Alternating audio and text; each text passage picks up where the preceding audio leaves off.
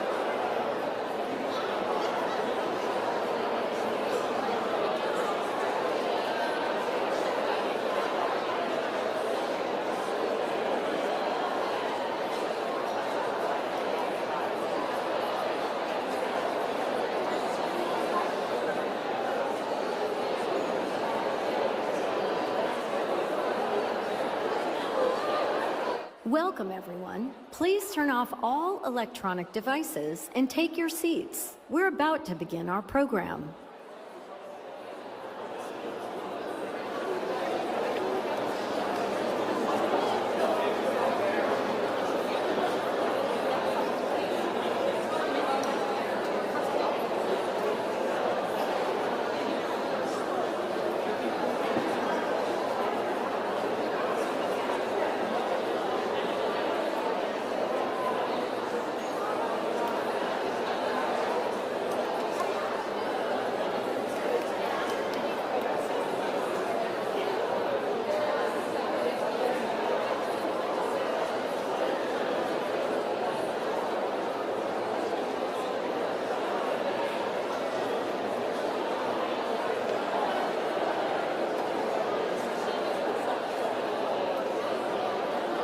If you see this truck, when you see the word Kogi, it's like in LA if you saw a truck that just had big old letters that said meat, M-E-A-T. That's what Kogi means. Roy Choi. He is a trailblazing chef, an entrepreneur, and an author. Best known for revolutionizing the LA food scene with his Kogi barbecue food truck. His cooking blends the flavors of his culture and the diverse culinary landscape of LA. And now, his new book, The Choi of Cooking, provides a flavorful journey through his life with many personal stories and recipes. And Roy will be at the LA Times Festival of Books this weekend, but first, he joined us here. Roy, it is an honor to have you here. We're such big fans. Oh, thank you. What up, LA? I'm here. All right, I need to know about this book because, and by the way, I love The Choi of Cooking, like the joy of cooking. It is so speaking our language. I mean, the flavors, the freshness. Why did you want to write this and include your personal history? I feel like I've lived enough life to where I have some sort of dime store philosophy of life. And it took me this long to have the confidence and the courage to put it all on paper. I felt like the recipes that I have tinkered with all through these years were strong enough. And I felt like my life had evolved enough to where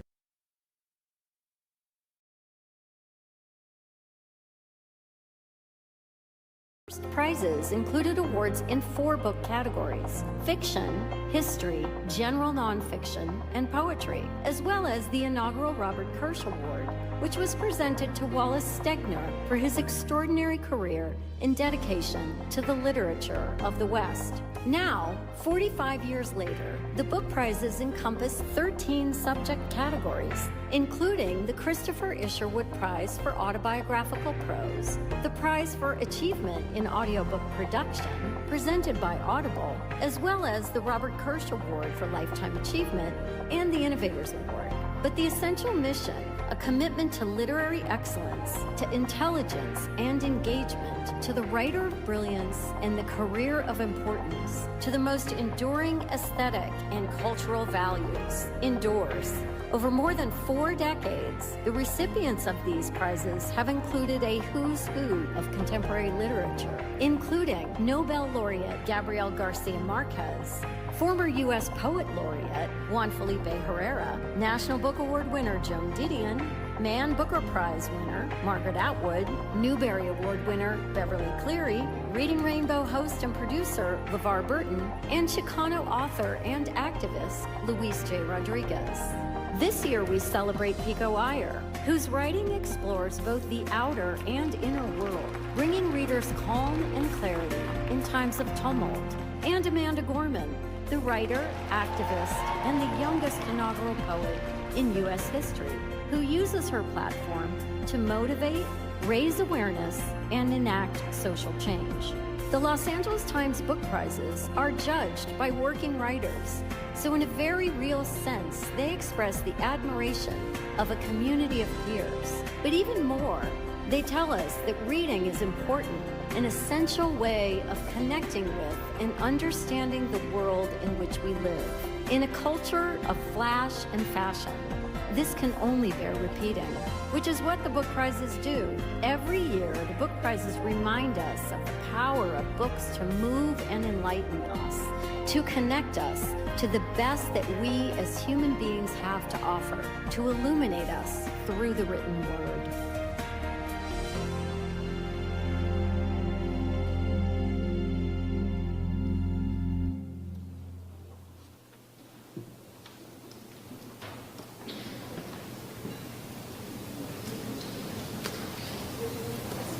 Now, please welcome the executive editor of the Los Angeles Times, Terry Tang.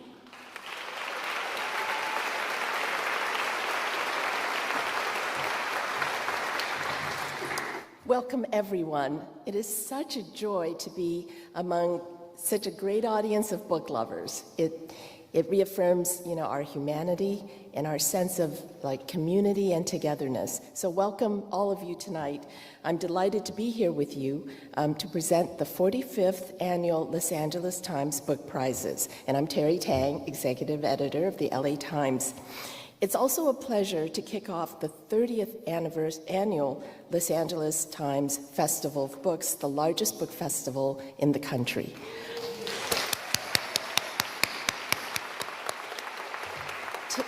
Tonight, we're here to celebrate more than 60 finalists for the book prizes in 13 categories, with fiction, poetry, biography, nonfiction, mystery, science, graphic novel, and more. And this marks the second year of our presentation of the award for achievement in audiobook production presented by Audible. Every one of the nominated works deserves our applause and our gratitude, because they show human creativity, passion, and dedication at work. The finalists and winners here tonight will join the more than 650 writers, artists, and creators at the festival this year. As you'll see in your programs, there are far too many events, talks, exhibits to attend. But even if you make just a fraction of them, you'll have expanded your mind by listening to and being in the company of some extraordinary people. In a world that is now feeling so confusing and distressed, this weekend gives all of us a chance to find a sense of unity, purpose, and support. Tonight, we're also, of course, presenting 3 very special prizes. The Christopher Esherwood Prize for Autobiographical Prose, awarded to Emily Witt for A Haunting Lament for a Broken Relationship. The Robert Kirsch Award for Lifetime Achievement to Pico Iyer for a body of work with a deep connection to the West. And the Innovators Award to Amanda Gorman, whose poetry and activism have made her a powerful voice for a new generation. And finally, a word of thanks to USC, our presenting sponsor, for opening its campus to the festival and to our entire community. And so now please welcome this evening's MC, LZ Granderson, a culture critic and opinion columnist at the LA Times.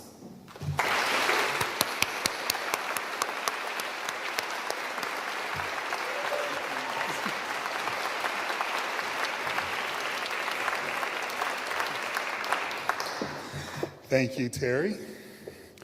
Good evening. It is NFL draft time. It is also an NBA playoff time. For those of you who care, the Boston Celtics have lost. And the Lakers find themselves in a dogfight. They're trailing in the first quarter in Minnesota. I've been at ESPN for 17 years, spent a lot of time covering basketball, and I can tell you, regardless of gender, race, age, or skill, there are only 3 types of basketball players in the world. There are those who love to win, those who hate to lose, and those who love the game. Now, perhaps at first glance, it sounds as if I'm splitting hairs, but if you take a closer look, you'll see the detail in this fabric. Athletes who love to lose or hate to win, or love to win and hate to lose, they're very focused in on the end results of the game. But the athletes who appreciate the process, They're the ones who actually find peace by just practicing the game, and they're able to find peace when the game is over, whereas those who are driven by results tend to be unpeaced when they can't play anymore. And I like to think the same is true of creatives. Some are driven by outcomes. Did I win the Grammy? Did I get the Oscar? How much money did it make? And some creatives are driven by the process of creating. The fame and fortune and awards and accolades are nice things that they aspire to, but at the end of the day, it's the process that makes them who they are, who makes us who we are. Artificial intelligence can imitate, regurgitate, and even aggregate, but they can't create. And only writers write.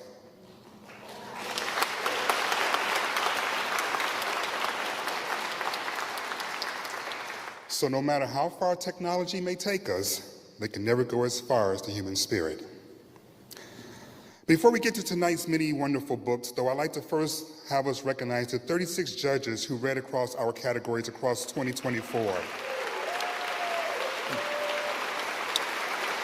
Reading hundreds of books and making very difficult decisions to find all the honorees that are celebrating here tonight. The judges are listed in your programs, and as you can see, they're up here on the screen. Several of them are here with us tonight, both as presenters and joining us in the audience, and perhaps at the after party afterwards. I hope you have a chance to meet them and to thank them for their work and bringing all of these wonderful books to us. As you can see, I'm starting to sweat, so I'm going to start taking this jacket off because you do not want to see me as a big juicy mess. Now that my jacket's off and I'm cooling off a little bit, without further delay, our first presenter authored or edited 6 books of nonfiction, most recently Snapshots, an album of essay and image. Here's Dinah Lenny to present the Christopher Isherwood Prize for Autobiographical Prose.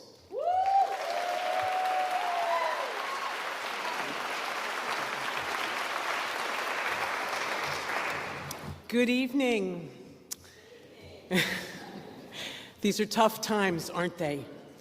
I'm especially grateful and glad to be in your company and to celebrate the work that we love. Also, of course, I'm thrilled to present this particular award, but before I do, let's all watch this very short film about Christopher Isherwood. Christopher Isherwood was the author of 9 novels, including Goodbye to Berlin, the basis for Cabaret, and A Single Man, adapted for film by Tom Ford. He revitalized the relationship between fiction and fact, writing about himself and the people, places, and circumstances that he observed personally. Isherwood was the 1984 recipient of the Times Robert Kirsch Award. He was arguably the greatest diarist of our time. He was also a prolific letter writer, especially to the love of his life, Don Bachardy, the American painter, whom he met on the beach in Santa Monica in the early 1950s and with whom he spent the last 33 years of his life. The Christopher Isherwood Prize for Autobiographical Prose is given in partnership with the Christopher Isherwood Foundation, which aims to preserve the creative legacy of Isherwood and his partner Don Bachardy. This prize category spans fiction, travel writing, memoir, and diaries to honor Isherwood's work across those genres.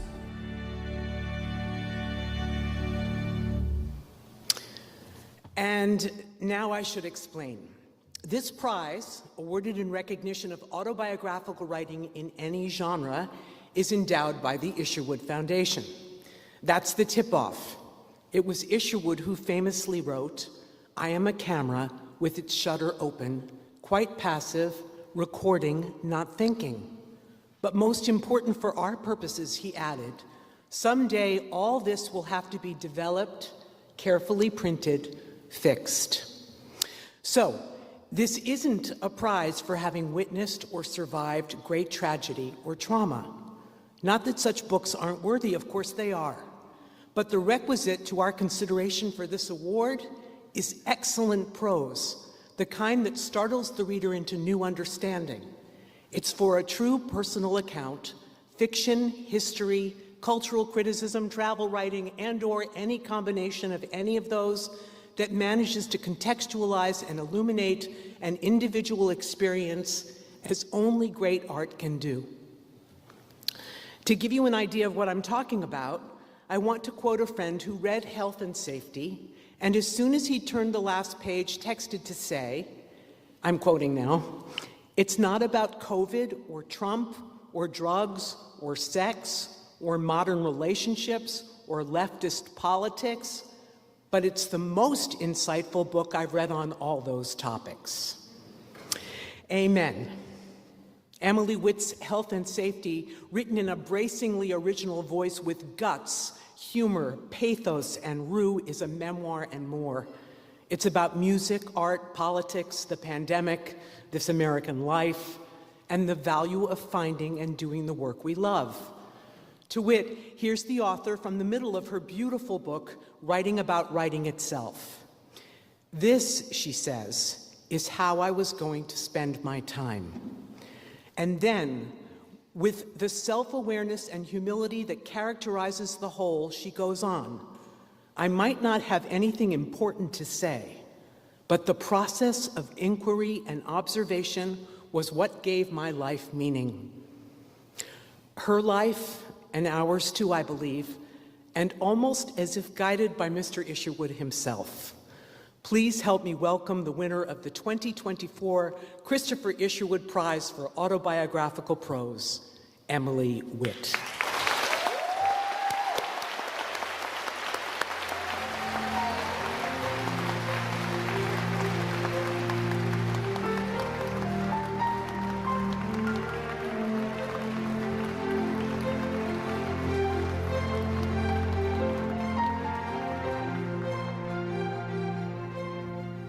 Wow, thanks so much. That was really, really nice. It's truly an honor to be recognized as working in the tradition of Christopher Isherwood, who is one of my favorite writers. For those who haven't read it, Health and Safety is a memoir of the years 2016 to 2020, roughly. It's a book about a druggy Brooklyn, New York nightlife scene, a doomed relationship, and the national politics of that time. In writing my book, Isherwood's Berlin stories were a conscious referent for me. I even mentioned them in the text. Isherwood once described Berlin in the early 1930s as a seething brew of history in the making, a brew that would test the truth of all the political theories.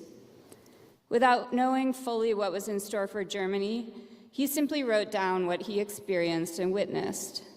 It became a time capsule, perhaps the time capsule, of pre-World War II Berlin. As I was writing my book about an underground rave scene in Brooklyn, it seemed a little melodramatic, but I kept rereading not only Isherwood, but other people who wrote about 1930s Europe. Rebecca West, Gregor von Razori, Natalia Ginsburg. In the case of Isherwood, the parallel wasn't just his observations of politics, but also of partying. My friends weren't quite the moral outcasts he describes in his book, but like his characters, and these are his words, not mine, each one of them is conscious about the mental, economic, and ideological bankruptcy of the world in which they lived. So thank you again to the Foundation, the judges, the LA Times Book Festival. Thanks also to my family who's here tonight, and to Lisa Lucas, Zach Phillips, and everyone at Pantheon who understood exactly what I wanted to do with this weird, slightly difficult to explain book and helped bring it into the world. Thank you.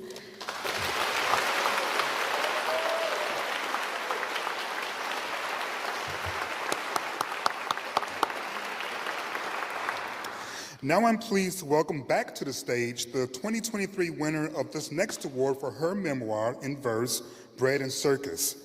She's been described as a rebellious, poetic voice and is an associate professor at Bryn Mawr College. She also serves as Philadelphia's 6th Poet Laureate. Please welcome Era D. Matthews with the finalists in poetry category.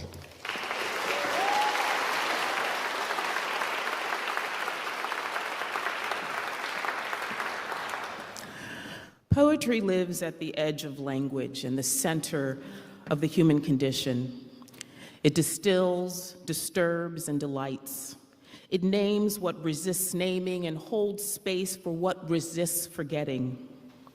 In a year marked by profound disquiet and transformation, these poets remind us that attention is a form of care, that imagination, especially when tethered to memory, music, and vision, can be a radical act. This year's finalists offer formally inventive, emotionally resonant, and intellectually rigorous work. They write across histories and thresholds, urging us to listen, see, and feel more deeply. It is our honor to celebrate the enduring art of poetry and the extraordinary books that have shaped this year in letters. The finalists for the 2024 LA Times Book Prize in Poetry are Room Swept Home by Ramika Bingham Risher, a luminous reckoning, part genealogical excavation, part love song with formal dexterity and deep attentiveness to lineage. Bingham Risher unearths the names and silences passed down through generations of Black women.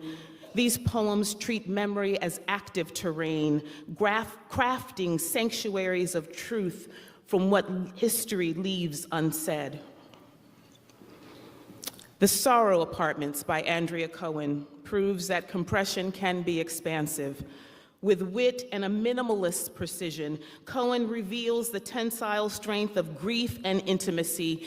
Each poem distills heartbreak and humor into gestures where a line break feels like a door creaking open or a door slamming shut.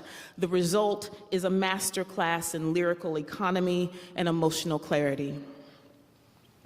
Ward Toward by Cindy Zhuyoung Oak is a dazzling debut, formally restless and philosophically astute. With an ear attuned to rupture and rhythm, Oak braids surveillance, illness, and inheritance into poems that astonish.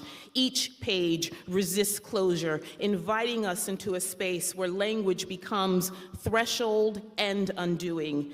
These poems don't just interrogate systems, they destabilize them brilliantly. Inner Verses by Pam Ream moves with a clarity of scripture and the disobedience of dream. This contemplative work shimmers with devotional intensity where pared down diction and crystalline syntax render the soul's interior speech visible. Ream reveals becoming not just as knowledge, but as a form of love. Black Bell by Allison C. Rollins is a sonic and intellectual force. Part archive, part incantation, Rollins weaves Black histories of erasure and resistance into a lush, kinetic lyric. With exacting music and searing vision, she expands poetic time, ringing the lyric backward through centuries. This is a poetry that is both ceremony and fugue, fire and fury. And the winner of the 2024 LA Times Book Prize in Poetry is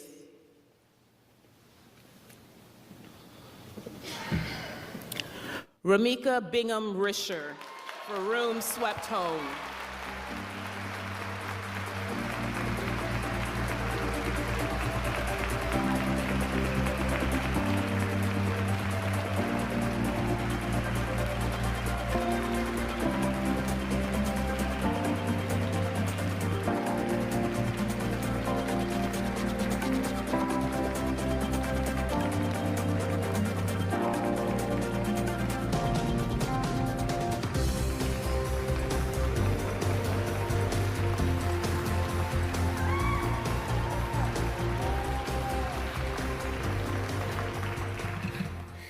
That is very rude.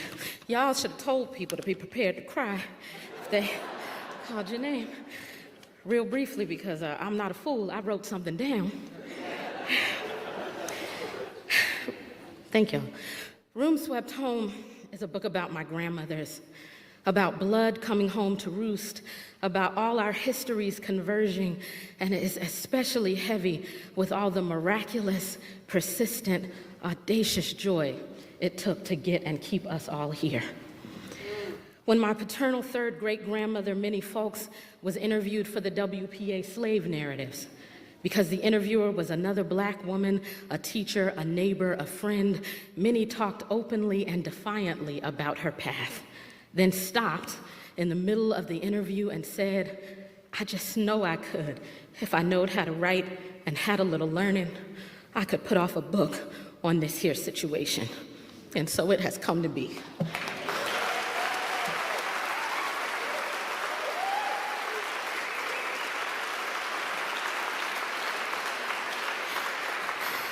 My maternal grandmother was taken to the Central Lunatic Asylum for the Colored Insane in Petersburg when she was 18 and suffered from postpartum. She was hauled off in a police car and locked away not 1 mile from where Minnie resided. So when folks say, "But for the grace of God, there go I hear, thank God for small mercies, as in another time and space, they would have been me." The fact that both my grandmothers looked impossible odds in the face and came out laughing on the other side is most of the reason I believe in miracles. And the most miraculous grace I've experienced as a writer are all the folks who conspired to bring this book to light. Larissa Mello-Piankowski, my agent, Wesleyan University Press and all its staff, especially Susanna Tamminen, Stephanie Elliott Prieto, the cover artist, Lisa Kane, another brilliant Black woman, my literary foremothers, real quick, Lucille Clifton, Elizabeth Alexander, Rita Dove, Nikki Finney, Natasha Trethewey, Honoré Fanon Jeffers, Sharon Olds, and many others. My family, whose patience and love are infinite, my parents, my children, Michael and Sansaray, my grandbaby Naveen, we gonna have a Michael Jackson dance party in the kitchen. My cute, sweet husband, Michael Risher, for every night I kept you awake with worry for this book and others. You're everything I need always. In the book, I begin my thanks to God, Jehovah God, and then a whole page of librarians. They're really the star of any of our books. Thank you so much.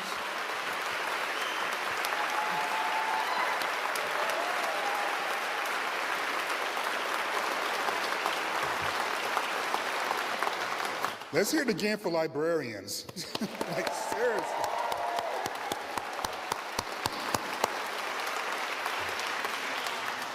Our next presenter covers television, film, and pop culture for the newspaper. A Long Beach native and grad of crosstown rival UCLA, don't boo. She was co-host of the second season of Time's Asian Enough podcast. She likes writing stories through drawings, so this category suits her perfectly.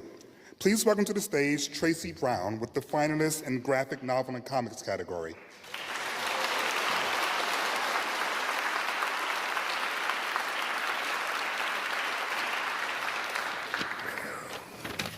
That's bright. One of my favorite things about graphic novels and comics is that it's not a genre, so that means there's something for everyone. The nominees this year include a paranormal teen mystery, a wistful slice of life, some abstract poetry, a pensive romance, and even food journalism with a demonic twist.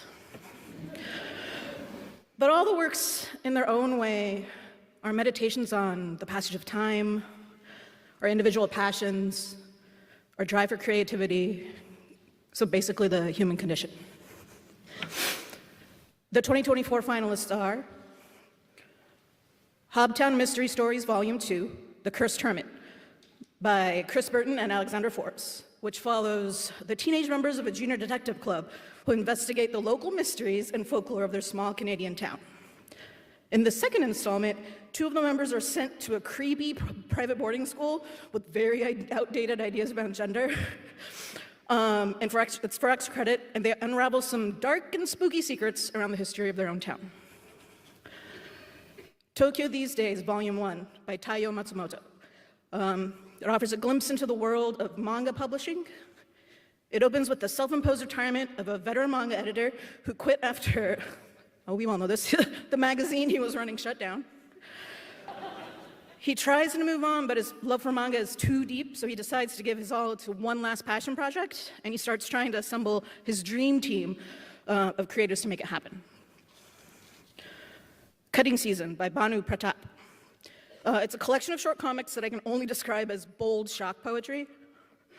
They're stylish and kinetic art pieces that are violent and gross and funny and dramatic and abstract, and they touch on love and sex and hunger and other bodily functions.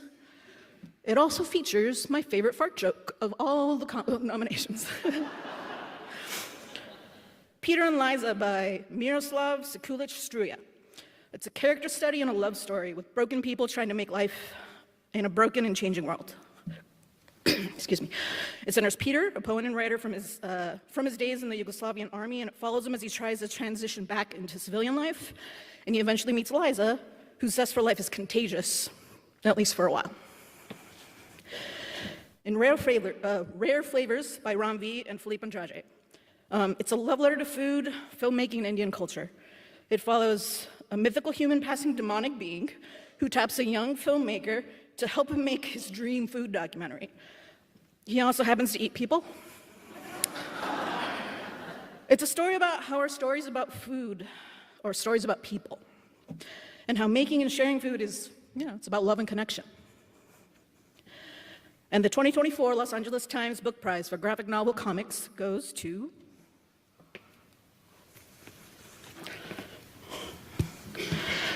and the winner is Tokyo These Days, Volume 1 by Taiyo Matsumoto.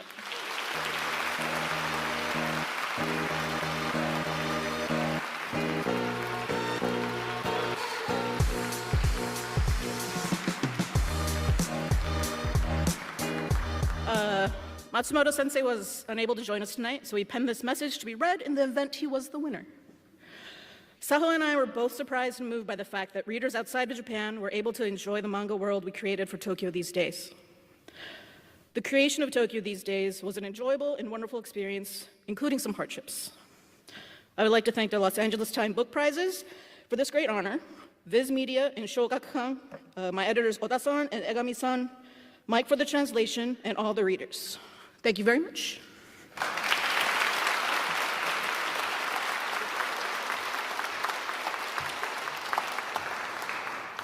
Our next presenter is an incredibly impressive young lady, perhaps the youngest to ever grace this stage. They starred as a fan favorite Missy Cooper in the CBS hit series Young Sheldon, and come September will count young debut YA author among their many achievements with the publication of Rules for Fake Girlfriends. Please join me in welcoming Reagan Rayburd.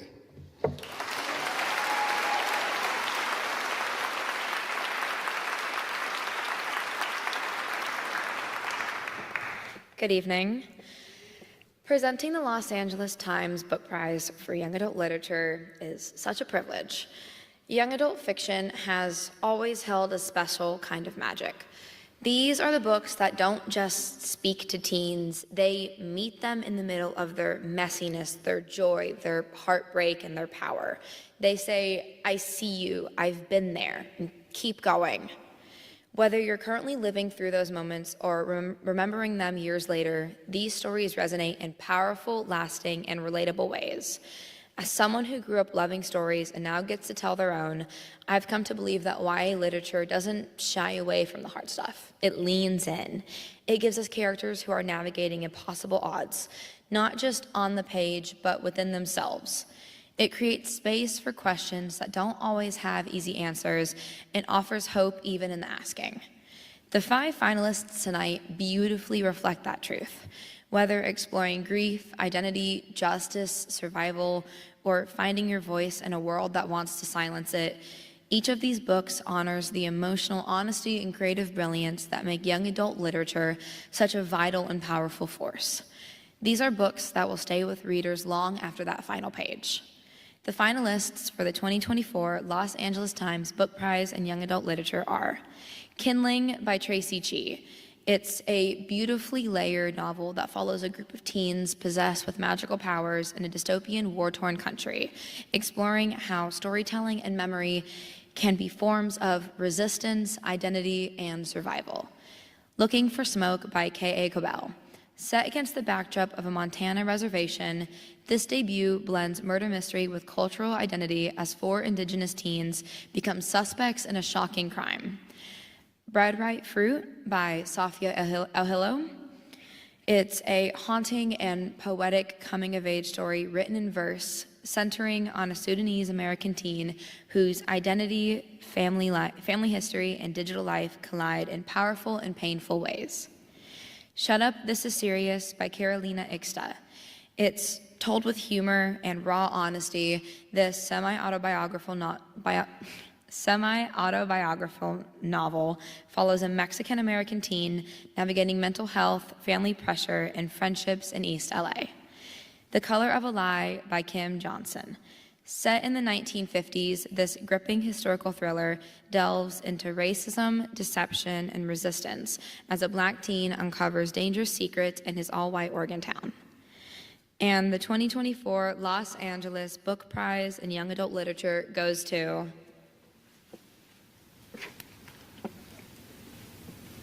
Kim Johnson, The Color of a Lie.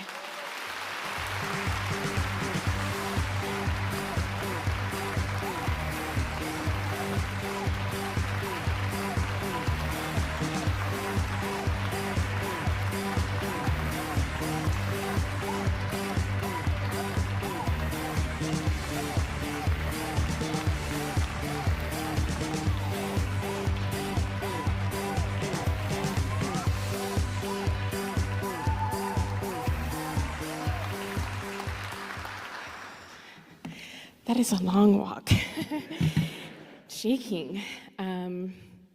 Shaking because it is emotional. I think especially because there are so many incredible kid-lit authors who are doing incredible work, not only just trying to write their books and get published, but represent an inclusive world so that our young people can grow up to be empathetic, and people want to fight that.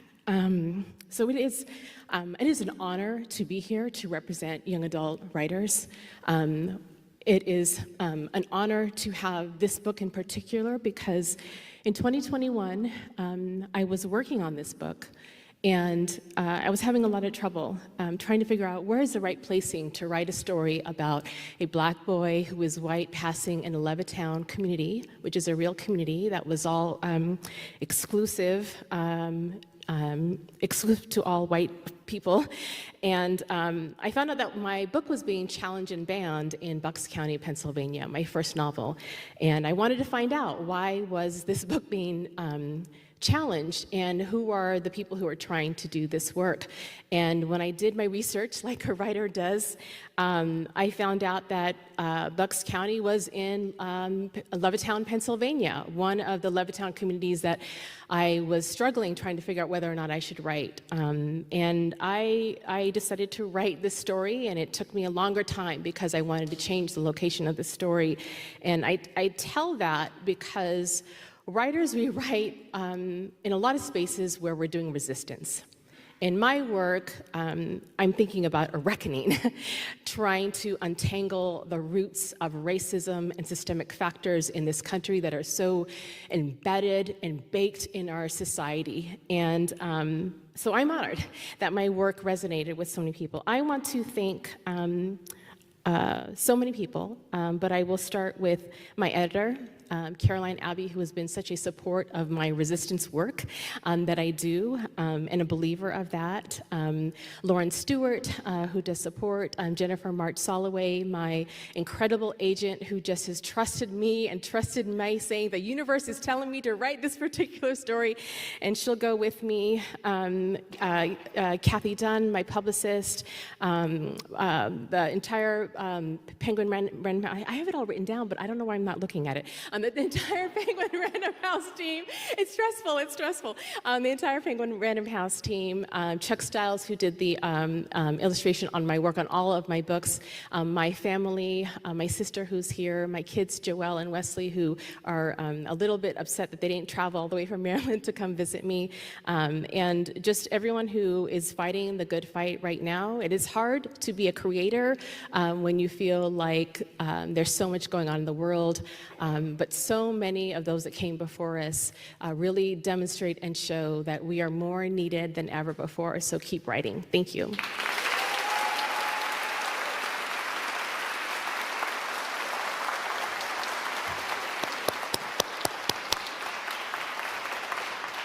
Kim Johnson's words remind me of a quote from Nina Simone. I'm going to paraphrase it, but essentially said that an artist's duty is to write the times.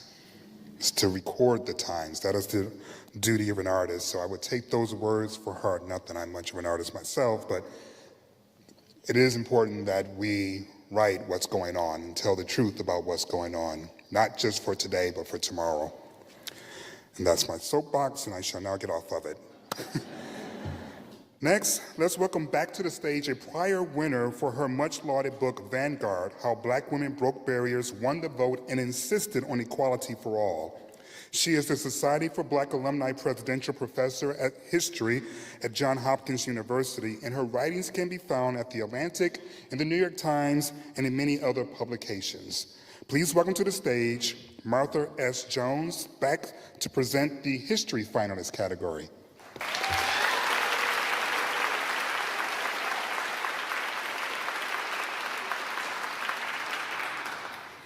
Good evening. If anyone here still holds the misimpression that the writing of history is merely rummaging through artifacts of the past or crafting stories about the before times, our moment here is clarifying.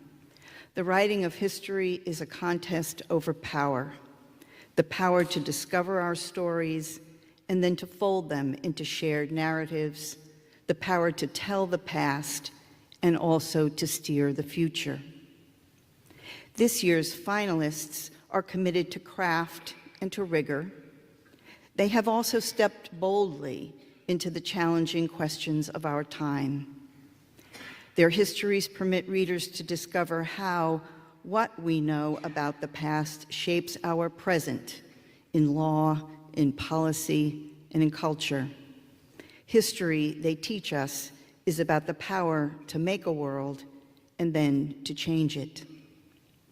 The finalists for the 2024 Los Angeles Times Book Prize for History are Andrea Freeman, Ruin Their Crops on the Ground, The Politics of Food in the United States, from the Trail of Tears to School Lunch. Who chooses the food on our plates? Ruin Their Crops on the Ground recovers a frankly political account of how food law and policy have created and maintained inequality. A story intertwined with colonialism, enslavement, and immigration, present-day health disparities can only be understood as the legacy of a centuries-long equation that has placed power and profit above people. Andrew W. Carl, The Black Tax, 150 years of theft, exploitation, and dispossession in America. Where lie the roots of today's wealth gap? The Black Tax exposes how no system more so than that of inequitable and predatory property taxes is responsible for economic disadvantages and racial inequalities. Generations-long theft stripped Black Americans of land and investments, leaving in its wake harms borne by those least able to bear them.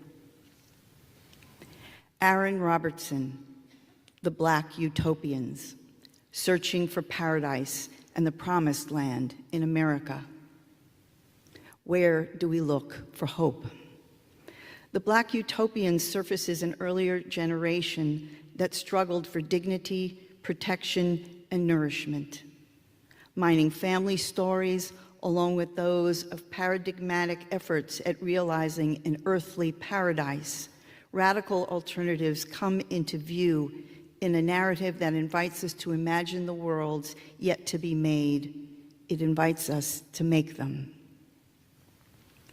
Joseph M. Thompson, Cold War Country, How Nashville's Music Row and the Pentagon Created the Sound of American Patriotism.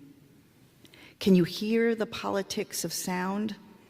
Cold War Country recasts Nashville's Music Row as a partner to the Pentagon, as an agent that it became during the Cold War. The sounds of country music boosted Defense Department recruitment. A white music industry in turn won consumers. Black artists were exiled and even erased at home and abroad. Their strains are today still strained and contested. And Michael Waters, The Other Olympians, fascism, queerness, and the making of modern sport. What's new about battles over gender in sport? The other Olympians make plain that too little is new about our present-day suspicion of trans and intersex athletes. The earliest panic over gender nonconforming competitors dates back to 1935, when despite the courage of individuals, the International Olympic Committee displaced public acceptance with a commitment to policing gender in international sport. The echoes haunt our fields, our stadiums, and our arenas even today. The 2024 Los Angeles Times Book Prize for History goes to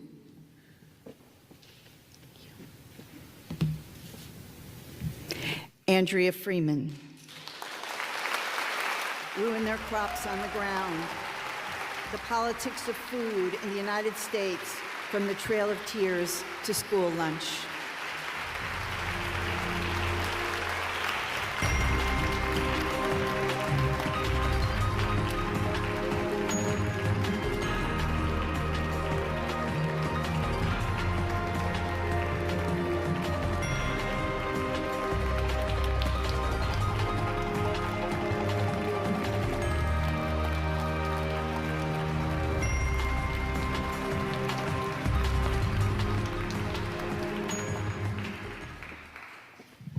I wasn't ready for this.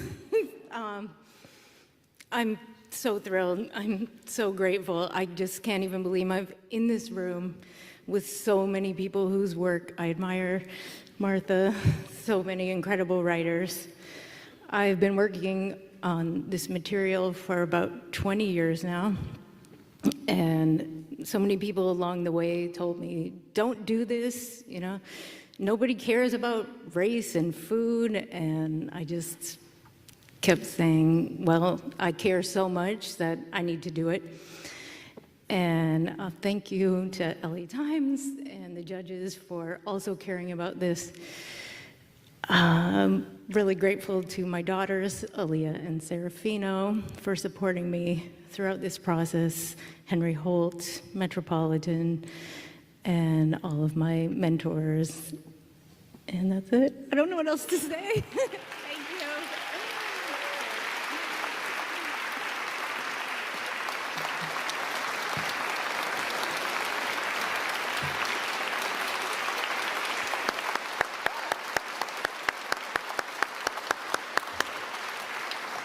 I'm not sure how many of you could see, but her daughter is not just her offspring, but she's an excellent hype person as well. I saw you bouncing up and down and going like that, so that was really cool.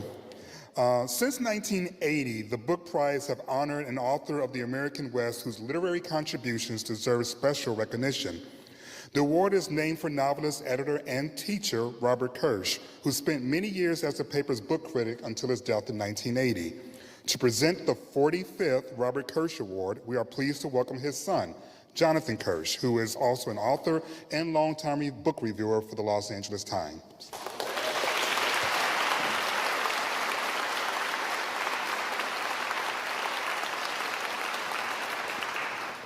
Good evening.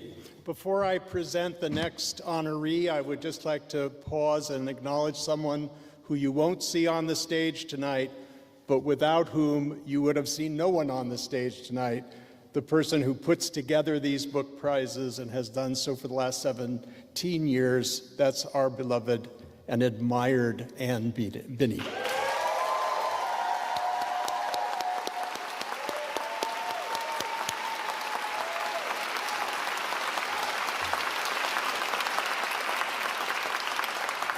The award that I have the honor of presenting tonight is in recognition of a body of work by a writer living in or writing about the West.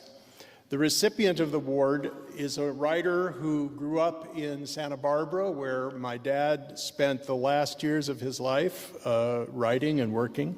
And he still spends time every year in Big Sur, but he famously characterizes himself as a global soul, which serves as the title of one of his best-selling books.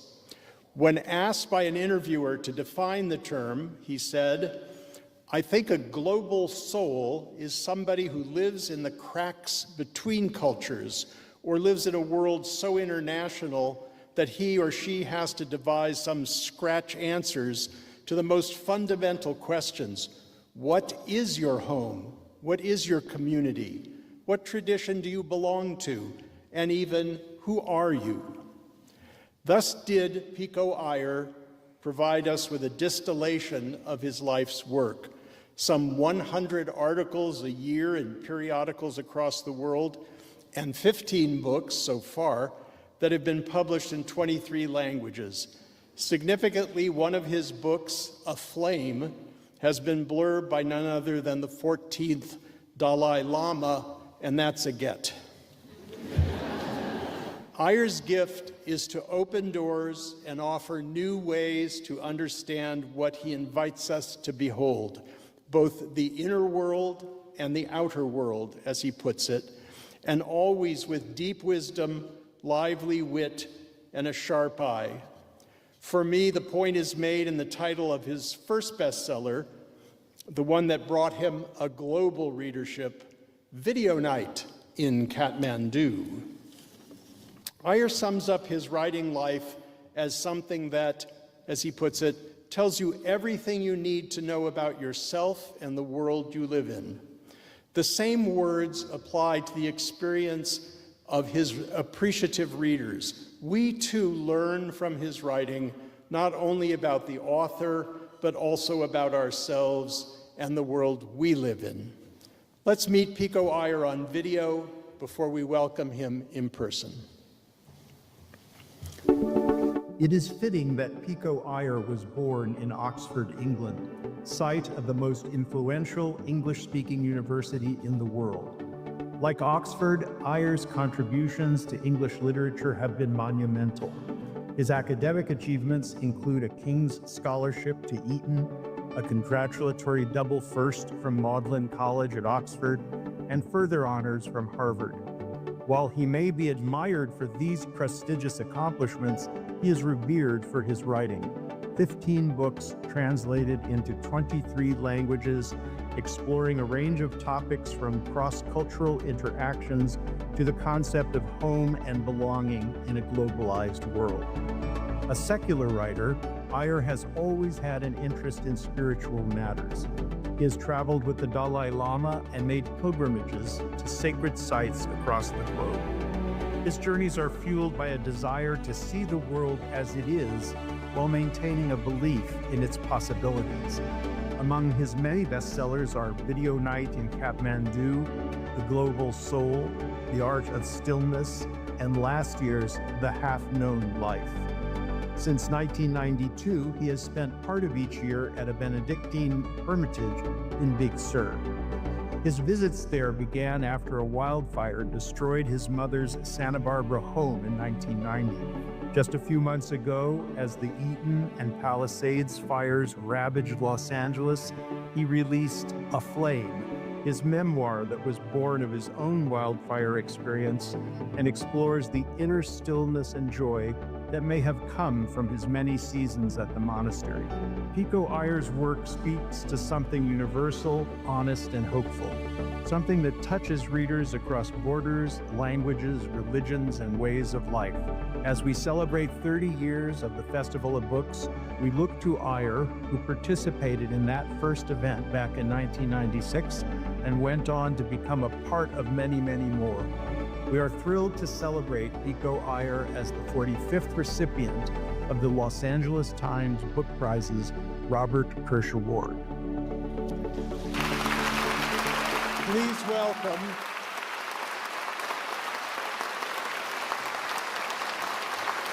Please welcome Pico Iyer.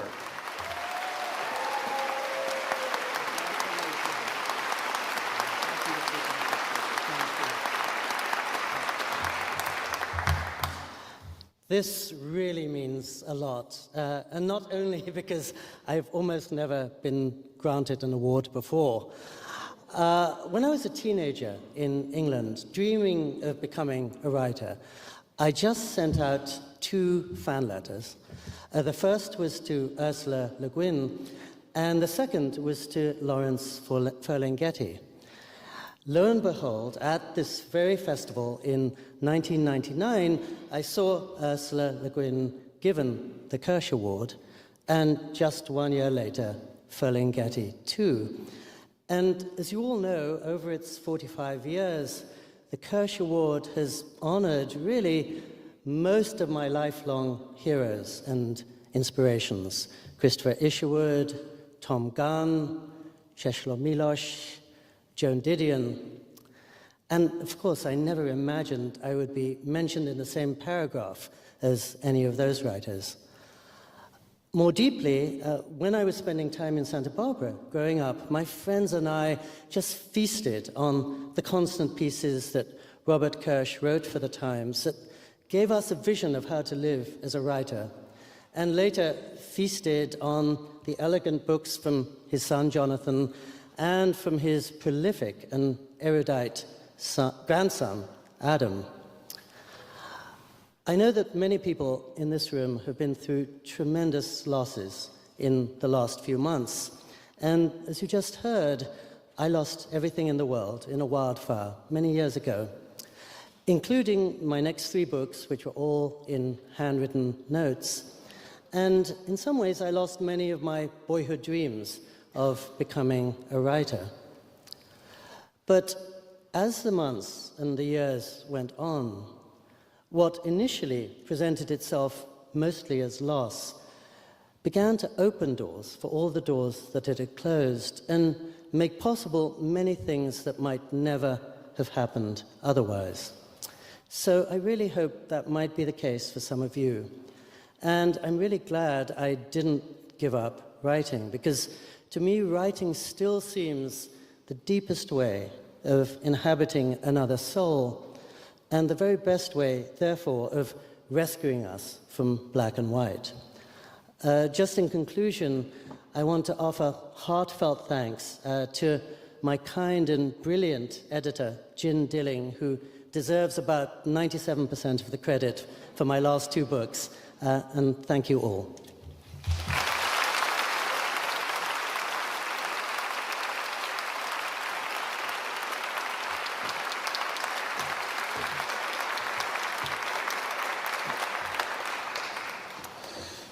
Octavia's Bookshelf in Pasadena is California's only Black woman-owned bookstore.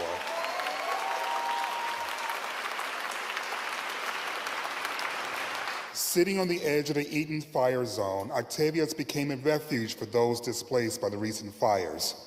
Books on shelves were quickly replaced by necessities for fire victims. The store continues to serve as a beacon of hope as the community navigates healing, offering solace, connection, and a wealth of magical stories to readers of all backgrounds, interests, and ages. Please give a warm welcome to Octavia's owner, Nikki High, with the finalists in science, science fiction, fantasy, and speculative fiction writing.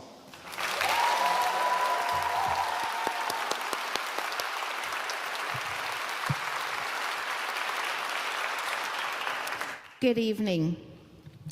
As the owner of Octavia's Bookshelf, a bookstore named in honor of Pasadena's own Octavia E. Butler, I think about her legacy, about how speculative fiction is not just an escape, but a lens, a way to confront the future, reshape the past, and imagine new ways of being.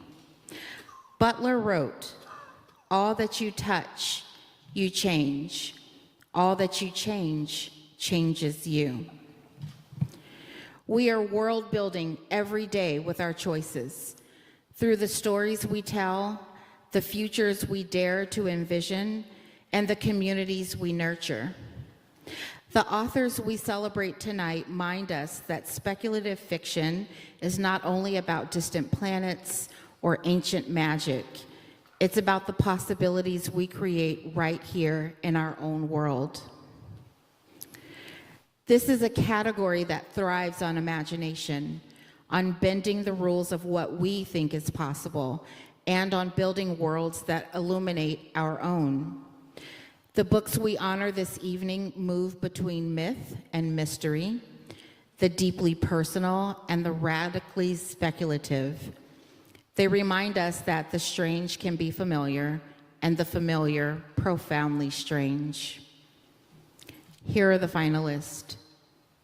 Jedediah Barry for The Naming Song, a lyrical and haunting tale of memory, identity, and rebellion. Barry's novel sings with both poetry and power. With each page, he invites us into a world where language shapes fate, and the naming something might be the most radical act of all.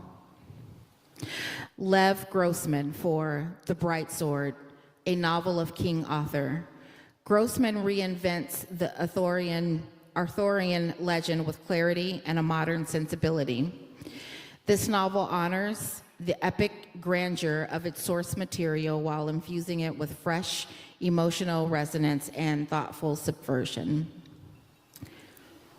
Kelly Link for The Book of Love.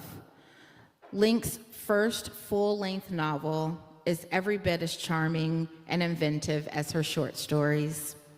With wit, weirdness, and heart, she crafts the story of teenagers returned from the dead whose quests for answers become a journey through a delightfully strange and deeply human landscape. Jeff Vandermeer for Absolution, a Southern Reach novel. Returning to the eerie terrain of Area X, Vandermeer deepens the Southern Reach mythos with unsettling grace. Absolution is as much a psychological reckoning as it is a science fiction thriller, asking big questions about ecology, power, and the unknowable. Nevo for The City in Glass. In this third installment of Singing Hill cycle, Vo continues to build a world of nested stories and subtle magic. With lyrical prose and sharp insight, she explores memory, truth, and the legacies we carry. It's a quiet triumph that speaks volumes. Each of these books challenges and expands what speculative fiction, science fiction, and fantasy can do. They are bold, brilliant, and unforgettable. And now, the moment we've all been waiting for. The 2024 Los Angeles Times Book Prize in Science Fiction, Fantasy, and Speculative Fiction goes to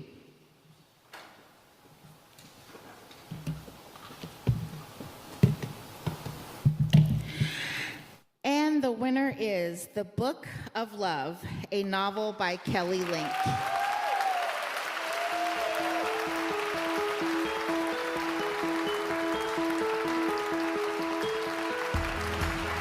Unfortunately, Kelly was not able to join us this evening.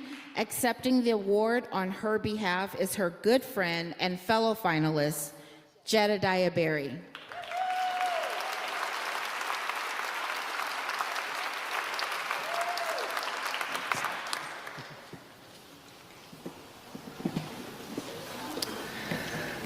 Hi, so I adore Kelly and her work, and I'm just really pleased to be able to accept this on her behalf tonight. She asked me to share the following. It's a bit of a conundrum to win this prize as a novelist, as I have always been quite sure that I am not one. I wrote The Book of Love primarily because my friend Holly Black told me that if I did not write a novel on purpose, I would write one accidentally. I wanted to write a book about all the things that keep me anchored to life, to my community, and to the practice of writing. Love and love stories, family, friendship, music, the expectation that things will not always stay as they are, but will undergo transformation, rebirth, and renewal. I am eternally grateful to my editor, Caitlin McKenna, my agent, Renee Zuckerbrot, and the whole team at Random House. I had many readers, too, who helped tease out possibilities I might not otherwise have recognized, among them Jedediah Barry, thanks, Kelly, Lee Bardugo, and Robin Wasserman. The person I write for always is my husband, Gavin. I'd like to thank Ann Binney and the judges for the work they did this year. I wish I could thank you in person. As a reader and a publisher, a workshop instructor, and a bookstore owner and writer, I have been lucky enough to construct a life around books. I like to think the myriad permutations and combinations of styles, subjects, genres, and voices represent a kind of group project all writers and their readers contribute toward. There's space and need in narrative for delight, for solace, for play, for outrage, for redress, for wildness, for witnessing, and for truth in all the shapes and questions it takes root in. I'm especially grateful to my fellow nominees for their books. It's been an honor to be included in your company.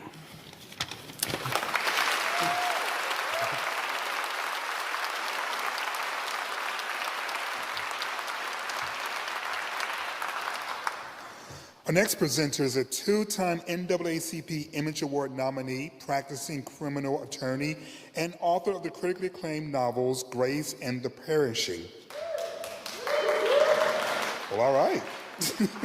Somehow she also manages to teach creative writing at UCLA and Antioch University in her spare time, which is amazing. That means she has spare time.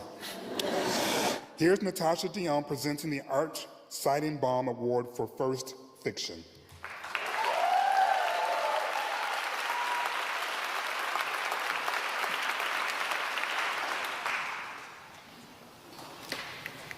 The books here tonight are like arrows. And if I was brave enough, I'd say without a doubt that those of us in this room are too. Arrows being shot into unknown futures and with destinies, destined to be prized artifacts. And if that were true, that would be kind of awesome. We are writers, teachers, critics, editors, readers, booksellers, Festival of Books creators, shaping this landscape. Our arrowheads are lit like beacons through devastations, recent fires, a jarring regime change, which is a kind description, an incomplete description, genocide, hostages, cancer, layoffs,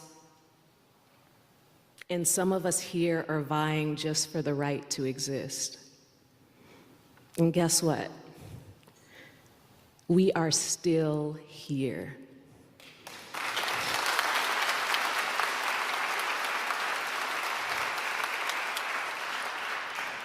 We are still flying, illuminating a path forward for others, and in the pages of the books recognized tonight. It's why these writers have already won. They have wrestled with blank pages that have tried to kill them.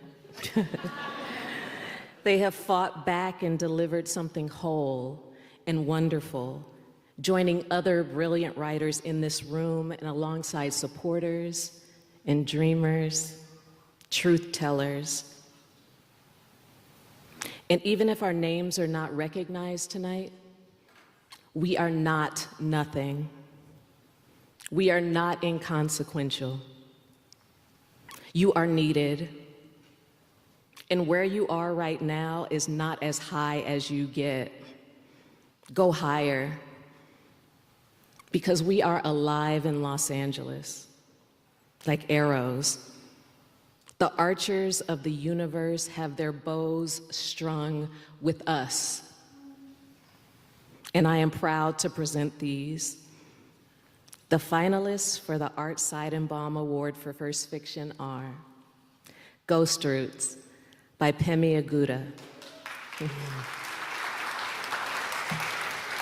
Set in a hauntingly reimagined Lagos, the largest city of Nigeria, Ghost Roots is a collection of stories where its characters are grappling with violence with limited options, including a 26-year-old woman who resembles her long-dead abusive grandmother, and the story of a young woman architect hired to remodel a home so that its owner can forget its history. Olive Days by Jessica Elisheva Emerson. In clandestine rendezvous and stolen moments, we find Rena Kirsch, a dutiful young mother and modern Orthodox Jew living in the Pico Robertson neighborhood of Los Angeles, whose husband convinces her to partake in a night of wife swapping with other Orthodox couples. See, now you guys are awake, like, what? Cinema Love by Jiaming Tang, a fierce and big-hearted immigrant story about gay men in rural China, the women who marry them, and the secret theater where their husbands cruise for love. God Bless You, Otis Spunkmeyer by Joseph Earl Thomas. Woo. A mesmerizing novel about an Iraq war veteran, now an emergency medical worker in a local hospital, who has an unsettling shift, where every other patient seems to be someone from his past. He is Joseph, yet the setting of his novel is Otis Spunkmeyer. Joseph's mind, as he attempts to sort through the state of his psyche, the past, and new grief. What We Try to Bury Grows Here by Julian Zobalbe-Escoa. Set during the Spanish Civil War, late 1936, the life of 18-year-old Isidro Elajarde intersects with Mariana, a female soldier in an all-male battalion whose parents have abandoned her to fight fascism. Together, they struggle to maintain their humanity in a country determined to tear itself apart. And the 2024 Art Seidenbaum Award goes to, oh, this is exciting.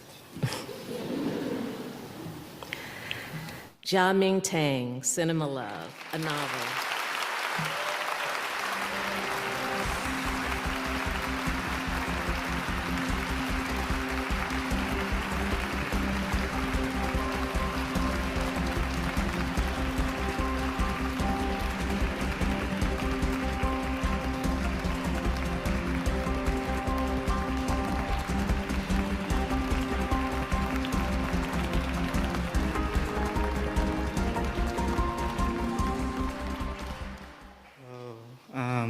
I'm going to make this quick because my mom's going to go to bed.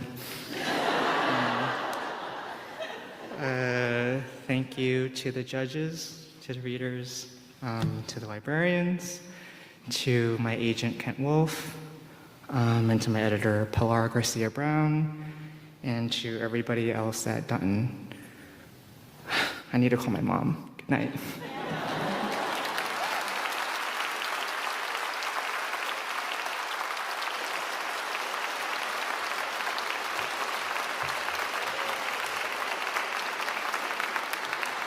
Up next is the LA Times legend with nearly 4 decades at the paper.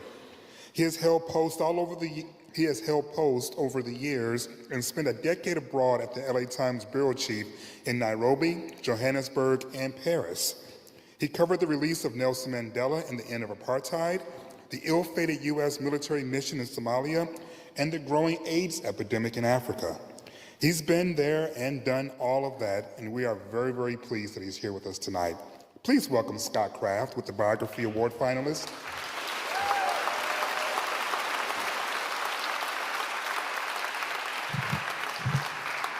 Thank you. Good evening.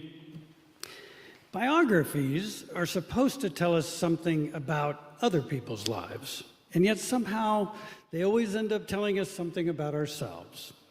This year's finalists in biography do that in a way that is marvelously varied, deceptively sly, and altogether absorbing.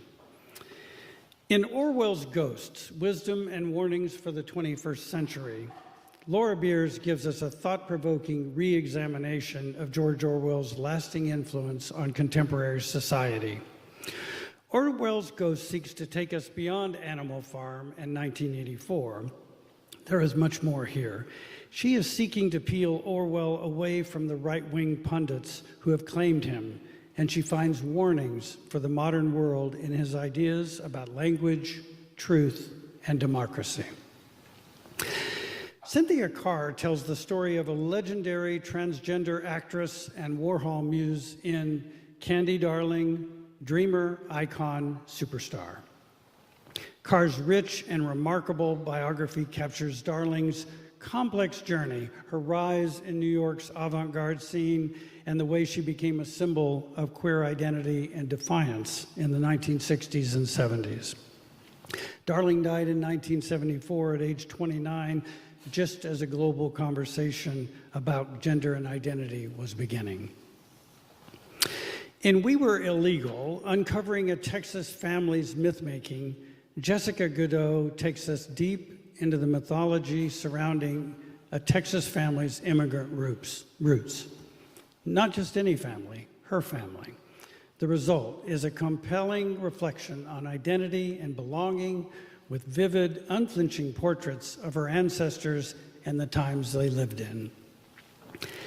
In Survival is a Promise, The Eternal Life of Audre Lorde, Alexis Pauline Gumbs delves into the enduring legacy of the legendary poet-activist Audre Lorde. Lorde, who died in 1992, was a self-described Black, lesbian, feminist, socialist, mother, warrior, poet. Gumbs brings us an examination and a celebration, really, of Lorde and her work, highlighting the resilience and the transformative power of art and activism. Pamela Toller brings us a truly remarkable tale of courage, struggle, and the complexities of navigating a totalitarian state in The Dragon from Chicago, The Untold Story of an American Reporter in Nazi Germany. The subject is Sigrid Schultz, who rose from cub reporter to become Berlin bureau chief of the Chicago Tribune during the rise of Hitler. This is a gripping account of the intersection of journalism, politics, and personal conviction. And the winner of the 2024 LA Times Book Prize in Biography is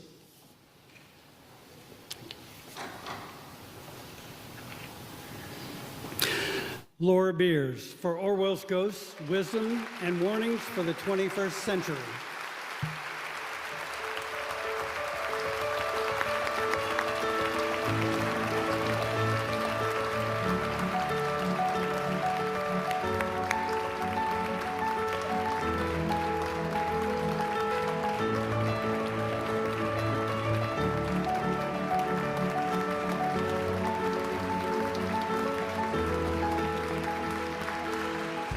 Oh my goodness. So little did I anticipate winning this that I didn't even think of anything to say. And that's partially because I don't really think of Orwell's Ghosts as biography, though the first chapter is very much a biographical summary of his life, but it really is more a mediation on the impact of his work to me as an author and to the way that I understand the world around us in the 21st century, which sadly seems to become slightly more Orwellian with each passing day. I would very much like to thank my agent in London, Andrew Gordon, who believed in this project from its inception, and my editor at Norton, Amy Cherry, as well as my editor at Hearst in London, Amy Weasel-Tier-Wu. I would also like to thank my family, who are not here, though two of my closest friends are, but who put up with living with Orwell for several years, which was especially difficult for an 8-year-old who hoped that this book would get us an in-ground pool. So all of you, tell your friends to buy it, because we're still far off from there. Thank you very much for this truly unanticipated honor.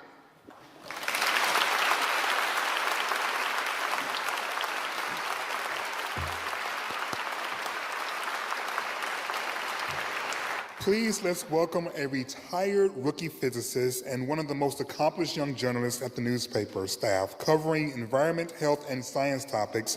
He's a graduate of Northeastern University and explores complex issues that demand smart, creative solutions, which is why I don't do the work, that teach us to view the world in a new way. Please welcome Noah Haggerty and the finalists in Science and Technology.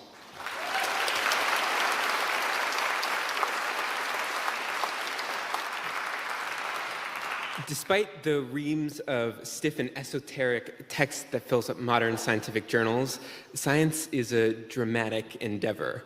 Buy a scientist a drink, and there's a good chance you'll hear about their arch nemesis or the breakthrough they see on the horizon.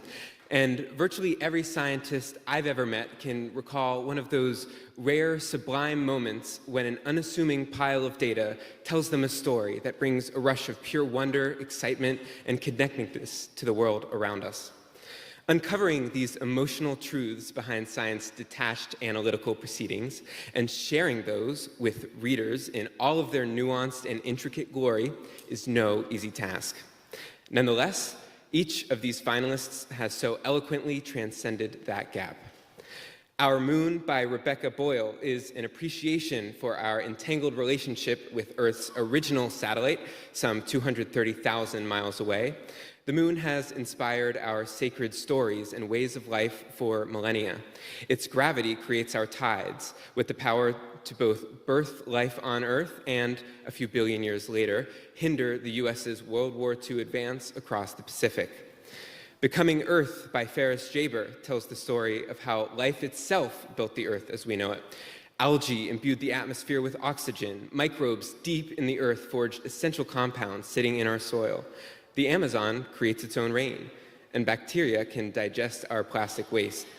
Becoming Earth reminds us, as we barrel toward an inhospitable world, we still hold agency to shape it.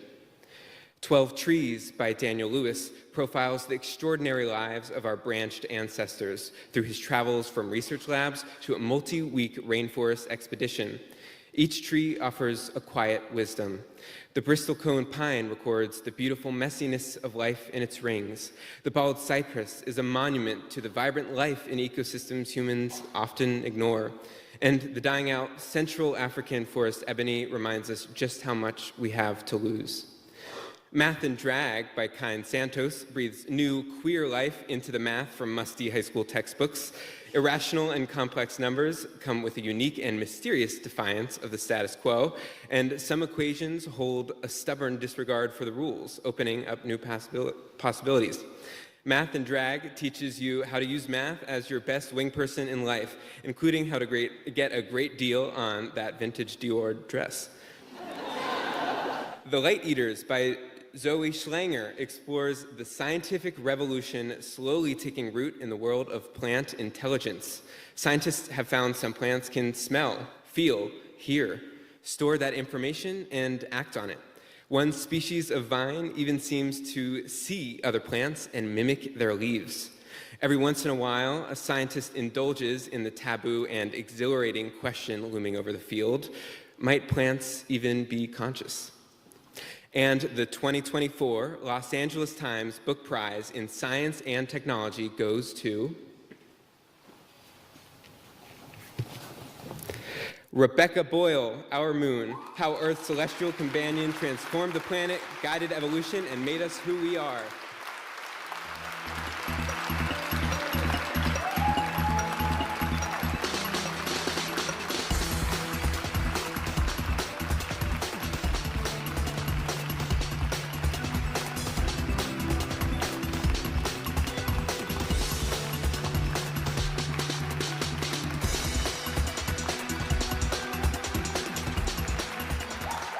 Almost forgot to hug my own husband. This is how shocked I am right now.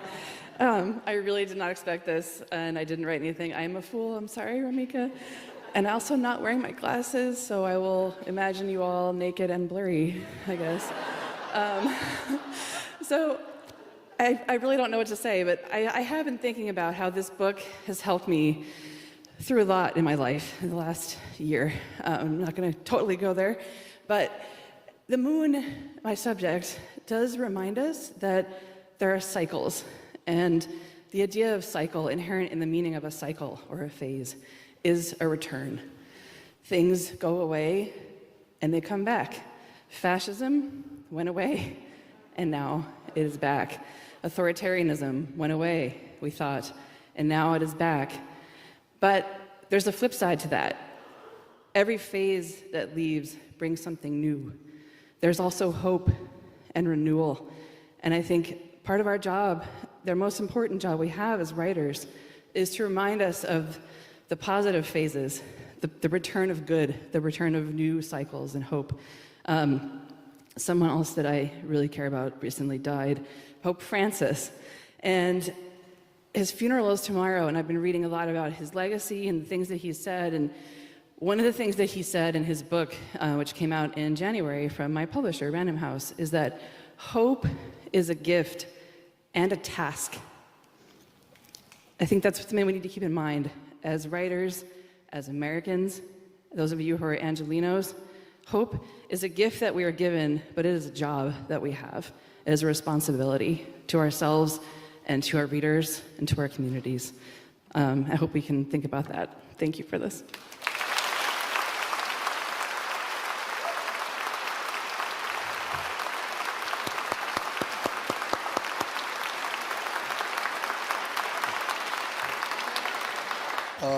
A brief programming note, the Lakers are up 58-54, just in case you wanted to know what was going on.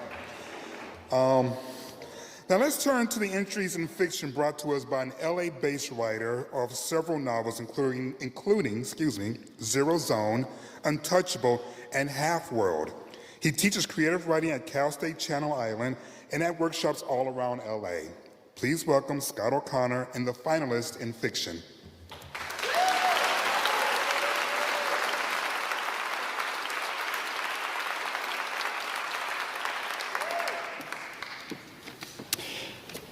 At times, this was a year that made me wonder why we bother. Oh, you too? Why create stories when reality is so urgent and relentless? Of course, fiction writers have asked this question forever. Reality is always relentless for someone. The answer was in the work writers shared this year, particularly in these 5 books. These books spoke to that reality, and at that reality, and around that reality. At times they offered escape and beauty, and sometimes they shook us until we looked the facts in the face. The finalists for the 2024 LA Times Book Prize in Fiction are Rita Bullwinkle, Headshot. 8 young women square off, 2 at a time, in a boxing ring in a dingy Las Vegas gym.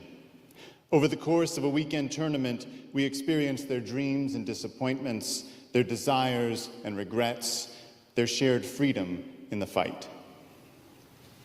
Janine Capot-Crusette, Say Hello to My Little Friend. A novel that sounds impossible to pull off. A contemporary riff on Moby Dick, refracted through the prism of modern-day Miami, Pitbull's discography, and a killer whale with a psychic link to a young Cuban-American man who models his life note for hilarious, heartbreaking note on Tony Montana's in Scarface. Percival Everett, James. Down the river and back up again, one boy's freewheeling adventure is revealed as another man's struggle for survival. A reimagining, a conversation, a debate with Mark Twain's Huckleberry Finn, James demands we shift our attention and open our eyes. Yuri Herrera, Season of the Swamp. Exiled in humid, hallucinatory 19th century New Orleans, young Benito Juarez grapples with politics and history, is awakened to racism and love, dreams of his homeland and a homeland that lives only in his dreams. Miranda July, All Fours. What if you ran from your life all the way to Monrovia?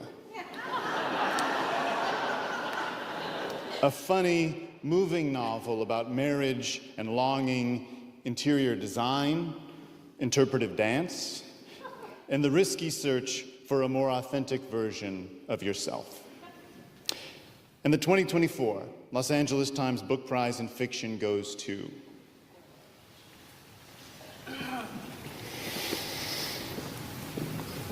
Say Hello to My Little Friend, Janine Capot-Crusette.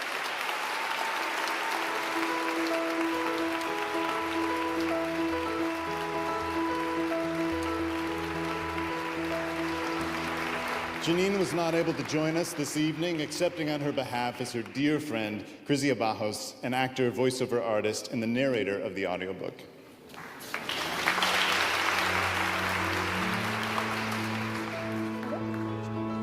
Right, I got it. Thank you. That was much closer. Hello, wow. I begged her to write something. She did not think she was going to win, and I said, please just write something. Hello, and good evening. I'm Crizia Bajos, the audiobook narrator for Say Hello to My Little Friend. Unfortunately, Janine couldn't be here with us tonight because of work obligations, but I am honored to accept this award on her behalf. She asked me to read the following thank yous to express her gratitude. Thank you to the judges for selecting such an incredible list of finalists. I'm honored to be among them.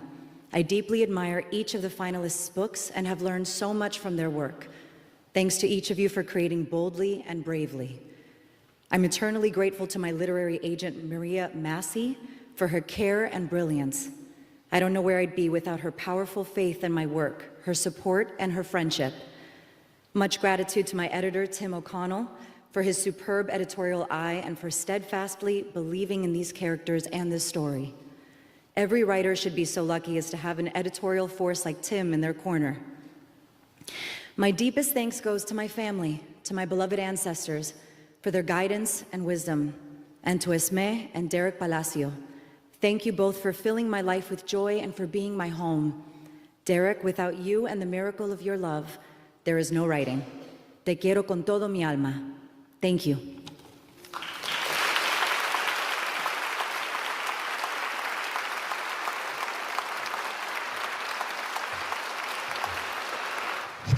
I just want to be clear, I asked her to use the other podium, not because I was being selfish, but that's what the award was, so I wanted to make sure she got that. Our next presenter graciously stepped in for Jawed Kaleem, who was originally scheduled to present the award. I believe his name is in your program.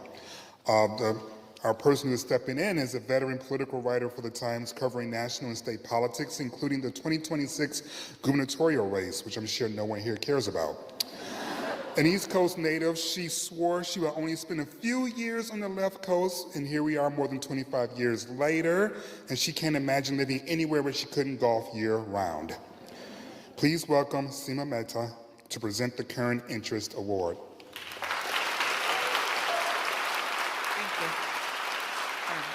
As Elsie mentioned, I'm a political reporter at the LA Times, a newspaper I'm so grateful to call my home for more than 26 years. I'm presenting the Current Interest Award, a genre that is especially salient today given the political climate in the United States and around the globe, as well as fundamental questions about the future of democracy. Our finalists published incisive, passionately reported books in 2024 about critical issues currently roiling society: immigration, race relations, nationalism, crime, and economic turmoil. The finalists are Jonathan Blitzer's Everyone Who Is Gone Is Here. This deeply reported and elegantly written tale weaves heartbreaking personal stories with trenchant analysis to show how decades of American foreign policy in Central America have led to the humanitarian crisis unfolding on the border today.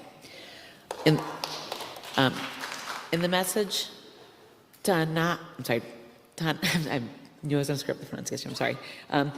Ta-Nehisi Coates uses three intertwining essays to demonstrate the power of stories. We follow him on his first trip to Senegal, during which he is captured by his own myth-making, then to a school in South Carolina that has banned one of his books, but surprises await. Finally, Coates travels to Israel and Palestine, where in a clash of dueling narratives, he explores the question of whose stories get told. In The Rent Collectors, Exploitation, Murder, and Redemption in Immigrant LA, Jesse Katz has written a moving account about the lives of people who are too often invisible at best, demonized at worst. With meticulous reporting and unerring prose, The Rent Collectors takes us inside the world of gangs, crime, the criminal justice system, and the immigrant community in Los Angeles to weave a riveting story that is, above all, supremely human. The Serviceberry, Abundance and Reciprocity in the Natural World by Robin Will Kimmerer explores gratitude, reciprocity, and sufficiency through nature's lessons for an equitable economy. Kimmerer's crisp writing elevates the serviceberry tree to a mirror of ourselves, reflecting what we lose through the scarcities we manufacture and the resulting cost to our individual well-being and the greater good. Partly anti-hoarding manifesto, Kimmerer builds air, soil, sun, and water into a stunning portrait of nature's efficiency through generosity, rich with lessons and systemic models for re-examining and reimagining our modern world. And finally, In the Barn, The Secret History of a Murder in Mississippi, Wright Thompson uses dramatic new details and deep understanding to present a layered narrative that casts a new light on the murder of Emmett Till, a black teenager who was murdered after whistling at a white woman in 1955. Thompson probes the legacy of the crime, and the ensuing cover-up of a watershed movement in the civil rights movement in the civil rights movement. The work is of tremendous relevance to the world we live in today. And the winner of the 2024 Los Angeles Times Book Prize in Current Interest is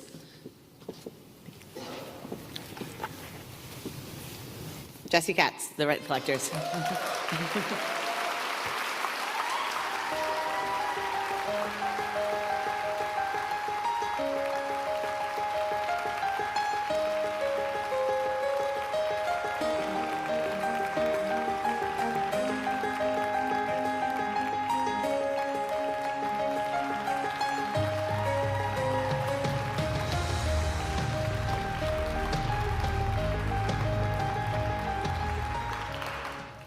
Wow. I started my writing life as a 22-year-old summer intern in the old San Gabriel Valley section of the LA Times, and then had the benefit of 15 years of mentorship from some of the best writers and editors at the newspaper, and receiving this award from the LA Times is especially meaningful to me for that reason.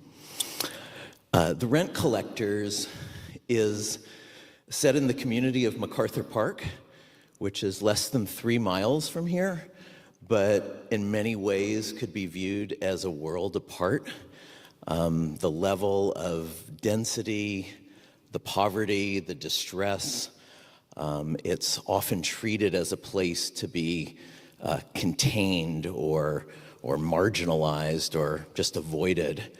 And my book invites you, I think encourages you to see the ways that we're connected to that community and to see the ways that our policies and our institutions are complicit in the distress of that community. And it urges you to meet some of the most kind of stigmatized people operating in that ecosystem. The gang member, the street vendor, the undocumented immigrant, and ask you to see them, know their name, know their story, recognize them as specific individuals and not as types or categories of people. The protagonist of the book is a young man named Giovanni Macedo, who's been in my life for 7 years now. He's in year 18 of a 51-year sentence in California state prison system. And when I visited him earlier this month, as I do every month or so, we talked about whether I'd be fortunate enough to be standing here tonight. And if I were, he told me that he wanted the judges to know, and anyone who has read this book to know, how meaningful it is to him to be viewed as a complete human being, and for you to see his humanity, for you to see his potential, and despite the grave crime he committed, for you to recognize his capacity for love. And Giovanni thanks you, and I do too.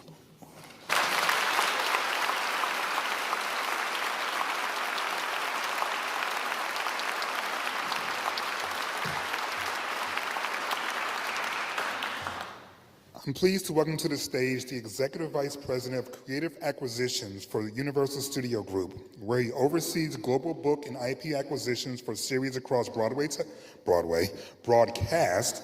television, cable, streaming, and podcasting. You may know him as Jordy from Jordy's Book Club. For a more unsettling turn, here's Jordan Mobloy with the finalists in Mystery and Thriller.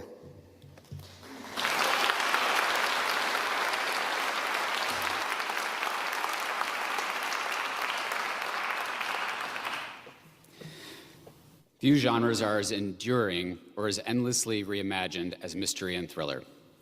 These stories dig deep into our fear of the unknown, our desire for justice, and our fascination with the human mind. They challenge us to sit with the tension as it builds and builds and builds. The authors in this category have crafted stories where every twist is earned, every revelation lands with impact. They represent some of the best work being done in the genre today and remind us that the most compelling mysteries, the most gripping thrillers, are often the ones that reveal something new about ourselves. The finalists for the 2024 Los Angeles Times Book Prize in the Mystery Thriller category are Havoc by Christopher Bolin. Christopher Bolin's atmospheric thriller Havoc is a front for the most insane rivalry of all time. An octogenarian, unreliable narrator and an eight-year-old boy straight out of The Omen. Yeah. It's wildly entertaining with an ending that will leave you gasping and further proves Bolin is a master of the genre. The Waiting, a Ballard and Bosch novel by Michael Connelly. From former LA Times reporter to king of crime fiction, Michael Connelly writes Los Angeles as a main character in his Ballard and Bosch series. The Waiting is Connelly at the top of his game, with an intergenerational web of secrets, lies, and an explosive cold case that rocks the City of Angels. Guide Me Home, a Highway 59 novel by Attica Locke. Attica Locke is fearless and unapologetic in Guide Me Home, effortlessly weaving together real-life politics, corrupt policing, institutional racism, and somehow a silver thread of hope. This is a story about a missing black girl in East Texas, an incredibly complex mother-son relationship, and the heroes and villains of 21st century America. The God of the Woods by Liz Moore. The nostalgia of summer camp in the Adirondacks sets the scene for The God of the Woods, a novel that's part missing person mystery, part family saga, and part crime thriller. It's about the haves and the have-nots, parents and children, and the people in between. And no one writes about the darkness right in front of us quite like Liz Moore. And finally, The Puzzle Box by Danielle Trussoni. There are levels and layers to Trussoni's escapist mystery, The Puzzle Box, a truly unique take on a modern-day superpower, savant syndrome, and the mind-bending lengths people will go to in order to keep their secrets safe. It's a cerebral howdunit as much as it is a globe-trotting adventure, and it is truly a rip-roaring thriller. And the 2024 Los Angeles Times Book Prize in Mystery Thriller goes to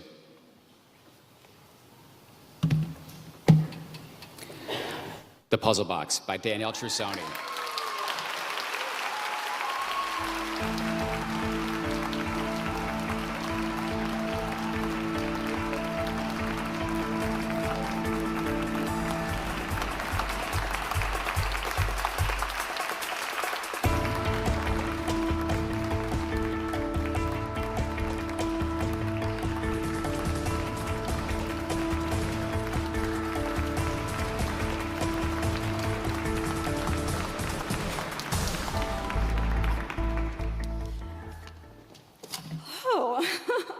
Wow. So I am also one of those people who did not think to write things down. And I was traveling here this morning at 6 a.m. from Mexico, where I have reverse immigrated. And I made a list of things I should say. And now I don't have my glasses, so I can't read it. So I'm just going to kind of wing it, you know, like writers do. First of all, I'd like to say that The Puzzle Box is set in Japan, and it's especially meaningful to me that this particular novel is being honored because Japan was a place that welcomed me in my early 20s. I was a teacher there, and I had just graduated from college, and I went there, and it was this space where I learned how to write. And, you know, that was 25 years ago. And so when all of those experiences of living in Japan have stayed with me. And I was looking, this is my 8th novel, I was looking for a moment when I could write about them. And so I packed all of those things in this book. So it's a very meaningful moment, and it's really important to me. And so thank you very much. I'd like to thank the LA Times. I'd like to thank the judges who put so much work into reading these books. I'd like to thank my editor, Andrea Walker at Random House, and my agent, Susan Gollum. I'd like to thank my publicist, Megan Beatty, who's here. I'd like to thank my film agent, Rich Green. And I'd like to thank my family who has supported me through so many things. And thank you for reading.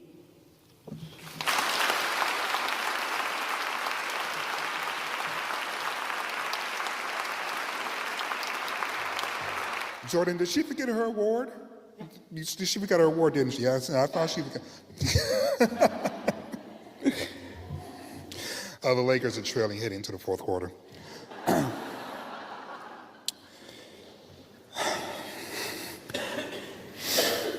I'm proud to introduce one of our most versatile writers, a woman who can interview politicians and celebrities, explain LA's history and quirks, tell audio stories, and so much more. She has garnered several Emmy and Golden Mike Awards, shared 2 Pulitzers, and remains a constant on this very stage. Please welcome Pat Morrison with the finalists for achievement in audiobooks presented by Audible.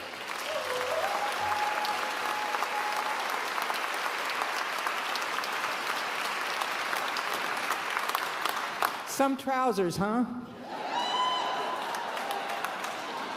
Because I figured as long as I was going to be presenting the audio books, I had to wear something pretty loud. Oh, come on, that joke killed at Caesar's Palace. Okay, it's not true, but my dog didn't seem to dislike it, so.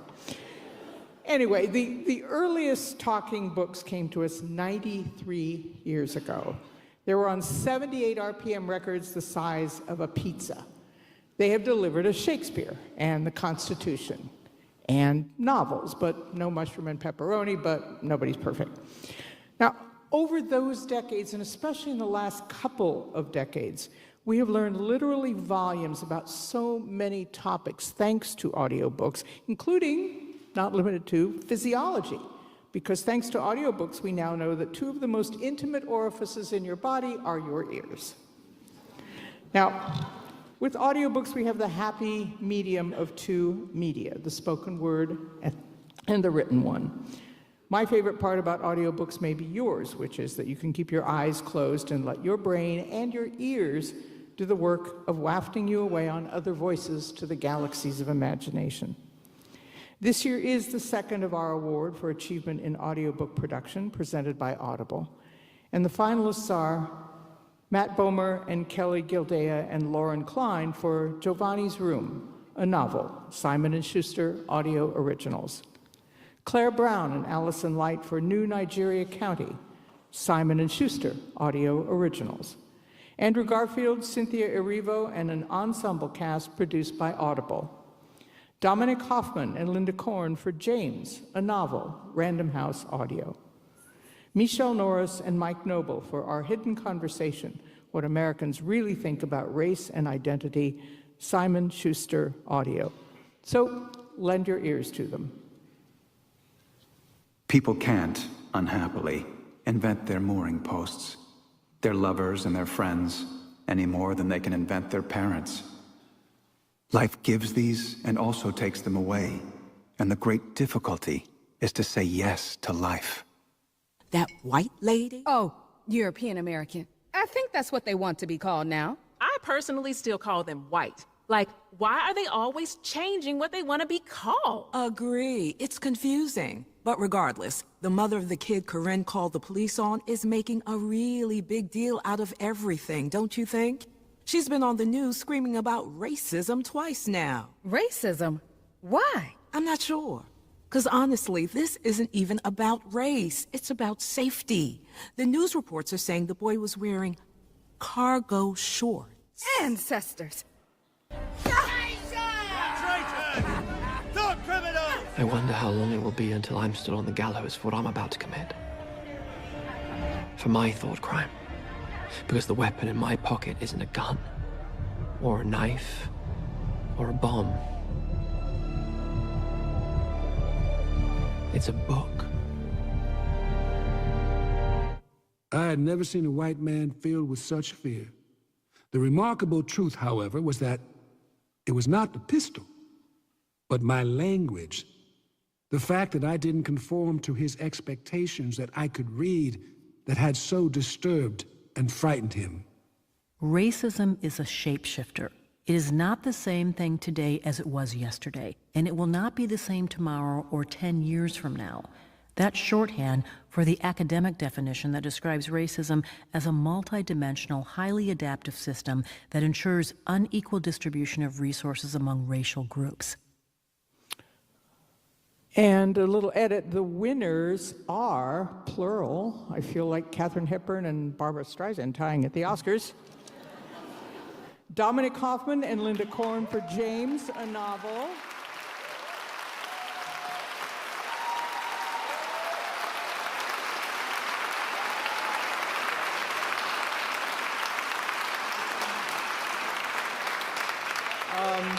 So, again, Dominic Hoffman and Linda Korn for James, a novel. So, come on up, both or all four of you.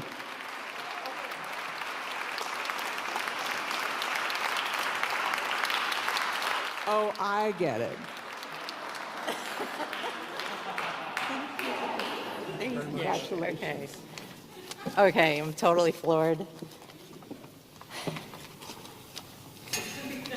I know.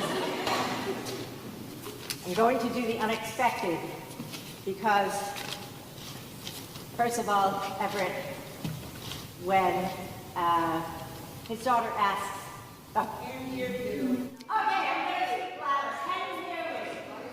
I'm going to be, I don't really want to use the microphone. Percival Everett has said that reading is the most subversive thing that you can do, that no one can tell you when you're reading how to think or feel about what you're reading. And so as an audiobook producer, I think that my job has been to bring the word and the voice together in such a way that it is performative, but also allows the listener to have their own experience. I'm incredibly nervous and stunned. I want to just take a moment to say I've been in the audiobook industry for over 25 years, and this is a singularly, incredibly humbling moment. I want to thank all of the other finalists and make a correction for Kelly Gilday and Lauren Klein. My colleagues, producers of Giovanni's Room, are from Penguin Random House Audio. And I want to thank Audible and the LA Times for sponsoring this award of recognition in audiobooks. I'm honored and humbled, as I said, to be included amongst the finalists in this category and in company with the esteemed writers and publishers and readers in this room. So many of you I have worked with. Congratulations, Kim Johnson. Biggest thank you goes to Percival Everett for writing this extraordinary multi-award winning book, James. Percival has said that the book was an opportunity to give voice to Jim. Thank you to Percival for trusting me to cast Dominic Hoffman to be the vessel for that voice to speak aloud. Thank you to Dominic Hoffman for saying yes and doing the honest and skillful work that brought James into the ears and hearts of so many listeners. To our audiobook director who is here tonight, Danny Campbell, for knowing just how to support Dominic in this work. Our amazing team at Penguin Random House, especially shout out to Karen Jakonski for always supporting my ideas. And our publicity team, Kayla Kohlmeister, who is here, and Katie Pugna. The recording studio, 48 Windows, post-production, Mike Murray, and our audio editor, James Nomura. But again, the audiobook starts with the words and a voice. And it was Mark Twain who introduced us to Jim and Huckleberry Finn, but thanks to Percival Everett for the book and our audiobook narrator, Dominic Hoffman, we can now know James. And a special thank you to my husband, Zev, who is here tonight, and the most patient man in the world. With my hand always up, I'm reading or emailing or putting out some fire. And my son, Ami, thank you so much. And Dominic, get the hand up. Thank you very much. Appreciate you.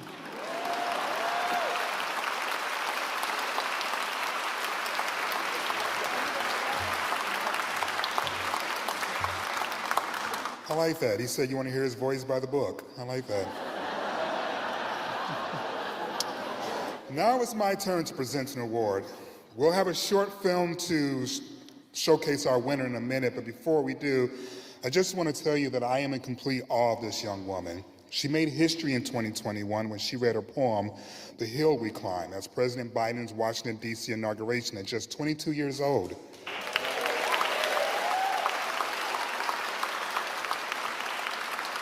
Since that breakout performance, she has performed her rousing words on stages large and small, bringing awareness to topics ranging from global hunger and poverty to climate change and social justice. She uses her platform to speak out and to ignite change. We are honored to present Amanda Gorman with the 2024 Innovators Award. And here's a short video that shows some of her incredible accomplishments. Amanda Gorman is beyond doubt one of the most influential young leaders of her time. She seemed to burst out of nowhere onto the literary stage in 2017 as the first ever National Youth Poet Laureate. But as every writer knows, nowhere is really a lot of years of working somewhere, usually off the radar. In Gorman's case, she began writing when she could count her age on two hands. By the age of 26, this Los Angeles native and Harvard alumna had already breezed through so many barriers and appeared in so many spotlights: the Obama White House, the Library of Congress, and the United Nations, venues typically reserved for the venerable, the dignitaries, and the politicians. In January 2021, she commanded a global audience as the youngest poet to read her work at the presidential inauguration. That year, she also co-hosted the glamorous Met Gala, dressed as an homage to the Statue of Liberty, and read to an even more unlikely audience, the millions of fans watching Super Bowl 55. Her awards are a scroll of honors, a Genius Grant from Aussie Media, and Estee Lauder's first ever Global Changemaker. At present, she's the youngest board member of 826 National, America's foremost youth writing network, which champions a younger generation of voices in an evolving global landscape. As an advocate for the interwoven struggles of the environment, racial equality, and gender justice, Gorman has shown us that the written word is one of our finest and most formidable weapons in the battle for a better world. Gorman challenges us with her words. You're told that this won't work, she writes, but how will you know if you never try? We would do well to listen to her, and we're honored to present Amanda Gorman with the 2024 Los Angeles Times Book Prize's Innovators Award. Please welcome to the stage Amanda Gorman.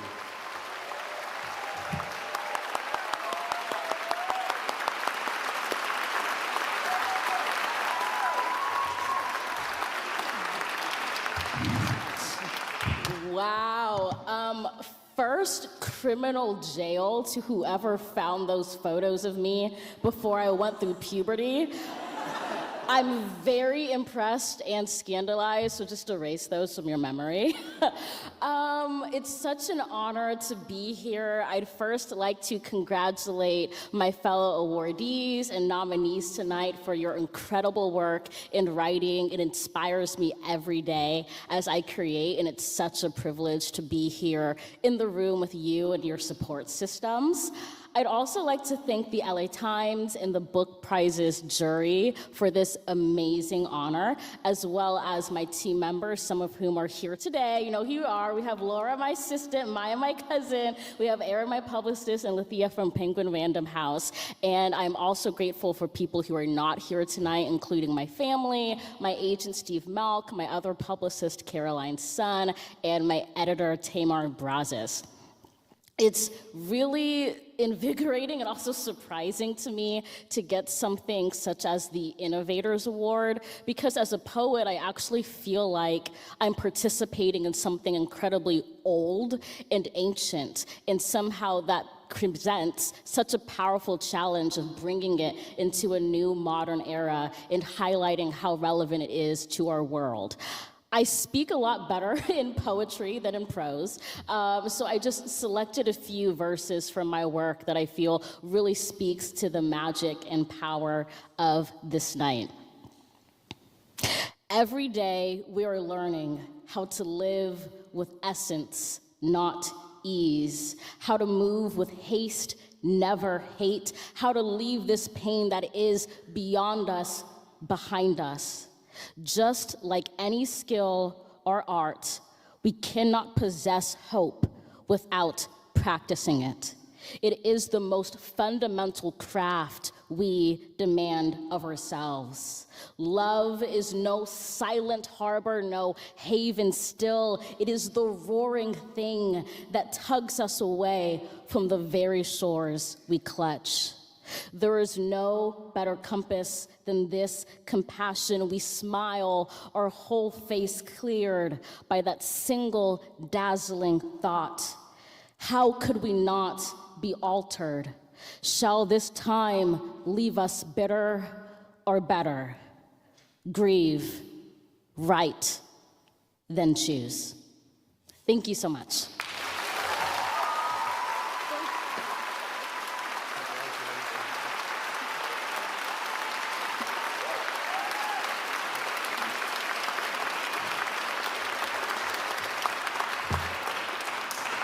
I don't know who's in charge, but it's very mean to make me speak after her.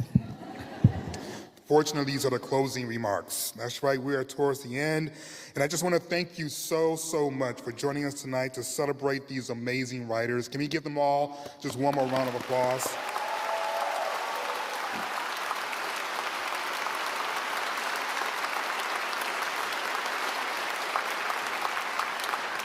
It is truly a privilege to celebrate this 45th anniversary of this program that devotes such time to recognizing and elevating important work of such diverse array of writers.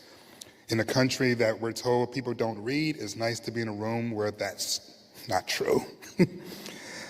Those of you who have subscribed to LA Times, thank you very much. You make events like this very possible, and the Festival of Books Worth this weekend possible as well. And we want to thank you all for your support. I'd like to thank this evening's sponsors, the associate sponsor, Universal Studio Group, for their generous support of the book prizes, and Author Green Room at the festival over the weekend. There's top shelf liquor, so I'm very grateful for that. Our two prize presenters, Audible and the Christopher Isherwood Foundation, for their support of the Book Prizes program and for making the Audiobook and Autobiographical Prose Awards possible. Please remember to give our Festival of Book charity partner Save the Children, who supports the immediate and long-term recovery of children and their caregivers after devastating disasters like the LA County wildfires. Finally, please join me in thanking our presenting sponsor and host this evening for the weekend, the University of Southern California.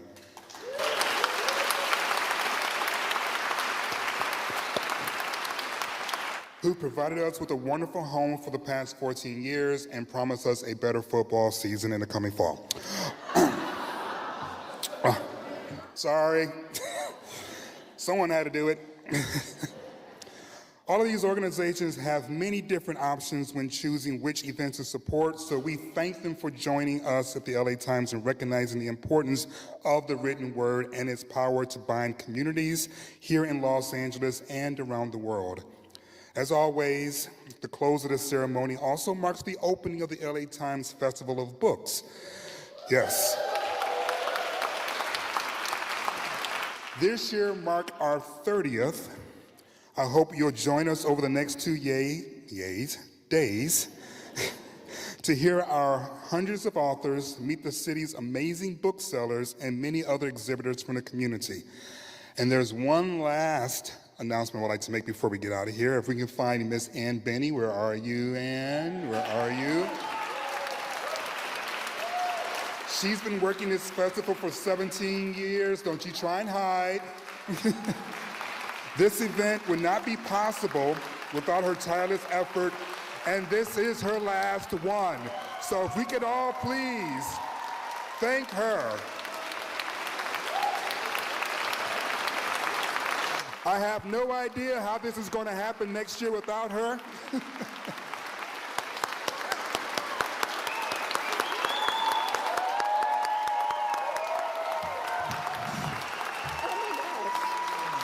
But I'm sure she has some words to say. Wow. I have no words. Thank you all. It's been an incredible pleasure to do this for all these years. And I have so many friends that are in the audience, and I'll miss this very, very much. And I just want to thank you all. That's it. This is a total surprise. I'm not prepared to say anything. Thank you. Thank you. I'll see you at the party. Okay. Thank you. Have a good night. Thank you.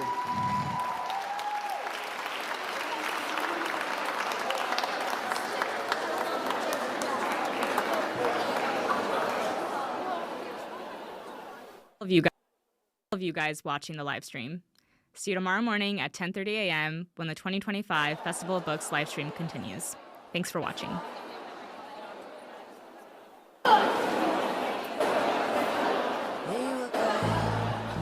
We were gold, kind of dream that can't be sold. We were till we weren't, built a home and watched it burn. I didn't want to leave you, I didn't want to lie, started.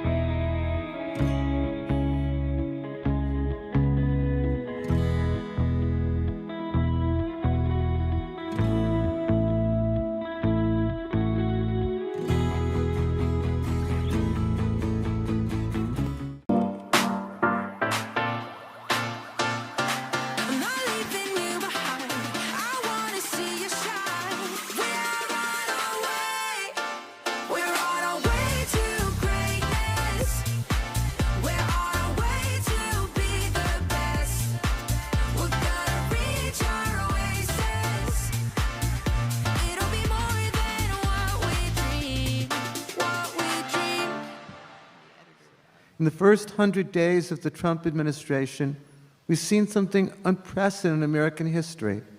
Think of the executive orders that have been issued. Executive orders to put people in a maximum security prison in El Salvador with a claim that no court can grant review. Executive orders to eliminate federal agencies created by Congress, even though the president has no power to do so. Executive orders to cut federal spending that's appropriate by statute. Claims by the president to fire anyone in the executive branch, even those protected by civil service, when there's laws that limit removal.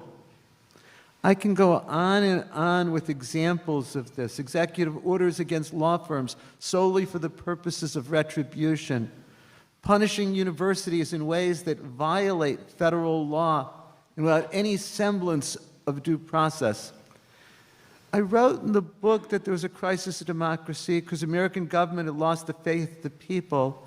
I wrote that we're in a crisis because our society is more deeply divided than it's been at any time since Reconstruction. But if you look at what's happened since January 20th, even more our government has lost the faith of the people. We've become even more divided. And as I say, no democracy lasts forever. We all know of democracies that were there and no longer are. And what we have to do is make sure that we don't go down those paths, that we, as the people, make sure that the guardrails of democracy hold. Thank you.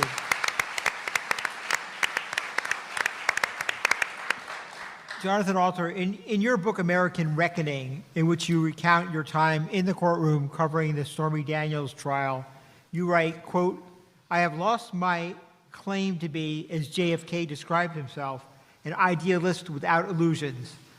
I'm still idealistic, but it turns out I had more illusions about this country than I thought I did."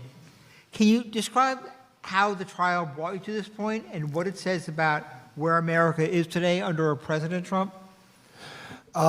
First, thanks for having me. I'm in such distinguished company. I agree with everything that Professor Chemerinsky just said, except the title gives me a little bit of pause because I'm worried now about defeatism, and they want us to give up and think that democracy's on the way out. So it wasn't the trial that got me thinking that JFK got it wrong. It was the experience of the last, what historians will call the Trump era. And I did have more faith in the common sense of the American people. And I was covering all of these campaigns and presidents. And I tell the story in the book, which is about a lot more than the trial itself, about being with President Clinton on arguably before Trump, the single most embarrassing day of in the history of the American presidency, when his testimony about his intimate sexual relations with Monica Lewinsky were all over TV because they televised the deposition. And I got a chance to spend a little time with the president late that day when he was in New York City for the opening of the UN General Assembly. And in the event, Miss Hillary was like, "What are you doing here?" Kind of. That was the look she gave me. And President Clinton was like all smiles. "Come on over here, And he says, "I was at the UN today. They said, 'You're lucky, Mr. President. In our country, when they stage a coup d'etat, they use real bullets.'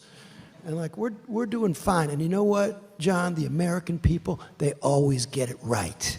In the end, if you give them enough time and information, they always get it right." And even then, my Newsweek column was like, they don't always get it right. But I felt like there was this native common sense. And you could even understand why people voted for Ronald Reagan. The economy was so bad in 1980. So you could kind of explain a lot of this until Trump.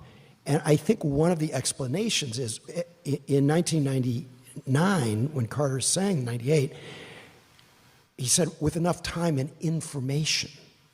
But we don't have a common set of facts anymore to rely on. We've had this retreat from the sovereignty of facts that a democratic society needs. And this is one of the reasons we're in such trouble now, and we're undergoing not just a constitutional crisis, but an assault on the constitutional order. Crisis depicts something that's kind of temporary in nature. This is going to go on for at least another 3.5 years. Thank you. Catherine,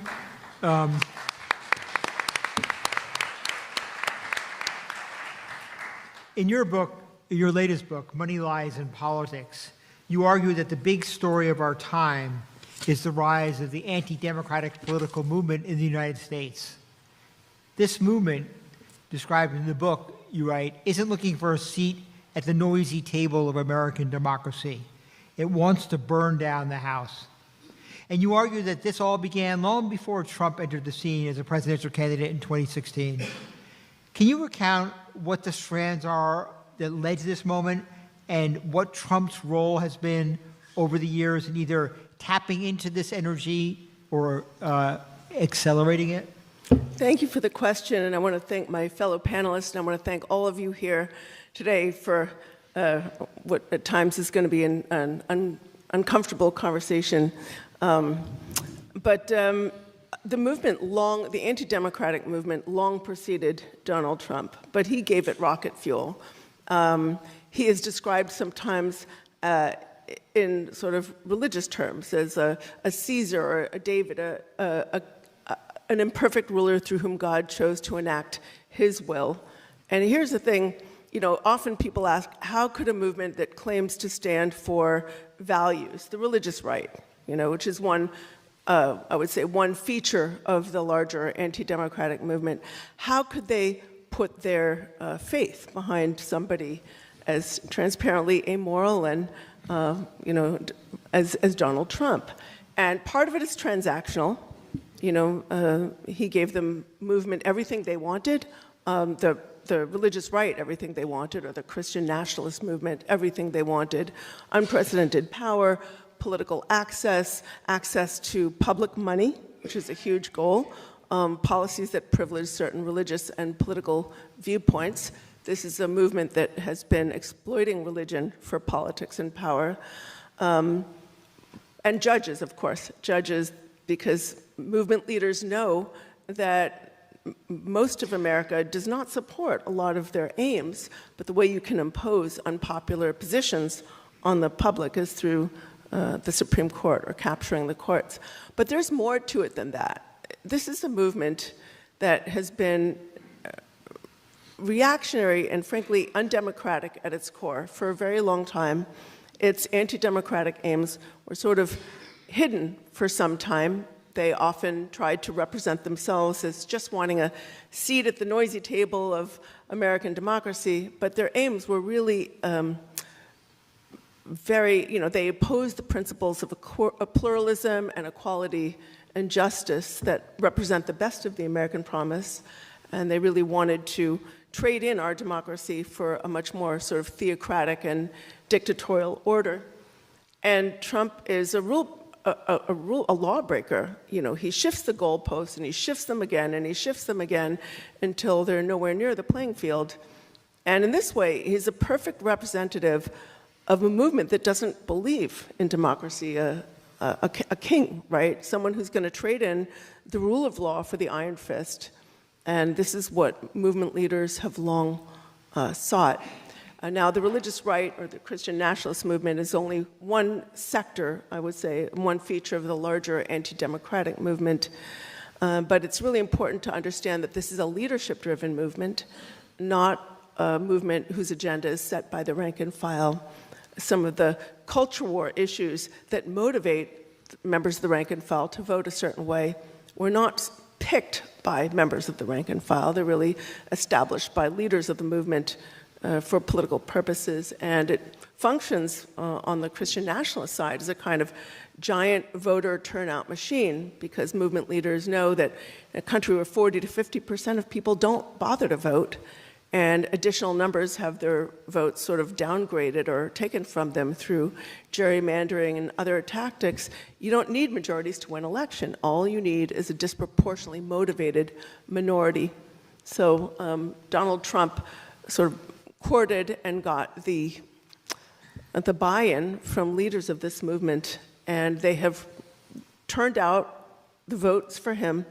And at a lot of the gatherings that I've gone to where Trump has spoken, the sort of, religious right gatherings or March for Life and kind of organizations like that, he'll say, I think I gave you everything you wanted, and I think I gave you more. It's not we got more, it's I gave you more. And he's telling them, if you turn out for me, you support me, I'll give you what you want. Thank you.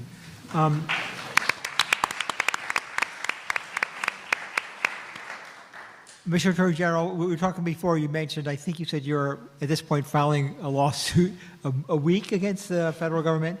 Can you talk about some of them? I noticed in particular the ones on tariffs, but I'm interested in what you're doing.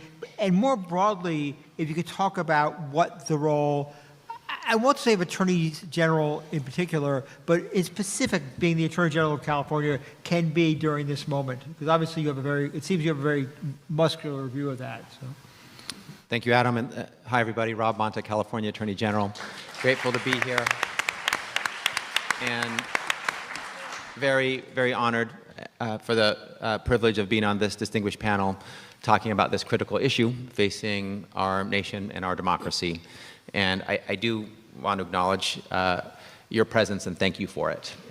This is a packed house of people who are engaged, who are participating, who are activating, who are doing what is needed to make sure our democracy stays strong. Participate in it and speak with your presence and your voices. Democracies die in silence when people are quiet and when they don't activate and when they are apathetic, and you are the opposite. So you are the answer and the antidote to that and what we need. I've always believed that in our democracy, people will have the first and the last word, and that the most potent power there is people power.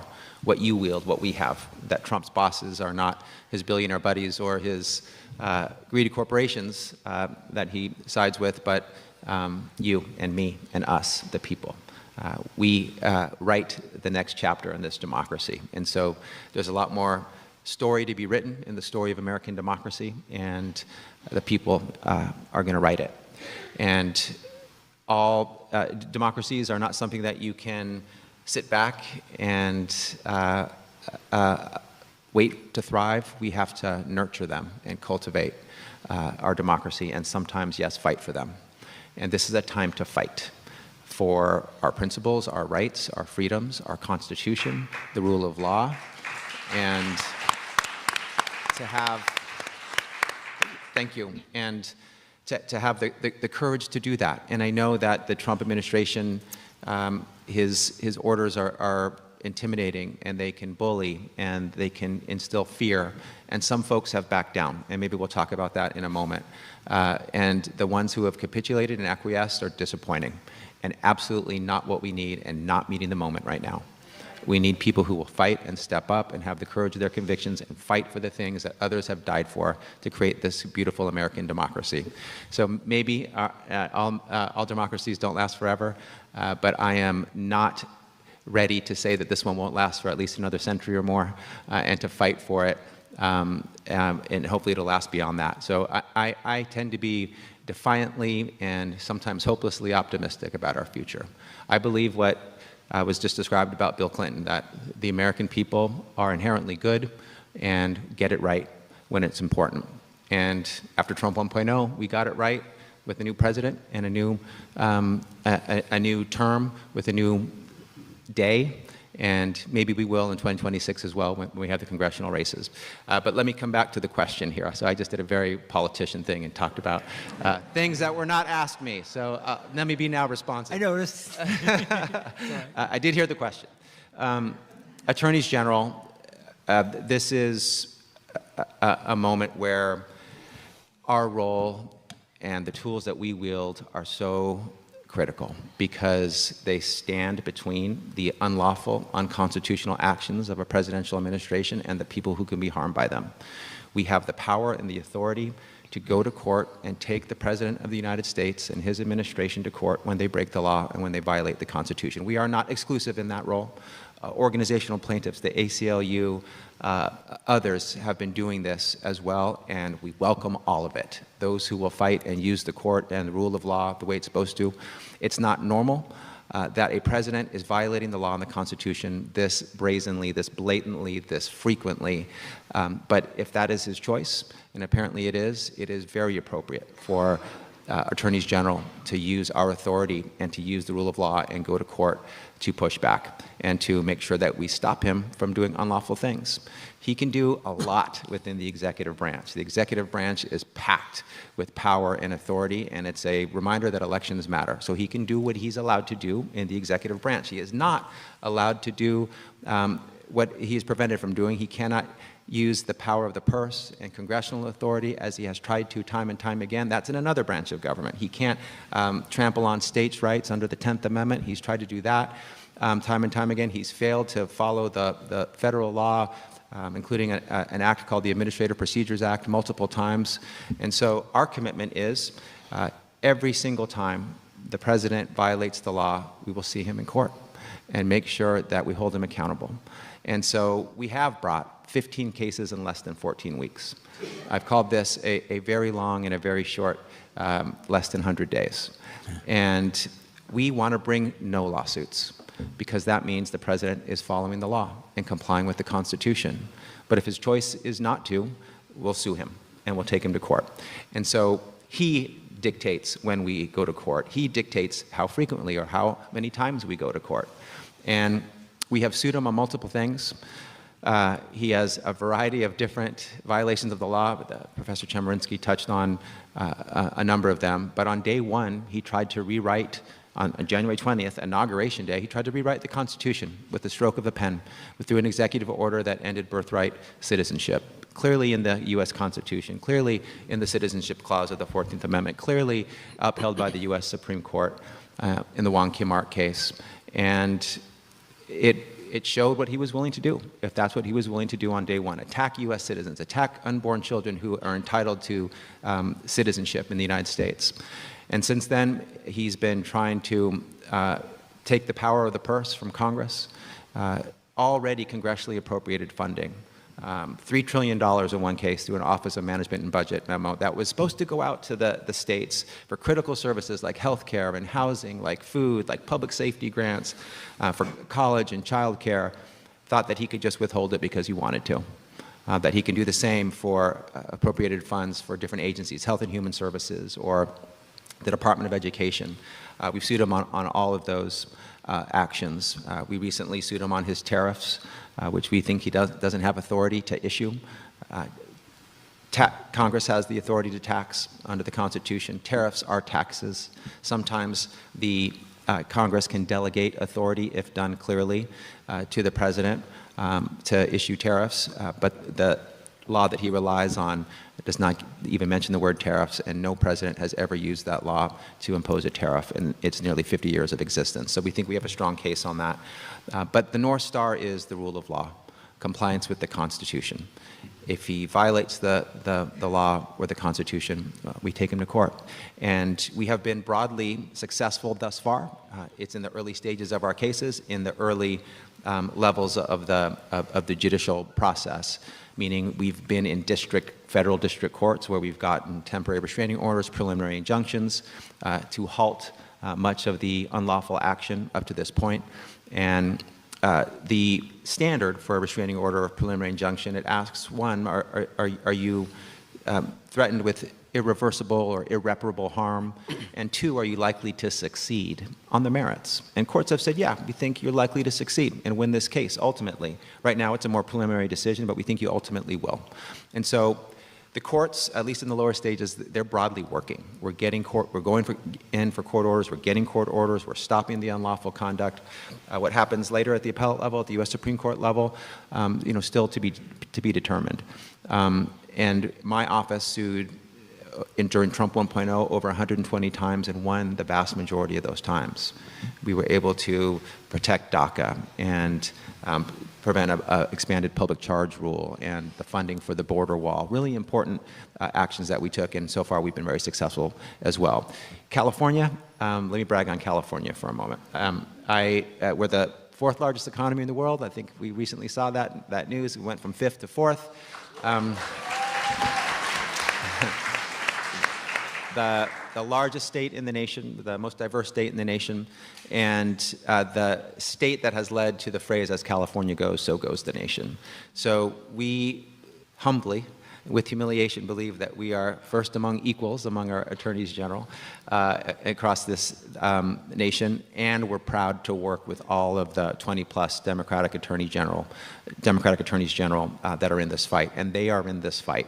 And I'm grateful for their partnership. New York AG Tish James called me when I became AG, and she said, California and New York have been the bookends defending democracy, and now that you're AG, do you want to be a bookend defending democracy? And I said, yes, Tish, I want to be a bookend defending democracy. So we're fighting, and we work in a multi-state fashion. Many of these cases that I just mentioned that we're a part of, the we that I'm referring to is the family of Democratic attorneys general that are fighting hard, fighting for the rule of law, fighting for democracy. So this is a place and space where we've been able to be active, where we've been able to be impactful and get results, and we have that commitment to continue to bring lawsuits each and every time the Trump administration breaks the law. Thank you. Let me use that as a bouncing off point for a question I want to ask. People, as we just heard, are looking to the courts as a line of defense here. Do courts today have the legitimacy and authority to push back? How do you think the courts have been doing so far? And I guess, do you all have faith in the judicial system? And I'll throw that to all of you for discussion. Mr. Alter asked whether or not I was pessimistic. I'm not pessimistic. I'm petrified. I'm neither optimistic nor pessimistic at this point. I'm uncertain. But I believe that ultimately, if the guardrails of democracy hold, it will depend on the courts. Because the core of the rule of law is that no one, not even the president, is above the law.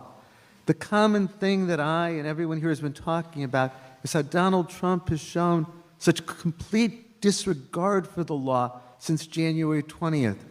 In fact, he even said on social media, "He who saves the country violates no law." And there have been dozens of lawsuits filed. The federal district courts have so far issued many temporary restraining orders and preliminary injunctions, including in suits brought by Attorney General Bonta. So far, the courts of appeals, when it's gotten them upheld, the Supreme Court hasn't done much yet, but what the Supreme Court has done has had a very mixed record in the few months of the Trump administration. So one question that we have to ask is, will the courts enforce the Constitution and laws of the United States? I'm hopeful, but I'm afraid. The second part of this is, what will happen when court orders are issued? Will the Trump administration comply with those court orders? And we don't know. J.D. Vance said that the president doesn't have to follow court orders when they question the president's legitimate powers, and the president gets to decide what his legitimate powers are. When judges ruled against Trump, there have been vicious attacks on the judges. Name-calling, calls for impeachment, none other than the Speaker of the House of Representatives calling for the elimination of courts. And what happens if the president then violates those court orders? It's uncertain. We've never had a president violate court orders before. You know, many people refer to Andrew Johnson saying, John Marshall made his ruling, let him enforce it. Andrew Jackson never said that. It's apocryphal. It was attributed to him 20 years after he died. Every president, Democratic, Republican, has always complied with court orders. What will the courts do? What can the courts do if President Trump defies those court orders? And there's some indication he's already defying court orders. If a president can violate the Constitution and laws of the United States, and the president can defy court orders, literally the president then can do anything. And the word for that isn't a democracy, it's a dictatorship. That's why I'm petrified. So I think the courts are performing pretty well so far, and even the Supreme Court, they had a 7-2 decision on due process, which was encouraging. It wasn't dispositive. They could backslide, but you have some very, very conservative judges, especially Judge Harvey Wilkerson, who is an icon of the conservative movement, who are rock solid for the rule of law and due process. And I think many of you are familiar with Judge Ludwig on television, but there are a number of other conservative judges who are widely respected among most of the conservatives on the Supreme Court. So while I refuse to be optimistic about anything in this climate, I'm hopeful that on the key question of due process, the center will hold, so to speak. But it's the high court that got us into this in the first place. A year ago, in one of the worst decisions in the history of the United States, in the question of immunity, the court found that presidents are immune from criminal prosecution. Not from civil cases, interestingly. I think a lot of people wrongly believe you can't sue the president in civil court. You can continue to do that under the Paula Jones decision. But criminally, the president has a lot of new power. And the problem is immunity breeds impunity. So that's why we have a lawless president, because he feels empowered to do whatever the hell he wants by the Supreme Court. So it's up to the Supreme Court to say, we don't think you can get thrown in jail when you're president, prosecuted, harassed by some local prosecutor somewhere. But we do think that you need to respect our court orders, and we're going to be quite particular about you doing so. And I think there's going to be a struggle. It's not true that we have no history with disobeying a court order. So when I was working on my biography of Jimmy Carter, I was really struck by what they called massive resistance to Brown versus Board of Education. Basically, that was a court order, unanimous decision by the Supreme Court, that in the South was not carried out. Even Jimmy Carter, when he was chairman of the Sumter County School Board in Southwest Georgia in the early 1960s, did nothing to carry it out. He later made up for it in a lot of ways, but so we do have this history, and we really did not have a democracy in the United States until 1965 in the Voting Rights Act. If you have majority black counties across the South where in elections between, the end of Reconstruction and 1965, you can count the number of black voters on one hand in majority black districts, that's not democracy, right? So not just African Americans, but anybody who studies history knows that in many cases we have been here before. The Palmer raids, throwing people in jail, the FBI, what they did with the COINTEL program, them wiretapping journalists. A lot of this stuff we have seen before. What we haven't, to Catherine's point, is from the top. And we have not seen it from the very top. And that's what makes this unprecedented. And that's why neutering Donald Trump politically is the key to easing this crisis. Fortunately, that's underway, and partly because of self-inflicted political wounds. But you keep your eye on those polls, because he puts the bully in bully pulpit when he thinks the people are behind him. When he gets insecure about whether the people are behind him, as he did on tariffs, he's more likely to back off. Do you think, Jonathan, that empowers the court, to make the court, particularly the Supreme Court, bolder in terms of ruling against him? And as part of that, I'm still not clear for many of you on what the court can do if the president ignores directives or decisions by the Supreme Court. So in answer to the first question, yes. There was a turn of the last century cartoon character named Mr. Dooley. He was a saloon keeper, very popular, sort of the Doonesbury of its time in the 1900s. And he had one famous strip where he says, the Supreme Court, they follow the election returns.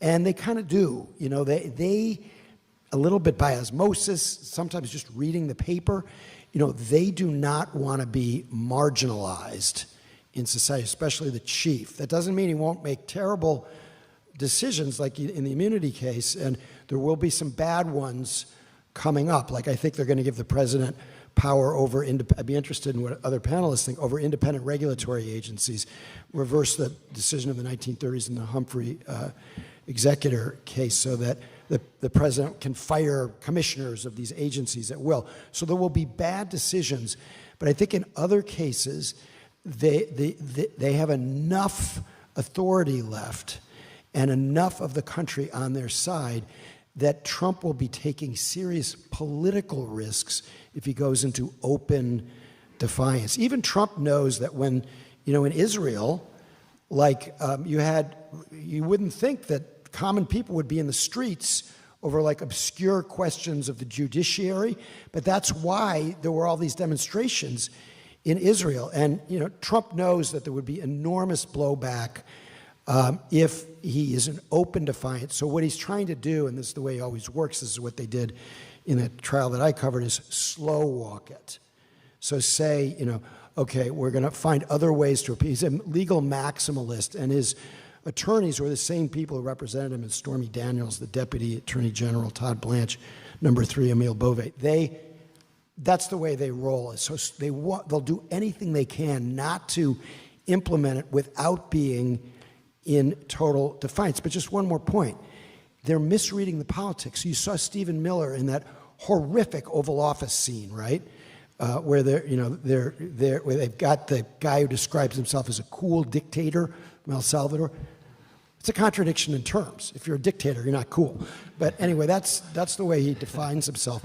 And you saw Stephen Miller say, this is an 80-20 issue, the Abrego Garcia case, 80-20 for us. You better read the Siena poll that just came out on Friday. Mm-hmm. It's a 60-40 issue the other way. Mm-hmm. And these are very important things. Trump is very, very sensitive on the politics. And you can't, once you start losing your political capital, it's way harder to be a bully. Let me quickly answer the other part of your question, just in terms of the law. If there's a defiance of a court order, the court always has the power of contempt. There is criminal contempt, but usually criminal contempt has to be prosecuted by the United States Department of Justice. It's under the control of Attorney General Pam Bondi. There is a provision of federal law that allows a federal judge to appoint a special prosecutor with regard to criminal contempt, but the president can pardon anyone convicted of criminal contempt. There is civil contempt. Civil contempt can fine someone or put them in jail until such time as they comply with the judge's order. Generally, civil contempt is enforced by the United States Marshals, and they're under control of the Attorney General. On the other hand, I very much agree with you. If there's open defiance of court orders, hopefully the people will then speak in relevant effect, and maybe it would be enough to change enough Republicans in Congress that there could be a response from Congress when the president is defying court orders. Yeah. Thank you so much. I'd like to echo what my fellow panelists are saying. We are facing unprecedented presidential overreach and also unprecedented levels of corruption. I think the courts below the level of the Supreme Court are doing a fairly good job of trying to slow roll this. I think a crisis will come if they recognize, if those decisions are defied and they recognize they have no way of sort of physically enforcing them. And it's hard to know, it's impossible to know in advance whether the Supreme Court will sort of contort itself and contort the law in ways that conform to the agenda that Trump has given the majority of that court. I think in our history, we can see episodes of presidential overreach.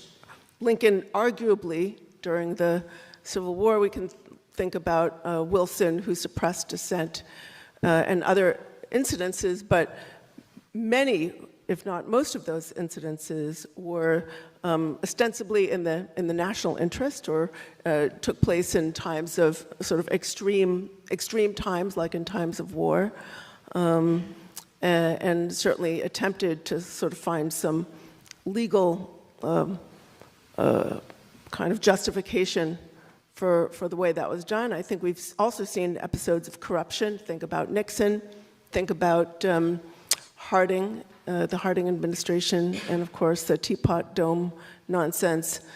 But again, we have nothing on the level of Trump's absolute trading on the power of the presidency through meme coins and other means.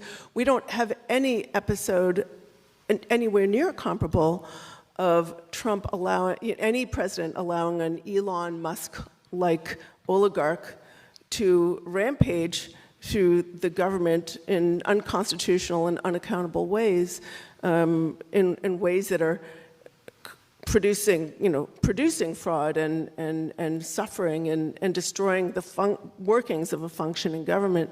So we're really facing an unprecedented crisis, and it's hard to see what's going to happen next.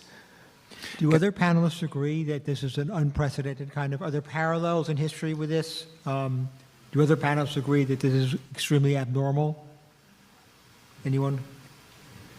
It's completely abnormal, but what is not unprecedented are these strains of illiberalism that Catherine writes about so well, that have been present through our history. So the Trump supporter is a descendant not only of the Tea Party, but of the George Wallace supporters as well. And, if you go back into the 19th century, there were some real authoritarian movements then. And if you talk about like taking people away in the night, I mentioned the Palmer raids. A. Mitchell Palmer was Attorney General under Wilson in 1919 and 1920, and there were terrible violations of civil liberties.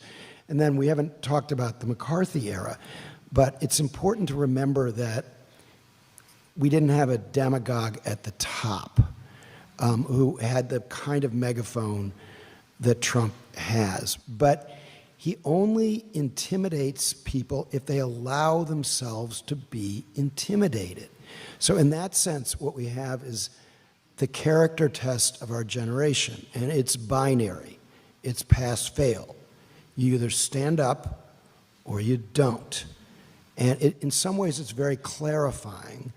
And the other thing that, not to be at all Pollyannish, but, there are, out the other end, if the populace has been mobilized the way they are right now in town meetings, that energy can be used to build some new guardrails, as happened after Watergate. So there is a road to restoration here if we can get through this very bumpy ride. I will just say, in the sort of contemporary landscape, I would say mid-20th century on, look what happened with Nixon. The Republican Party took him down. And that Republican Party that had some sort of respect for the Constitution and the law doesn't exist anymore. I think most congressional Republicans simply don't even know what that is anymore. We're just dealing with a whole different kind of... I don't actually agree with that. They're just chicken. They know. I mean, I talk to some of these guys privately. They all know the guy's a jerk and a fool. Yeah, but will they stand up? No, they won't stand up because they're political chickens. But when the politics changes, when they're less worried about primaries and more worried in the swing districts about the general election, that's when things start to move in at least somewhat of a better direction. And, if you study Watergate, Democrats had overwhelming control of Congress. And you had people like Bob Dole and George Bush who were with Nixon until the very end. They were making excuses for Nixon all the way. So some of this, look, this is not politics as usual. This is, as Doris Kearns Goodwin said about World War II, no ordinary time. And I agree with you on that. But even when we're in the presence of colossal cowardice among colossally craven Republicans who are failing the character test of their lives because they don't want to be lobbyists yet. They want to stay in Congress. Like, when in just a small number of districts in the House, when they get a little bit concerned, then things start to change. We're seeing it a little bit already. So nobody noticed this. There's so much news that, on emergency powers for trade with Canada, they needed a vote in the Senate. They lost because they lost a bunch of Republicans in the Senate. people like Rand Paul voted against them. They didn't want to beat up on Canada in the U.S. Senate. So you can say, well, that's not that big of a deal. It actually is a big deal. Canada's been our best friend. And you have some Republicans who are saying, you know what? We're not going to beat up on our best friend. That's stupid. So, I'm not trying to make excuses for them or to say everything's going to be hunky-dory, because it's not. There's a lot of permanent damage. But politicians are still at bottom politicians, and they'll do what's in their interest. And you can see this. This is why the town meeting thing is so important, because they can't even go to town meetings in really red areas. And if you think that's not weighing on them, it is. I'll just jump in here and say, what is happening now is very abnormal. We can never normalize what's abnormal.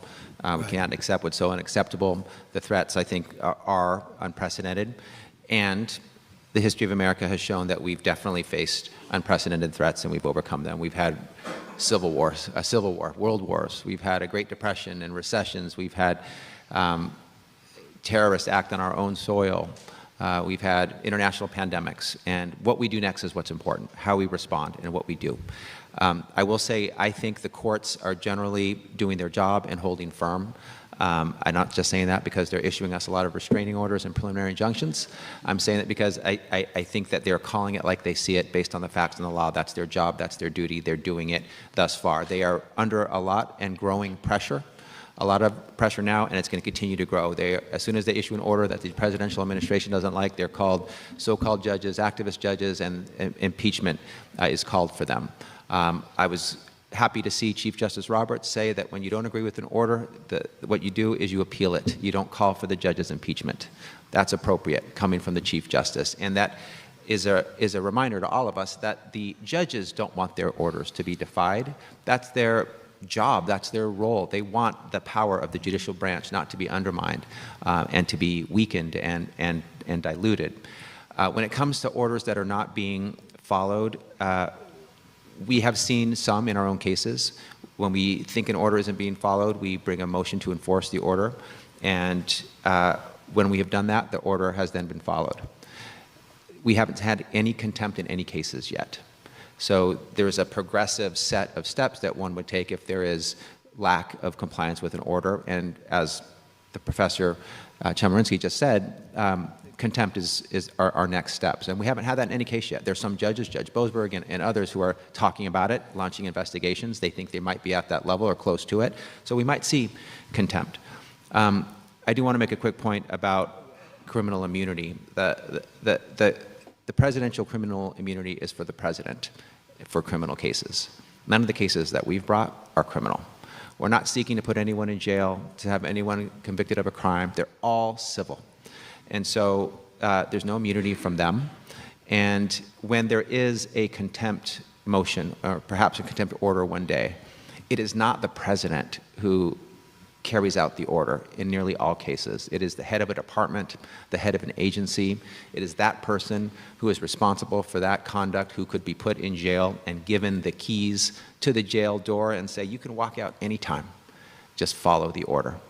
And we're not there yet. So I'm not naive to think that we might not be one day, but we're not there yet. And we have a democracy, a court system that is being stress tested for sure.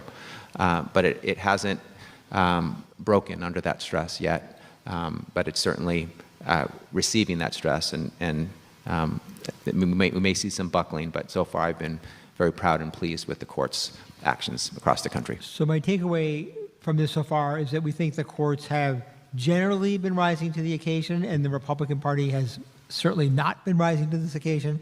Let me ask about the Democratic Party, and also I'm asking this with a little trepidation, considering where I work, about the media as well. And whoever wants that. Well, I'd love to talk about the media, because my title of my book is Money, Lies, and God, Inside the Movement to Destroy American Democracy, and lies refers to disinformation and conspiracism. Look, I think the capitulation of certain media bosses, ABC and CBS and others, is disgraceful. On the other hand, I don't think that they represent the real threat that we're facing they're not representing the bulk of the threat that we're facing in our information economy.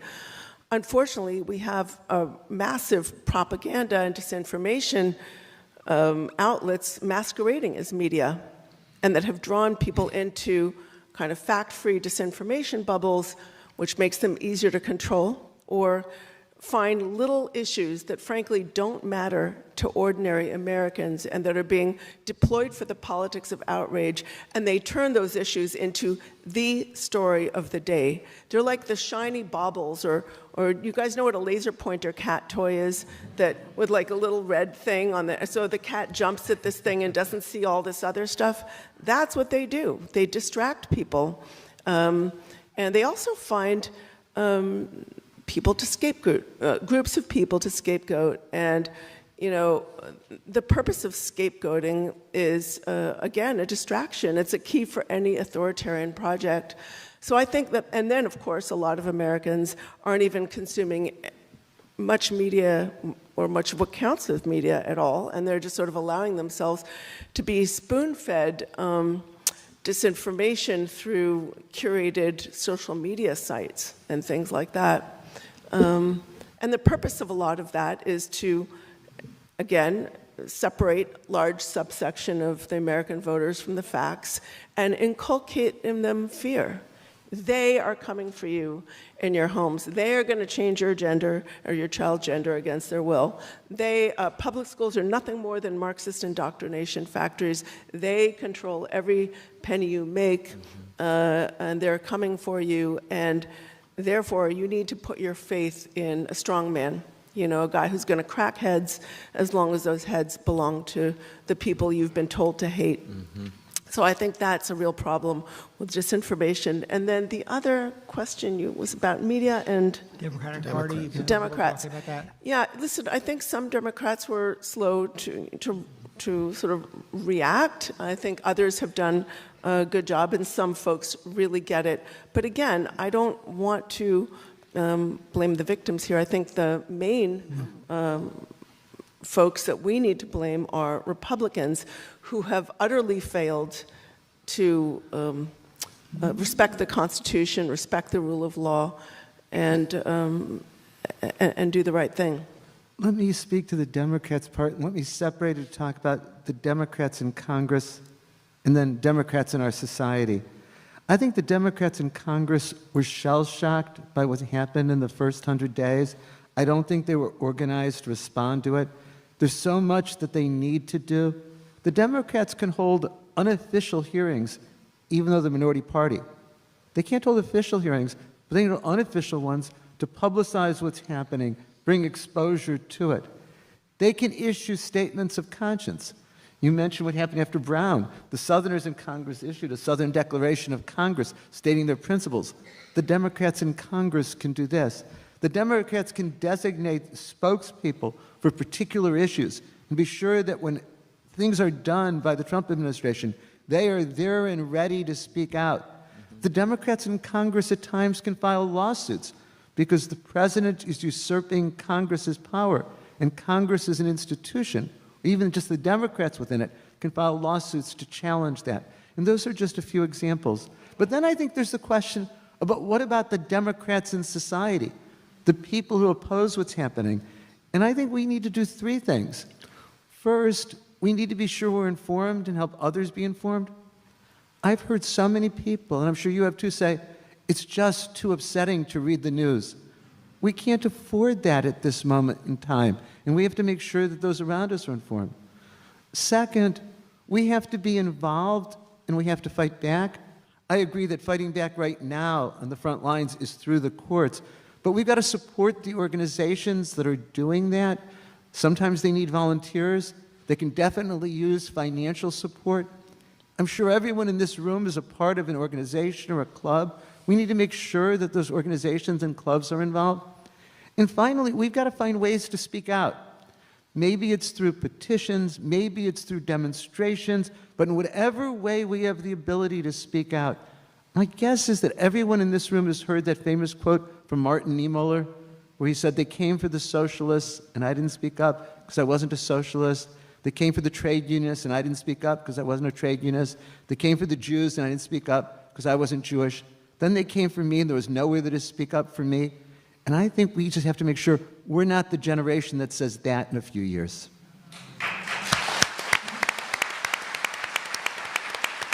Let me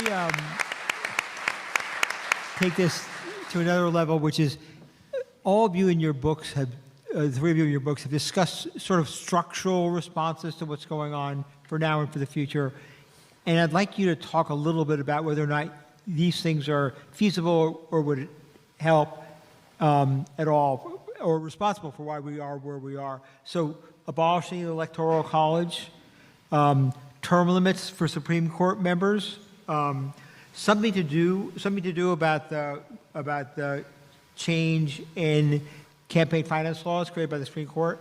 And finally, do we want term limits for Supreme Court members? And I realize it's kind of a broad question, but the idea here is talk a little bit about what the country can do going forward to change structurally, or should do, to avoid this kind of situation, maybe to deal with this one. All of those are good ideas. Senator Sheldon Whitehouse is pushing forward on a Supreme Court reform package, which, if it becomes a signature issue for the Democrats, will take a few years, but you could have that, at least for future justices, term limits. They definitely need a code of ethics. The Supreme Court's outrageous if they don't have one.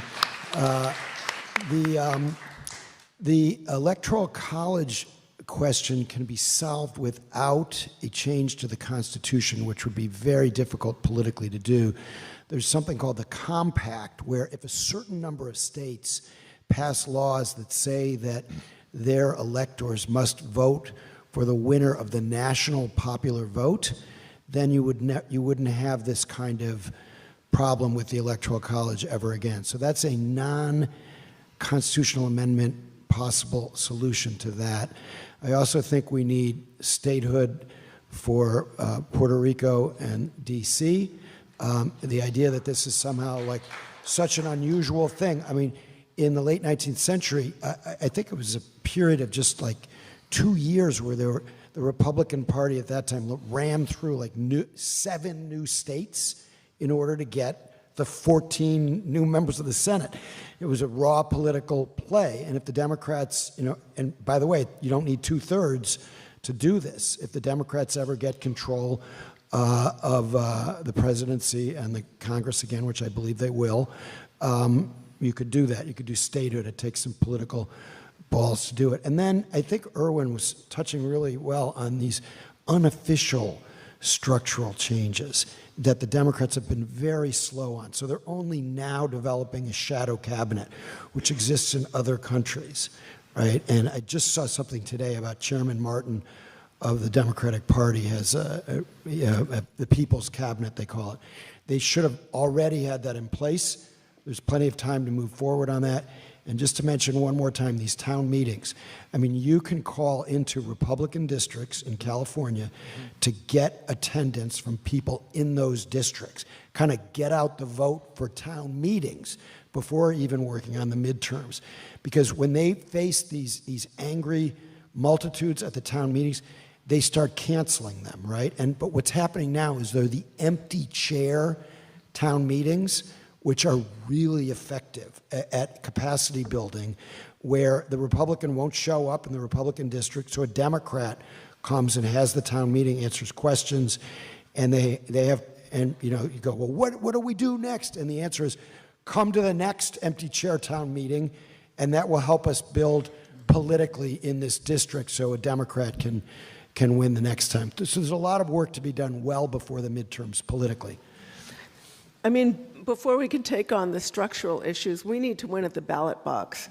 And there are things we can do as individuals, and then there are things we can do when we join together with others and support democracy-building organizations. But there is no substitute for the power of the vote. The way I do my research is I go to a lot of right-wing conferences and strategy gatherings. So I went to America Fest last December. It's 20,000 hardcore MAGA supporters in Phoenix, Arizona, at the convention center. It's put on by Charlie Kirk's Turning Point USA. And I heard Steve Bannon speak. And he was speaking to this crowd. He said, when you lost in 2020, he's there with his flak jacket, probably just got off the yacht with his billionaire friend. And he said, when you lost in 2020, You didn't get under the covers and suck your thumb.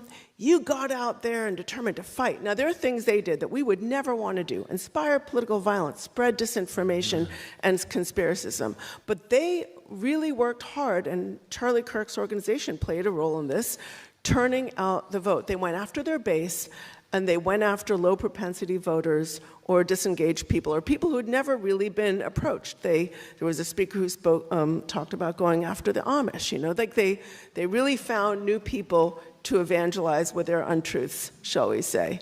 So, and they also spoke about ways that they do this. There was a lady who stood up and she said, if you're going to have an election in November, don't start canvassing in September. You got to have a barbecue in March. And just invite all the Republicans in your neighborhood and don't even talk about the election. Just get to know people and talk about, their issues and what concerns them. And then when you approach them again in May and start talking about issues, you have a relationship. So we can all do these kinds of relationship building, reach people in our circles. I feel like in sort of moderate, liberal, democratic leaning and moderate spaces, there's a lot of talk about how do you get your, uncle who's, watching Fox News or Newsmax every day, all day, how do you get him out of that rabbit hole?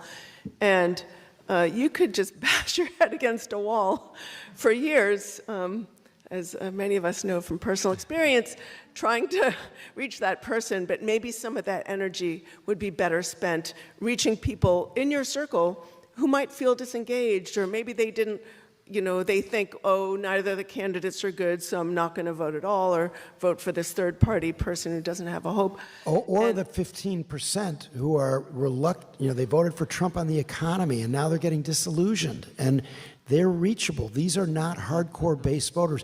The hardcore base, which you're right, you can't ever reach them, and people should stop talking about trying to convince, Uncle Bob to change his views. It's not going to happen. But there's 15% that decides all of this. And a lot of them voted for Trump because he was a businessman and they run a small business and they don't want to be regulated. These people know that tariff policy is stupid. They know that prices aren't coming down as he promised. They are reachable, but they're only reachable if people ditch a dopey woke agenda. They're not reachable with some of the old kinds of progressive appeals, even if they're right, even if the progressive on the merits, if they're right. It just doesn't work for the critical 15% to go to them with an identity politics kind of message. It has to be an economic message. It has to meet the voters where they are, not where you want them to be. So if you want to meet voters where they are, just if you take Latino voters, for instance, you don't call them Latinx because they don't call themselves Latinx. And just because in a faculty lounge somewhere somebody came up with this idea doesn't mean that it works with voters. So Democrats have to get smart about how they appeal to swing voters as well as mobilizing more of their own base. This is just one more thing I want to say. I agree with you. I think this is a really big, diverse country. Those of us who support democracy outnumber those of us who want to live in a cronyistic, kleptocratic autocracy where public money is being funneled to the dear leader and his allies. But we're not all going to get everything we want. It's like a big, noisy family. Not everybody gets everything they want. And we probably shouldn't get everything we want. But if we can agree on more than we disagree on, if we can agree on some core democratic principles, if you permit me to paraphrase Ronald Reagan when he said something along the lines of, the person who agrees with you 80% of the time is your 80% friend, not your 20% enemy, then we can work together. And I'll just add, democracy is a game of inches. I think that's been stated before. And there was no mandate in this election. The president won the election. He won the Electoral College for sure. But his popular vote was only 1.5%. And so elections matter. And he won. And so now we're faced with the next 4 years. But his polling today is terrible. And it's lower than it was at this time under Trump 1.0. It's lower than Bush. It's lower than Obama at this time. It's lower than Biden. And there's a lot of time before the next election, unfortunately. But if the elections were now, there would be a response, a Democratic response that would, I think, usher a very strong midterms for the Democrats. So that point about staying engaged, staying enraged, staying active, everyone having something to do. No one is powerless. No one is helpless. Everyone can do something, whatever that is. So I just want to ask you to not give yourself a pass and do something even if it hurts or even if it's something that you don't want to do, because that's how democracy will thrive. I do want to say that the Republicans right now are absolutely asleep at the wheel and craven. The Republicans in Congress, they're a co-equal branch of government. They have the House and the Senate, and they are allowing the president to do their job for them. They are allowing the president to trespass and infringe upon their co-equal branch of authority and do their job, and they're quiet and silent. Also, Republican AGs across the state. I mentioned the Democratic AGs. The Republican AGs haven't brought one lawsuit to challenge the unlawful, unconstitutional actions of the president as he deprives their constituents of constitutional rights like birthright citizenship, as he deprives their residents of funding that Congress has already appropriated for them for critical services, and undermines their rights and their freedoms. So they, I mean, this is what Trump wants. He wants others to cede authority to him, but we need folks who are going to step up. And I'm grateful that the Democrats, even though they don't have official majority authority, are using some of what they have. There's more that they can do, as stated. But you got to love Senator Cory Booker for his filibuster and standing up and inspiring the nation, really, and capturing our imagination and reminding us that we all have something we can do, even if it's not passing a law or the official conduct, or Senator Van Hollen for going to El Salvador and saying, I have a constituent whose the law has been broken, he's been deprived of due process, I want to bring him home. And these town halls are amazing, by the way, and I think they are the tip of the iceberg, you know, going into these districts that are red and the constituents demanding to know where their actual representative is, and Democrats are showing up and talking to them. And so this is how movements are built. This is how momentum is built. This is how elections are won. But we are still far out from them, so we need to. Trump doesn't respect the elections, and they're too far away from the emergency you guys well described. It doesn't make sense to wait till 2026 or 2028. He's violating the laws now. He wants to fill El Salvador, quote-unquote, homegrown. There is no check besides the people rising up in 2026. 2028 is way too late, and he doesn't respect the elections. I don't get it. There's a disconnect. I was going to say, that's a good... You get the last word because we're out of time. Thank you. You should have been up here on the panel, right? Everyone, the authors are going to be in signing area 1, which is marked on your map. So go buy books and have them sign it. So, thank you. Town meeting.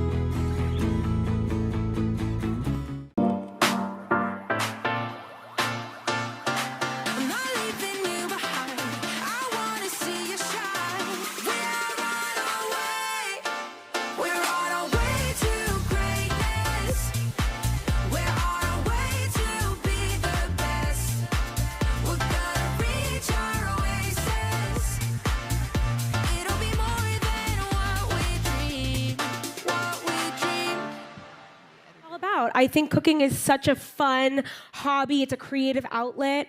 And sometimes we just feel too much pressure or there's too many rules.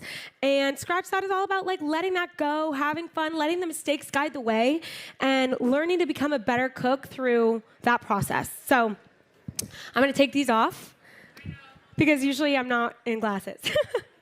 All right, what are we doing here? Does anybody know? No, I'm the one who should know. We're making a triple pickle fried chicken sandwich today. Do you guys like pickles? Woo! Me too! And that's why I did triple pickle. Actually, a lot of the times when I'm like developing recipes, and at least when I was at Tasty and developing recipes, I would think of like a recipe title that I really liked first. So one day, while I'm writing recipes for this cookbook, I thought, triple pickle, I like the sound of that. It's like kind of rolls off the tongue. And that's when this sandwich was born. It has all the best things because actually, Zoya, wherever you are, oh, she's in the back there, my partner Zoya, my fiance. She loves pickles. She's always like, more pickles. Does anyone else feel the same? Like there's never enough pickles. So we overkilled it here. We did a lot of pickles. So right now, I'm whipping up an aioli. Sorry, I should tell you what I'm doing. Just mayonnaise. I mean, obviously, you can make your own mayonnaise if you want, but a lot of the message of Scratch That is if you don't want to, you don't have to. Store-bought is totally fine in some cases. We're not totally cooking from scratch. We're doing like semi-scratch. But you know what? It's good enough. If it's good enough for you, it's good enough for me. So we just made a quick little aioli. I did mayonnaise, a little bit of Dijon mustard. We got that pickle brine and some chopped up pickles in there. Again, maybe this is more than triple pickles. Maybe this is like quadruple. What's more, like sextuple pickles? No, that was kind of weird. But a little kosher salt, pepper, season that up. The pickle brine is going to be pretty salty, though, of course. Now, over here, we have some flour, beautiful flour. More pickle brine, of course, because we're hitting it hard with the pickles over here. I really want to make sure you, like, let those pickles shine. Oh, wait, I'm also supposed to be asking you guys questions. Or do you have questions? Asking you questions. How you doing? Or do you have any questions for me?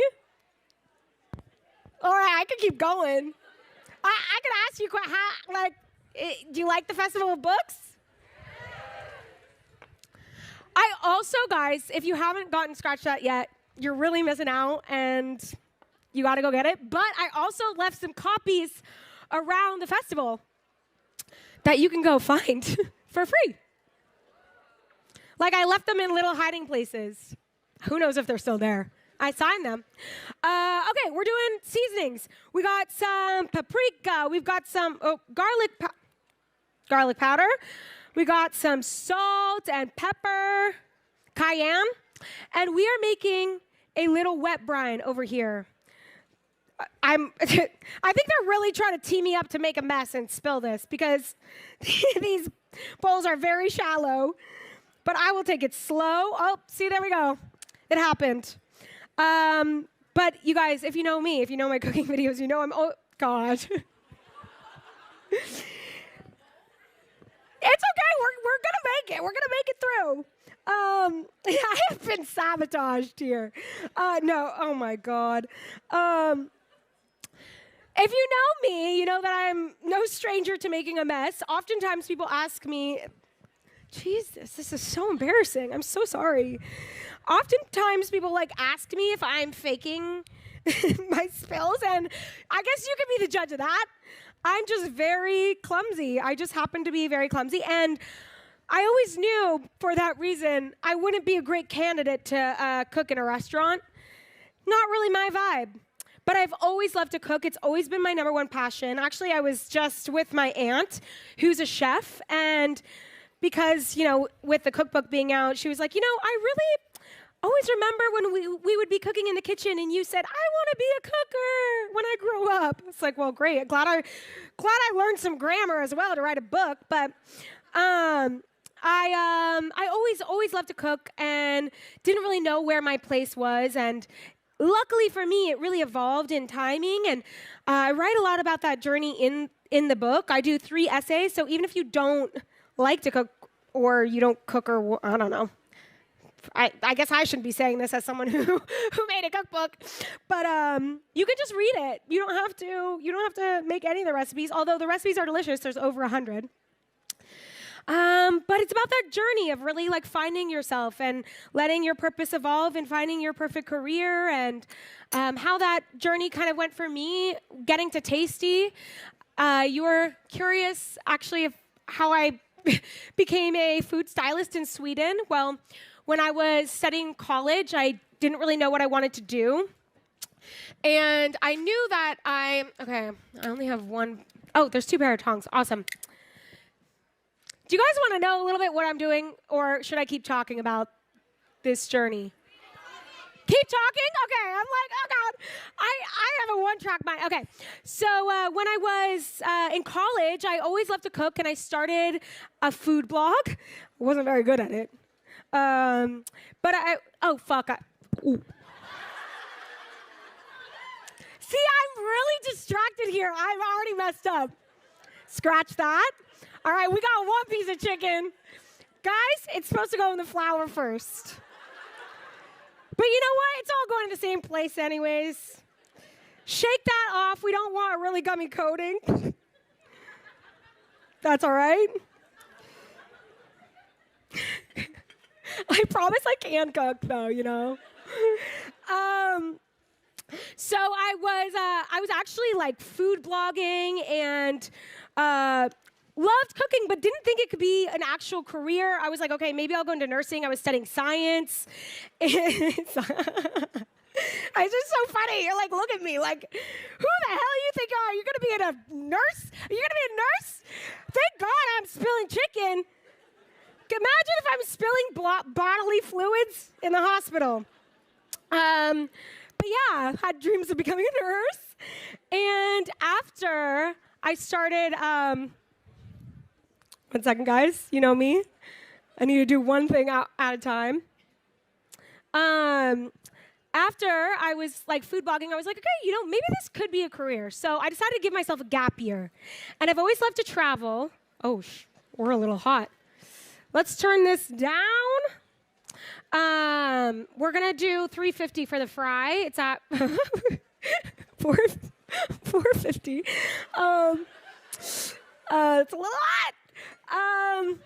So I was like, I'm gonna give myself a gap year. I'm gonna give myself a chance, give myself some time. Maybe the food blog will take off in this year. Because there wasn't digital food media that exists as it does right now. It was like blogging was the thing. And again, I wasn't very good at it. And so I moved to Sweden as an au pair. I went on aupairworld.com, found a family, and I started living there. And I was cooking for the family, and that was really cool. The boys I took care of, I would bring them to school in the morning. I would make them breakfast, bring them to school, and then I'd have the whole day to blog. And so it was a really amazing way to kind of like open the door to something. Again, I wasn't very good at the blogging, so instead I looked for, well, actually, I was a part of the International Association for Culinary Professionals, which is something you just join when you're networking after college and you don't know what you're doing. And I looked it up because it's kind of a directory, like a phone book almost, and I found one person in Sweden. I called her up, and I said, hello, I would like to cook for you. She was a food stylist, and she was like, my assistant just quit. Great, you can start. Which was amazing. Of course, it was very lucky. But there's something that kind of happens that I talk about in the book, that it's like if you kind of follow that guide of your intuition and believe in yourself and follow the path, even if it doesn't really make sense, but you have a belief in yourself, things kind of evolve in this amazing way, in this magical way. And so I started working as an assistant food stylist in Sweden for Mia. I also talk about this in the book. And while I was there, I was like, oh my gosh, this could really be a career. I hadn't seen that before, of like, oh, I don't have to be in a restaurant. I can be here. Like, we were cooking all day, taking photos. It was so cool. And again, I was a little bit, I really was a failed food blogger. I was not good at it. I wasn't consistent, and I was just like, I found kind of this niche in that food styling. And then almost a year to the date, this little thing called Tasty sprung up. And the second I saw my first Tasty video, I was like, that is my job. I know it. So I applied for the internship, and I held all my interviews via Skype and at weird hours because, again, I was in Sweden. And I told them, listen, I've never made a cooking video, but I'm very tech savvy and I love to cook. And if you give me a camera and tell me what button to push, I will push it. And they said, okay, this girl is balls, so let's give her a chance. And that's what they did. They gave me a chance. I flew back to LA that next week, and I started my job at Tasty. And it was an internship. I had to learn a lot. I really put my head down and tried to learn as much as possible. I became one of their top producers. I got the job, and then, like the full-time job, because again, I was an intern. And that's where my path kind of took me, and now we're here. I, left Tasty, as some of you guys know, a few years back, and while it was my dream job then, things really shifted, and I had learned so much on my own that I was like, okay, I'm going to give myself a shot and really try to make this career my own. And so since then, I've been about really differentiating myself and trying to grow on my own and find my voice and my footing. And I have been so blessed to do that through various social media platforms, from YouTube to Instagram and TikTok and a little bit of Substack, and just really getting to share that journey with you. And if you guys know any of my cooking videos, you'll see that I like to share a lot more than just the recipes. I like to share my life. I like to share what I've learned or my journey. And so that's really what I want the cookbook to be as well, like so much more than just the recipes, which is why I say if you don't cook, you can read it, you can look at the beautiful pictures. It's so bright and bold and colorful and messy.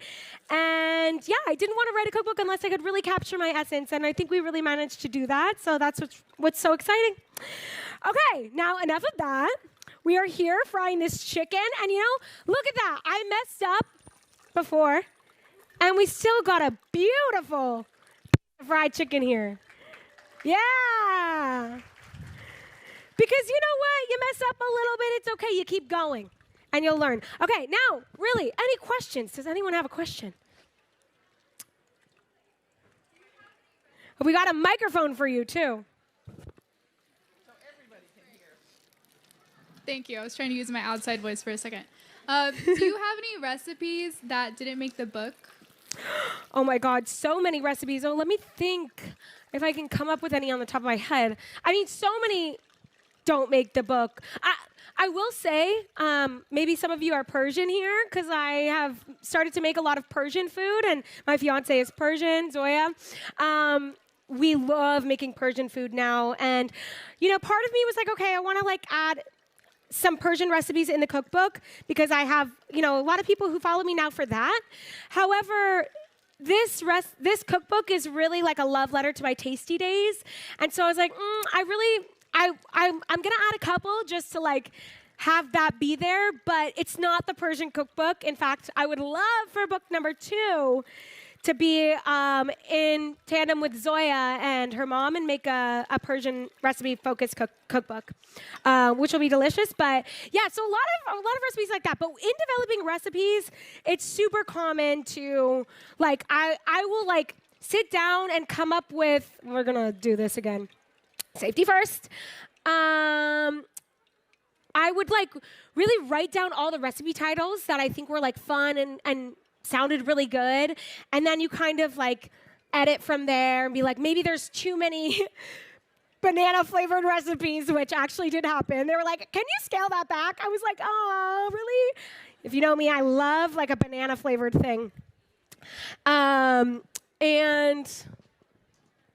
do I need another pan for the buns? Well, we were gonna toast them up, I think, right? Okay, thank you. But yeah, did that answer your question? Good, because I don't even remember some of the. I just move on. I have the worst memory, and I'm like, I can't even believe we're here right now. That the book is finally out. Because okay, damn. I feel like I'm just like 80 years old when I'm up here doing this. I told you that I was so tech savvy. But when it comes to, okay, there we go. An induction cooktop. There we go.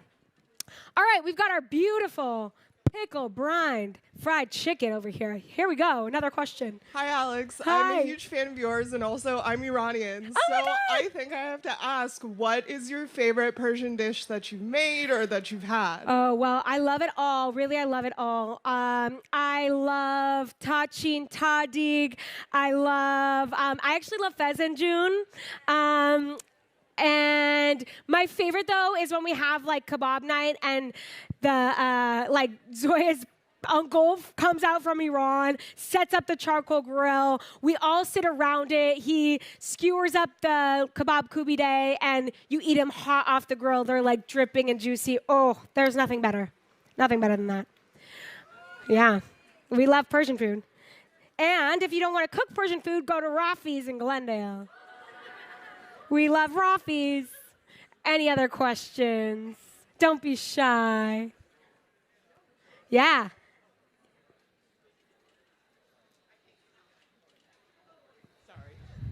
Will you give us a hint about where you hid those books? Oh my God. Where? I don't even remember. I told you I had a memory of a goldfish. They were like, they're all over, but I think the other one over there was gone, and then I had one over here, but I think it's gone, and then mostly at the festival over there. Well, it's super bright. You can't miss it. And maybe I can give you one. What?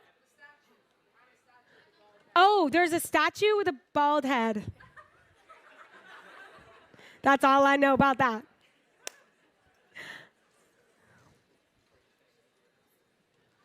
What? Oh, hello. Hi. What actually inspired you to start writing a cookbook versus, I guess, waiting a little while? Or? I know, yeah. I always wanted to write a cookbook. I always knew I would. I think, again, there's like a lot of fear that comes with it, of like, oh, that's really daunting. It takes a long time. And so I actually had some offers when I left Tasty, but I just wasn't ready because I was really in video mode. I was still building, and I was like, I'm not ready to switch that brain yet. And I knew I wanted to do it myself. I wanted to write the book. I wanted to like really have ownership over it. And so I just kind of like was in building mode, and lucky for me, I got connected with my amazing agent, Nicole, somewhere in the audience, and she said, because I had already started writing, but I didn't know how to write a book proposal. There were some pieces missing. I was like, I don't know how to do that. And when Nicole met me, she read my writing and was like, girl, we can have a book proposal in 1 week and an auction the next week. I was like, oh my God. So sometimes it's kind of like about like those missing pieces. But I talk about this in the book as well, of like sometimes I have this regret of like, I wish I had done this 5 years ago when I left Tasty, when I had like so much momentum and stuff, but I wasn't ready. Like I wouldn't have the perspective and the wisdom that I have. I say wisdom, you're like, oh, this girl's wise? I promise I'm wise. But I didn't have it in me at the time, so I'm really glad I waited. And I think that's just a testament to like sometimes the timing of your life is a little bit different than other people want for it. But I'm so proud of what we created, and again, it's such a representation of me.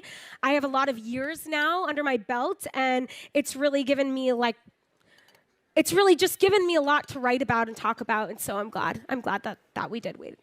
But hope that helps. All right, now I have toasted my buns, and I put my pickle aioli, and we got a question. Hi, Alex. You're one of the reasons I really love cooking, and I found you on Tasty. So what was your like favorite recipe on Tasty that you created? Oh my God, there were so many. I would make like, a lot of people don't know this because they know me from doing like Behind Tasty or I Draw You Cook on YouTube, but I was doing those hands videos, in, the classic like Facebook Tasty videos. Are you saying, did I do something? Oh no, I thought it was like, oh, and I was like, did I spill something? What happened? No, okay, good. We're all good. I was doing the like classic hands videos, and I would make like 2 to 3 a week. Also, I was saying I I was pretty fast and I like really loved the job. It was my whole life. So 2 to 3 a week. And not only would I set up the camera on the station, test the recipe and cook the recipe, I would operate both cameras at once. And I would then take the footage, break down the set, and then go edit the video. And we would do that 2 to 3 recipes per week. Yeah, can you even believe someone like me? Clearly, I lost my touch in doing more things at once, at a time. But I'm out of practice. But yeah, it was a grind, but it was so fun. So one of my favorite, some of the ones that like did so well, like, oh my gosh, my banana bread bottom cheesecake, my cinnamon roll apple pie was a big one, chicken parm lasagna. And that's why it was really fun to do that TikTok series where I was like talking over my old Tasty videos, if you've seen any of those, because it was fun to kind of reclaim them and get to tell the actual story. And yeah, because I mean, they just live on that page forever, but yeah, people don't know that inside Secrets of Tasty. Okay, now we're just assembling the sandwich. Easy as pie, easy as triple pickle. Bottom bun, lettuce, tomato. We got another question. Hi. Hi. I'm a huge fan of you and Zoya. I love you both. You. Couple goals. Who do you like better? It's so hard to choose. I can't. You're tied. I was You just can wondering. choose. You can choose. I'm not going to. I was just wondering, how was the experience going from working for a brand like Tasty to then going out on your own and creating a brand yourself? Like any challenges or things that were fun to learn along the way? Because you're a huge inspiration. Thank you so much. So many challenges. It's a different beast. There's so many pros and cons with it. I love that I have the freedom and I get to create exactly what I want and I get to schedule my days. But at the same time, it's really hard to be your own boss. It's hard to schedule your own days. It's hard to find that discipline within you. It's hard when you're in a comparison game, especially with social media these days. It's like, looking at this person and looking at that person. And I think a lot of it is staying focused in what you're creating and your purpose. That's really helped me, give me like, putting the blinders on and being like, what value are we bringing and who are we serving? Because I could look over here and be like, okay, there's recipe creators who really stick to just sharing a recipe and they grow super fast because it's like they're niched down. But for me, it doesn't light me up. I really, really want to share more and not being blinded by like what those numbers are, but like staying in what lights me up. Because at the end of the day, we have people coming up to us saying exactly that, like, you've changed my life and like watching you brings me so much joy. So just staying in that and it really helps. But totally different beasts, but they're both great. Yeah. Hi, Alex. I'm a fellow BuzzFeeder. You're one of the reasons why I wanted to work at BuzzFeed in the first place, so I'm really happy to be here supporting you. What advice could you give about like separating your identity from your past employer, creating your own brand, and just like going for it? Wow. I mean, a lot with that. Like, again, like kind of like keeping your eyes on the purpose and what lights you up. And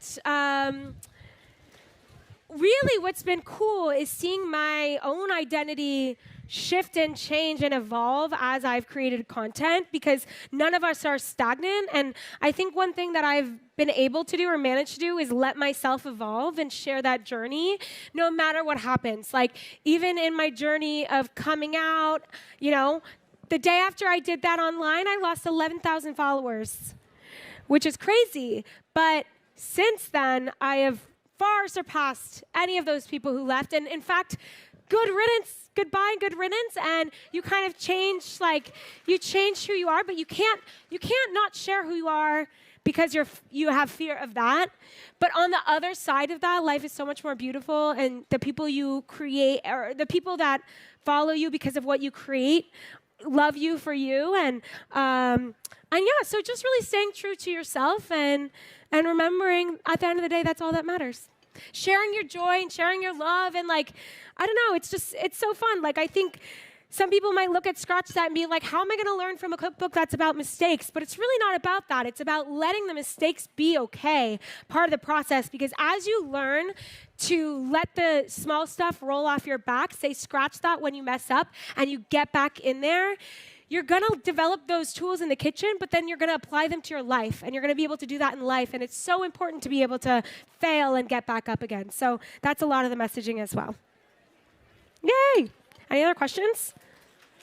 Yeah. Oh, well, tonight we are making Persian feast. Zoya is as well. Actually, no, we're making like kind of Mediterranean, like, what we're making actually is the, well, little plug there. We are making the sheep pan chicken shawarma from the book. Oh gosh, just take my word for it. We're making the sheep pan chicken shawarma, extra delicious. We're gonna be making some homemade 2-ingredient flatbread, and we're gonna make our friends get into it, and they don't cook. But we're like, come on, it's a little fun, it's just easy. And then we're gonna we made salad charzi, so we're making like a really fun Mediterranean feast tonight, Middle Eastern Mediterranean. And then we make a lot of like lasagna, a lot of pastas, like to keep it like easy when we're cooking for friends, and like they're kind of, our friends are very simple. They don't cook. They like the classics. But yeah, it's so fun, and especially like we were talking about it in the car over. It's like it's really fun to get them, to encourage them to get in the kitchen. Like that's why we're gonna. They don't know that we're telling them they have to cook tonight, but like it's in the spirit of being like it's okay. Like we'll teach you, and it's just fun. Like throw the pita. Easy. Wow, look at that. Did I make this? We have a delicious triple pickle fried chicken sandwich. We got a pickle brined battered fried chicken. You want me to, you're like telling me to eat, you want me to bite it? Okay. We've got a pickle brined chicken. Oh, you want to eat it? Are you allowed? Am I allowed? Don't sue me. Oh, we are allowed? Okay. We are allowed. Just let me, I was a little distracted, so just let me make sure it's cooked through. Should I just go? Oh, we're good. Hi, Alex. Wait, I'm here in the middle. Hello. Oh, hi. Hi, sorry. God? Is that you? Okay, do you want to? I mean, wow. they asked for it. Yes. So I've been watching you since I was like 12. Wow, I'm so sorry. And like, my first impression of you was making chocolate croissants. Yes. So can I ask you like what your favorite memory was when you were at Tasty? That was a good memory. And you know, there's a story with those chocolate croissants. This is not my favorite memory at Tasty, but it is a funny one. And I write a little blurb in the book about this. If you catch it, it's in like the front matter. But okay, when I was making those chocolate croissants, and obviously those videos were pretty hard. I was making something I'd never made before. Chocolate croissants are really hard to make. And we were filming this for like 2 weeks straight. And actually the bosses at Tasty were like, girl, you gotta wrap this up. Like, time is money, you know? Like, usually my shoots take 1 day, and instead they were taking 2 weeks because we were doing this crazy thing. There you go. And enjoy. And if you don't like it, don't tell me. Okay, so I finally got this recipe down. I was like, guys, it is working. I'm not gonna get fired. Here we go. We're gonna finish up this video today. And lo and behold, I placed out, that's good, yeah! I promise I did not pay them.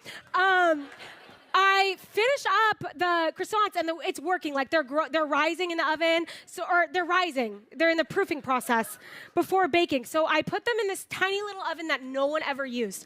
And I was like, okay, I'm just gonna keep them safe in here while they proof, and then we're gonna come back. I was like editing. I come back to the kitchen. We're like, okay, we're gonna bake them. Then the video's gonna be over. I open up this little mini oven, and I see, to my horror, that someone has turned on the oven, and they were baking inside. They were burning inside. And I was like, oh my God. Like, I screamed like, oh my God. And then this poor girl was an intern, and was like, oh, and I was like, oh, it's okay. Like, oh my God, I don't know if this is okay.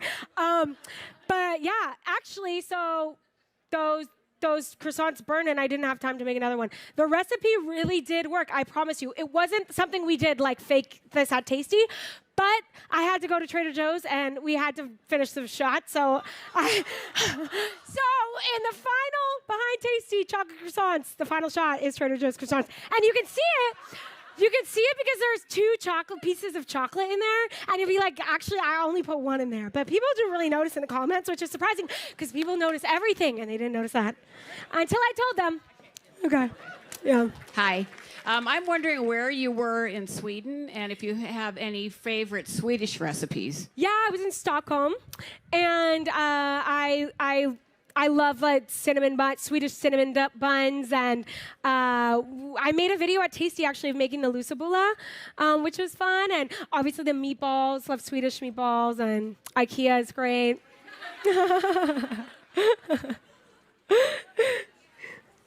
All right, is it time?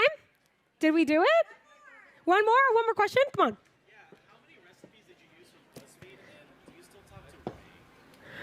How many? Wait, I need.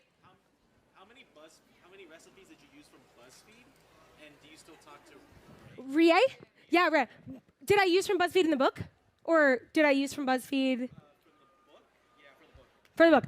There's I don't know how many. Most of them are new recipes. Everything is like new, except for there's a couple that I kind of redid just because I just liked them and they were like fun. Like potato chip onion rings is in there. It's a little snacky food. I did that at Tasty.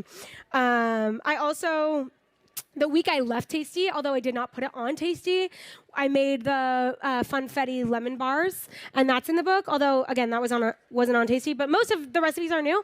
And yes, I still talk to Rie, and I'm gonna be in Los Angeles for my cookbook tour finale stop. You can get the tickets with the link that's on my bio, but I hope Rie will be there. I gotta call her up and make sure she's gonna be there. But that's gonna be really fun if you wanna come hang out. It's gonna be at Secco in Silver Lake, and you get a book, we get to sign it, gonna be drinks, maybe a few surprises, some other fun cooking creators. But yeah, guys, this was so much fun. I wish I could hug you all. Alex Traeger, everybody. Thank you. She will be signing copies of her book. You can purchase it just to your right. Time while I record you.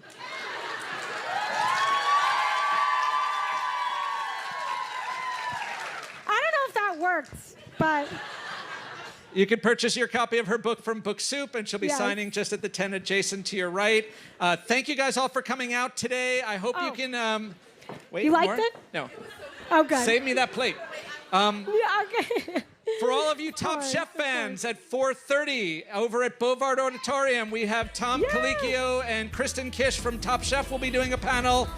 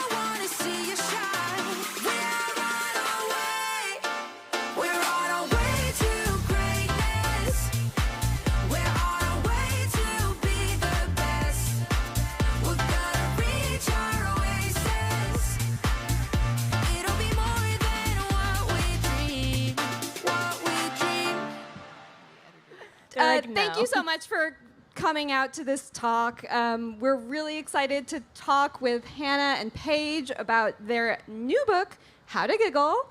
And we should just get right into it. Let's go. Yeah. Okay, first I have a question. Are you familiar with each other's laughs? Laughs? Yeah. That's all we know about each other. Like I can hear Hannah's laugh from a mile away. Can you impersonate it? She's more of like a full body laugh. I feel like it's like a whine. She's more she's more like It has an aftertaste. No, I think the key is if we can get each other to silent laugh. Yeah. You know, a silent laugh, that's just energy. So when we're doing our podcast and you hear silence, it's because Paige is going like, I can't breathe. Yeah. So we like to silent laugh. That's funny. That was a hard one to start with. Well, sorry. Maybe we'll get it later on. I am curious. In the book, you guys write about all the things to do in life. Like, you talk about bowel movements, you talk about boyfriends, you talk about friendship, and you talk about how you got to where you are now. You've come a long way. So I wanted to first ask, what role did delusion play in your trajectory? I think we all know the famous TikTok, being Delulu is the Salulu. How do you use that to your advantage in your career? I think like the part we wrote, I also said, I was delusional but also stupid. And I feel like that was so true because when we first started, and like even posting on Instagram, like I was never nervous to post on Instagram because I was like, no one's watching it. So it was like very delusional of me. And even now, like when I post, I really think of like my first like 2,000 followers. Like I feel like I'm posting to them, and that's just like delusional. So I feel like if you're not delusional, you're never gonna accomplish anything. Yeah. Because we all have to start not good at what we do. Like Sure, before you become a comedian, you're someone who wants to be a comedian who's delusional. So we want to normalize like you're not delusional, you're being brave. Yeah. And especially stop waiting until you feel like you're over prepared for something, like just do it. So I think we want people to try things that they didn't think they could previously do. Sure, yeah, that makes sense. Because that's the hardest part is saying I want to do it. And 90% of people quit there. Yeah. Do you ever get nervous about social media now since there's so many more eyeballs on you? I mean, of course, there's like certain things where we're like, we probably shouldn't post that. But truly, like, not really. Like when we are videoing something and we're like, that's really funny, like it's immediately going on the internet. I think also why we've done well in this and maybe not some other things. Like what? Well, because they can't fire us from this. We are the bosses. Be your own boss. I think also at the end of the day, we enjoy making people laugh. So when it's something you enjoy, you keep doing it in spite of like some of the nerves. But if you don't actually like something, I feel like people quit a lot because they're like, I don't need this extra stress. But like making funny videos is all I wanted to do. Sure. And it's the joy of creating. That is a good segue to my next question, which is the importance of committing to the bit. You write about how this is very important for your friendship. Look at Paige's outfit today. Yeah, can we get like do you want to do a spin? Thank you so much. I thought you were literally never going to ask me. I felt it was only appropriate coming to a college campus if I wore no pants. So the only speaker today with no pants. Yes, it's a record. What were some early bits in your friendship, and what are some larger bits in your lives? Okay, early bits in our friendship. Like we obviously met on Summer House, so like we had different bits there that like no one ever really saw. Like the first time we laughed together, we were laying in bed, obviously, and I said, Hannah, are you hungry? And she said, yeah, I'm actually starving. And I pulled out a turkey panini from like my nightside table, and it was in that moment where I think we fell in love. And so like that was a bit that ran throughout Summer House that like no one else knew. We had some bits make it on where Paige had these like chicken cutlets she would stuff in her bra. TMI, sorry. I didn't mean to expose you just there. It's okay. But we have nothing to hide.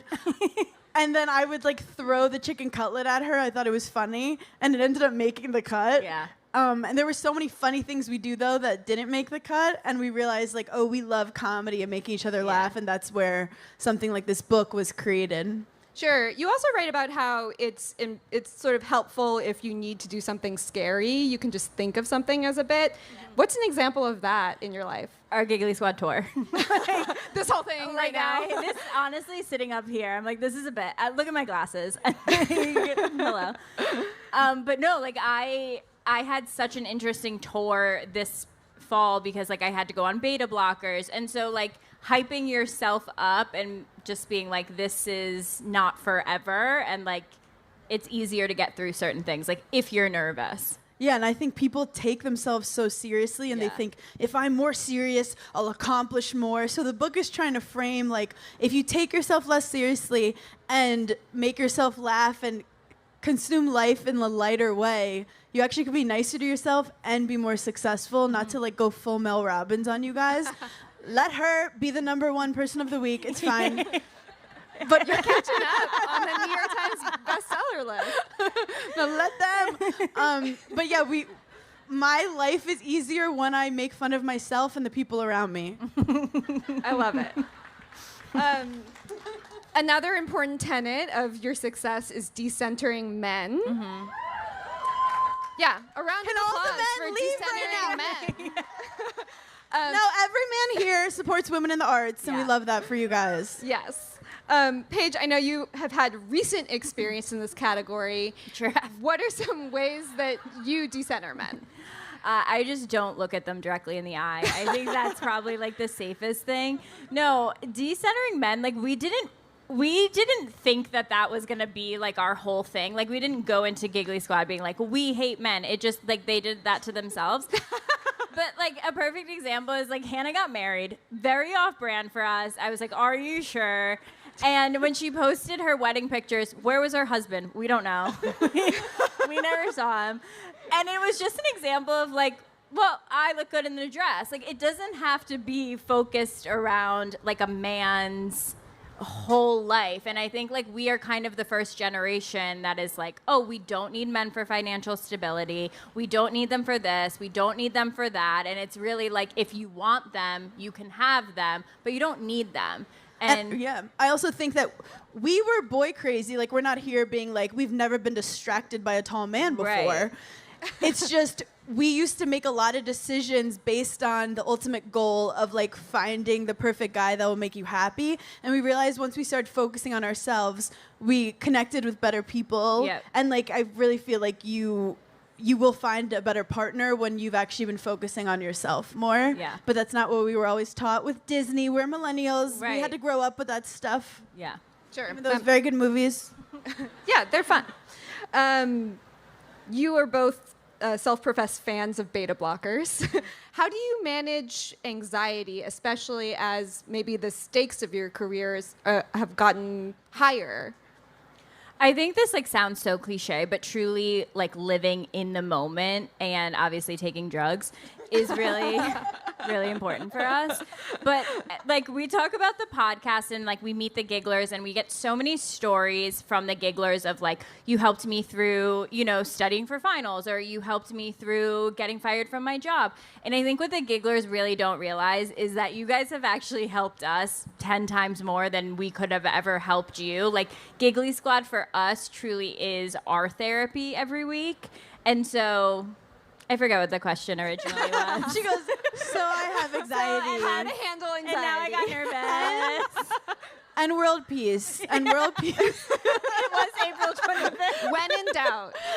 I do think, too, yeah, as we've had more and more people come and watch our stuff or consume our content, we do get more anxious, so it's important to show people, like, we're not superheroes. We have more anxiety, but when you overcome, like, when we performed in a big venue, you just get stronger. So it's, like, facing the things that are scaring you and knowing it actually does make you stronger and more prepared. But, yeah, we're very nervous and stressed out a lot. Like, there was a moment when we were on tour where I was like, I can either cancel the whole tour and never do this again and let this kind of, like, win, or I can be pushed out on stage after a panic attack by my best friend, and she'll say, the adrenaline will kick in, don't worry.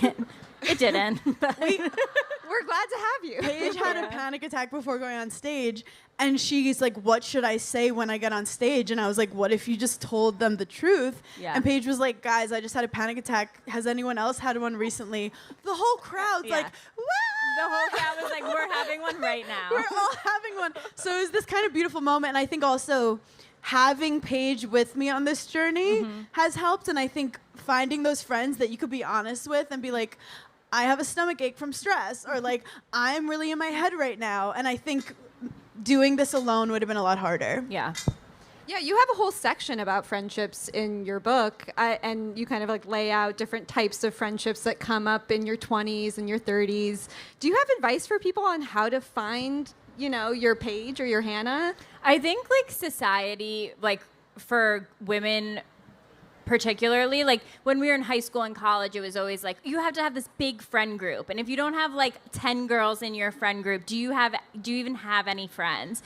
And it truly is finding that like if you have one good friend, you're so rich. So it's really finding that one person that you don't have to show up and be anything other than yourself, and there's nothing expected of you. We like the phrase like low maintenance friends, and we feel like we are very low maintenance. Like if Hannah calls me and is like, I can't come over, or like whatever, not that I would ever invite her over, not that we make plans like that, but it's like, yeah, great, cancel. So I think it's just like finding the people that you can truly be yourself with, and it's a hard journey, but like, it's so. And that goes with relationships too. I think we realize it's not about like a guy on paper. It's finding a guy that lets you be you, and how friendships are as valuable, finding that person that you don't feel uncomfortable around. And also we met each other like in our later 20s. Yeah. Be open to like finding a new friend in life. Making adults is when you're older is hard. Making but friends, at least yeah. making adults. That is also actually extremely hard. That is hard too. Sorry. Next question. Next question. We've lost the plot. So you came from the Bravo universe. And I think sometimes it can be hard when you're like coming from a big institution like that with a lot of big personalities to carve your own personality out. How did you do that? How did you follow like your own path after Bravo? Honestly, I'd like to say that we were like so smart and we had some plan. We literally didn't. It was just us being ourselves. And I think like when we met, we realized that we were so close and we had so much in common and we were so similar, and we would like watch episodes back and we'd be like, oh, they didn't get us at all, or like they didn't add any of our jokes in. And so I think like we just realized that, and really we didn't plan on having a podcast. Like we really went live every night on Instagram Live during COVID because we were so bored and we were at our parents' house. Like reality TV also really motivated me because I actually had a really fun time when it was fun. And then but I did see that like they want to put you as a character, especially as a woman. Like you're either the like drunk one, or the annoying one, or the fun, easy one. And women are so much more multifaceted, and that's why after reality TV, I was like, wait, I can go on stage and show a woman that is human and has multiple sides to her. So it really motivated me to like want to take up more space. I love that. When they were sort of pushing those roles on you, did at any point you think, I am that one? Or were you just like, I'm out? Like, we blacked it out. You blacked it out. And you also don't know until you watch it. And you're like, oh, that's okay. They could have told me I was cast as that. Right. How did you maintain your friendship on the set of a reality TV show? I mean, it's high pressure. You guys had just met. What was that like? We trauma bonded. Yeah. And I think we realized that like our humor was way more highbrow than everyone else's, and that they weren't really going to get our jokes. There were things called storylines that you're supposed to stick to, and we would just start riffing, and they would be like, we don't need any of this right now. We really don't. But I remember the first night we filmed, we get back into bed, and I was like, are you scared? And she was like, I'm scared. And we start whispering about everything going on. And then we realized there's microphones in the back of the headboard of the bed. And I was like, we're fucked. Sorry. Yeah. I was like, our season, we're done. They got everything. Yeah. And then we were able to kind of have each other's back. And I think overall we cared about our friendship at the end of the day. Sure. Right. Yeah. How important is your relationship to your family and your parents? I don't know if everyone has listened to the audio version of this, but we get 2 cameos from both of your mothers. What role has that played in your life?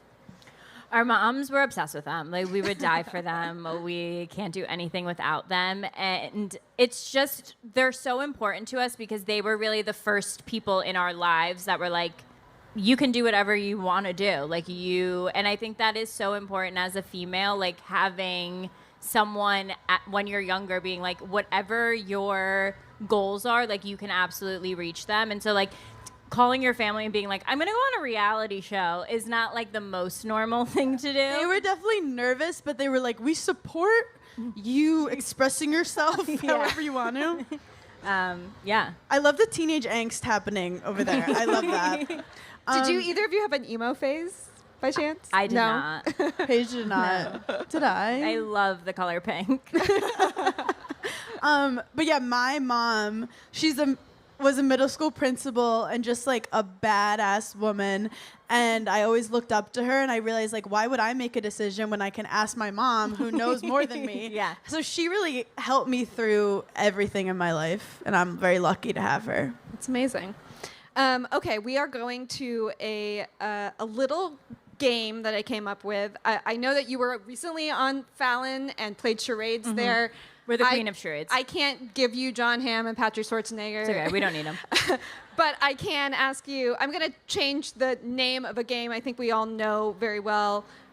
Kiss, Marry, Kill. Love it. And I'm just going to present to you a few different like trends from TikTok, wellness stuff, and you can tell me which one you like. Okay. Number 1, cold plunges. Kill. Once I found out that they're not as beneficial for women as they are for men, don't ever bring it up to me again. Okay, so if kill. it looks cool on your Instagram story, I support women in the arts. But no. All right. Don't give yourself pneumonia because someone on TikTok said it helps your anxiety. You know what gives me anxiety? Jumping into cold water. Yeah. Dry brushing. Kiss. Because, Kill. okay. I like it, but, who remembers to do that?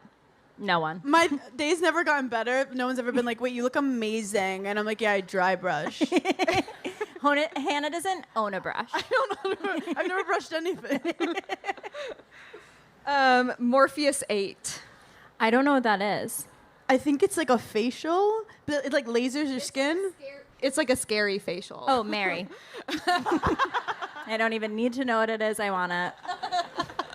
I'll kiss it because I support women in STEM. Hannah, I'm going to say this. Hannah, does not have a skincare routine. She just washes her face. I've never seen her break out. I moisturize. Yeah, but you've never had a pimple. Do you I use have other problems. face wash or? I do use face wash. I'm not a man. But she has like a 47-step skincare routine. And I'm constantly breaking out. Yeah. The doctors haven't solved everything yet. Cetaphil? There was never a problem. Why are we trying to fix it? Yeah. I feel that. Magnesium. Love. Do you actually use it though? Yeah, I sometimes make those sleepy girl drinks. Sleepy with the time. cranberry You knock juice? yourself out at night. Yeah. I love drugging myself. I want to support it, but I haven't done it consistently to be able to tell people to use it. Hannah doesn't need help falling asleep. I could fall asleep right now. You're a good sleeper, right? Yeah. That was a nice breeze. I'm like, oh, that felt good. She's a good sleeper. The let them theory. Well, we have current beef with her. Yeah, we're probably the only people in America that aren't very happy with her. No, I love. We love letting other people be number one in the New York Times bestseller. Yeah, let her. Literally let her. Yeah. Sound baths. Okay, every time on TikTok, when you scroll and someone's live on TikTok and it's like a psychic, or I stop at the sound bath people, and I listen for a while. Yeah. I don't click in because I'm not there yet, but I stop. You're and not listen. commenting? I'm The date of your birth and birth date? I love a sound bath. I wish there was more sound baths. When she was having a panic attack, I tried to put on like a spa sound to make her feel better, and she's like, "Get your phone away from my face." Tongue scraping. Love tongue scraping. Everyone should be doing it. What does it do? It gets all the bacteria off of your tongue. In the morning? Yeah. Apparently. But then I'm like, I forget to wash it. So then I'm like, am I getting my tongue dirtier from my tongue scraper? Yeah, disgusting. Sorry about that. Everyone's upset. Beef tallow. I don't know. I don't think so. Okay. I love a TikTok trend, and I love the TikTok shop, but there are some things where even I'm like, girls, we've gone too far. All right, well, that concludes our game.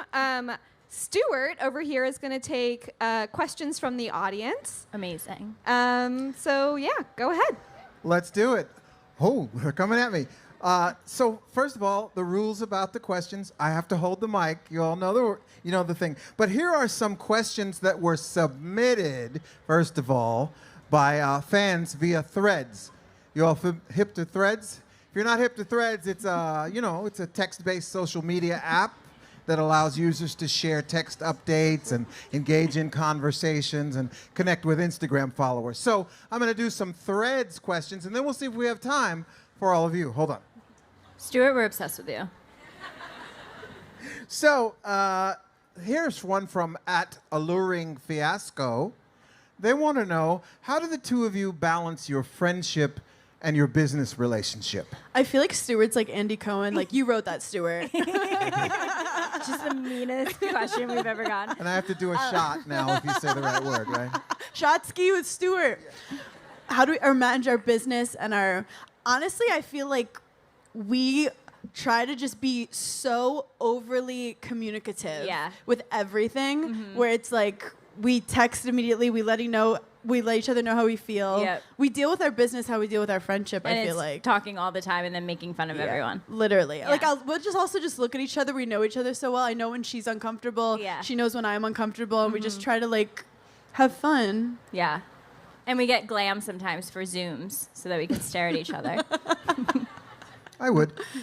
So here's one from @Emily Ashcraft. Emily says, you've both accomplished a lot in your professional goals. What are you still trying to do? Ooh.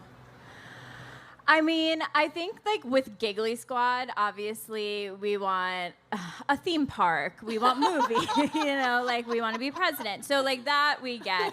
But I think like individually we still have goals too. Like I love fashion. Hannah's a stand-up comedian, and I think that is also really beneficial because we don't get so in the weeds of like Giggly Squad, because we know we have like separate things, and Giggly Squad will like always remain our like safe space. It's really our baby together. Like we have a baby together, and it's Giggly Squad. It's so true. We're mothers. Yeah, we're mothers. We're literal mothers. Also, I do want to say success does not equal happiness, but I think it's fun to keep challenging ourselves, and we want to just keep creating things that make us have fun. Yeah. And I mean, we never thought we would write a book. Yeah, we never thought we'd write a book. Love it. Okay, this is from @SirChrisSaint via Threads, everyone. Chris wants to know, what are your top 2 tips for laughing more and taking the stresses of life less seriously?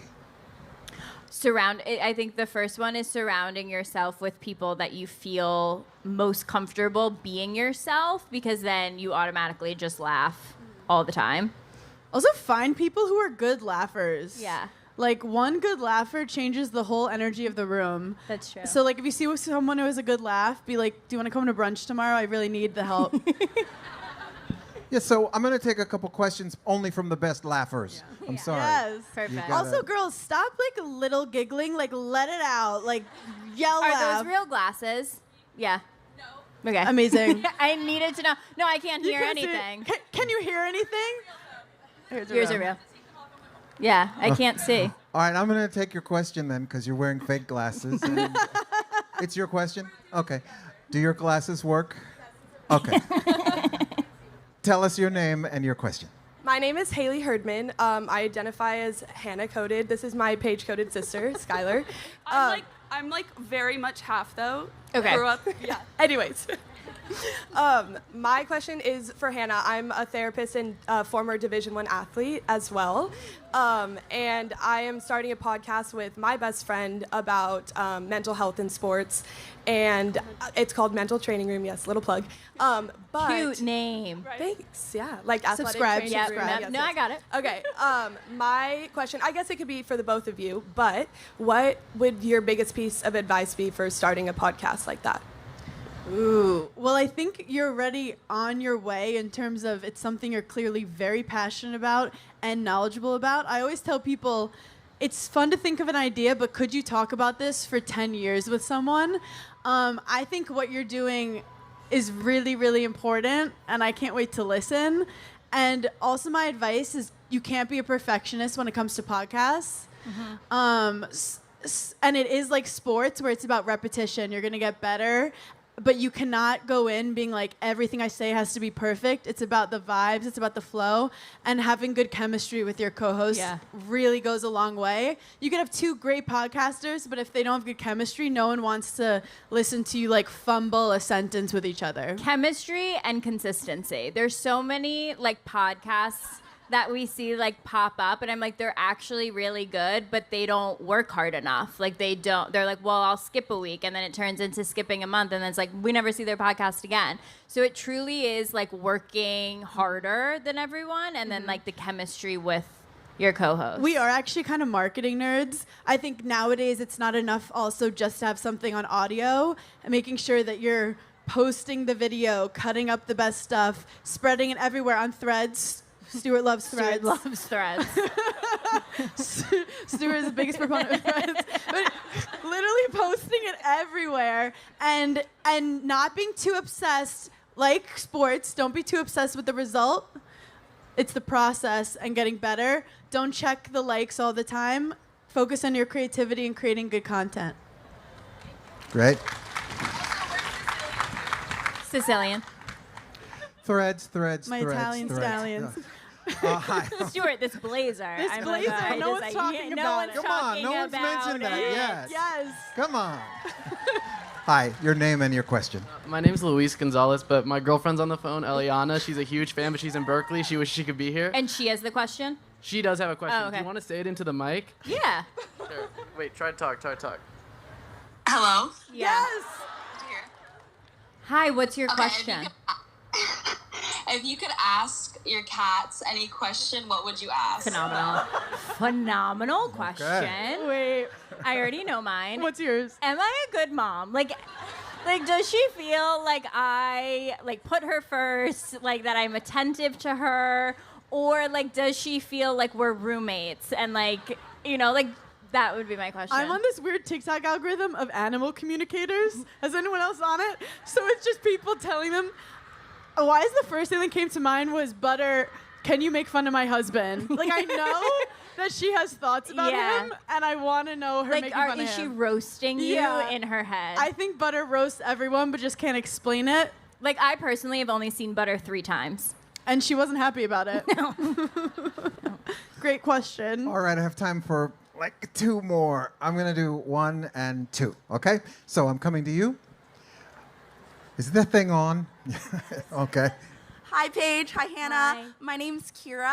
Me and my best friend, Fiona, are truly so you guys coded. I'm the Hannah. She's the Paige. She's abroad. The Paige is at home. She's like, I'm in bed. Well, have the best time, though. She's in Cape Town right now. I'm filming this for her. But so we both are really trying to decenter men in our lives, but they're so fun to talk about and scheme. Do you have any advice for us? Absolutely continue talking about them and making fun of them to each other. But I think it's bigger where I noticed in myself that like when I had a boyfriend, I would like dress different, or I would get these like new hobbies, and I'd be like, oh my God, I literally love football. Like, how could I not love it? And I noticed that, and like making small changes of like, okay, well, I actually don't like it, and I can say to him like, I don't really like this. And so it's like little things like that then eventually you're decentering them. And I think bonding with your girlfriends over men is great. Yeah. Because we're connected. We need awareness. But I do think also just being aware of when you're like, oh my God, we've just been venting about boys for too long. Yeah. Just that little knowing helps. And don't be so hard on yourself. You guys are doing great. Fantastic. She said, we love you guys. We love you. We love you. Hi, tell us your name and your question. Hi, my name is Ileana. I'm a Gemini, and I listen to you girls every week. I love that you gave us your sign. A true giggler. My question is, what is your go-to pep talk or mindset shift when you're not feeling like your best self? Okay, literally. Great question. I literally had to film the reunion yesterday, and I'm not kidding. I looked in the mirror before I went, and I was like, you're strong, you're capable, you're hilarious. And I think, like, now that I take beta blockers, like, I pep talk myself way more than I ever have. Because you can breathe. Yeah, and it's really just, like, knowing deep down that, like, it's not going to last. Even if you go out and you mess up and everyone hates you, which happens to me all the time, it's not going to last, and, like, keeping your confidence. Yes, knowing that, like, nothing stays the same. Whatever feeling you're having cannot stay the same. The molecules are moving, and that's just science. That's women in STEM. Yeah, and that's backed by science. And back to our book, which is How to Take Life Less Seriously. This sounds negative, but what you were hinting at, nobody cares. Yes. Like I will be so in my head about something and just be like, literally no one cares. And it's sad for a second, and then you go, but I'm free. Yeah. You know? So, like, no one cares. Like, a perfect example is, like, you know, when you go to the gym and you're, like, around other people and you're like, everyone's staring at me because I don't know how to do this exercise and I look so stupid. No one's looking at you because they're thinking about themselves. Yeah. Literally, no one cares about you. And you. I've had so many conversations where I walk away and I'm like, wow, I was horrible in that interaction and I ruined that person's day and I was so awkward. And then I'll see them a month later and they're like, I had so much fun with you. Or they're like, I don't remember even meeting you. So, like, you're making stuff up in your head and just know no one cares. The voice in your head is lying to you literally most of the time because we're creative. And you're going to be great. Thank you. I'm sorry, I was thinking about myself. What were you saying? And let them. I'm Stuart K. I am a Virgo, and I'm tossing it back to We can Alyssa. tell you're a Virgo, Stuart. You were on you it. get Virgo energy. Yeah. Oh, thank you so much for coming to Thank this you, guys. amazing conversation. You guys will be signing books over at booth 8 of Roman's Bookstore. So if you want to get a book, head over there. Thank you so much for being here. Thank you for having us. Thank you for coming, this was guys. so much fun. Thank Yeah, you. not just a book. Get over to Romans and purchase How to Giggle. Once more, a big hand for Hannah Berner, Paige DeSorbo, and Alyssa Beresnak.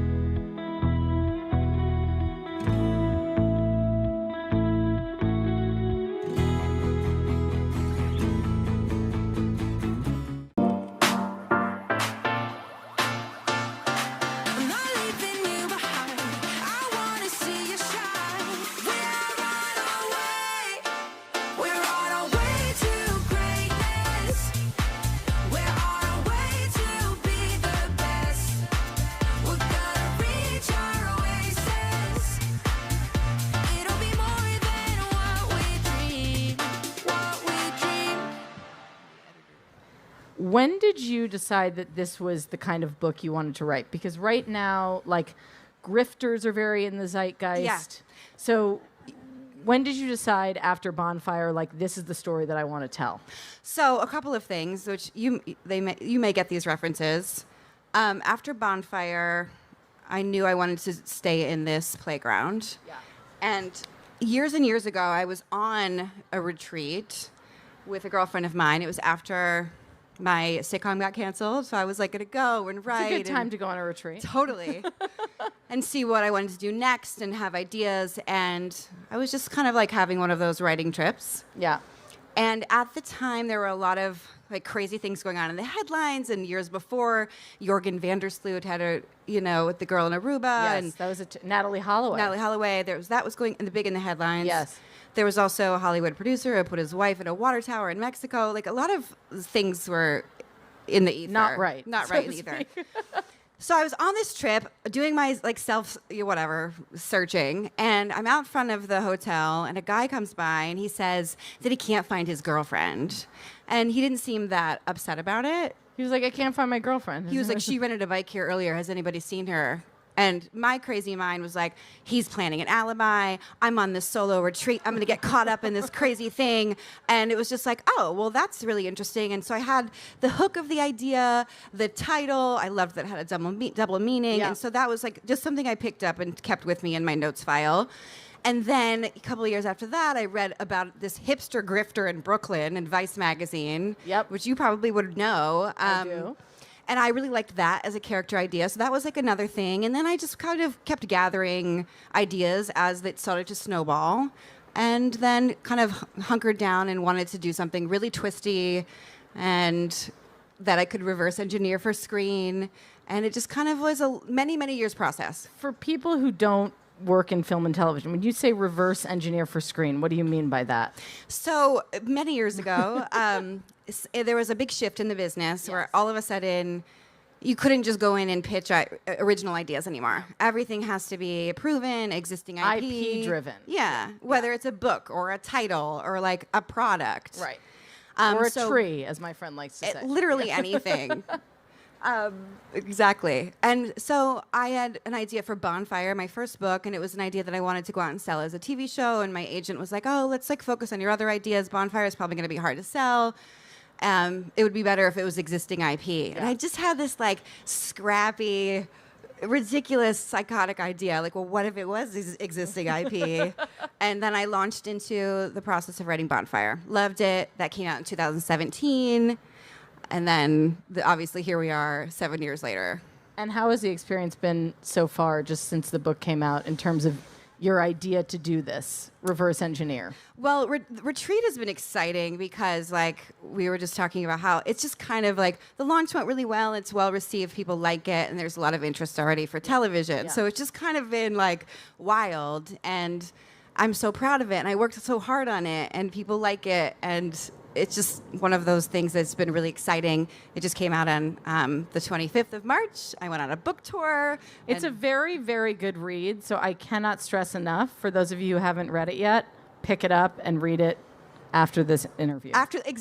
It'll probably, a lot of people have been telling me they are reading it in a weekend or in a day, and I'm like, oh my God. I listen to it in a day. I should say I listen to it, and I want to talk to you a little bit about that. Yeah. But before I ask, so Liz is a character who's very interesting. It is not common that an actress gets to write a book that she can envision herself playing as she's writing the book. Well, it was like create great roles that I know actresses would like, whether I'm in it or not, because you never know when something's going to happen. That's very true. It's just like, what do I like about character development? Like, what did I enjoy about like playing Jessica Jones? And like just like, kind of getting an opportunity to do the thing that I actually love to do. And so it must be fun to kind of write that character thinking about, maybe I'll play this person. Yeah, or it kind of, it feels like I already am playing that person.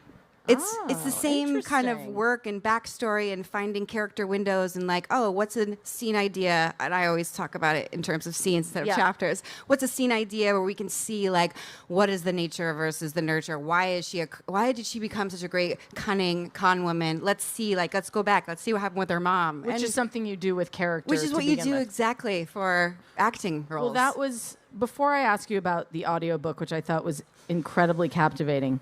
I woke up this morning and I was like, what do I actually want to ask Kristen Ritter?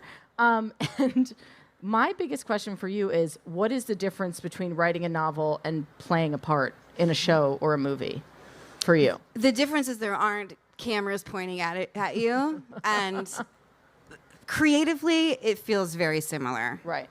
And that is reductive, but it really does feel very similar. The nuances are different, but it's very collaborative. Obviously, I have a co-writer here. The same way I would have like a great brain to bounce off of with TV. And there's not cameras. I get to also be home. Huge difference. Huge difference. Not working 90 hours a week and get to see my son and still get to do the thing that I love to do. So it's a nice way to like have my cake and eat it too, and still be very challenged and very fulfilled. Do you find the process of writing to be more... Well, I guess you have a co-writer, so it's not as solitary for you. Yeah, that's exactly right. And I have written by myself, and it takes longer. And I find like when I write with somebody else, it's faster, it's better. Ideas beget better ideas. Yes. And if you get the right chemistry, it's on fire. Yeah. So like there are things in the book that I know would have never gotten to where they were if there weren't two of us. And I always say 2 heads are better than one, but really like 3, 4, 5, 6 heads sometimes are better than one. How do you find the person that you collaborate with? Well, I knew I was I was working on Retreat by myself for a long time, and I was getting pretty stuck, honestly. And I was shooting nonstop, but I had my child, and I just like knew it wasn't quite. And my agent suggested Lindsay from something else that she had done, and it just worked. Yeah. I just really liked her. I read a sample of hers, and I sent her what I had, and we just started like getting. How does that work? You just are back and forth. Yeah. Oh, that's so cool. Oh, and then if the two of us get together, it's like 2 brains on fire. Yeah, like, yeah. It's out of control. But yeah, we do a pass, send it back, maybe read something, give notes, get in conversation, and just like pass back and forth. And it gets really fun when the font color changes. Oh, yeah. So many times in one sentence that you're like, what did we even start with? Right. So yeah, that's kind of how it works. I like that you put her name on the front cover. I think that's cool to know that there's Absolutely. That was collaboration there. never. It was never a question of not. Yeah. So you're an actress, which means that performing your book is something that probably comes a little bit naturally to you more than maybe, say, a Joyce Carol Oates or a... It's so hard. The audiobook. Oh, really? It's a very hard thing for you to do. It is so hard. And I did not do the audio for my first book, and the actress who did it was fabulous. Was there a reason you just...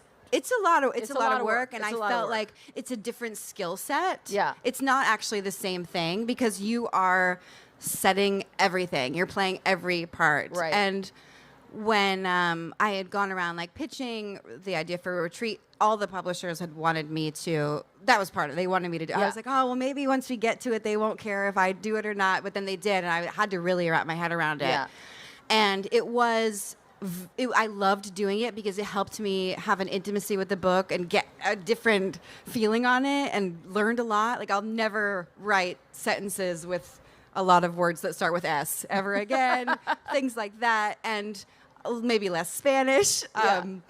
And it was great, but it's really hard. It's just a titanic amount of work, and How long does it take? It takes like all day, every day for multiple days. I mean, it's a big undertaking, but not as long as like a show, but it's a couple weeks. But I think people take it for granted because you just listen to it and you think, oh, this person sat down in a day and read this. I think that it is a huge talent to be able to perform an audiobook, and the actresses and actors who do it are wildly talented. Yeah. It's Yeah. not easy. I was imagine exhausted. It's not easy at all.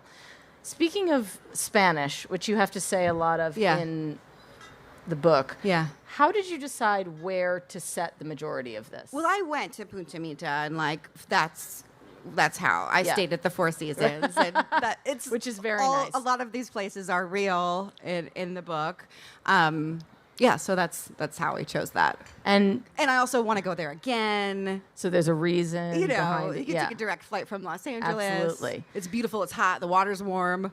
Is there one of my big questions when I was reading it, are there books that you have read in the like there is a Ripley-esque element to For this sure. character? Yeah. Like were there books that you read that were really interesting to you in terms of like building the twists or building the characters? Yeah, I mean, this is the genre that I read. But yeah, I mean, Talented Mr. Ripley, of course, it was like a big inspiration, even just with the characters like being kind of doppelgangers. You know, like this year I read Frida McFadden and Lisa Jewell and those kind of twisty books where you don't know what's coming. Like that's what I like, especially now. I feel like all of our attention spans, mine, I mean, it's not as good, and I kind of need that.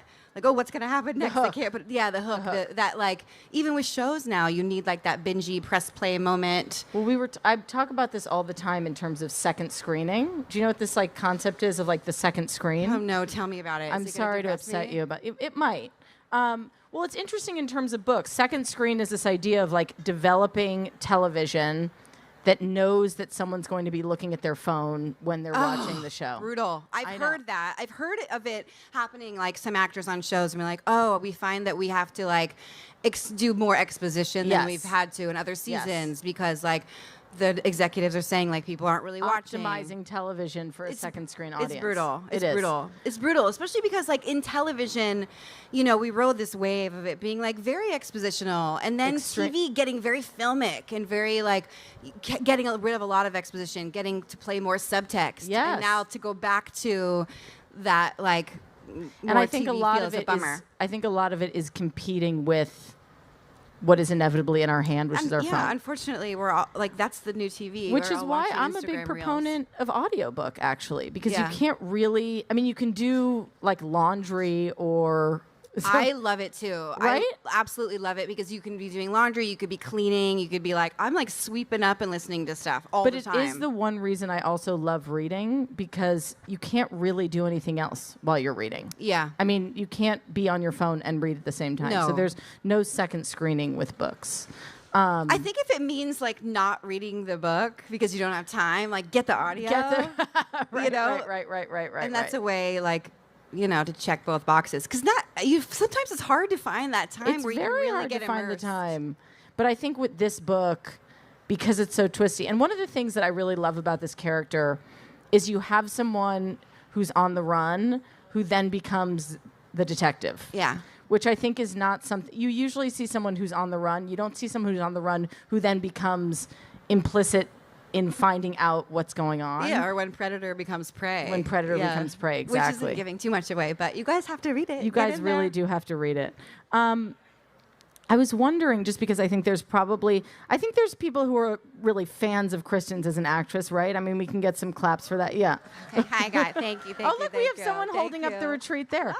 Thank you. And just there you go.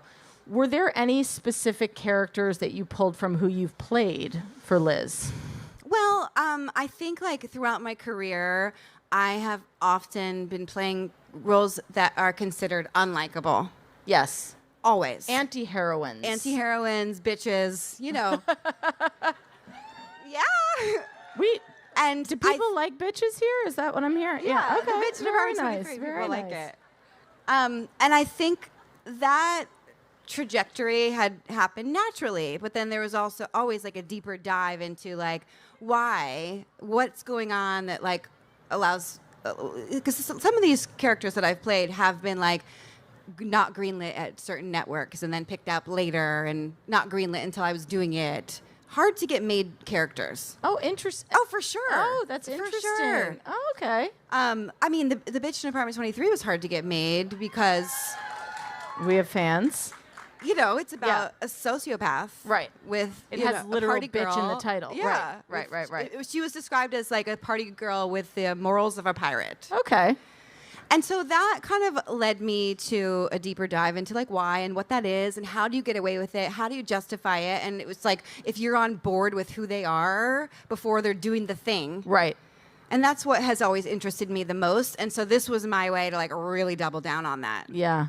I think it works because I think the character of Liz to me is someone who, I mean, anti-heroine is confusing because I still liked her more than all the. I guess that's always Yeah. the point. It's like I still liked her more than all of the other characters. Well, don't you feel like with the show, like a show like Dexter or, Yes. or Breaking Bad? Yes. Those guys are doing bad stuff. Terrible. They're difficult men, as we But like to call them. Is it a result of spending time with them? Yes. That you love them and you get to know them. That's exactly right. And there isn't really a direct reference for like a female-led exact version. No.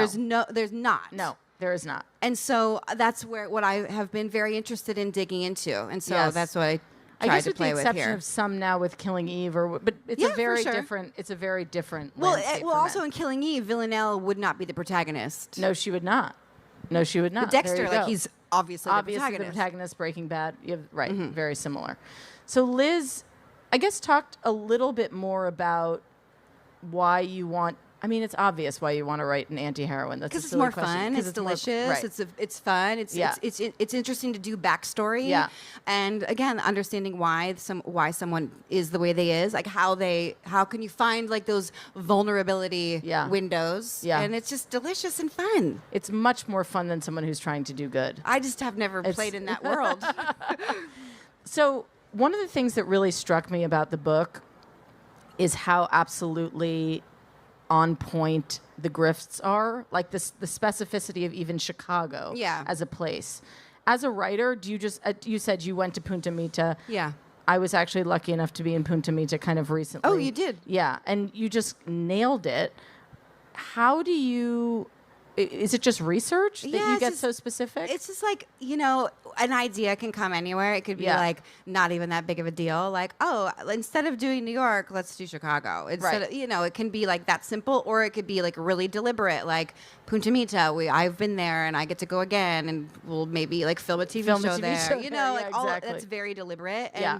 there's like the wish fulfillment of going somewhere beautiful that people will love to go and be there for a couple of months. Yeah. So it just kind of, and then like I'm working on another book, and like the setting is somewhere else that Can I've you been. say that love. something a little bit about? It'll be another mystery psychological thriller, but very different. Okay. And but yeah, very different. But I've been playing with my levels of bad. Yes. So maybe that's like a little spoiler I could give. but Meaning it's going to be even worse. we shall see. I don't want to. Yeah, I think so. Is it possible? I don't know. I don't think this character is irredemptive, though. No. I think that the feedback that I am getting, and what I think, having spent so much time with her and played it, whatever. Yeah. I think that you root for her, even though I she's do- doing some things that you want to smack her for, or you love to hate her, or there's just like an intrigue, I think. And there's this, I Hopefully. don't know. I had a lot of empathy for her, I think, which is something that you do very well. I mean, Thank you. Which I don't know if that says something about me, that I still have empathy for her. But I have empathy for her too. So yeah, we're in good company. Okay, there you go. I wanted to ask you, just because I have you here, it's a very seductive cover. Yeah. Can you talk a little bit about cover selection and how that works? Yes, and I'm curious to hear what you think about this Yeah. as well. So authors don't have a lot of involvement. This is what I've heard. In cover selection. Yeah. And with Bonfire, I had no option. There were other options that they sent me after, because they just sent me this cover. They're like, how's this? This And I'm is your like, cover. Okay, I love it. Could we see like other options to see? And they were Yeah. like, a week would go by. Here it is again. They're like, okay. And now I love the cover. It's the perfect cover. Yeah. And a similar thing with this one. We got different versions, but this was what the publisher really liked, and they have their whole algorithms and systems they go through. Yeah. And then I grew to like be obsessed with it as well. And you kind of do little tests where they put it next to new titles that are coming. And this one, it's kind of like everything lining up. Like I Yeah. was saying before, like the cover lined up. The publisher did a good job, and it really captures like the feeling and the vibe, and is within my wheelhouse. I also like that there's Can someone hold up the book again? Someone had it. There it Look is. at this beautiful cover here. And I it's also got like the dark sunglasses. So there's all these like double meanings in there. and the Punta Mita in the Yeah. sunglasses, which I think is really great. She's really doing we have Thank like you. a I Vanna appreciate White that. over here. Thank you, very thank much. you. No, but I think there is, the thing of judging a book by its cover. Yeah. I judge a book by its cover. I was going to say, like, I think it's a very important thing, especially when you're amongst other titles in a bookstore. It's very important. Totally. I love going to a bookstore. Either I love to go to Barnes & Noble or Skylight, or I love to buy books at the airport. Oh, that best. is my favorite. Well, especially now that Book Soup is at LAX, which is very exciting. I don't know about that. It's very good. It's very good. It's also like you're going to get a good book if it's at the airport. That's right. An airport. This is a great book to get at the airport. Yeah, I think it's at the airport. I've been getting some I messages. would get it at the airport if you're going to be at the airport. Okay, I have one final question because and then we're going to go to Q&A if people have questions, and I hope people have questions about the book. Yeah. But if you can ask about whatever you want. I, having listened to the book, have another question about the audiobook, which is, how do you get into character as an audiobook actor versus someone who's going to set to play, say, Jessica Jones? Like, is there because you have a persona playing Liz. Yeah. And then a different persona playing the other. Whomever. Yeah. Yeah. I think you just kind of like the same way if I am like playing a role, like whatever thing like sticks out first. That's where you start and that's where you dig in. It's sort of like seductive, but curious and a little bit afraid. Mischievous version of Kristen that I'm talking to. Yeah. It's a delicious, like fun version that I enjoyed doing. Yeah. It's just like you find that one thing that like jumps out as a feeling or a characteristic or some attribute, and then you just kind of go with it. And then just by the nature of doing so many pages per day, you're in it. Yeah. And whatever comes, you kind of go with it. Well, I thought it was an excellent, excellent reading. And Thank you. I really have to say, like, I'm a huge proponent of reading novels. I'm also a huge proponent of listening to novels, and this is one that is an incredible listen as well. Yeah, thank you. Well, I want to go to a Q&A because people have questions. Thank you so much for answering my questions. Thank this you was so much. awesome. So how are we doing this? Oh, I'll take care of it. Also, thank you. Yes, everybody, before she answers some questions, thank you so much for talking about the retreat. Thank you. Absolutely. So we have time for a few questions. A lot of you have been here before. You know the rules. Who gets to hold the mic? Me only. So we'll take as many questions as we have. Who wants to start off? I'll start here and then I'll come here. So I'll just ask for your name and your question. Hi. Hi, my name is Jasmine. I'm a huge fan of the Jessica Jones series. I didn't even know you read books before I came here. My mom did the research, and I highly plan on reading all of your books. Thank you. As soon as I can. Thanks. But my main question was, how do you get past, like, say, writer's block, or like in the acting version, like, what are your strategies to get past like being stuck? I want to go into writing and acting, and I get stuck a lot. So what would you recommend for like getting past that? What are your strategies? Yeah, I'm a big fan of placeholders and bad pitches. And sometimes those things end up being great later.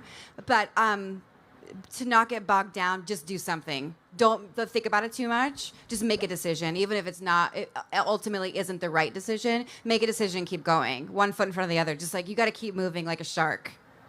So that's kind of it. But sometimes the bad pitch versions like do end up being like very useful. So, That's great. Thank that was you a great for your question. Thank you. Hi, your name and your question. Hi, I'm Heather. Hi, Heather. but You look also, amazing. As you can tell. Yeah. Big fan. I try to cosplay as Jessica every year for WonderCon. I love it. I just like, you're the queen, man. Thank you. But I just want to ask, like, so at one point, when did you realize you just wanted to start writing these books? Well, I first wrote my first screenplay when I was 23. I wrote a play when I was in 6th grade, but I have no recollection of it. But that's the rumor. And then I wrote a screenplay at 23 when I was reading pilots as an actress and going out for auditions and auditioning for sitcoms. And I was like, I want to write a pilot, so I just did it. And then I went through a phase where I just got really into reading all the thriller books. And I was like, let's just try that. So it started with scripts and then kind of went off to books. A long process, many, many years. Great. I'll Thank go you. to this side. You never dug out that 6th grade play? I'm dying to know about it, but I love that this is like, oh wait, Kristen, yeah, she was always doing something. She wrote a play in the 6th grade. That's great. Hi, your name and your question. My name is Carolina, and I absolutely love all your movies. Thank you, Jessica sweetheart. Thank Jones, you. all your characters are amazing. Thank you. I was wondering, what's your favorite book and why? What's my favorite book? I have so many favorite books. The first one that comes to mind, I loved The Goldfinch. I loved Please Kill Me, which is a rock and roll anthology of rock music in New York City in the 70s and 80s. I loved that book. You know this one. Hi, nice to see you. Hi. This year, I really loved Lisa Jewell's book, None of This Is True. I thought that format was so fresh and modern and twisty, and I loved the characters. Yeah, that's all I got at the top of my head. That's great. I'll have time for a couple more. I'll go here in the middle. I haven't been in the middle yet. Tell us your name and your question. Hi, I'm Randy. Hi, Randy. And I was wondering if there's any particular authors that inspire you to write, or have you taken any writing classes, or any authors that inspire you to write? You know, I really loved all of Gillian Flynn's books. I think the way that she does the thrillers and the complicated females, and so personal and so rooted in her history and backstory. So she's probably, like, Sharp Objects was the first book that, it was also bite-sized, and that's a complicated anti-hero. yeah, very complicated. I really loved her. So yeah, that's who yeah. Great. I'll take a question back here. Sure. There you are. Can you come to me? Thank you. Your name and your question. My name is Hayden. So you were saying that when you write it, you have like plans to like it going eventually into like movie or like a TV show. Do you have like a dream cast yet for the book? I mean, I have a dream cast, but who knows how that will all work out. But knock on wood and fingers crossed that we'll get to make a TV adaptation. So I'm going to take two more. You'll start with you. Hi, your name and your question. Hi, I'm Maddie. I'm a screenwriting major, but I'd love to write novels in the future. Is there anything you took from reading and writing screenplays that you use when writing a novel? Yeah, I mean, all of it. I think the fun thing about both. Screenplays are shorter, so that's good. But when you're writing a book, you can all of the ideas that you have can all go in there because you have tons and tons of real estate. And that's a good thing and a bad thing because sometimes you don't have enough. But the sort of formulas that you have in a script or a screenplay, you don't have that in a book. A certain thing doesn't have to happen on page 30 like it does in your screenplay. So there's a lot of freedom. You can go off on tangents. You can do anything you want. And I think that there's a lot of fun in molding that and being very creative and free. Great. I passed by some people up in here. If you can come to the center aisle, I'll take your question. Tell us your name and your question. Hi, I'm Ella, and I love Breaking Bad, so I just wanted to ask, what was your favorite TV or movie project? Oh, okay. That one was very good, obviously. I got really lucky to be a part of that television show, one of the best shows ever made. That one was really good. I loved The Bee in Apartment 23 because it was so funny. I loved Jessica Jones because it was just the deepest character work I ever had the privilege of doing. And the fans from that show have totally changed my life. I just finished Dexter. I had a lot of fun doing that. Honestly, I feel like I'm so lucky I get to play all these fun parts. I also loved The Witch and Night Books. If you guys haven't seen that, it's like a kid's movie that's actually really great and one of my favorite ones as well. So, yeah. Thank you for those Thank you. answers. Thank so you. give up a big round of applause. Thank you so much, for Kristen. Kara That was Priest amazing. and Kristen Ritter.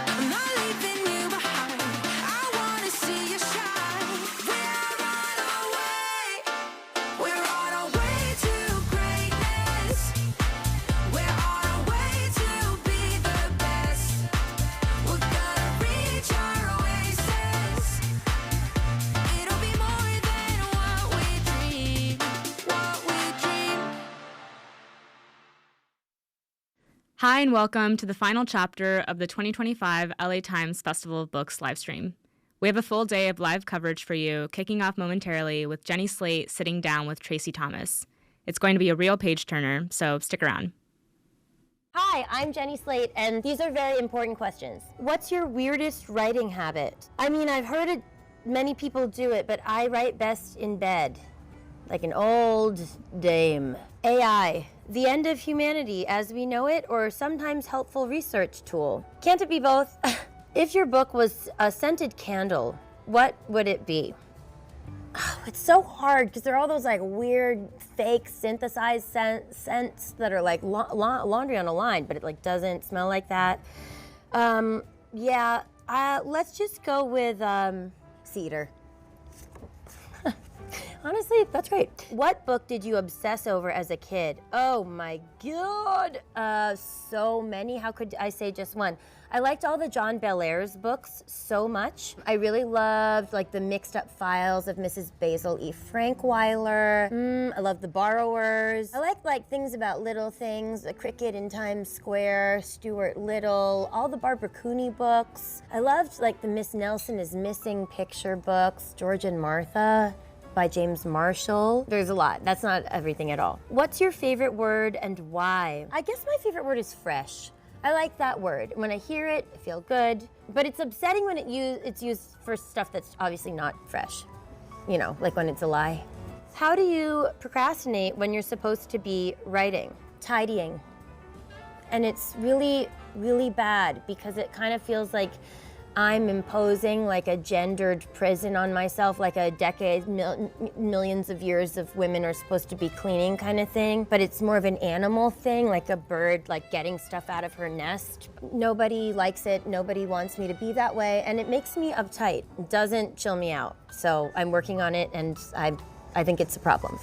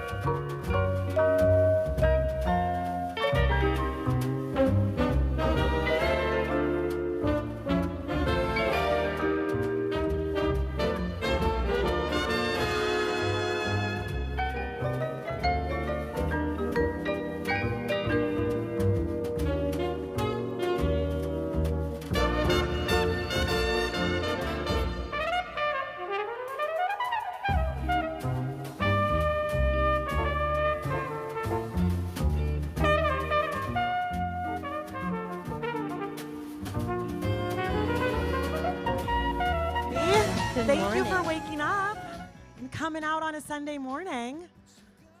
This is Jenny Slate. Hi, everyone. This is Tracy Thomas. Thank you. Okay, guys, you could have cheered louder to make me feel slightly better, okay?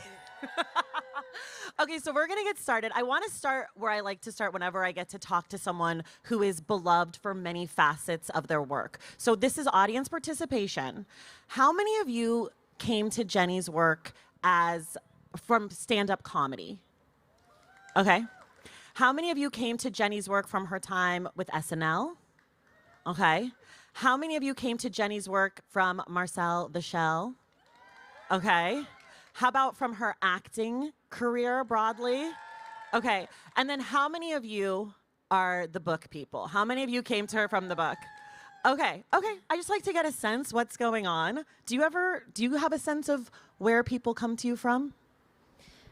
From everywhere. Yeah, I feel like those are pretty equal cheers. I mean, how loud you are is also like about who you are. Do you want to be yelling into the air at You do. At 11 a.m. or is it 11? Is that someone? Nope. Okay, well, we'll get there. Eventually it'll be 11.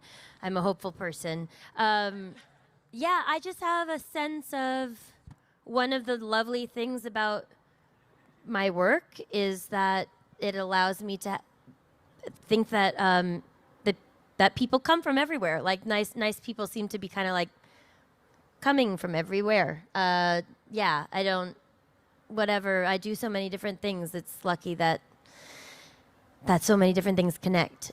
Yeah. For folks here today at the book festival, do you want to give them a little taste of what Life Form is about? Who's read it?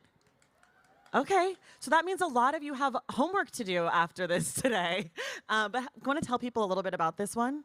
Sure. Life Form is a book that I wrote that makes its way through the form of my life, about 5 years of my life, starting right before I met and fell in love with my husband, going through a period of like true love that's in the 5 phases. So the first is single, the second is true love, the third is pregnancy, the fourth is baby, and the fifth is ongoing.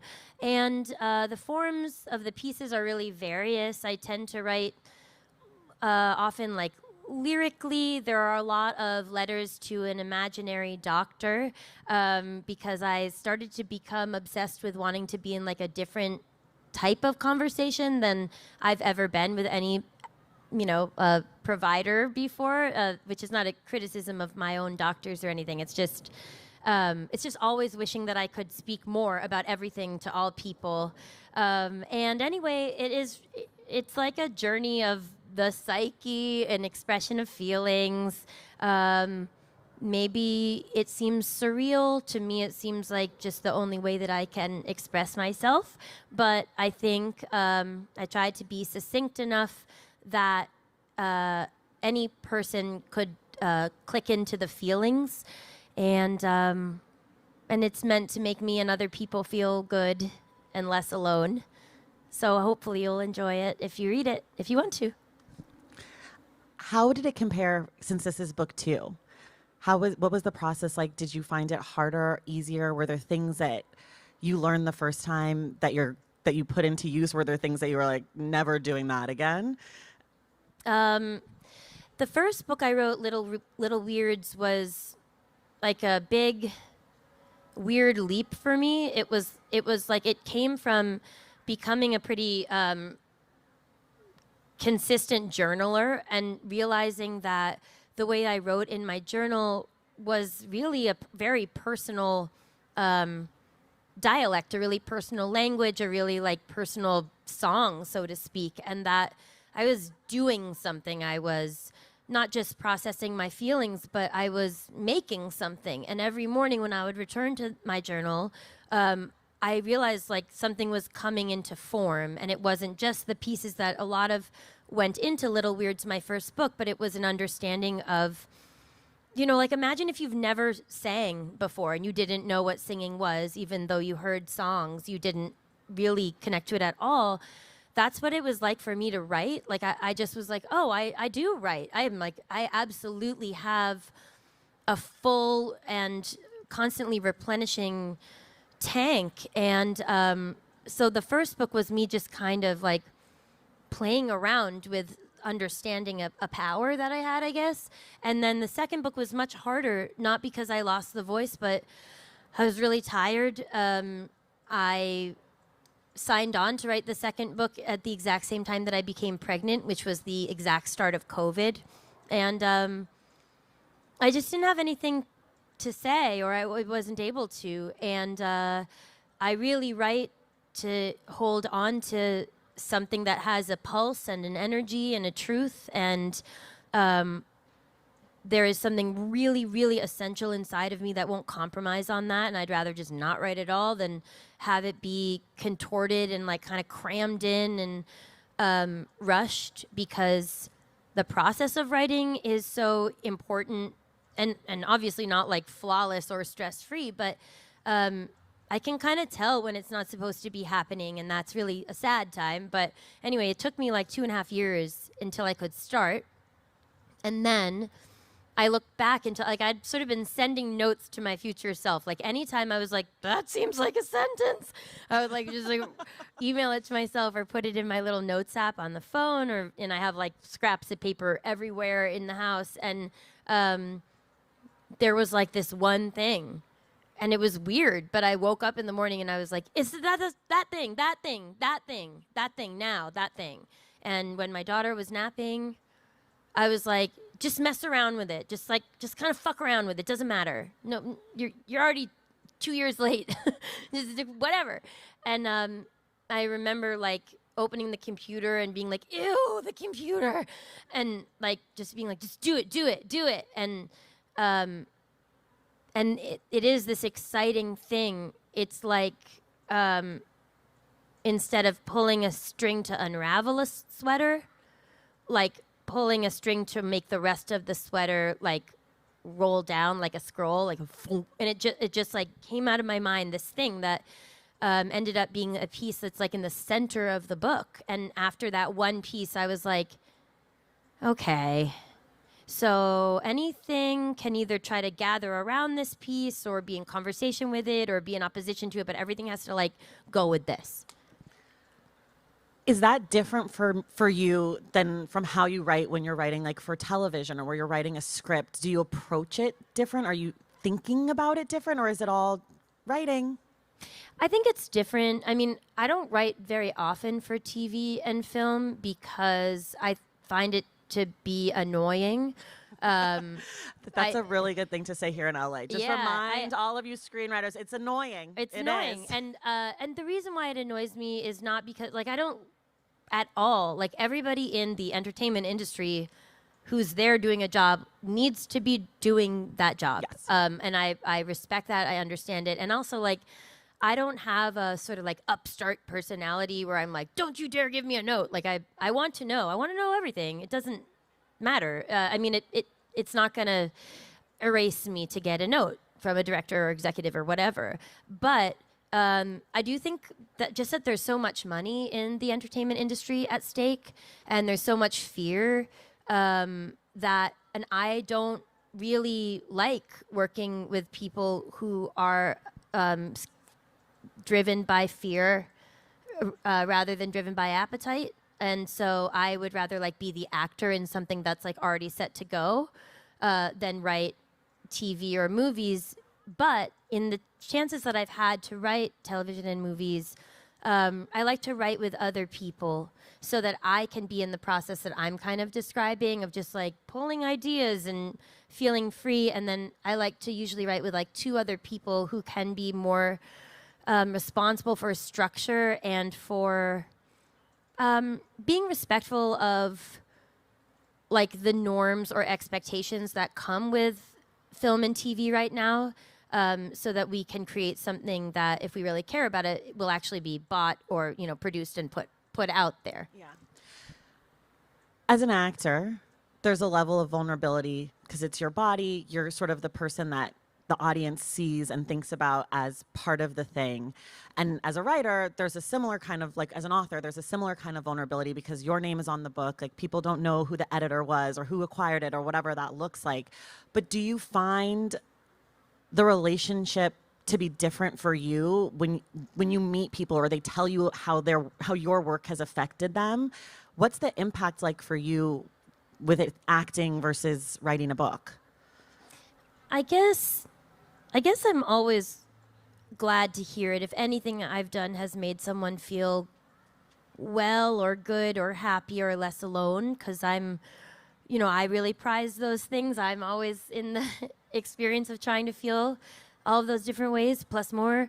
So it doesn't exactly matter to me what the material is. But I do think that with my own writing, with my books, there's a real, I think the gratitude for me, if someone is to respond positively to them, is deeper, because I do have a sense with my books, and I was saying this before, like, nobody is asking for this. Like I'm doing what I want to do. I'm not doing what someone has asked me to do. I'm not doing it because I think that everyone else needs it or something. It's like I'm doing it because I need to do it. Just in the same way that when you wake up in the morning, you like have weird feeling in your body and you do like a weird stretch, like you're just like, I had to make that shape right now. Like otherwise I don't feel good. And when I wrote my first book, I completely understood that people might not like it or want it. And I didn't really imagine the people that would, except for myself. And so when people do respond to my books, and I feel that I am part of like a cohort of readers and feelers that I can sense around me, but that are really differentiated from me, it just makes me feel less alone in the world. And I try not to think too hard on it. Like you don't want to crush the fragile thing, but I just love it so much. One of the things I really appreciated about your book, and I felt like it let me in to know you in a way, was that you strike me as a person who really likes things or is like interested in things. Yeah. And so I'm just curious, what are you really into right now? What's keeping you going these days? Ooh, what am I into right now? It can get pretty random pretty quickly. This is what we want. Yeah. We want random for sure. Right now, I'm really into like a Dutch and Swedish textile art that was like kind of like in style during the really the 40s through the 70s, like lots of like embroidered heart stitch work, like weird people, bright colors, and also decorative ribbons. And I find myself like making weird troves of them. I've started sending some to my mom's house, so she doesn't know what they're for. I like the idea of being someone who is always prepared, but not like a prepper, but someone who's like, oh yeah, I do. I have a lot of different wallpaper like squares that are like old salvaged wallpapers, and you can put them in your underwear drawer at the bottom to make it prettier, or like baskets of ribbons and different buttons, like old French kitchen linens. I've started to collect things from the world from before that are from people's houses, and it makes me feel really soothed. And I'm also really into bathrobes. Okay. And it's like a big moment. Everyone knows it in my family. When my bathrobe is on, it's like... Do you have multiple? Yeah. I do. I also I think one of the biggest luxuries in life is to not have like worn out or dirty pajamas. Okay. Which is something that really comes from breastfeeding and just being like, I can't believe what I look like right now. Like I'm splattered. I'm like, I like nightgowns, so I'm wearing like a nightgown covered in breast milk. Like this is like genuinely $15.98. Like I just feel so crazy right now. Why am I wearing this? It's disgusting. Even though breast milk is like, a lovely, holy thing. It's just like, this is milk and it's old and it's gross. Yeah.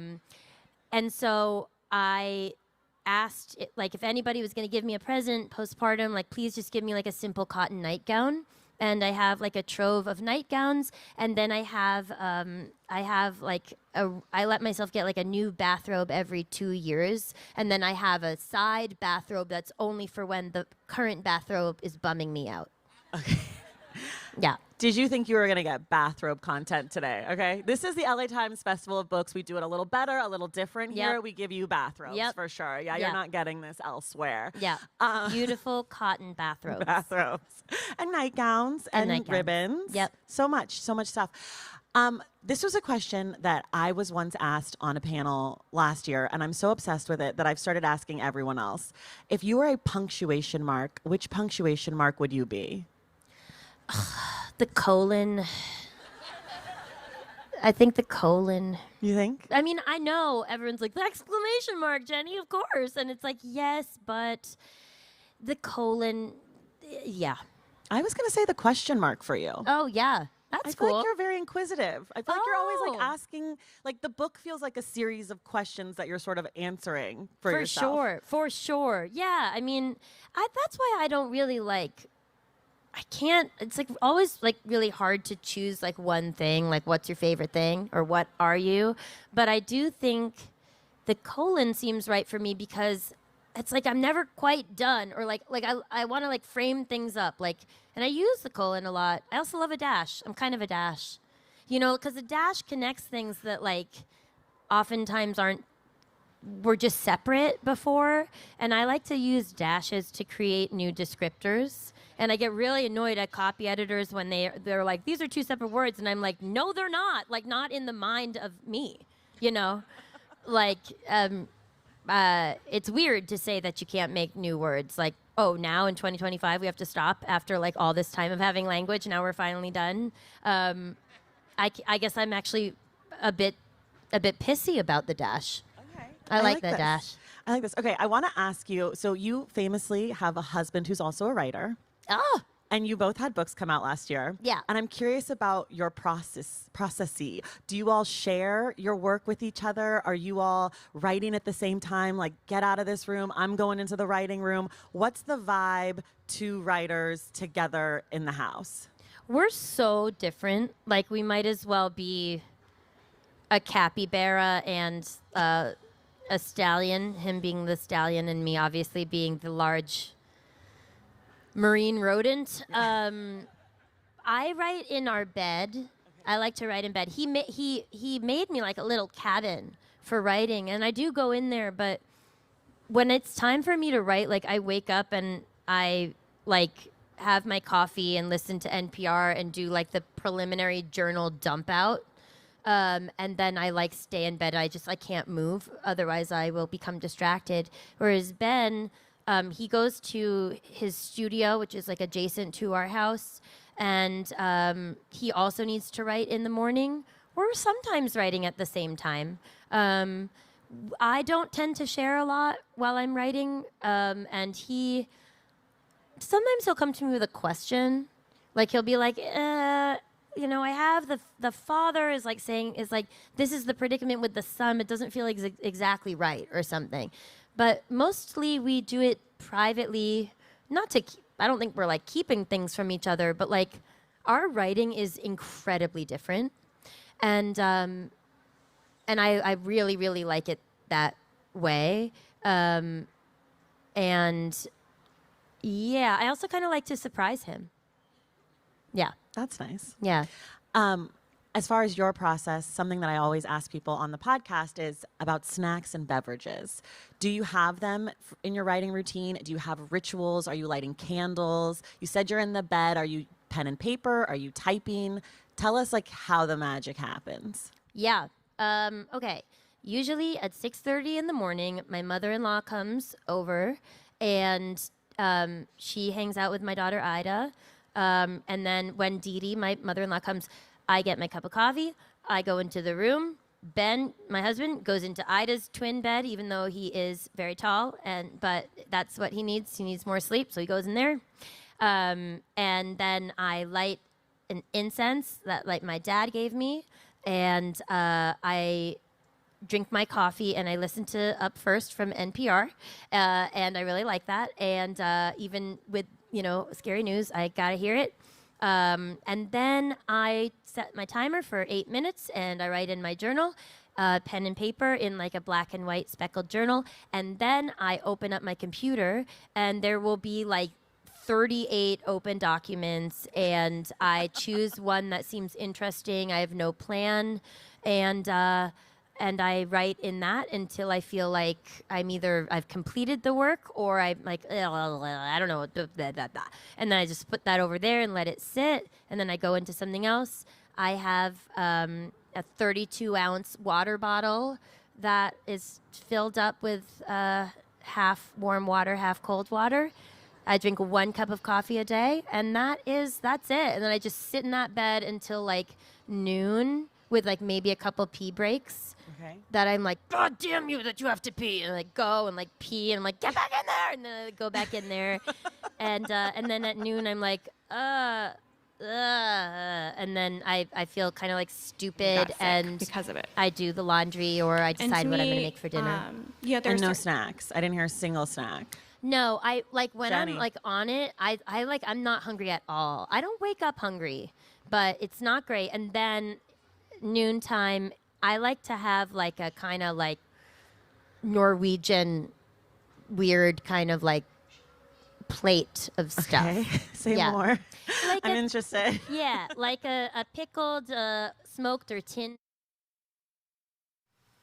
That's when the idea for the book sort of came together in my mind, and that was the framework that I adopted, that we saw during that first year of the pandemic in particular, when, politicians were going on air and kind of urging us to reopen everything before we even had vaccines available. I wanted to write about who is taking the most risk, who is in the most danger, and who is dying at disproportionate rates. It's people of color, people with disabilities, seniors like my grandfather, people who we treat as disposable in the United States. So I was very honored to get to tell their stories in Disposable. I am happy to talk about that in more detail as the panel goes on, but that's the idea, and that's why I wanted to write this book, and I'm so honored that I got to be able to do that, and I hope I was able to do my sources a measure of justice that they were denied in life. Thanks so much.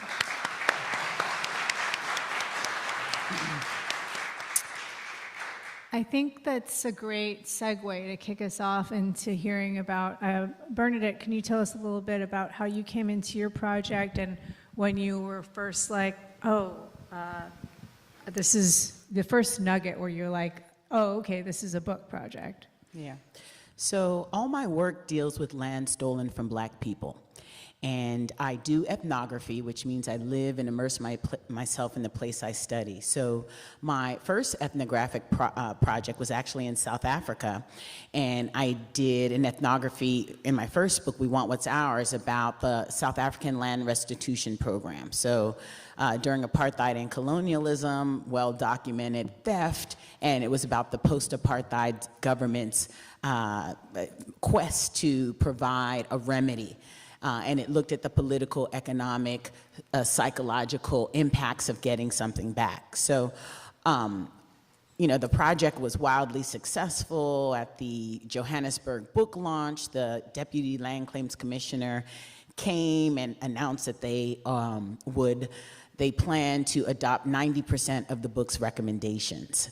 So although the book was wildly successful, it was actually really uncomfortable for me in many ways because it looked at Black people as the victims. So for my next ethnographic project, I wanted to lift up Black agency. And so I decided I wanted to study squatting, which is when vulnerable populations are taking land instead of being stolen from. And the last largest squatting phenomenon in the US was really on the Lower East Side of New York. But what's currently happening in Detroit far outpaces anything that happened in New York. And so that's how I got to Detroit. I won this big NSF grant to study squatting in Detroit. And in the law, there are two kinds of squatters. One is a takeover, and that's what normal lay people think of as a squatter, someone who comes onto a property with no prior legal relationship to that property. But I'm a property law professor, right, literally across here at USC Gould School of Law, and I teach my students about another category, which is called a holdover. And that's someone who did have a legal relationship to the property but fell out of it.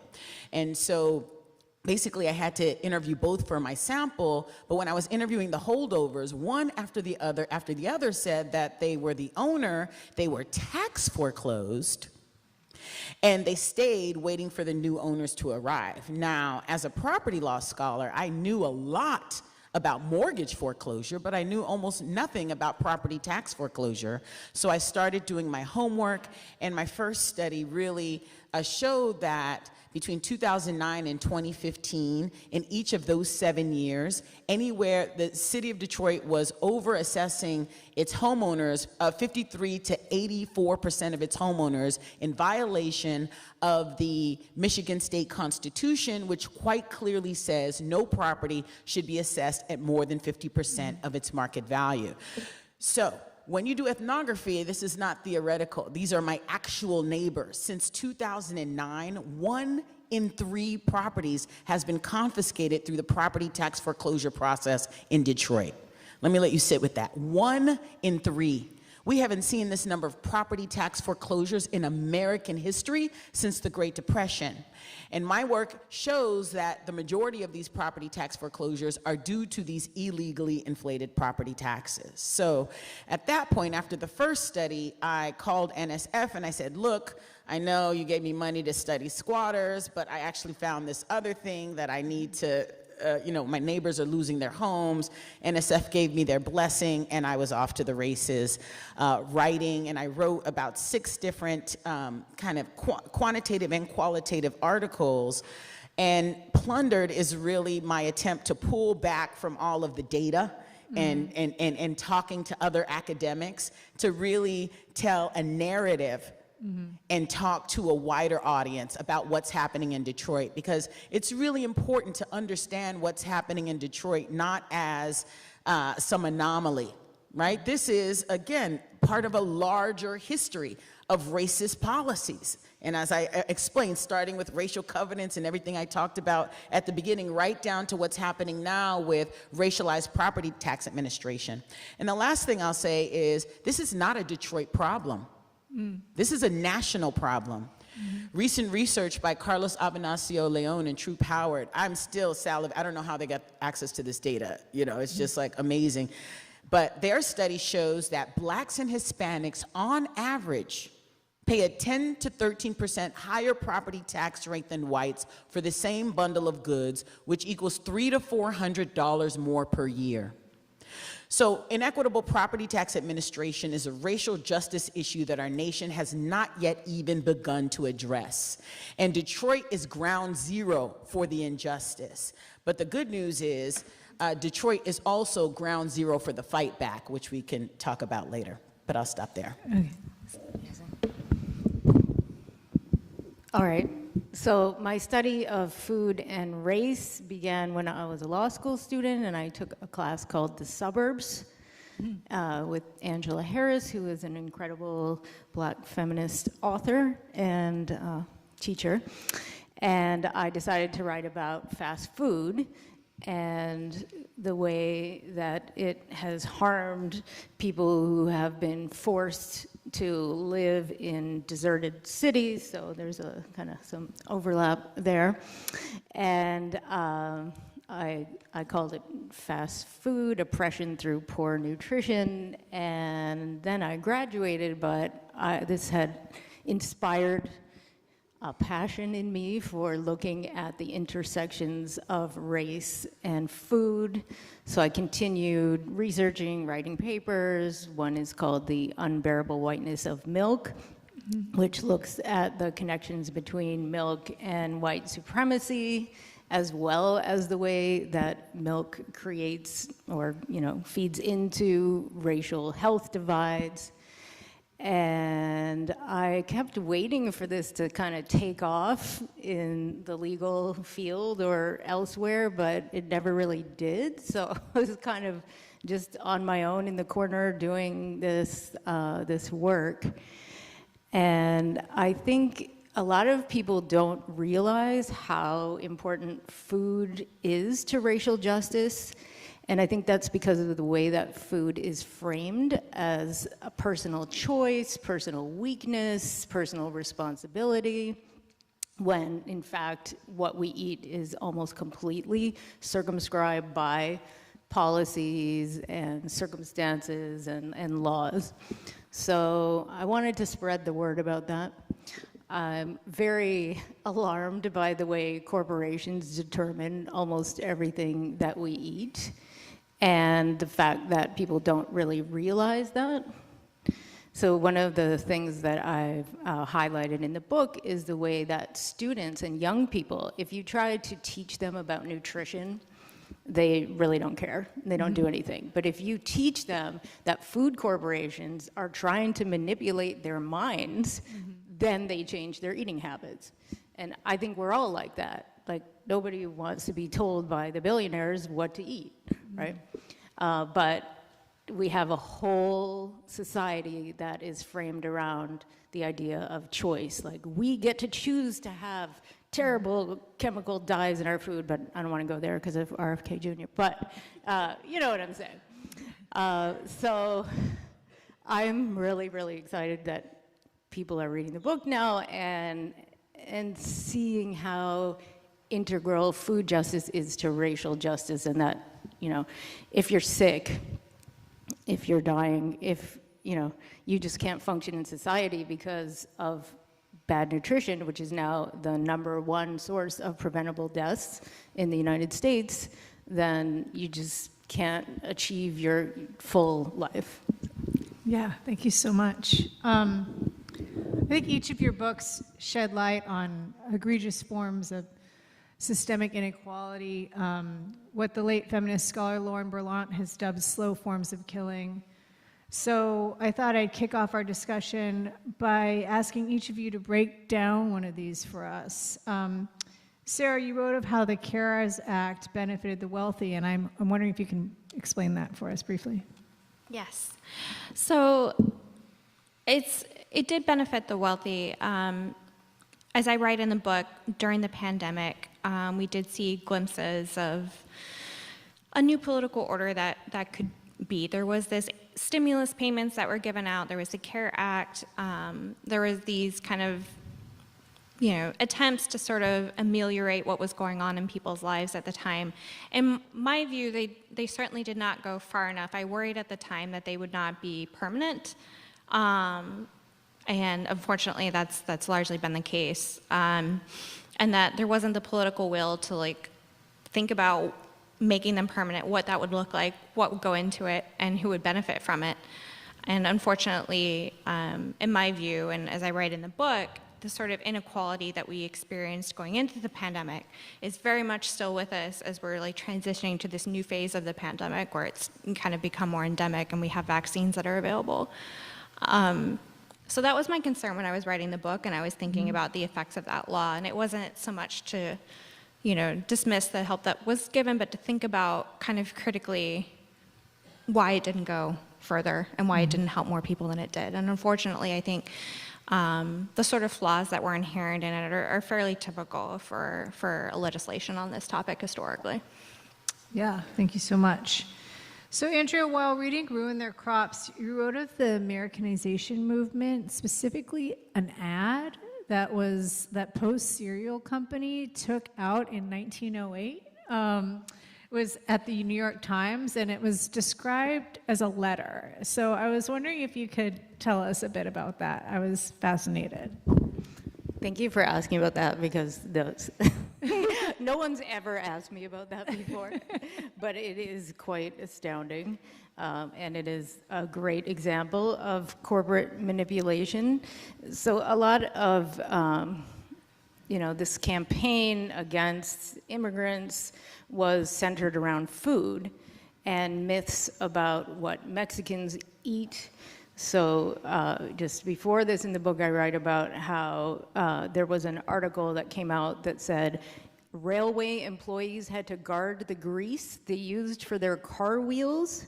So strong was the temptation to Mexican immigrants to steal the grease to cook their beans in. And then the Post Cereal Company, they put into the New York Times, it was an ad, but it said it was a letter to the editor, and said, after about 13 years in Mexico, where I was on a Mexican diet, into which coffee and greasy food enter largely, I found that everything I ate distressed me.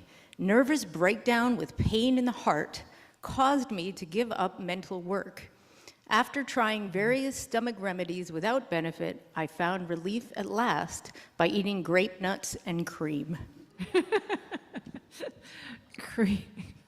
Cream. I mean, it seemed a solution for anything, but thank you. Okay, so speaking of cream, I was also like surprised. I had never thought about this before when reading your book, but like, how did milk come to enter our schools? Like, that is just a given beverage that you got at public school, and I was wondering if you could speak to us a little bit about that. Yeah, milk is so fascinating to me, anyway, because it's a food that is sold to us as something essential, but that has, since its creation, been like killed so many people, right? And so when people first started drinking it, especially in cities, and it had to be transported from rural areas, it was contaminated. Millions of infants were dying from drinking this milk. Then it got pasteurized, but then it would have the hand, foot, and mouth disease, tuberculosis. So instead of abandoning it, the government just kind of doubled up on efforts to show, or to lie, basically, about what an essential food it was, how great it was. And the advertisements and the propaganda around this were saying, well, the Aryans drink the most milk, and they are the highest intellect and the strongest people. So this connection between whiteness and milk covering up for its actual health effects was, that's over a century old. So people have never really wanted to drink it as much as we have produced it. So there have been a lot of efforts to keep that industry going by taking the unwanted surpluses that we have and giving them to poor people or, people like school children. So milk became one of the big impetuses for the government to create school lunch programs as a dumping ground for milk that nobody wanted to buy. Mm-hmm. And so it's continued that way. Yeah. Yeah. I just remember all those ads of milk doing a body good, and now all the cheese ads that we have. Bernadette, I did want you to speak to us, but you kind of already did talk about the over-taxation, the practice, but if you wanted to speak about that more, or even just the yellow bag flagging on homes, that would be helpful. Yeah, so the yellow bag on the book cover here is basically the bag that they put on homes that are in danger of being in tax foreclosure. And one of the main characters of the book, Myrisha Brown, who's Grandpa Brown's granddaughter, had one of these yellow bags placed on her door. And when she looked up, the yellow bag was on almost every door on her block. And that was her first sign that something was wrong, right? She didn't know what it was, but she knew something was up. And nevertheless, and again, I told you, since 2009, 1 in 3 homes has been subject to property tax foreclosure. But Myrisha's understanding of, she eventually loses her home to tax foreclosure, but her understanding of why she lost her home, she said, when I asked her the question, she said, Prof, clearly I wasn't doing what I was supposed to be doing. And these are called what I call narratives of personal irresponsibility. And it wasn't just Myrisha blaming herself, others. So as I started my research, I interviewed every government official who touched the tax administration in Wayne County and Detroit.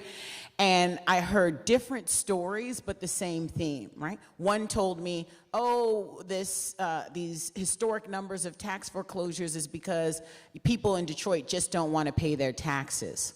Another government official told me, well, the problem is people in Detroit bought houses they could not afford.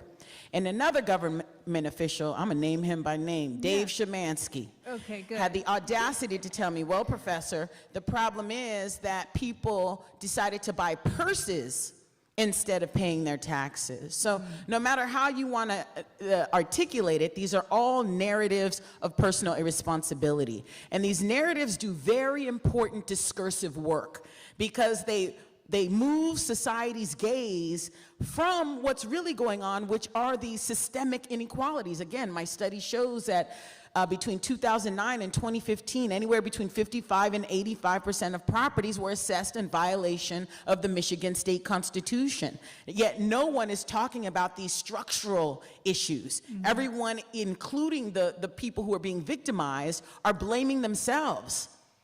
And those of us who love justice, our job, and this is not just a move here in this book or the area of Detroit or property tax foreclosure. This is a narrative that's powerful in dealing with and explaining with inequality in general. And so our job as those who love justice is to always shift the conversation in every space we're in from these narratives of personal irresponsibility to identifying these narratives of structural injustice. Right? So when you look at a Black community and you find disorder, right? A lot of the narrative, our societal narrative is, oh, there's something wrong with the Black people. Because that's what's visible. What's invisible are the layers and layers of racist policies that made the community like that. The racially restrictive covenants, the redlining, the urban renewal, the block busting, the predatory mortgage lending, the discriminatory property tax administration. All of these racist policies have no shoulders on which to carry the blame. And so it's what's visible that carries the blame. It's the Black people in the communities that carries the blame. And so when we have, again, this story about these two grandfathers, when we look at Grandpa Brown, who's the Black grandfather, and Grandpa Bucci, who's the white grandfather, when we look at Grandpa Bucci and his descendants, our society explains their success is because they're successful because they worked hard. I'm here to tell you, Grandpa Brown and his descendants worked hard too. Right? But what's invisible in these stories are, again, the layers and layers of racist policies. And again, the last thing I'll say is those of us who love justice, our job is to raise up and to make the invisible visible. To start talking about these layers and layers of racist policies anytime we come into a conversation about inequality. Thank you so much.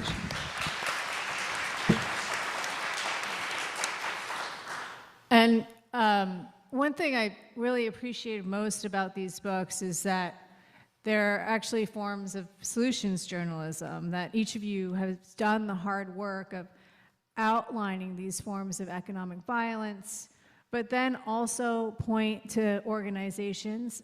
Some you've started or are active in yourselves. You, Bernadette, I know have started your own organization that offer replicable solutions. So if each of you could speak about an organization you came across in your writing that works to upend these disparities, or the work they do, and how people here can get involved with them. I mean, you said yourself, this is not just a Detroit issue.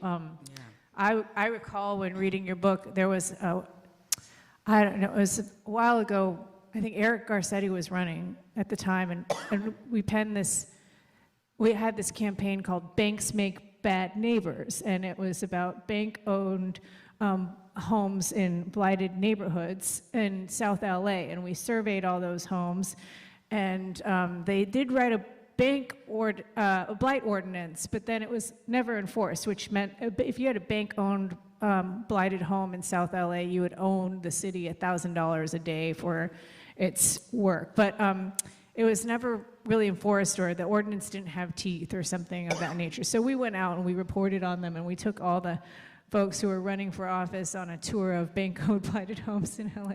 And I just think there's, and that was with ACE, I think, that we did that work. So I guess there are organizations doing this good work, and I'd love to hear about some of them.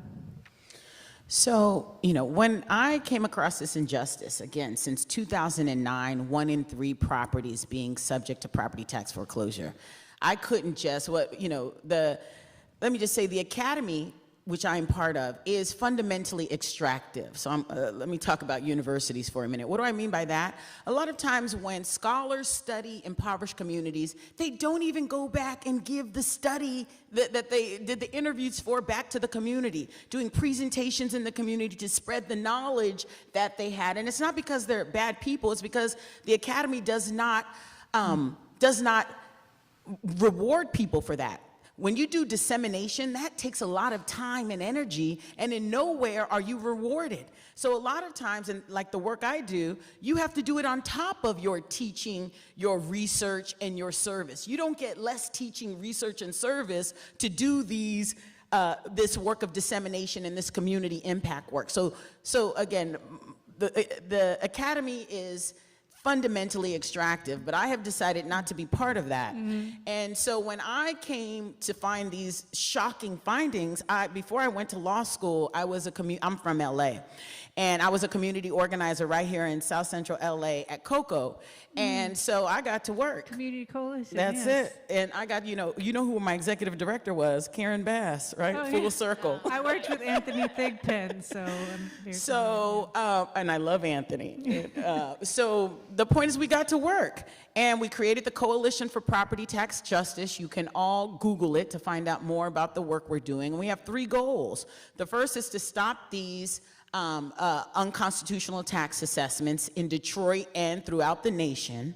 Our second goal is to stop these ongoing tax foreclosures, because you won't believe me when I tell you that they're still going on despite this evidence of illegally inflated property taxes, though we have been able to, through activism and organizing.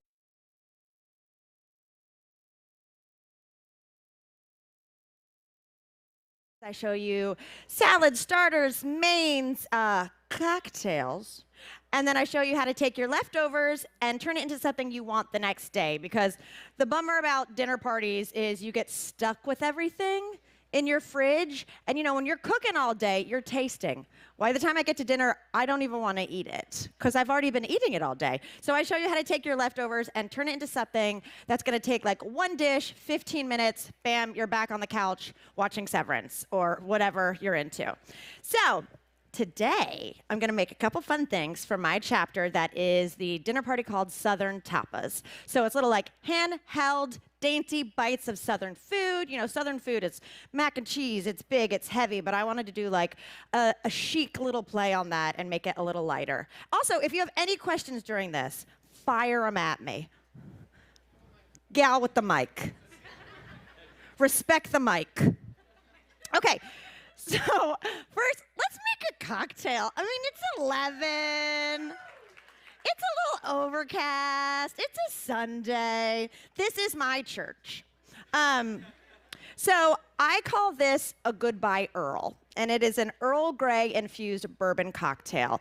And I got to this name because originally I called it an Earl Grey Old Fashioned, and then I was at a cooking weekend with, does anyone know Vivian Howard, the chef? Yeah, she's a baddie. You have great taste.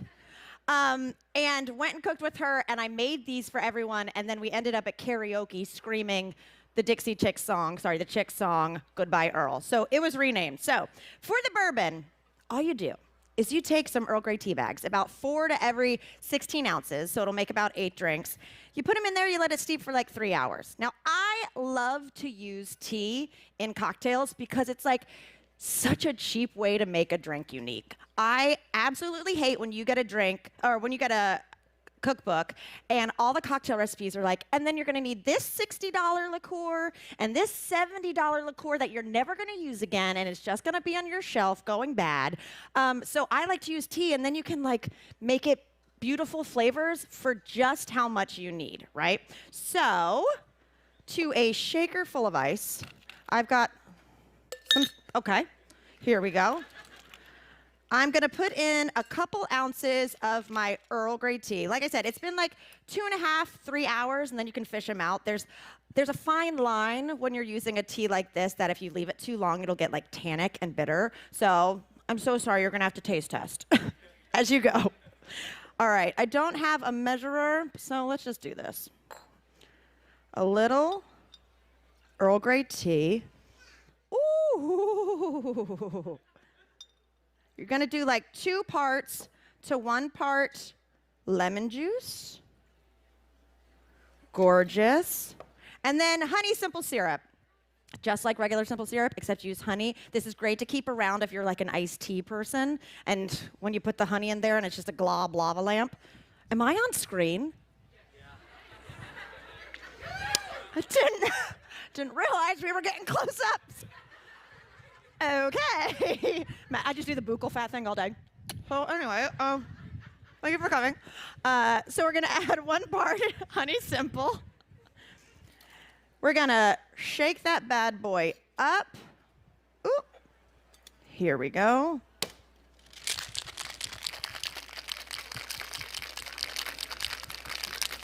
There we go.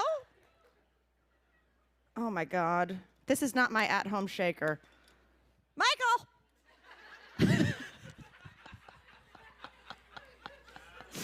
Thank you. This is my bar back, Michael. We'll just strain it like old school. All right, here we go. Listen, I have my ways. Look at that. Oh my gosh, you can smell the bergamot. It's like so floral and beautiful. I like to garnish it with one of those good cherries. A little lemon. Ooh, a Goodbye Earl. Oh my God, it's perfect. Greg Varley, my loyal listener, come taste test it. This is Greg. He comes to all my stuff. He's not a stalker. He's a lovely human being. Once came to a show dressed as us.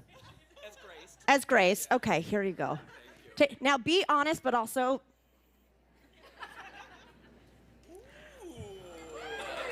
Not being fake, incredible. Say it into my face, Mike. It's not being fake, it's incredible. There we go. Thank you, Greg Varley. Okay, well, this has me feeling really good. Next thing we're gonna do is we're gonna make broccoli salad summer rolls. Do y'all know like the old school Southern broccoli salad? Yeah, it's like the raw broccoli, but usually it's covered in a ton of mayonnaise. Not my thing. I wanted to make it lighter, brighter, a little more fun. I'm not a big mayonnaise fan. I am a big raw broccoli fan, though. It's like, for some reason, one of my go-to things that I eat on the way home from the grocery store. I always say, at a red light, if you pull up beside me, I look like a turtle at a petting zoo. Just down in some florets. It's not good. Okay, so we have our raw broccoli, a couple cups here. I'm going to add a little bit of olive oil, a couple tablespoons. And here's the thing. I don't think it's just kale that should be massaged, you know? Or my shoulders, okay? I am a little tense. I've been flying a lot. But so, raw broccoli, I feel like if you're gonna eat it raw, you should still get in there and massage it a little bit. Go ahead and break down the fibrousness. Give it a good start, because sometimes it also helps to not get stuck in your teeth as much when you have a little olive oil to coat it. So we've got our little shiatsu'd broccoli, feeling so relaxed. And then the rest of this is kind of cuppa. If you've seen Steel Magnolias, you know the reference. Dolly Parton says her recipes, cup of sugar, cup of flour, cup of butter. And that's what we're doing here. So we're gonna do a cup of shredded cheddar, a cup of minced craisins, you could do dried cherries, whatever you're into. Some celery. If you have the leaves, use them too. They are the best part. And then a cup of fried onions. Y'all, they're not just for Thanksgiving. You gotta please keep French's in business year round. They are delicious. I cannot have them stop making these. They're delicious. I keep them at home just to put on salads and whatnot. So we're gonna stick that in there. Add a little bit of red wine vinegar, some salt and pepper. I'm feeling very emerald. Here we go. And then let's mix it up. Look at this. Everything's here, Michael. You did a great job. Okay. Give it a little mix. And then we have the base of our broccoli salad. Now, you're like, this is dry. Yes, because we're gonna turn them into summer rolls and we're gonna use a dipping sauce. So for right now, that is good as is. We'll let it marry for a few minutes. Now it's time to do the scariest part of my presentation, and that is roll a summer roll. I'm being very vulnerable right now. Okay, you can take some hot water. Thank you, Eden! This rock star. Oh, man. Y'all go buy her book, Tahini Baby. It just came out last week. It is gorgeous. Absolutely gorgeous. You're kind of stalking me on my book tour, though. I was in San Francisco yesterday, and I was like, Eden's here. And now you're here? Move over, Greg Farley. I got a new stalker. Oh, man. Okay, so summer rolls. It's so funny when they told me, they were like, we chose these recipes. I was like, okay, let's get into it. If you haven't, who here has worked with rice paper before, like a summer roll? Okay, well, first of all, don't judge me. Second of all, if you see you're better at it than me, just come on stage. Just come on stage. No, we all have our strengths. It's not Michael. Come on up here, bud. Okay, so you have your rice paper. We all know it. We all love it. You're just gonna put it in some warm water, not boiling. I enjoy my fingertips. Haven't committed many crimes lately, so I'll keep my fingertips on. And you dip it in the warm water. Make sure you keep your hands kind of like 10 and 2 when they teach you how to drive, because as soon as it softens up, it just wants to bundle all together. So once it's feeling soft, ooh, there we go, see? Nice and ready to roll. So you put it on. I like to use a damp surface. It can be like this, it can be a tea towel, it can be a paper towel, whatever you need. Michael, where are you going?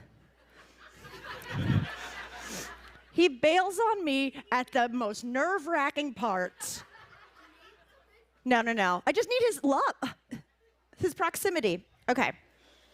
So you're gonna take a little bit of your broccoli salad, stick it in the summer roll. Again, these are dainty. They don't have to be crazy big. The cool part is if you get tired of rolling this, you just add the dipping sauce to it, and it'll hold in the fridge forever. For 2 days. Don't get sick. Oh, lawsuits. Okay, so you're gonna roll it up. You're gonna take the side, pinch it in, like you can, little burrito style. You know what I mean? Do your best Chipotle impression. I usually do this on a paper towel, so it's sticking quite a bit. Now, what I like to do is I like to get one roll in, and then you go to the herb section of your grocery store where they have the edible flowers, and you see it, and you're like, oh, excuse me. Do I feel like being fancy tonight? Oh, wait. Cute. So much more chic. So I get some edible flowers or violets or whatever, and then I make, once I have it tucked in, I take some petals, I lay them out, and now it's almost like you're gonna have your, your stained glass effect, right? So now it's going to be, roll it up, roll it up. Now you've got this beautiful little floral summer roll. I got a thumbs up from the lady in the hat. Now, to me, perfect portion, one and done. I serve this, in the book I say either a poppy seed dressing, which I think is really nice, or a tahini dressing. Where's Eden? I'm coming for your bag. Like a, lemon, honey, tahini dressing, whatever you like. If you're a ranch person,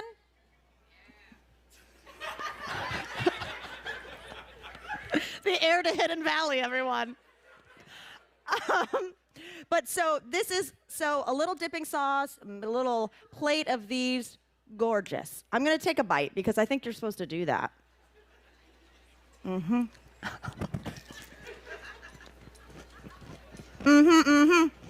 got the bright, oh God, I hate when people do this.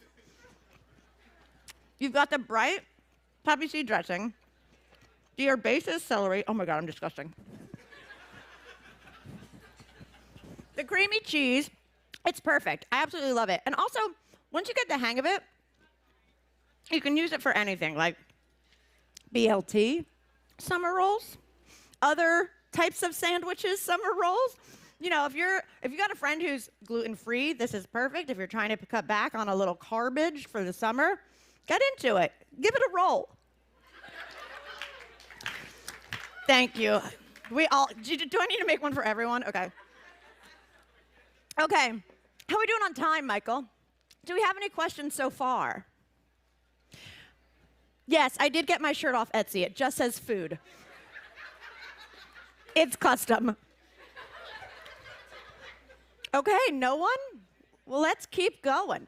All right, next we're gonna make, you know what? Let's do it. Audio?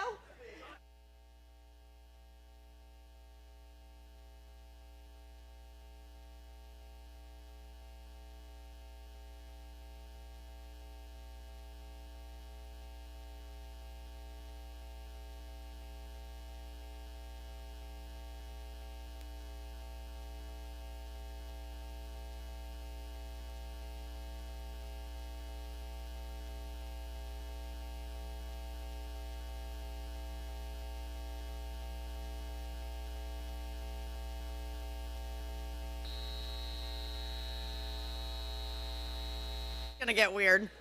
Are we back? It's memory, bitch. Okay, I needed to do it.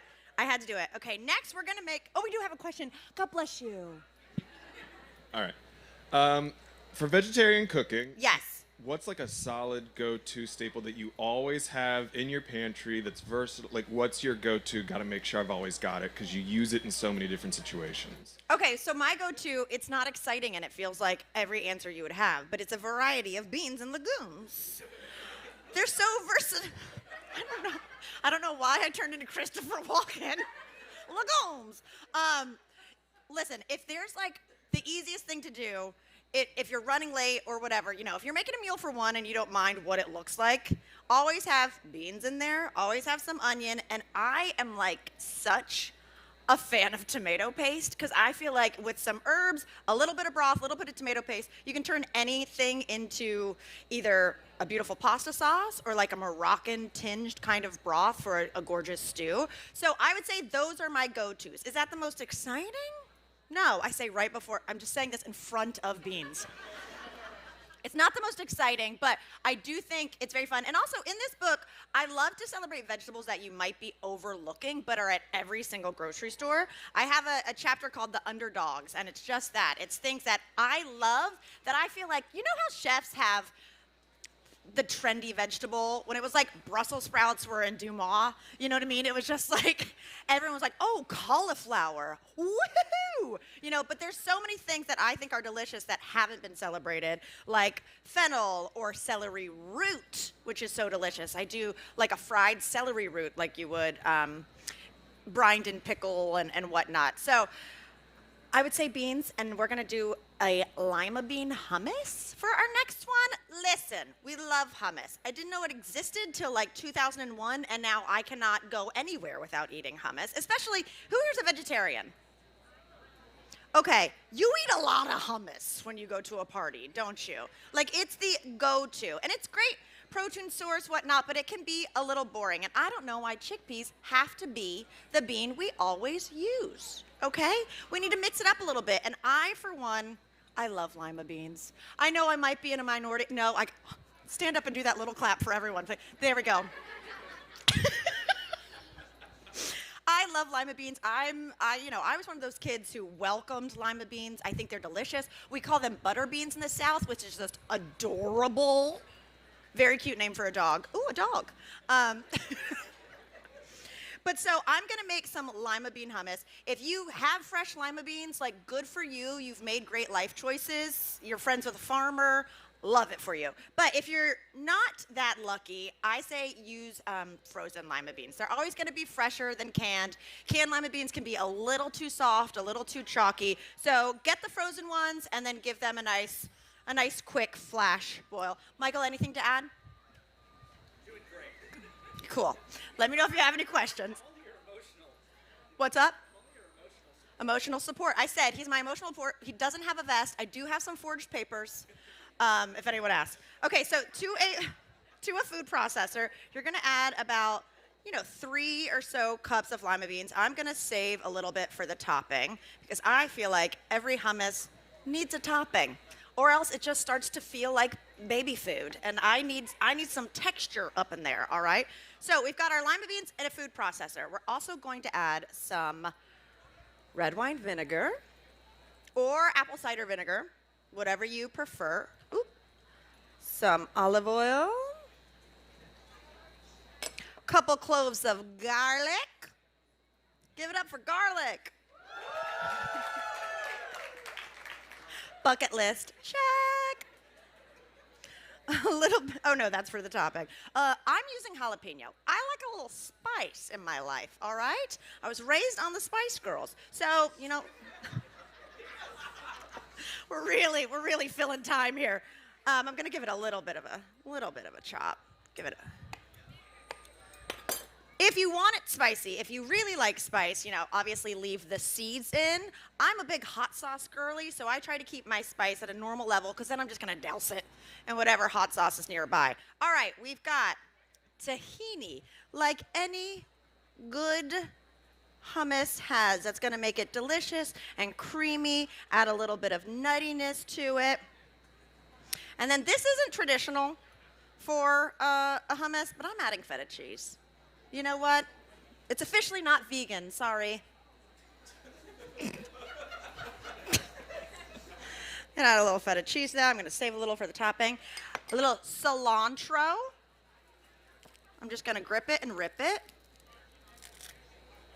Now, I know cilantro can be controversial. Who here thinks it tastes like soap?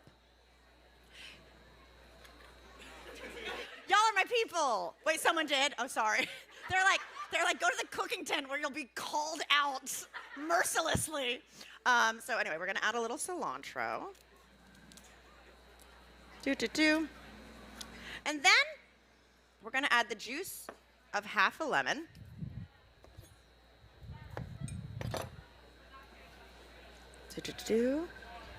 And I should have done this first, but oh well, we're doing things different. A little bit of zest. Zest is so underrated. If you're not zesting before you're squeezing, you're leaving like half of the goodness. Okay, we got that going on. And really, this is like the baseline recipe for any hummus, right? It's gonna be lemon, it's gonna be a little vinegar, a little olive oil, some type of legume, and tahini. Okay. Whew. I said I was gonna use one machine. Don't do me dirty. I'm in front of people. And then you blend it up. Yeah, pretty good so far. That's high powered. You guys have a pretty good generator here. Now, people have their own textures for hummus they prefer, right? So I like mine a little chunkier. I don't want it like silky smooth. If you want it a little smoother, you can add more olive oil, more tahini. That's feeling good. Just want to make sure no one bites into a garlic clove on its own. Maybe a little more. No? Okay. That's looking good for me. I like it. Now, like I said, I like my hummus to have a little bit on top. You know when you go buy a certain brand of hummus and it's like pine nut hummus and it's like 3 pine nuts on top? Are pine nuts illegal? What's happening here? I want like a whole, basically a cowboy caviar or a salsa on top, or like a nut crumble or like a dukkha. Like I want something to get that texture in there. And I want a lot of it because people are gonna be fighting for it, right? So I'm calling it a little like succotash salsa. If you know like the succotash with the lima beans. We're gonna take lima beans. I'm adding a little more feta to it. Let's ride. A little diced red onion. Am I the messiest person that's been up here? Hell yeah, okay. Not even close? Amazing. Okay, we did have some feta on the side. Good, good, good. I'm gonna do some banana peppers. I love banana peppers. You could also put jalapenos at this part of the recipe. A little jalapeno, banana pepper brine. Y'all, don't sleep on a banana pepper martini, okay? I know everyone loves a dirty martini, dirty this, dirty that. Brine of anything is delicious. A little banana pepper martini. You take the full banana pepper, put a little cheese in there, garnish it. I see you nodding. She's making that later.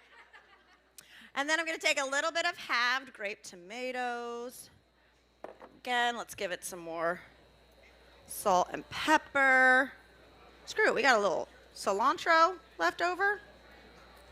That's feeling good.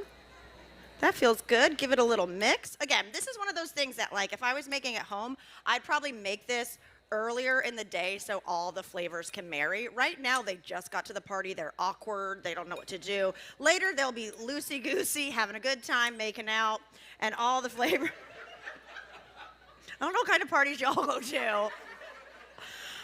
Okay, so we've got our little succotash salsa. Again, you could add whatever you like in there. And we have got our lima bean hummus. I kept it a little chunky. Again, you can add even a little water if you want to thin it out. Sometimes, depending on what tahini you're using, it might be thicker, and sometimes it can like coagulate and get a little too thick. Michael, got it.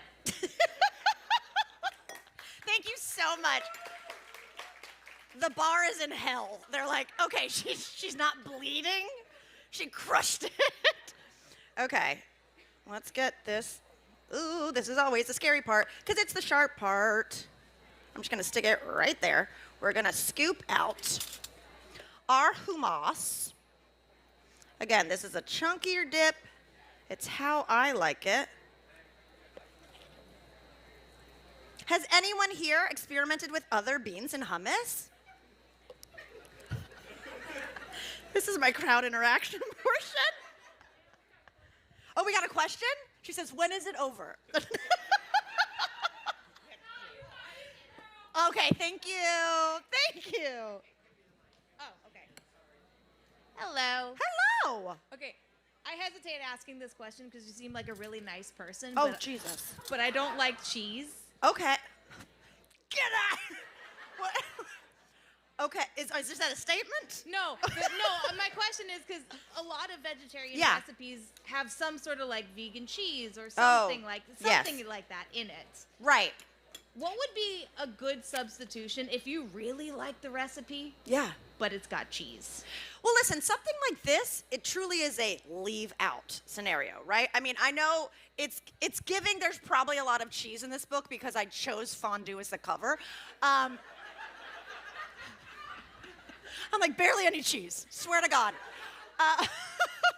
But really, there isn't a ton of cheese in this. I feel like when people just make it a cheese-forward dish, I'm getting full too fast. Like, I want vegetarian cooking that is actual vegetables. And another thing about this book is there's also no faux meat in the book. There's not even tofu. There's no tempeh, there's no seitan, because I like to cook for my friends.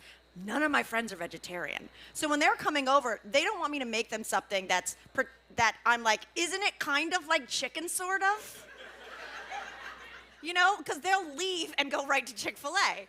Just Became kidding. very passionate to show up and say, hey, you know, if I never was able to wear the uniform when I came, when I was really young, how can I serve those who serve us? And I've done almost 60 USO tours. I've been to every, thank you. It's a lot of traveling. and I've been to every base you could think of, you know, from Iraq to Afghanistan to South Korea, Germany, Bahrain, Djibouti, Africa, Norway, Poland, Lithuania.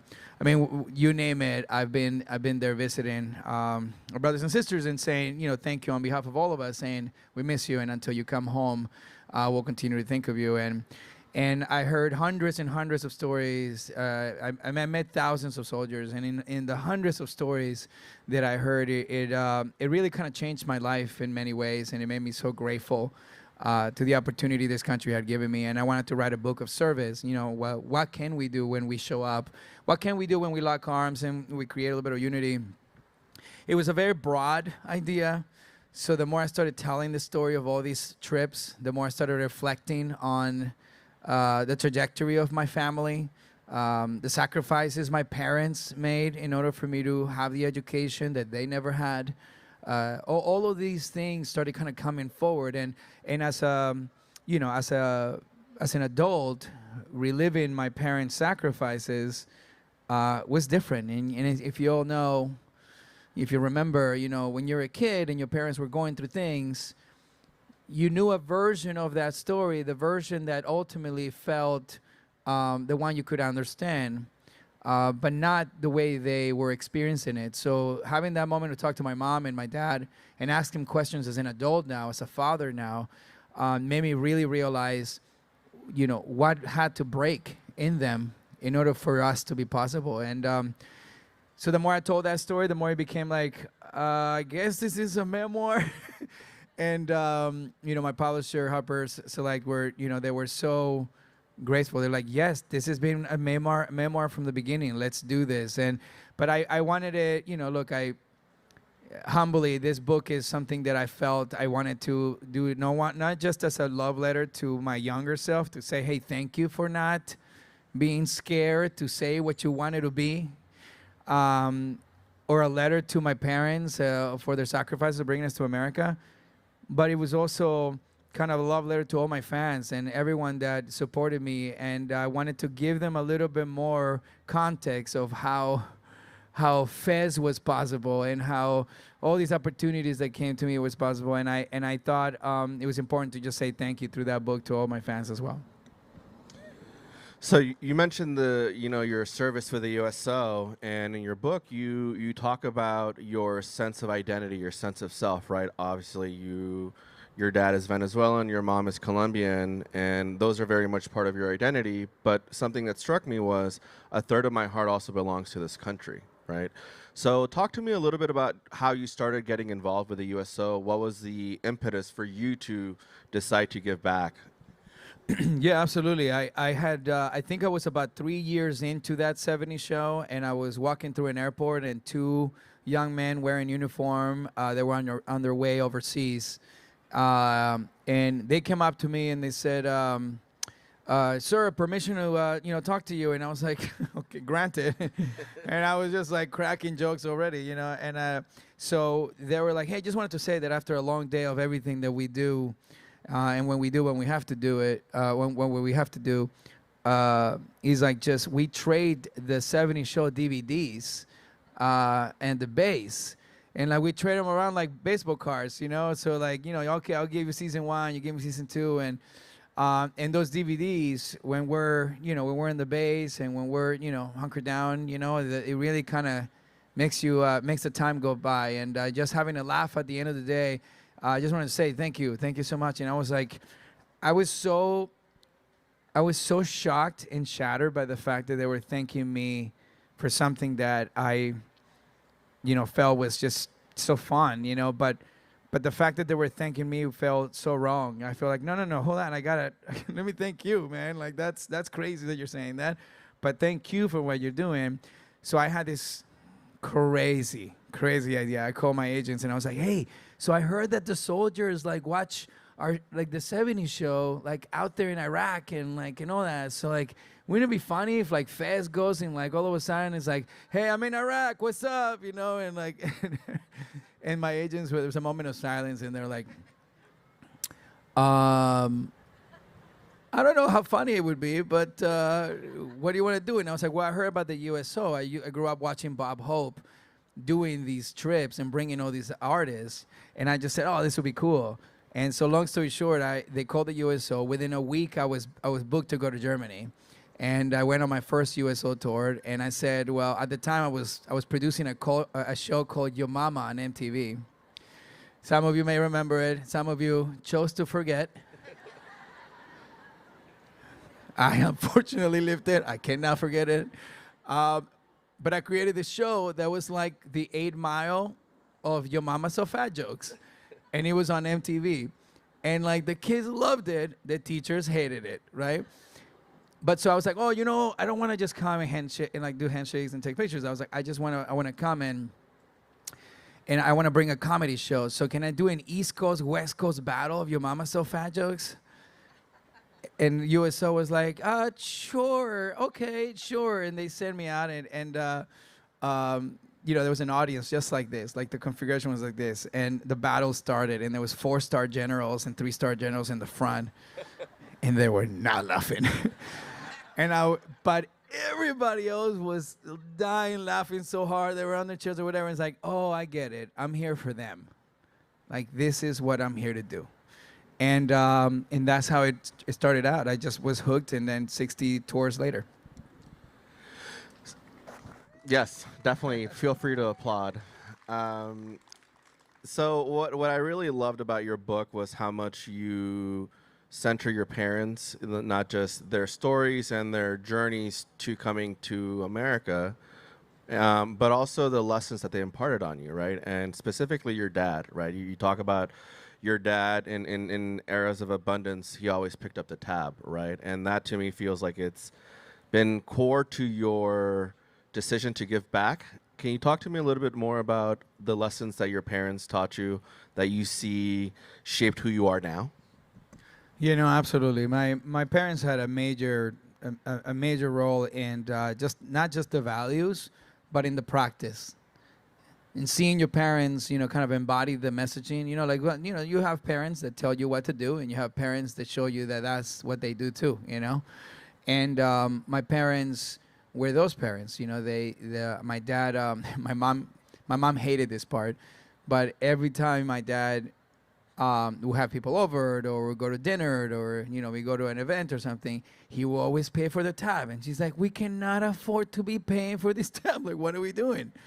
but there was something that there was a level of joy and achievement that it made my dad feel by doing this, you know. So I realized very quickly that like blessings are not meant to be held. Blessings are meant to be filtered out, right?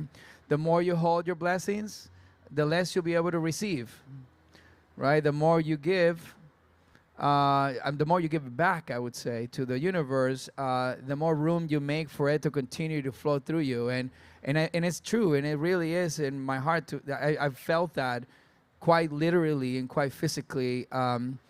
You know, the transfer of that energy. And my dad collected the fruits of so many people that he cultivated and provided so many great times for. So yeah, so definitely those lessons were important. My dad never taught me to save money. He just was horrible at it. But my mom taught me how to, like, you know, have a secret stash somewhere, you know? So like I learned so much from them about who I was gonna be as an adult. So I don't know if you people know this, but he is an actor. So why don't we talk about your craft, right? Obviously, you're a big role. Is that 70s show? As I was preparing for this interview, I remember when it aired. You know, I was of the age. I'm 39, so I was like right in that high school era, and it felt so true to me. And so I hadn't seen it in a while, and I started rewatching it, and I gotta say, it holds up. It's so funny, you know, and it's just so genuine. But can you talk to me about booking that role? I know that it was the journey to getting to Fest was so treacherous. And then let's talk about how that role changed your life. Absolutely. You take me back to those moments.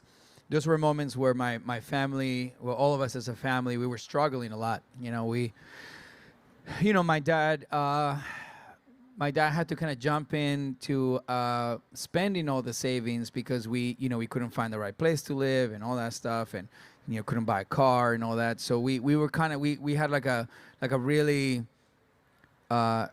early start to what we needed to do, and we weren't able to save our money. So we were living check by check, and occasionally we would be late to rent, or about 3 months or 3 to 2 months, always late. And at that time, when I was going to high school, I didn't know how to speak English at the age of 14. I didn't even know how to count to 3. So I basically, decided to go back to what I knew, which was dancing, singing, and acting, and that felt very universal. Also, as an actor, as a kid, you're performing things on stage that you don't even know what meant. Like I know how to speak English, so I was doing English plays, and I was doing sentences that I had no idea what they meant. But the idea was that the more I did this theater, the more that it taught me how to speak English, and that's right. I mean, I was carrying all these fake conversations on stage that I didn't have the courage to have outside of the stage. So the more I did theater, the better my English became, the more bold I became with communicating. And then the more I was sharpening these tools, and I was such a clown, like I was such an idiot that I just like making people laugh. So at that time, a teacher said, hey, you're pretty good.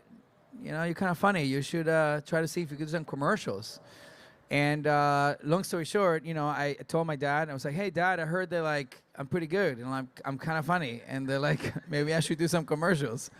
My dad said, what is a commercial, And I said, oh, it's this thing on TV, da-da-da-da-da. And then he's like, well, let me see your report card. And I was a pretty good student. I was kind of a teacher's pet when it came to drama, so I was very good.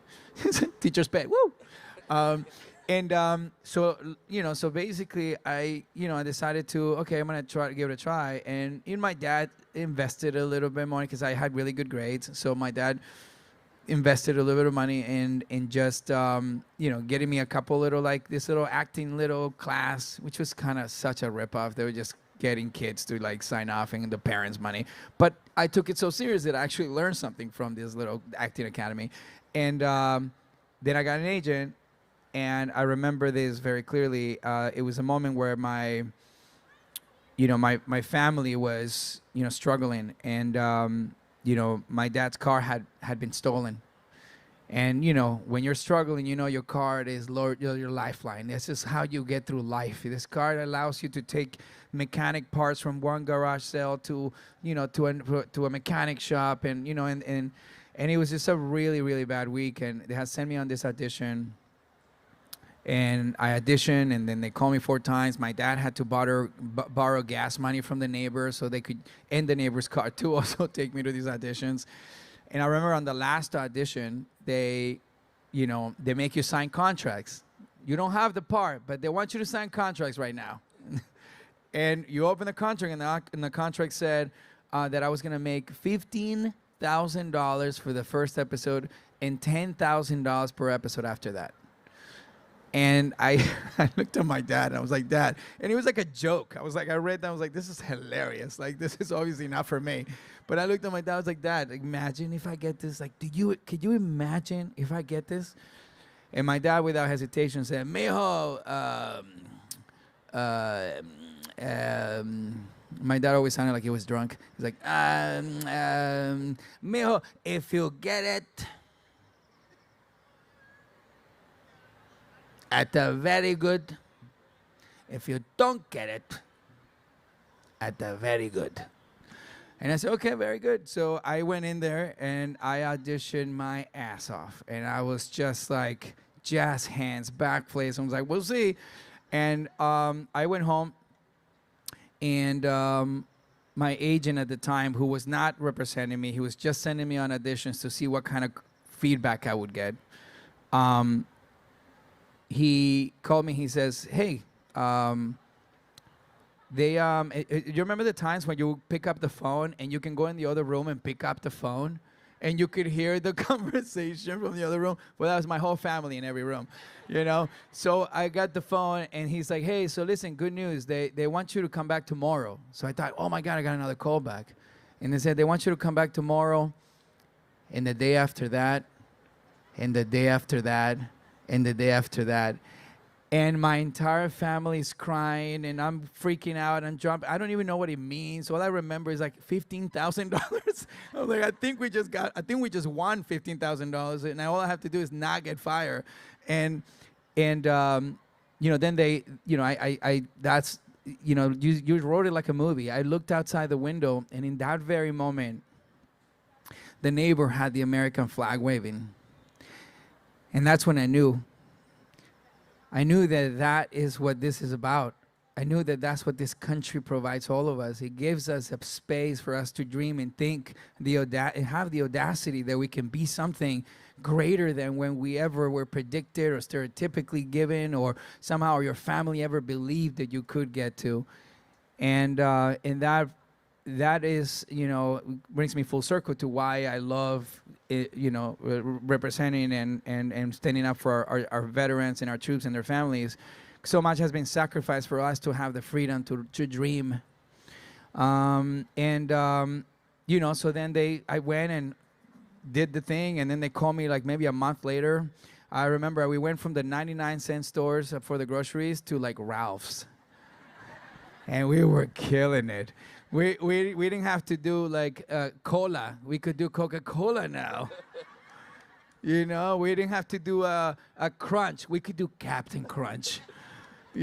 So, but then a couple, like a month later, they called me. He goes, okay, good news and bad news. I said, oh, okay, what happened? So they said, bad news is they changed the name of the show from Teenage Wasteland to That 70s Show.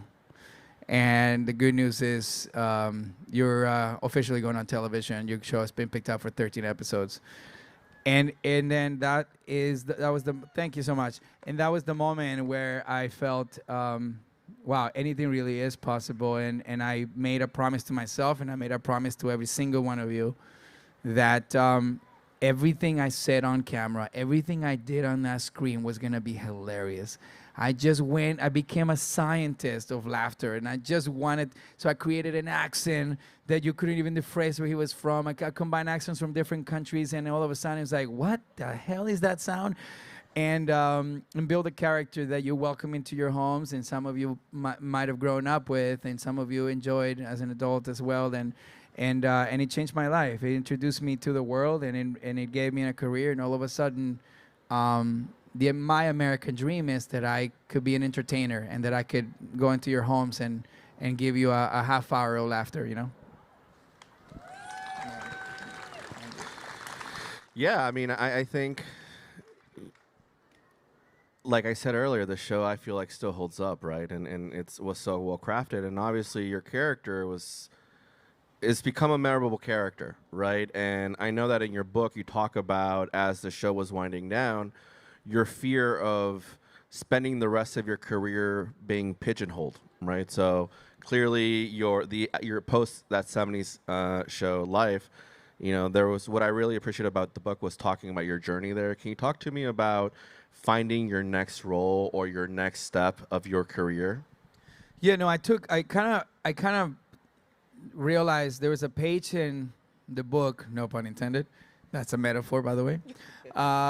There was a page in the book of all of my colleagues from the 80s and the early 90s. If you played a character like the one I played on TV, that's all you did. Nobody else could imagine that you could do something else. Nobody could see you beyond the accent or the pants or the suspenders, right?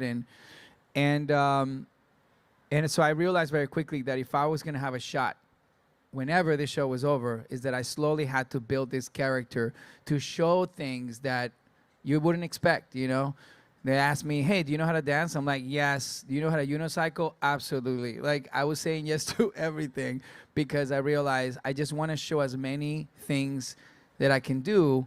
So when this is over, then I can have a shot. So the first thing I did is I started working out, right? I was like, I got to look like the guy who plays the parts that I want after this. So if you remember, halfway through the 70s show, all of a sudden Fez had shoulders and he had a harder ass, you know. All of a sudden you realize very quickly that, oh, okay, this guy's not looking as scrawny as he used to be. And then I was relentless to just work all year round. So every time we finish the season, I'll go do a movie.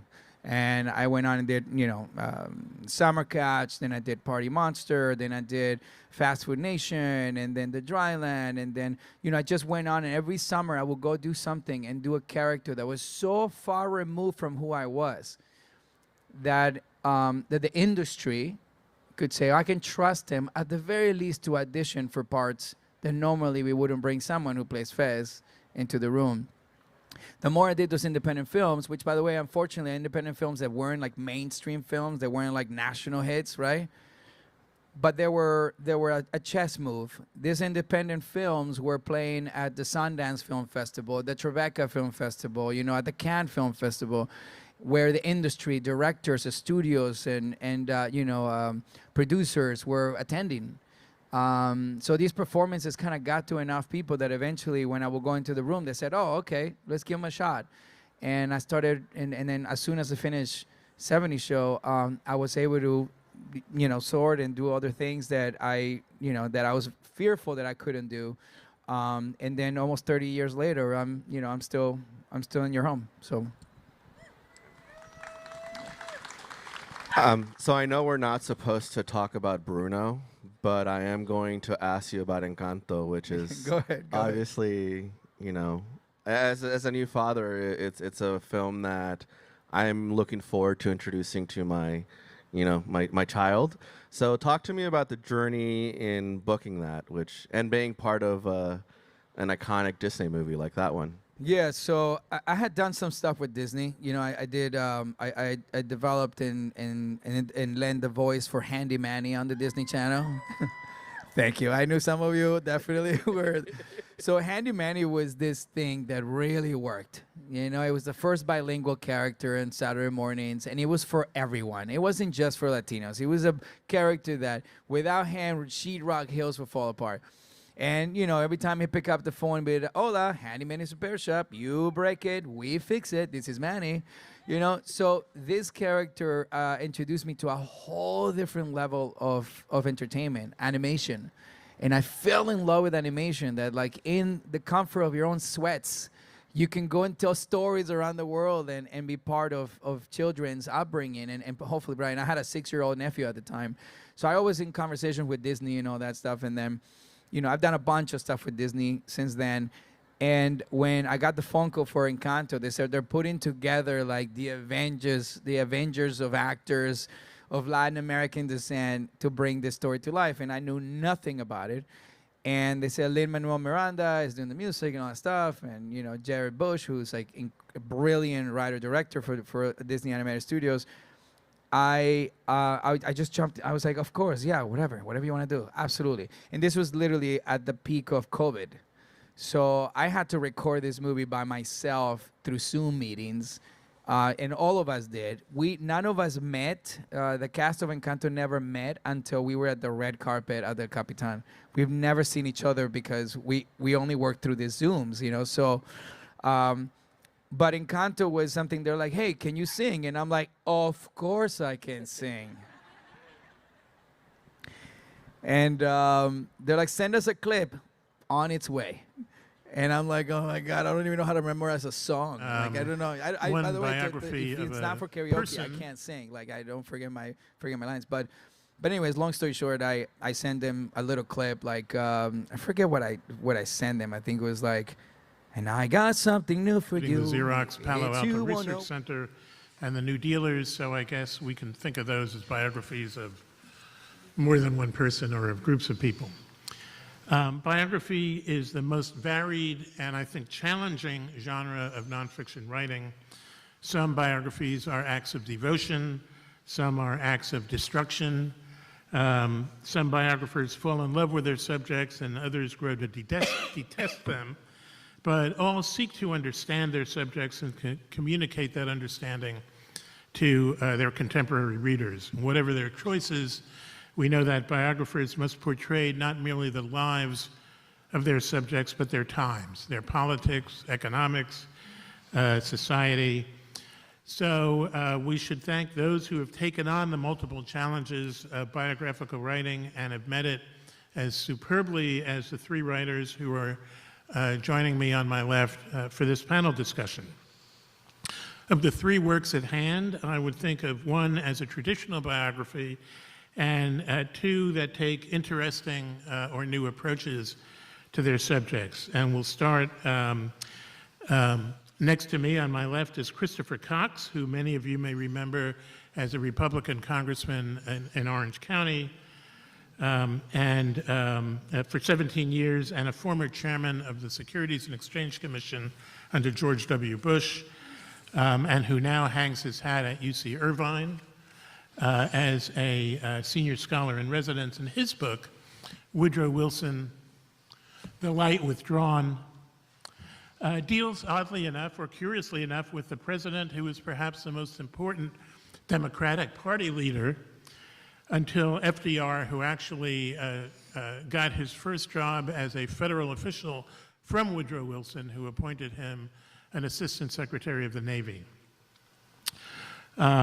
Next to Chris is Max Boot, who is a fellow at the Council on Foreign Relations and a columnist for the Washington Post. And his book is what I would think of as the most traditional biography of any of our panelists.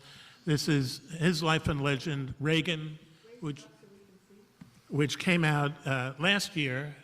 November, was it? September. September.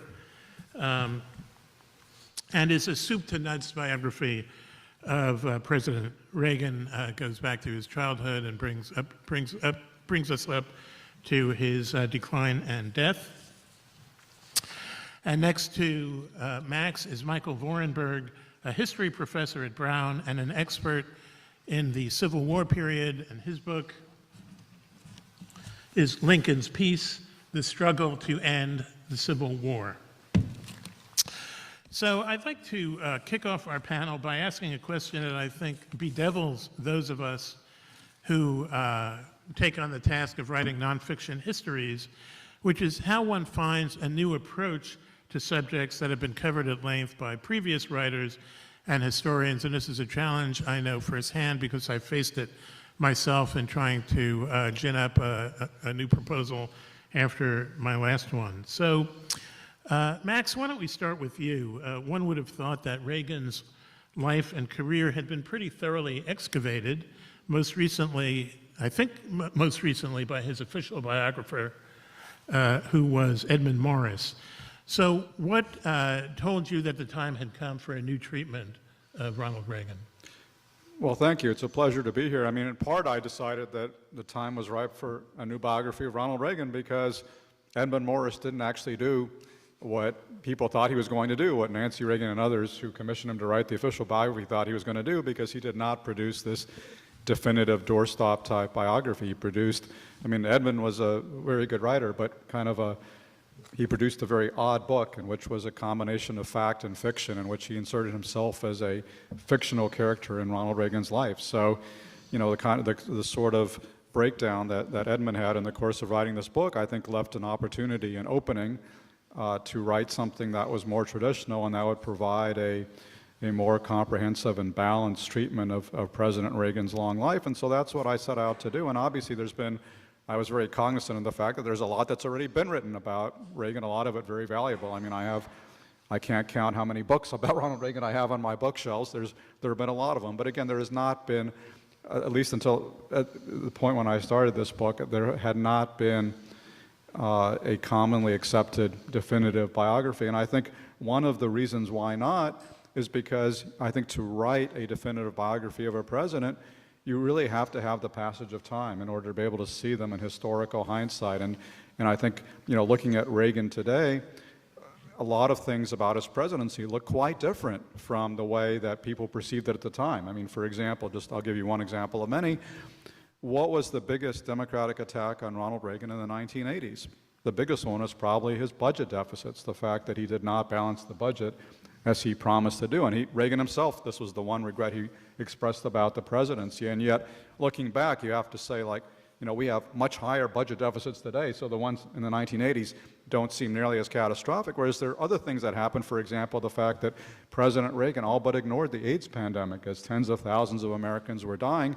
Democrats were not criticizing him for that at the time, but in hindsight, that looks like a much more substantial failure than the budget deficit. So that's just one example of many. I think you really have to have the passage of time to really figure out where a president fits in American history. And so I was blessed with that passage of time, but also close enough to events so I was actually able to interview a lot of the people who worked with him. And so I feel like I kind of hit a sweet spot in terms of being able to write about him. Okay, Chris, sort of the same question. In the very introduction to your book, you mentioned that more than 2,000 books have been written about Woodrow Wilson in English, not to mention those that have been written about him in German, French, and other languages. So how did you work around all of that verbiage to say something new about Wilson, who died in 1920? Well, it was easier because I didn't start out thinking, how am I going to write a story about Woodrow Wilson that has a new angle? I started out writing about why it took so long for women to get the right to vote. And I backed into Woodrow Wilson as a result of that. My interest in women's suffrage and in how long it took, more importantly, went all the way back to when I was in law school.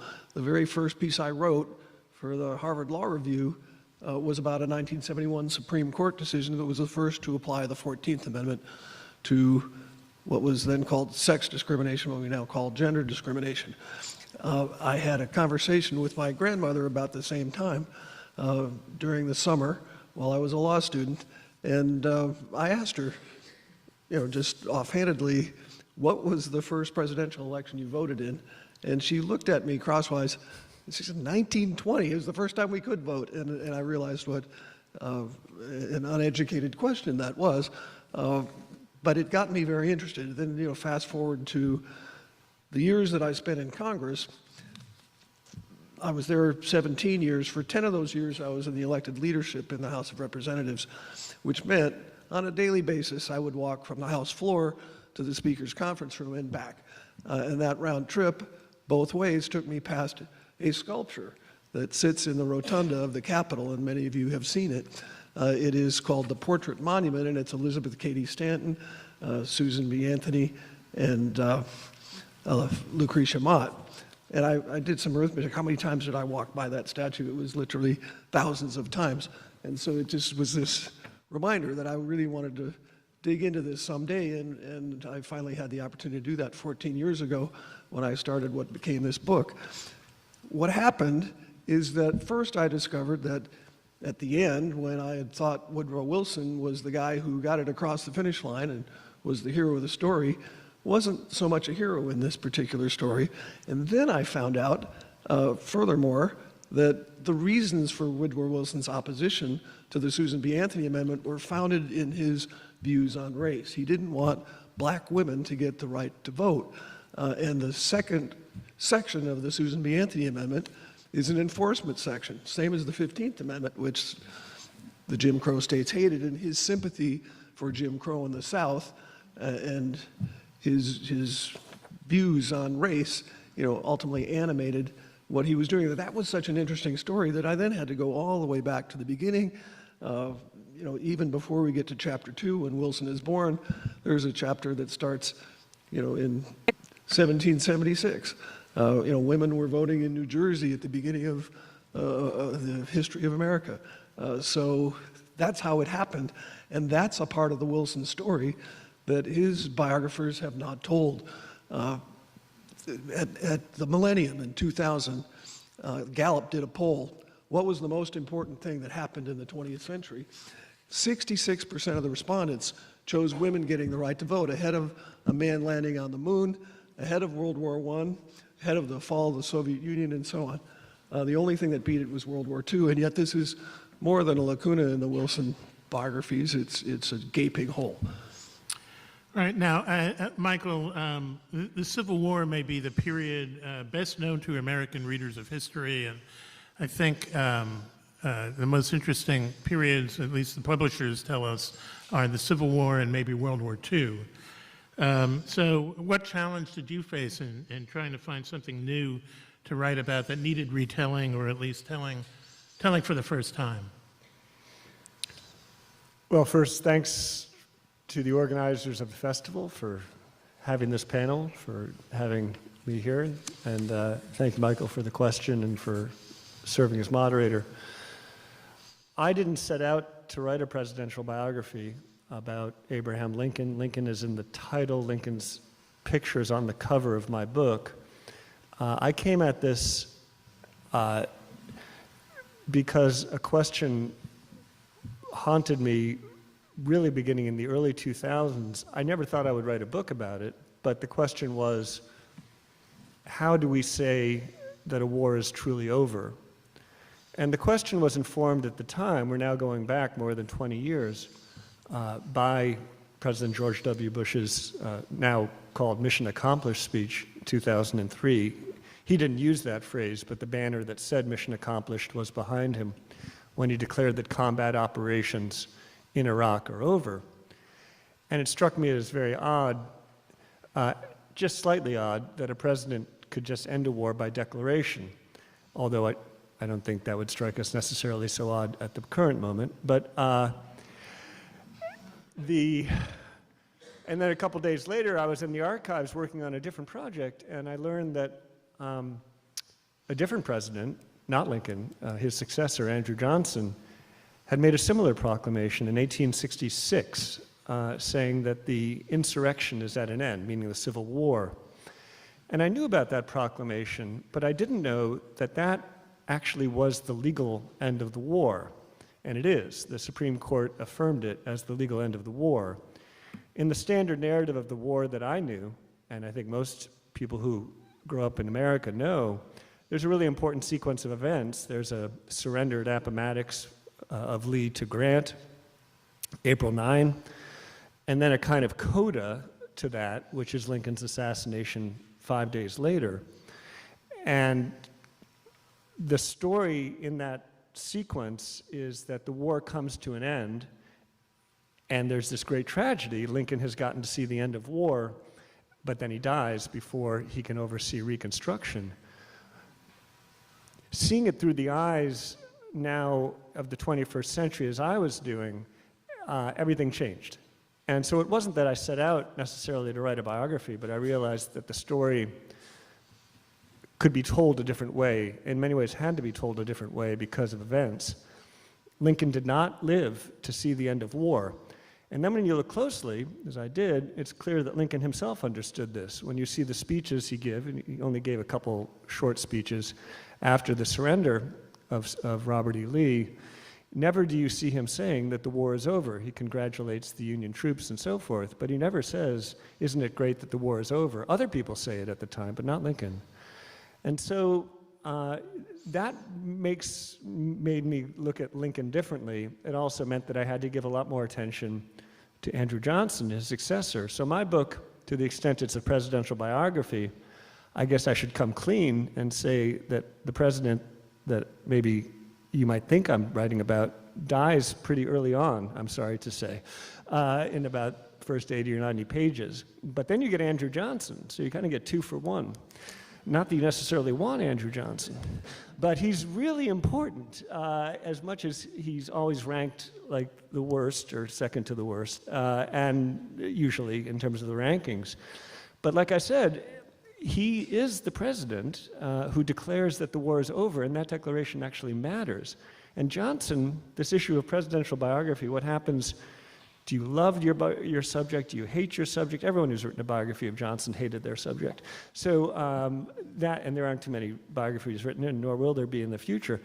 But he's a fascinating character nonetheless, and incredibly relevant. But I'll stop there just to bring it around and just say the last thing I ever wanted was to write biographical things about Andrew Johnson, but it turns out, like so many people, when you press closely, you find amazing things and amazingly relevant things about a person. Lincoln's relevance to today is certainly true. At any given moment, Lincoln is relevant. Johnson, rarely do we think of as relevant to any moment, but turns out to be very relevant to the current moment. Right. Well, that leads very conveniently into the next question that I want to ask, and that is, since I mentioned at the outset that some biographers fall in love with their subjects and others grow to detest them, and I guess still others fall in between. So I'd like to ask each of you how your impressions of the people you were writing about may have changed over time. And I'll start again with Max. Correct me if I'm wrong, and you may very well want to do that, but my impression from reading your book is that you came to consider Reagan something of a fraud. The word that I kept circling as I read through your book was the word false. You would refer to Reagan's false statements in his campaigns and even in his presidential and gubernatorial speeches, the false premises of his economic policies, his detachment from supervising his aides and cabinet members, and so on. So can you talk a bit about whether how you felt about Reagan when you started your book, and how or whether that changed as you continued to research it? Well, I certainly never called Reagan a fraud in the book, and I don't think I honestly don't think that's an accurate summary of my assessment. I do think that he was, I think an accurate summary would be to say that I think he was a deeply flawed but still great president who has been rated, around 8 or 9 among U.S. presidents in polls of historians, which I think is an accurate or is a fair judgment. And I think, what I concluded in the book was he had 2 great achievements that left his mark on history. In the first term, kind of helping America to get its mojo back after the very dark days of the 1970s, Watergate, stagflation, Vietnam War, Iran hostage crisis. Reagan kind of made Americans feel good about themselves again, made them think it was morning again in America, and helped America to overcome the very difficult and tumultuous days of the 60s and 70s. And then in his second term, I think his great achievement was working with Mikhail Gorbachev to peacefully end the Cold War, which is not something that people expected of such a hardline anti-communist. When he came into office, a lot of people thought Ronald Reagan is going to start World War III, and in fact, he pivoted once Gorbachev came to power in 1985, and working with the world's #1 communist despite a lifetime of anti-communist rhetoric. So I think those are great achievements, but I think there are also great failures. I alluded to one of those earlier, the fact that he all but ignored the AIDS pandemic, the fact that his economic policies widened income inequality, not intentionally, but I think they did widen income inequality. The fact that throughout his political career, he appealed to white backlash politics, going back to his days running for governor of California in 1966, campaigning against the Rumford Fair Housing Act, which forbade discrimination in housing in California.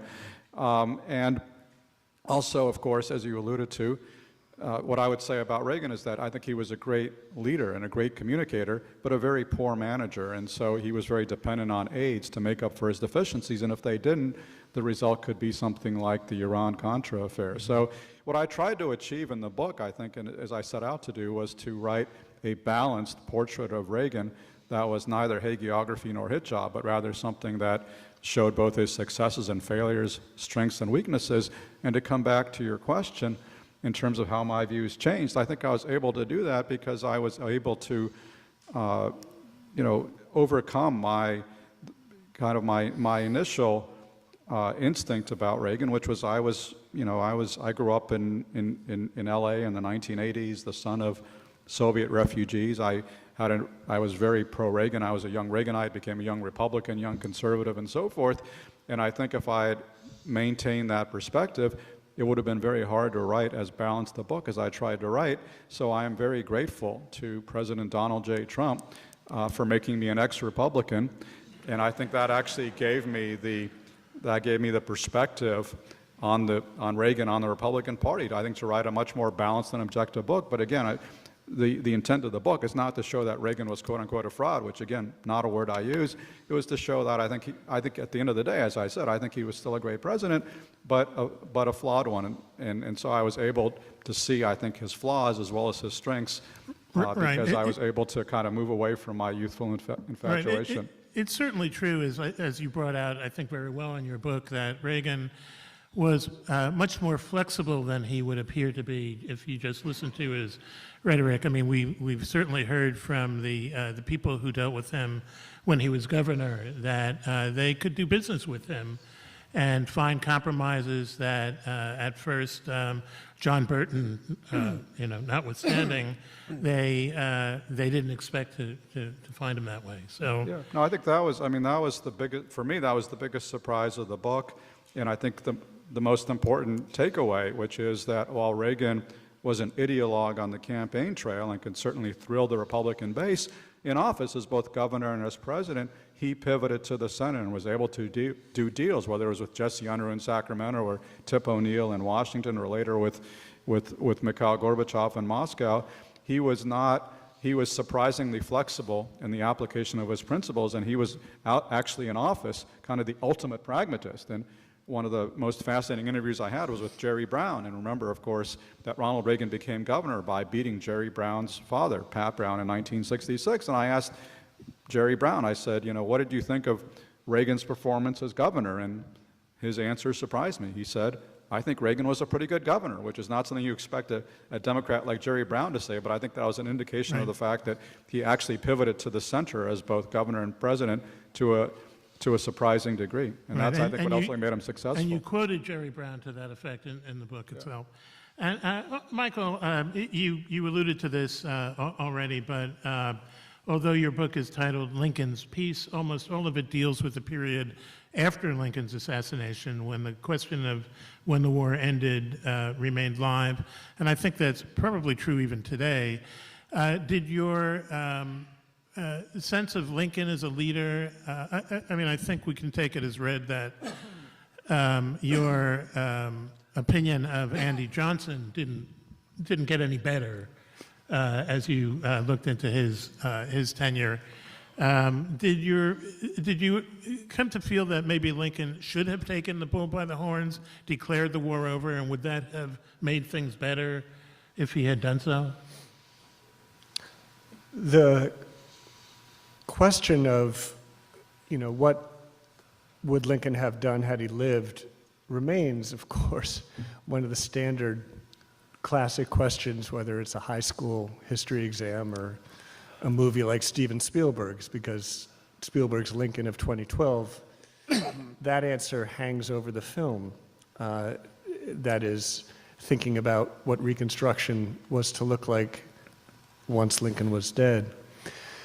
So I engaged quite a bit with the issue of, in the book, of Lincoln and how he approaches Reconstruction. It's something I've been thinking about a lot, I guess, my whole career, since my first book was about the 13th Amendment, which is Lincoln's worked hard to get that through Congress when it finally passed. My view of Lincoln evolved a bit. It's funny, if I say anything negative about Lincoln, then immediately I'm assumed to be a hater of Lincoln. That's the kind of reverence that remains for the man. I think Lincoln was our greatest president, and I don't think there are many that come close. So let me say that as first caveat before I say something negative about the man. And that is that from the very beginning of the war, Lincoln had an understanding, a kind of vision of the war that went like this, that the war was being led by the most upper crust white Southerners, the slave owners, the wealthiest, who had basically hoodwinked the masses of whites in the South to go along with them, to think that the war was a good idea, that secession was a good idea, that having their own country was a good idea, and that slave owning was a good idea, even though the most white Southerners didn't own slaves, of course. And so for Lincoln then, the game was, how do you separate the masses of those whites from the leaders? How do you convince the masses of the whites that they're acting against their interest when they're following the elite slave owners? So in that vein, during the war, he's doing all kinds of things to try to drive a wedge between those. Now, when we get to the end of the war, and the question is, who in the South is going to be allied with his party, the Republican Party, a different Republican Party than exists today? Sorry, I believe it is. Okay, and I hope I'm okay saying that, but it is. And that's a really fundamental question as he's looking forward. And Lincoln still holds on to this notion that the masses of the white Southerners can be brought to the side of the Republican Party, which is, after all, starts as a Northern party only. And that's the key. And he says, even close to the end of his life, in one of the meetings, that the key to the policy is to get those Southern whites who have been duped by the elite Southerners away from them and to the Republican Party. Now coming back to your question, I think on this issue, while I can absolutely see that at that time that made a lot of sense to Lincoln, but it was actually a problem. And it's a problem that we understand better now as a problem, especially because we face the same issue today, where I think a number of people who do not support Trump are waiting expectantly for that moment to come when, whatever it was, the 45 or 46% of voters who voted for Trump wake up, scales fall from their eyes, and they say, oh my God, I've been duped. But that moment's not coming. It wasn't coming in 1865 to Lincoln, and it's not coming now. The popularity polls, of course, are going down for Trump, and they were going down for the elite Southerners in 1865 as the war was going badly for them, but not by much. Not by much, and you can see that after Lincoln's death, the ease with which former Confederates are able to marshal popular support for white paramilitary action against black Americans. The far more logical constituency for Lincoln to reach out to wholeheartedly were black Americans. If you're looking for loyal Southerners to be part of the Republican Party, obviously black Americans in the South were the most likely to be loyal. Now, Lincoln did reach out to them to some extent and said they would be soldiers in the Army, and does in his very last speech go public with something he believed privately, that there should be limited black suffrage for men. But he never had the notion that there should be this wholesale kind of reversal of who the Southern constituency would be in the Republican Party, that it should not be whites, period, but rather, or whites could certainly be there, but that the focus should be on Black Americans. And asking him to have taken that position is asking a lot of that moment, definitely. Okay, why don't we hold that thought there? I want to give Chris a crack at this question as well. As you mentioned, if I heard you correctly, you really started your book as an inquiry into women's suffrage. But Wilson, who ended up being sort of the trademark subject of your book, was lionized as a peacemaker and a humanitarian during his life. And I think really that was the impression held about him until very recently, when the reality of his racism really came to the fore, prompted Princeton to eradicate his name from campus institutions and buildings. So did you come to the book with a different impression of Wilson that you ended up with, and how did that evolve as you looked further into his role in fighting women's suffrage throughout his entire term?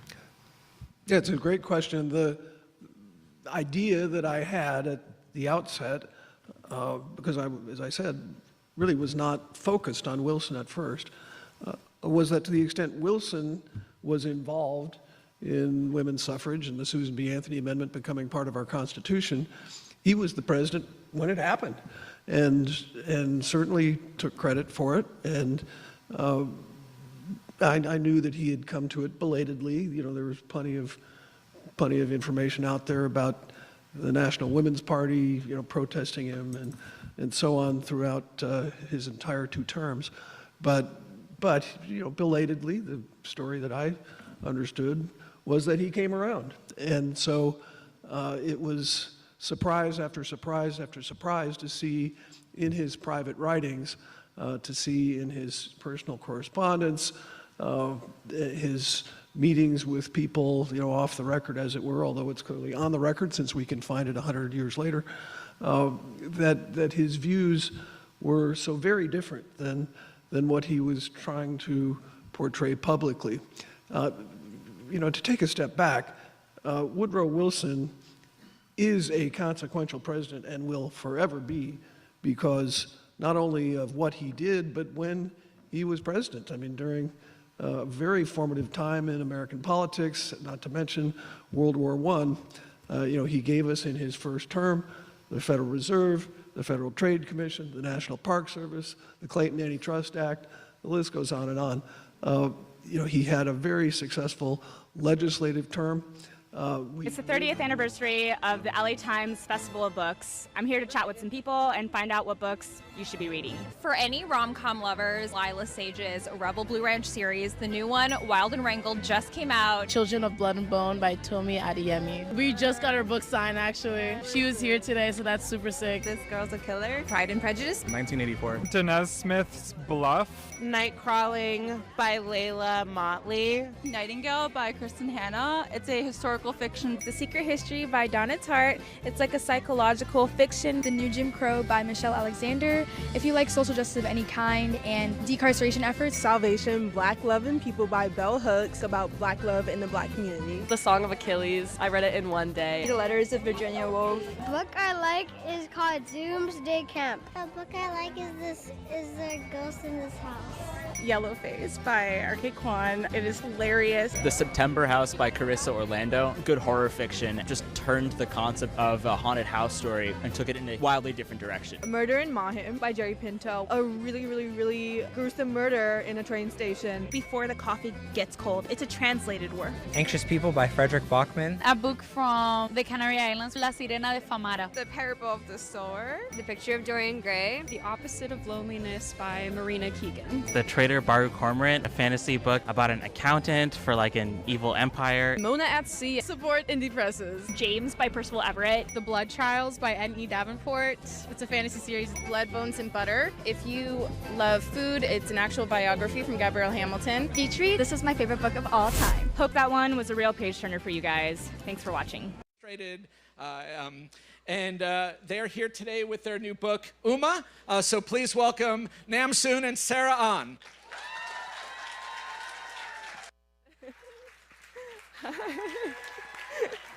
Thank you. Hi, everyone. Thank you so much for coming out. It means so much. We're really excited to present to you guys 2 recipes. I texted Michael this morning, and I was like, I don't think this one recipe is enough. We have more time to do more. So my mom's going to present to you her angel hair bibimbap, which is angel haired cold mixed noodles, because yes, Koreans eat our noodles cold, and so we're going to show you the entire process. My mom used to own a noodle restaurant, and so her specialty are the noodles. Right, Oma? Mm-hmm. Yes. This is my amazing mom, by the way. I love her outfit today.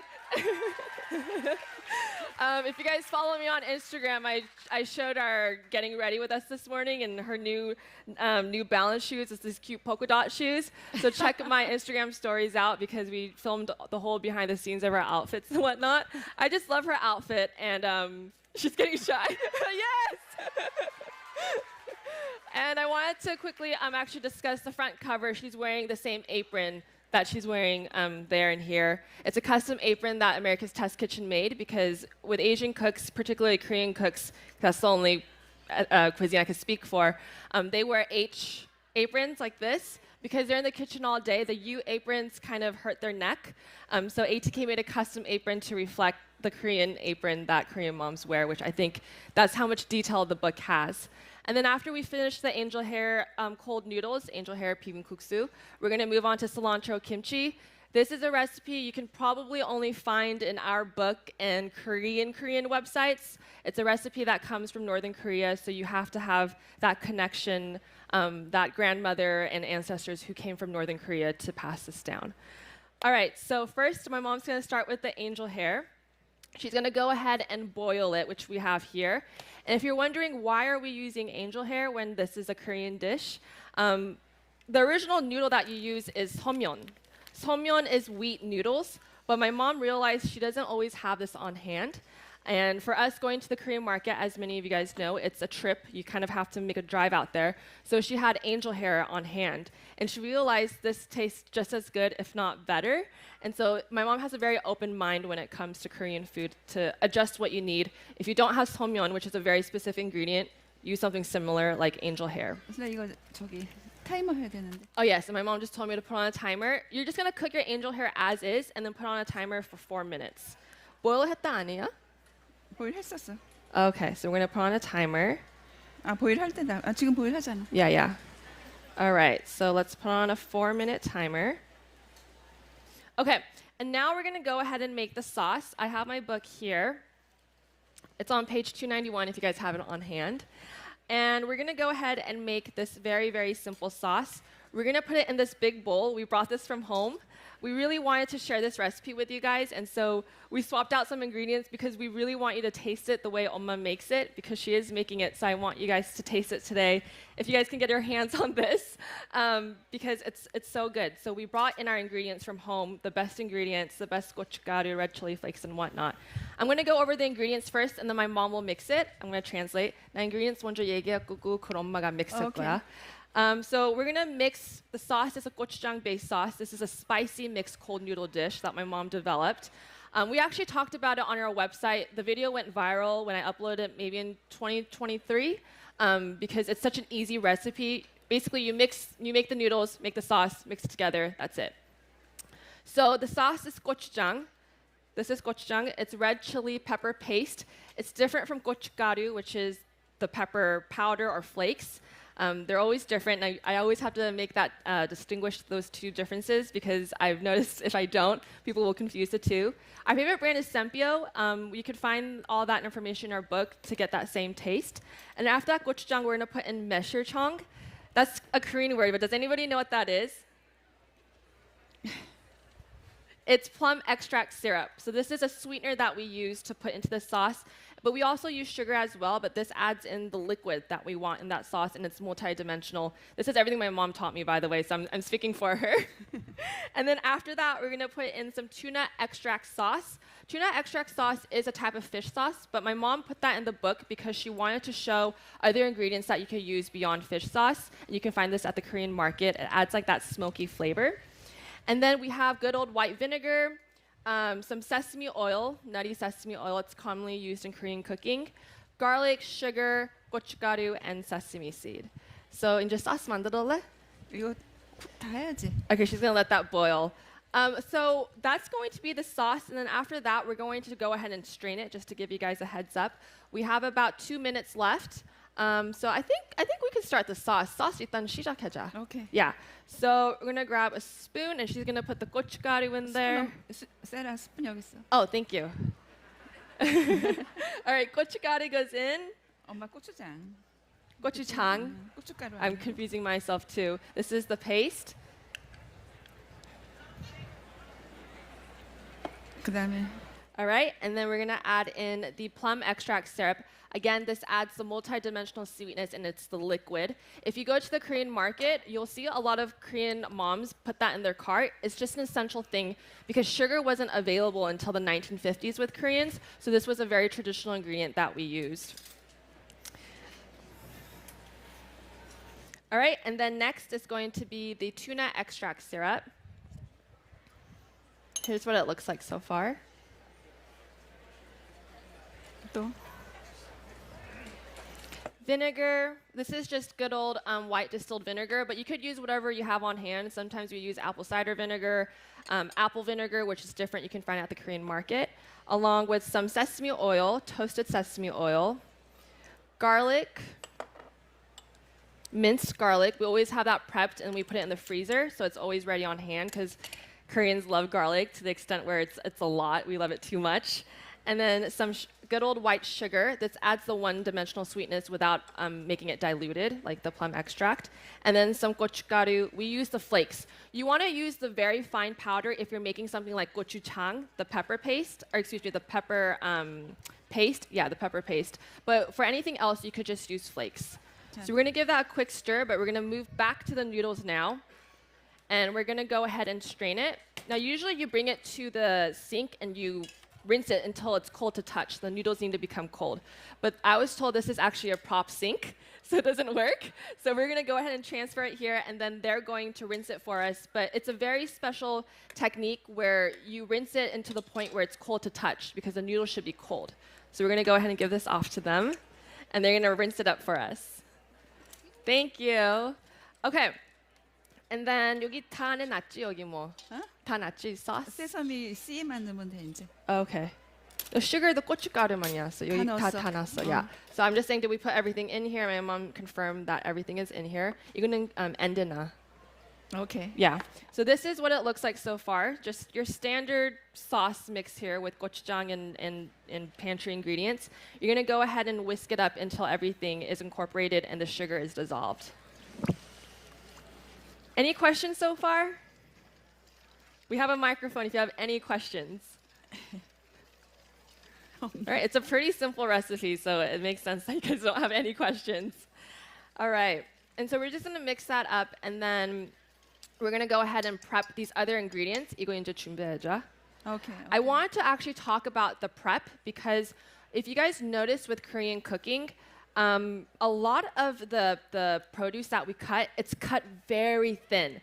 And when I was working with America's Test Kitchen, they had my mom develop the recipes, and then they tested all the recipes to validate it because they are America's Test Kitchen.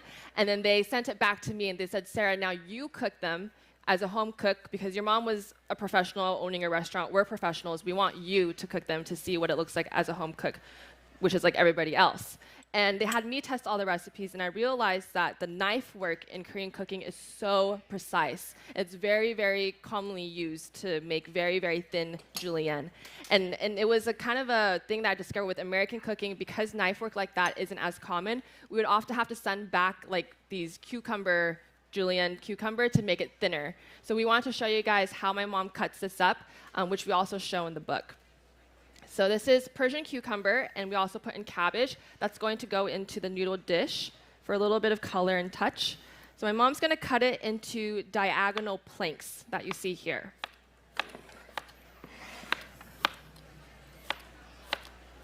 And this is thin. And when we worked with America's Test Kitchen and other American cooks, it would be matchsticks where it'd be much thicker. So you want it thin because the whole point of this dish is that it should be harmonious. And this is very, very common, like bibimbap. You guys know bibimbap? It was the most Googled recipe in 2023 in the world, which is amazing. If you guys notice that, or japchae, are you guys aware of that? Glass noodles. They need to be julienned because if not, that one ingredient, whether it's carrot or bell pepper, it's going to stand out. But you julienne it so that everything is harmonious, so no particular ingredient stands out. And that's why knife work is so important in Korean cooking.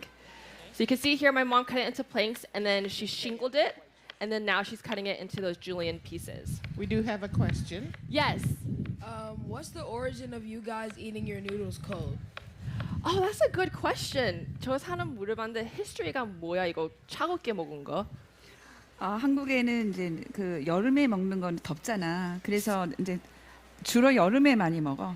So this is a dish that Koreans eat a lot in summer because summer gets really hot to the point where I don't recommend going to Korea in July because it's like the type of hot where you get kind of agitated with your family members. Stick around for more interviews with authors, books, cooking demos, books, compelling cultural conversations. Oh yeah, and books. Wherever you're coming from. Thanks for joining us. Books. And I said... forgot the book. All right, there you go. There it is. So I said, I would like to try this. And my coach goes, why? You're not a writer. And I said, I know, but I want to challenge myself to be one. And so I wrote an oratory, and I won the national tournament. And then I came back the following year with an HI and oratory, and I won both HI and oratory. And to this day, kids will stop me, and they will say... I love you, and I think it's for like Frozen or Book of Mormon or New Girl or whatever, and they have watched my speech in high school, and that is so crazy to think that like kids are watching me as a 18-year-old and appreciating what I did at their age, and it's the coolest thing ever. So that was very much the catalyst for sort of the rest of my career. Now, I want to come back to this later, but that teacher, a lot of people didn't like that teacher, right? He was a hard ass. He was the first teacher in my life I ever said, are there kids here? Yeah, okay. They're the little good. people. He's the first, hi guys. He's the first teacher I ever said, fuck you to. All right, we're going to return to that. So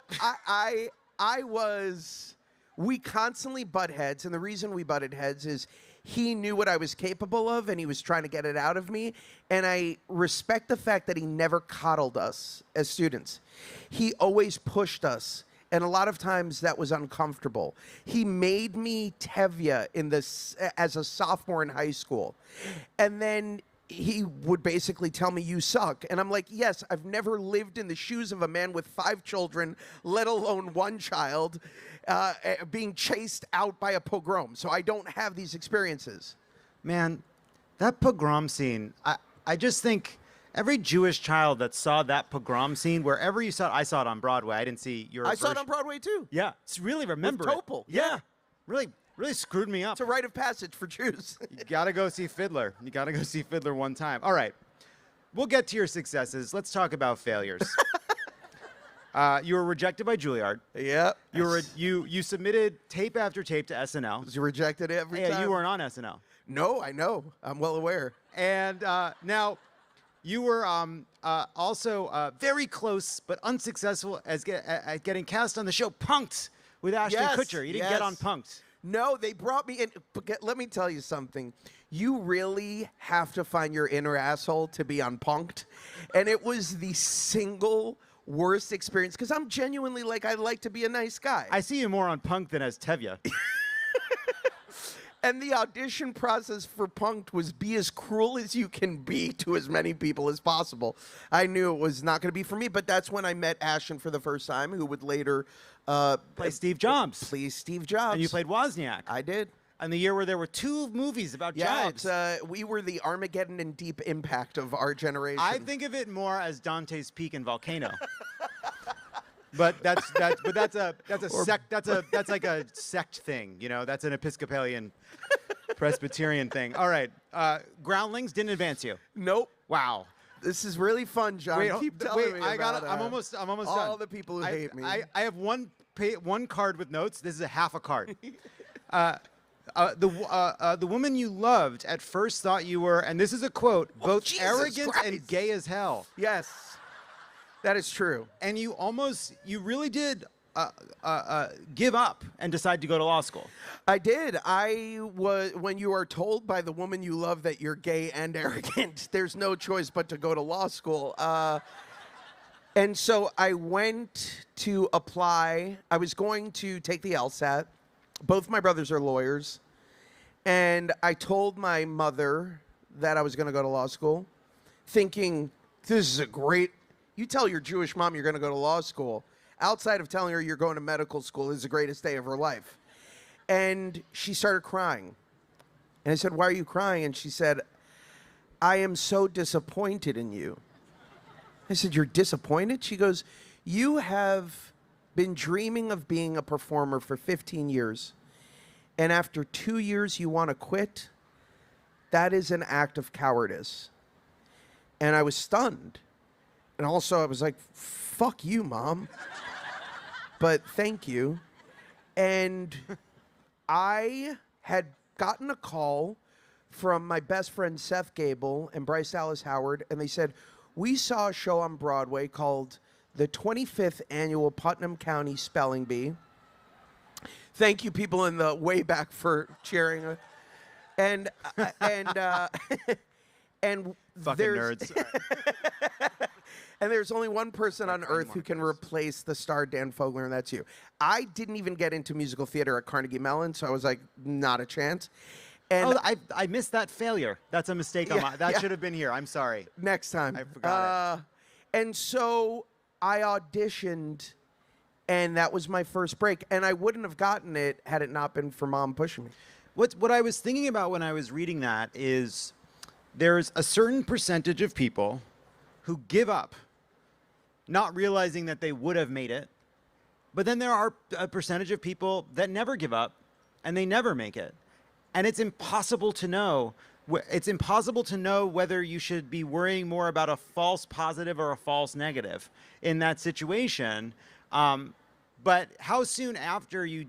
So how soon from I think I'm out, I'm gonna go on law school? Go to law school. 3 months. 3 months later. 3 months later. I mean, it really was miraculous, and the whole thing, as I write in the book, was like a series of fortunate events. Like, it was the craziest path that you could imagine of me getting that job.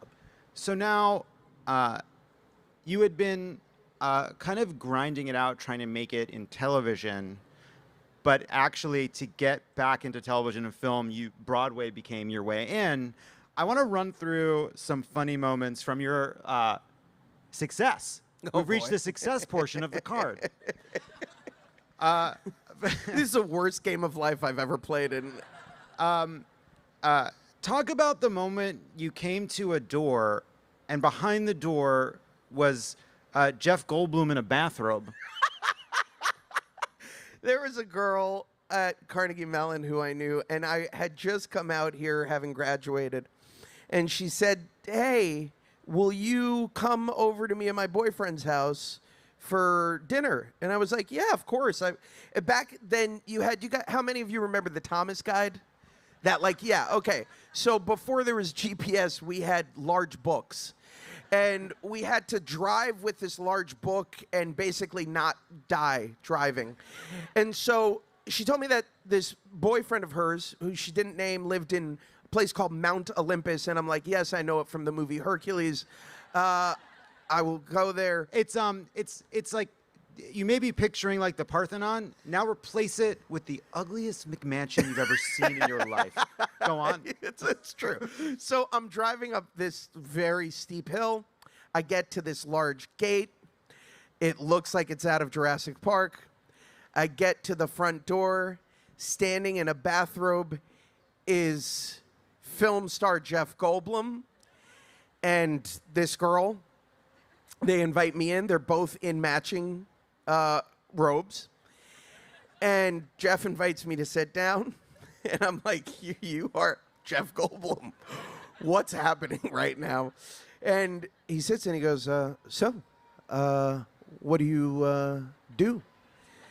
And I said, I'm an actor. He said, oh, so am I. I said, no, I know. That I know. And he said something to the extent of, are you happy? I said, yes. Are you happy?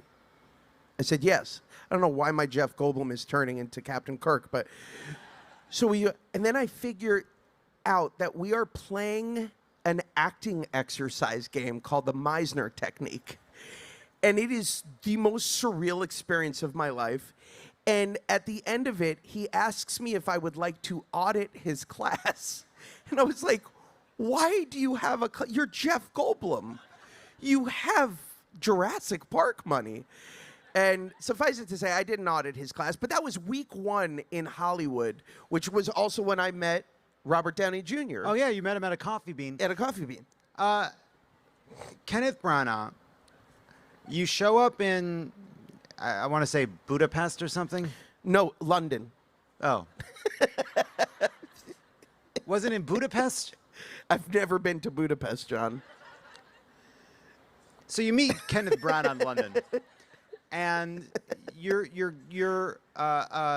there to do Murder on the Orient Express. He's playing Hercule Poirot. Yeah. Poirot. And what happened when you walked in to meet him? You thought you were just going to say hi. Well, I had just landed, and if you fly to London from LA, you are properly jet lagged. And my driver tells me that we are going straight to set, which is very unusual. And I was like, oh, okay, great. And I figure they're going to do like a hair and makeup test. And I show up, and we are in they take me to, we're shooting in a place called Leavesden, which is like a former artillery hub and like airplane hangar, very industrial. And we go to like one of these empty warehouses, and inside is like a little train caboose with Sir Kenneth Branagh to you. I didn't fight a war to use their phrases. We beat those people, so we don't use sir, damn, dame, captain, duchess. I don't care about any of it. So it's Judy and Ken to me. Sir Kenneth Branagh is in full garb with his mustache, and he starts interviewing me as a suspect. I had just gotten off of a fucking plane, and I am already in character with Sir Kenneth Branagh, and it was one of the most incredible exercises I've ever done, because when you are so unprepared, you have no choice but to be in the moment. And I was so terrified. I was terrified that this man was going to fire me for not being prepared, and he knew that, and it played beautifully into the character and the relationship with Poirot. And it was actually like an exercise I was so grateful for. I would like to read a quote from the book, In God We Trust. I feel blessed to have worked with Judi Dench twice, although not as blessed the second time, which involved me eating through the earth while shitting the remains out my asshole like a fire extinguisher. Does Judi Dench have gambling debts? What? How do the two of you? How does she end up in a film we all love, Artemis Fowl? Oh boy! And what was the title of my next book is "You Win Some, You Lose Some." No, it was one of those things where we had both worked with Ken. We loved working with Ken. He was adapting this very famous book, and making movies is hard. You go in with the best of intentions. Scripts often are excellent, and then when you're making the movie, it doesn't come out the way you intended it to come out. But as we were on set and we were working through the scene, and I was literally being told how the CGI of shitting dirt was going to look, I looked over at my co-star and I was like, I know how I got here. How did she get here?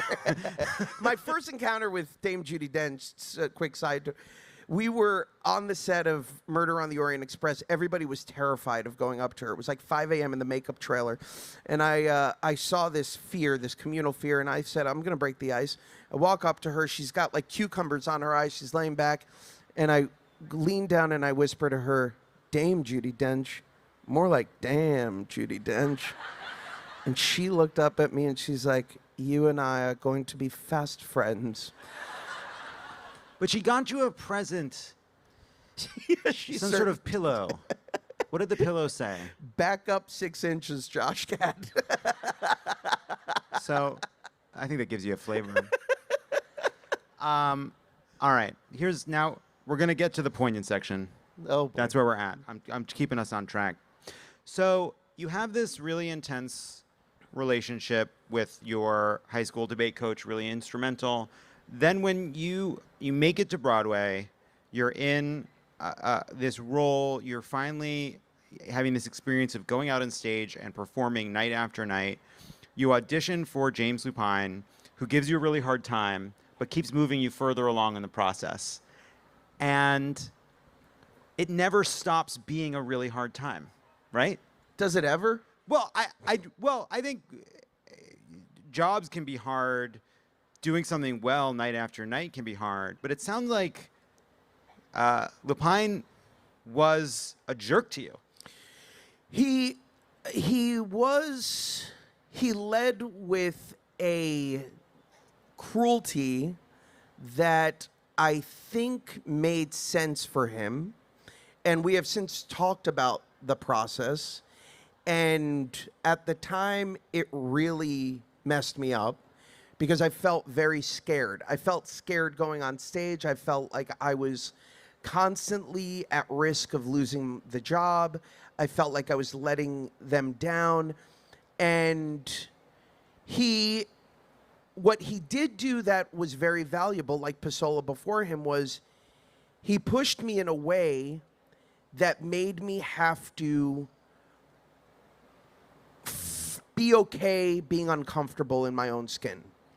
Be okay dealing with adversity in a manner in which I think prepped me for this career that I chose. It's not an easy career. Even when you get, more and more success, then there's another tier that you're fighting to be in, right? And there's always that. I think everybody, I was going to say in this room, this is not everyone on God's earth is dealing with that in one way or another, where you're always setting goals for yourself and you're always coming into conflict with obstacle. And James prepared me for that. Granted, he took an unorthodox approach. But I don't know. Is that right? Is it maybe there's truth in that, but also isn't that the kind of thing a jerk says as you run out of the room crying, like, if you can't handle me, you won't be able to handle this business. And it's like, it's not like he ever pulled you aside and said, hey, I think you're a little arrogant. I think you're coming on too strong. No, I think that's fair. He just seems like he just treated you terribly. He did. He did. And I called him out on it. After I did my last show on Broadway, Gutenberg, I went out to dinner with him one night. Thank you to the one person who saw that. And I actually said, he said to me, he goes, what did you think of working with me? And I said, I hated it. You were a dick. And he started laughing. And he said, yeah, I guess I was. But it made you better. That part of it is true. I can't debate that. I choose when I'm working with people not to lead like that. For me, it's not. I think that you can achieve the same kind of success and the same kind of outcome, and probably more so by leading with kindness and respect than leading with aggression, cruelty, whatever you want to call it. And I choose to live and practice a different way, but I continue to work with others who don't. And you have to be amenable to both, I think. Yeah. I mean, wasn't Barack Obama hard on you, John? No. No. Barack Obama, there were moments where he would be dissatisfied with a speech, but it was always with respect. Barack Obama as a public figure is not that dissimilar from Barack Obama as a person behind the scenes, which is he doesn't go off he's very measured and contained. I can't imagine. And I've worked with, I think that's actually, even if he weren't, and I've worked for a bunch of different people over the years, and I think that there are ways in which people can be not their best selves in moments of anger. They can be frustrated, they can be upset, and they'll say something they regret. And the rest of the time you understand that they're trying their best. They feel guilty after they come up to you. They say, oh, I went a little too far there. I was frustrated. It was this other thing. I'm sorry it came out that way. But this is somebody that seems to have been, like, you were afraid of the days when he would be there because he'd keep giving you notes. And it's not as though you weren't doing well. You clearly were, because you go from there to Book of Mormon. You go from Book of Mormon to Olaf. You go from Olaf to Gutenberg. Like, you've had an unalloyed series of moments where you are a singing performer, of being extraordinarily successful, and yet whenever he comes to the show, he's telling you, he's trying to drag you down a little bit. And I guess, the reason I bring that up is because I was thinking about the distinction between that and your forensics teacher, who also was hard on you. But I do think there's a difference, right, between people that are hard on you where you know they love you, and people who are hard on you where you think that they hate you. I think that that's very accurate. I think that that's very fair.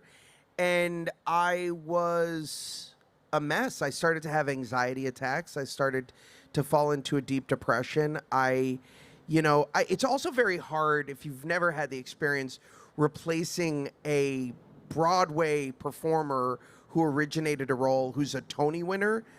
It's very hard coming in and assuming that position. You feel like a fraud already, and you feel like you don't belong, and you know that you're the odd person out because the rest of the original cast is still there. So all of that was weighing on me, and I would come home from shows and people are like, wasn't your Broadway debut the most incredible thing ever? And I would say, no, it was probably the lowest I've ever been, because I was so scared. I had imposter syndrome.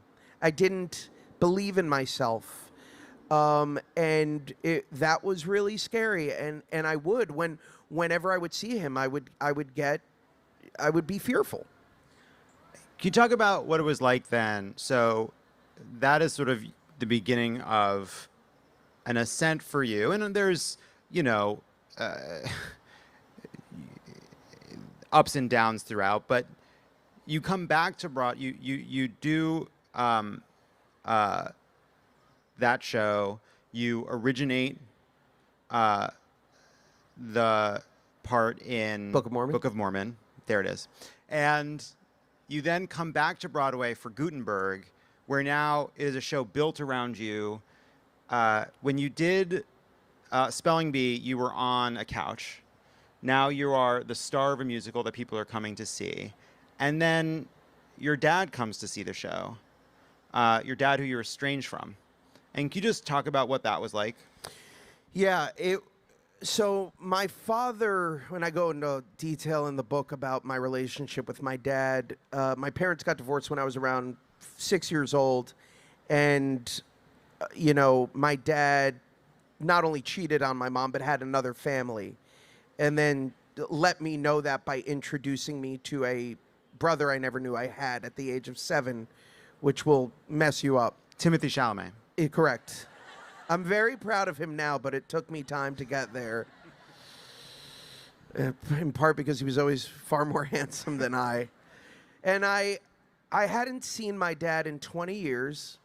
We had spoken here and there. And I get a phone call saying, I'm in New Jersey and I'd like to come see your show. And I realized my dad had never seen me perform on stage. Not as a child, not as a high schooler, not in college, not in professional life.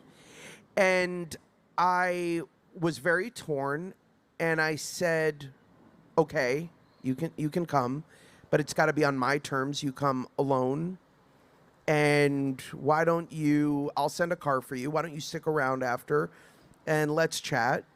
And I was very nervous, and my co-star Andrew Rannells was incredibly supportive and was just talking through it. And I was like, how is your hair so beautiful? And he's like, what? And my dad came backstage after. It was Halloween, and Andrew and I were both dressed as Mommy Dearest. What's her name? Well, it's Faye Dunaway. Faye Dunaway and the daughter. It's Joan Crawford, right? Yeah, No More Wire Hangers girl. And my dad was so confused. And I brought him back to my apartment, and we just sat for 3 hours talking. And it was one of the most cathartic experiences I've ever had, because I finally... You guys know the song Cat's Cradle? And the cat's in the cradle and the silver spoon, little boy blue and the man on the moon. When you coming home, Dad, I don't know when, but we'll get together then. And then what happens? The son is in the same position, and he doesn't have time for the dad. And I was the son. And I had moved on. And it was both like a moment in which I realized, holy shit, I no longer long for this love and affection that I had so desperately needed growing up, because I had an incredible stepdad who took that place. And at the same time, I learned to love him again on my own terms, in my own way. And that felt powerful. That felt good. And it felt like I had closure, and it was a profound evening, and I was happy that I did it. So, has there been a moment when you really felt like, will it ever happen, where you think, all right, I did it, right? Whether it's Spelling Bee, Book of Mormon, Olaf, Gutenberg, is there a moment where you could say, I'm good now, I don't have to feel afraid all this can go away? Or just even now, do you feel, because like when we did 600 Pen together, there was always a feeling with you, and I think it's part of your success, of an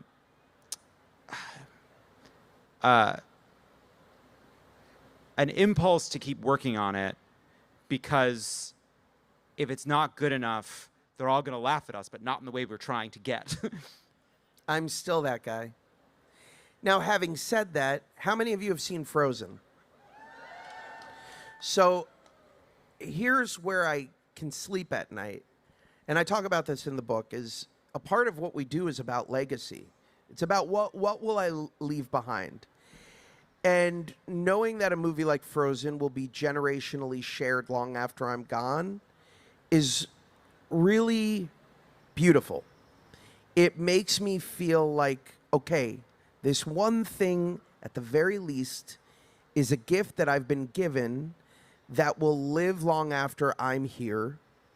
And similarly with Book of Mormon, I don't even understand how a show in which we talk about fucking frogs is now in its 15th year on Broadway. And you never know where it's going to come from. You never know when those things are going to fall into your lap. And at the same time, I can never rest on my laurels, and it's why I always keep challenging and this is why I love you. You do the same thing. It's never good enough. It's always... No, there's a hole in our buckets. Yeah. Yeah, there's a hole in there. That's right. Got to keep putting more water in. You got to put more water in, and I think till my dying day, I'll be looking for more challenges and more ways of proving not only to my audience, but to myself, that I can do something I was too scared to do. Well, that's a good place to leave it. We have time for a few questions, I think. And so if anybody has a question, raise your hand. Sure, let's do that. I'll come to you. I'll hold the mic. There's a gentleman right over there who... Right over there. Okay. Can you come close to the hedge? Hi, your name and your question. My name's Edward. Hi, Edward. Josh. Hi. Recently saw you at Knott's Berry Farm with you and your lovely family. Yes. Great question. I hear you've been working with Mel Brooks on a sequel to Spaceballs. How's that experience been? One of the greatest experiences of my life.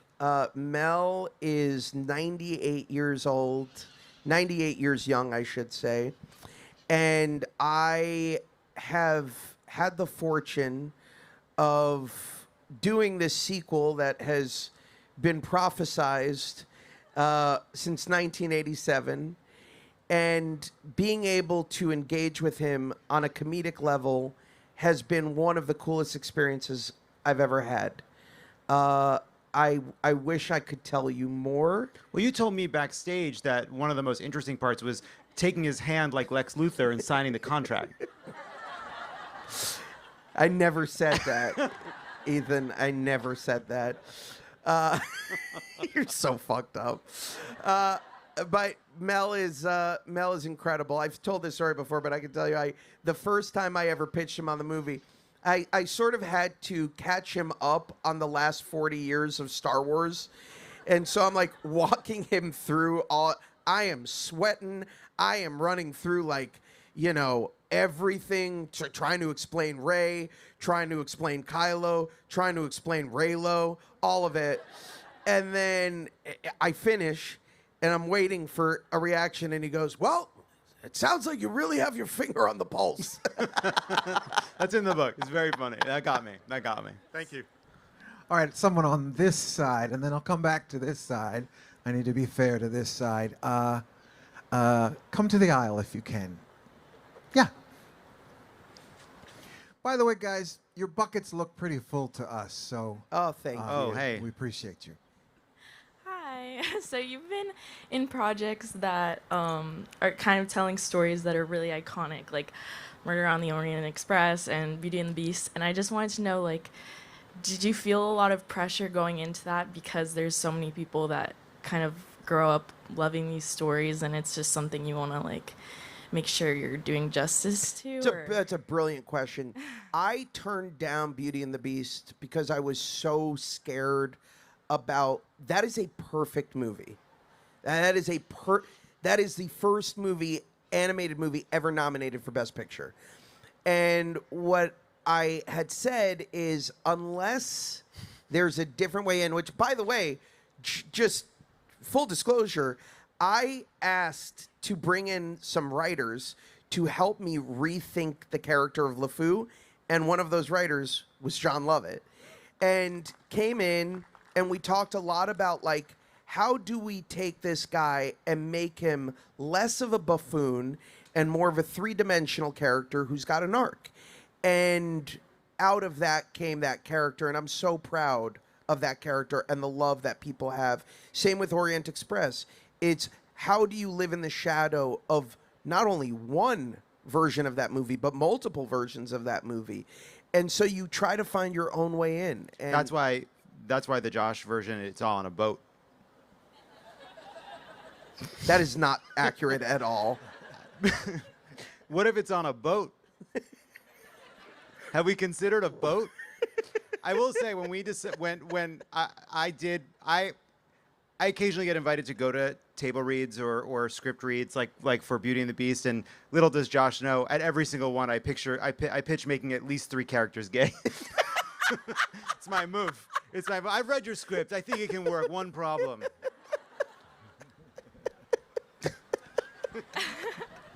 No, yeah, that answered the question.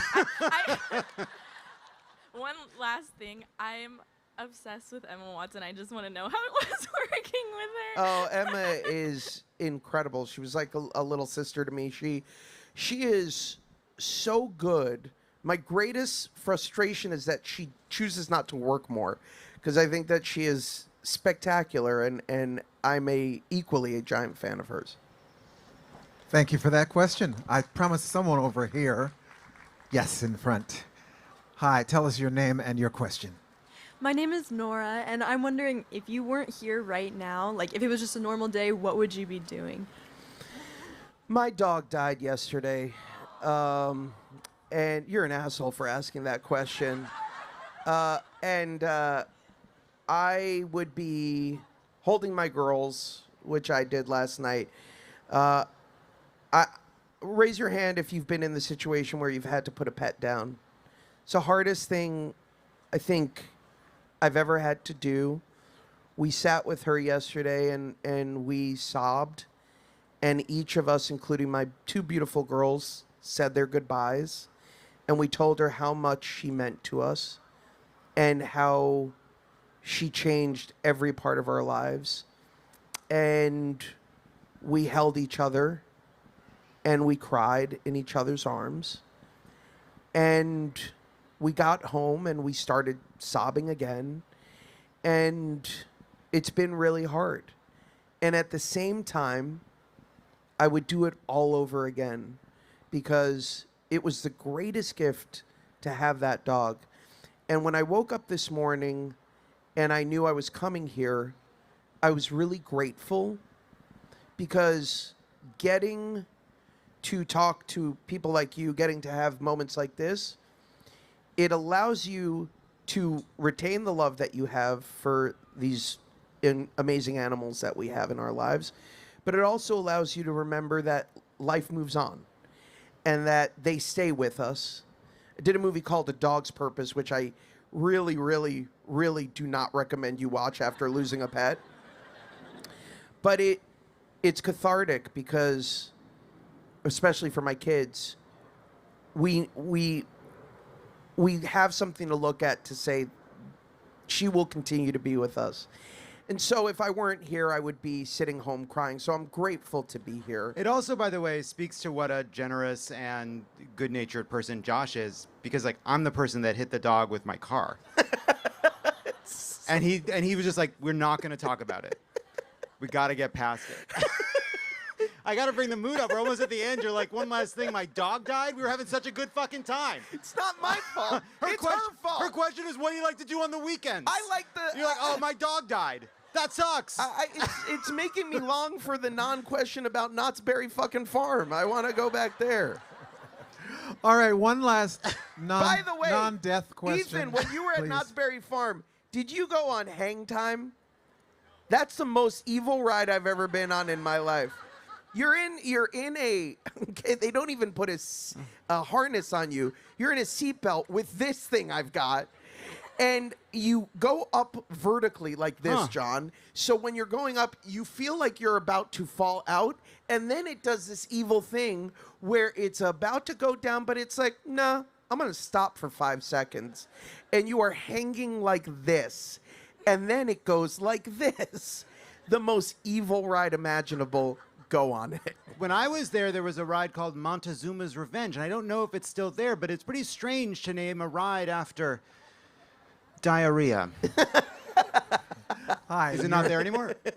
They closed it? I didn't go on that. It's a tough name. Hi. Your name and your question, please. Hi, I'm Gia. Hi, Gia. I am a student at Fullerton College, and I am a musical theater major, so this is kind of a big deal for me. But recently, I've been taking a sabbatical because of bad people and just bullying, and I wondered if you ever went through that, and how, if you did you deal with that? Fuck bullies. Truly. I hate bullies. Let me tell you something about bullies. I'm a byproduct of bullying, and I am so much more successful than any of my bullies. Okay? Don't ever let them get to you. You know why they're bullies? Because they're jealous. Because they're insecure. Because they don't have what you have. And there's this narrative lately that empathy and sympathy are bad things. Fuck y'all who believe that. Empathy is what makes us who we are.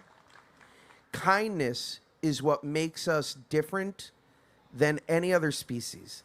That we have the ability to choose to be kind, to choose to be generous. And so I have no tolerance for bullying. I have no patience for bullying. And I will tell you right now, you, my dear, will be whatever you want to be. And don't let any of those bastards get in your way.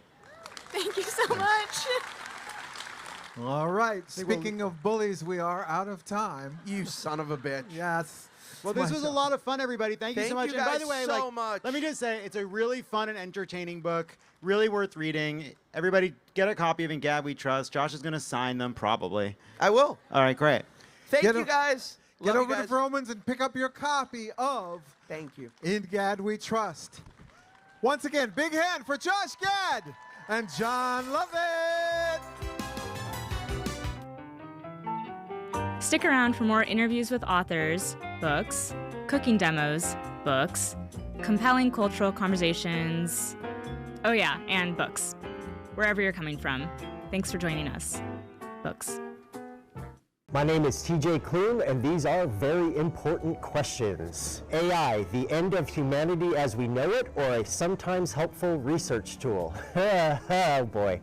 Okay, to me, the whole point of AI should be that it should make our jobs and our lives easier. So let AI do math and taxes and all of this other stuff, leaving us open to be able to create more art and beauty and joy in the world. Other than that, we're all dead. Next question. What's your favorite word and why? I am well known for being a children's author, and my favorite word is fuck. If your book was a scented candle, what would it be? My most recent release was The Bones Beneath My Skin, and a big portion of that book centered around bacon. As a matter of fact, on the hardcover, imprinted on the cover, is bacon, so it would smell like bacon. What is your weirdest writing habit? Oh no, secrets. No matter what time of year it is, ever since I first started back in 2011, no matter what time of year, I have to edit my books listening to Christmas music. It doesn't matter if it's July, it doesn't matter if it's actually Christmas, I have to listen to Christmas music while editing. The last question, what book did you obsess over as a kid? There's a book that I reread every single year just to make sure I'm not dead inside, and that is Where the Red Fern Grows by Wilson Rawls. If you do not know that book, just know that it is the saddest dog book ever written, and it is written for young people, and it is the most devastating piece of fiction that I've ever read, and I still obsess over it to this day. Again, I reread it once a year just to make sure I can still cry. And I'm TJ Kloon, thank you.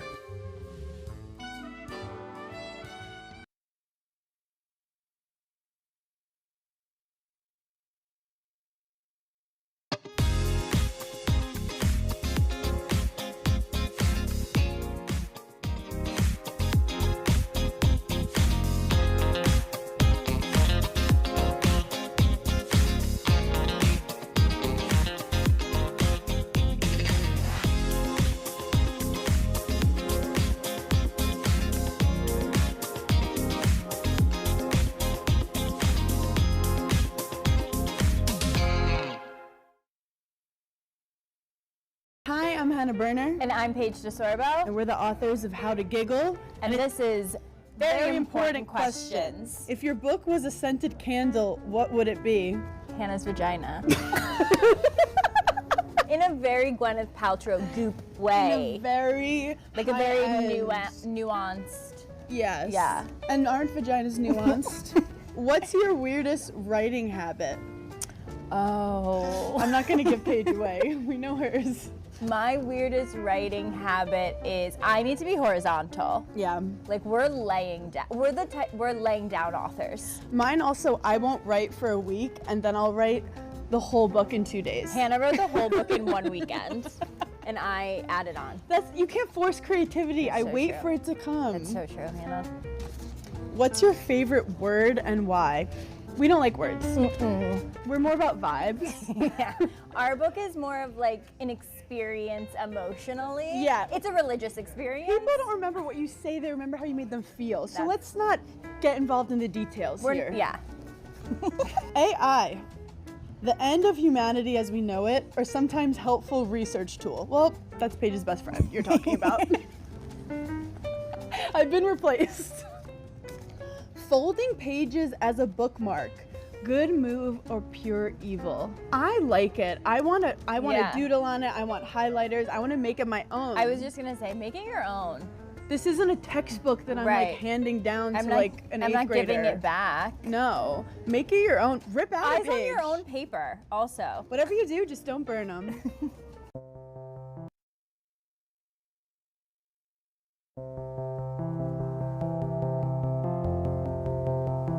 In 2011, Amanda Knox was exonerated for the murder of her roommate, Meredith Kircher, after she spent 4 years in an Italian prison. She had been wrongfully convicted of that murder, and now she's detailing her story in a new memoir. It's called Free, My Search for Meaning. Amanda Knox will be at the LA Times Festival of Books this weekend and joined us to talk about her journey. Amanda, I am so happy to meet you. I can't tell you how personally touched we all are, I think especially us moms, by your story over the years. Yeah, I mean, and now as a mom, I can appreciate it even more. I think I intuitively knew, I feel like my mom should write a book, honestly, because I intuitively knew, even as I was going through it, that her experience of it was worse than mine because she would have traded places with me in an instant. And she couldn't. She had to just come and visit me and leave me in prison every single week. And I don't know how she survived it, but I'm excited about this book. It's very different from my first book, which was very much chronicling just what it was like to be in the center of this firestorm and trying to, as a 20-year-old, just survive it. And which was my first memoir, Waiting to Be Heard. And this rather is more of that journey that comes on the opposite side of it. It talks about what I had to do to survive prison, but also how I attempted to reintegrate into society, how I tried and failed in a lot of ways, and how I rediscovered my purpose in life, my sense of who I was. And even though I was in the shadow of the worst experience of my life and defined as the girl accused of murder. Amanda, you and I spoke before we started rolling about forgiving yourself, giving yourself some grace for the fact that you were a kid. You were 20 years old, under a microscope. How have you, now that you've had all these years, and again as a mother, how do you look back and see that girl with grace and understand what she didn't understand?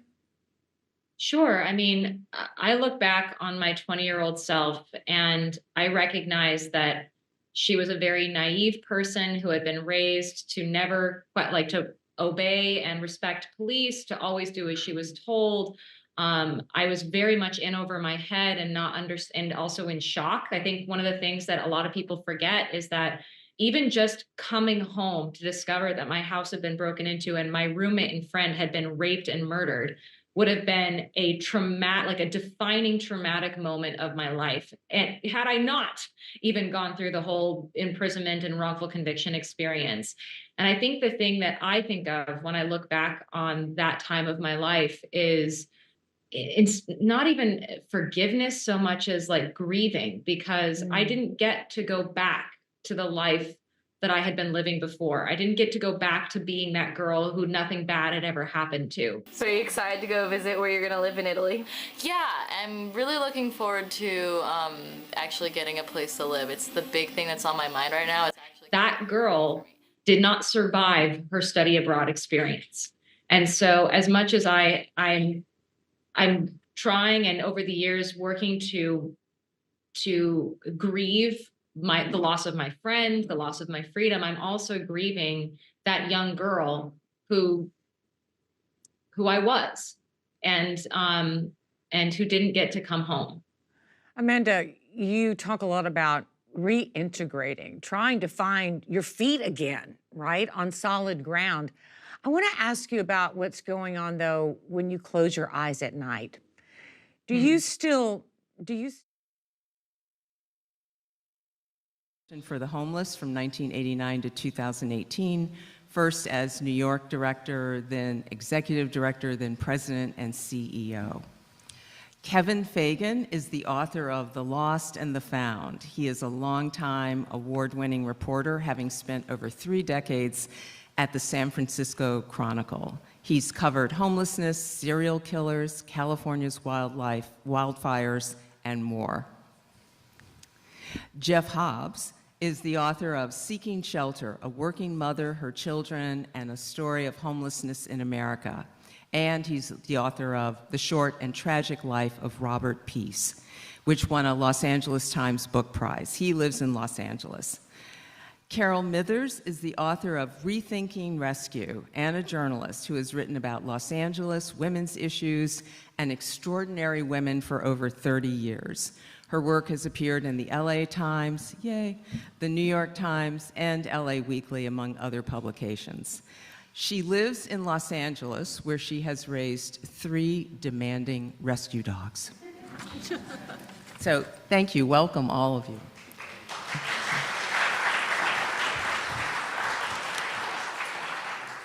So, Jeff, let me start with you. Your book focuses on 2 women, but in particular, a woman named Evelyn. When we meet Evelyn in the summer of 2018, she is 29, she has 5 kids.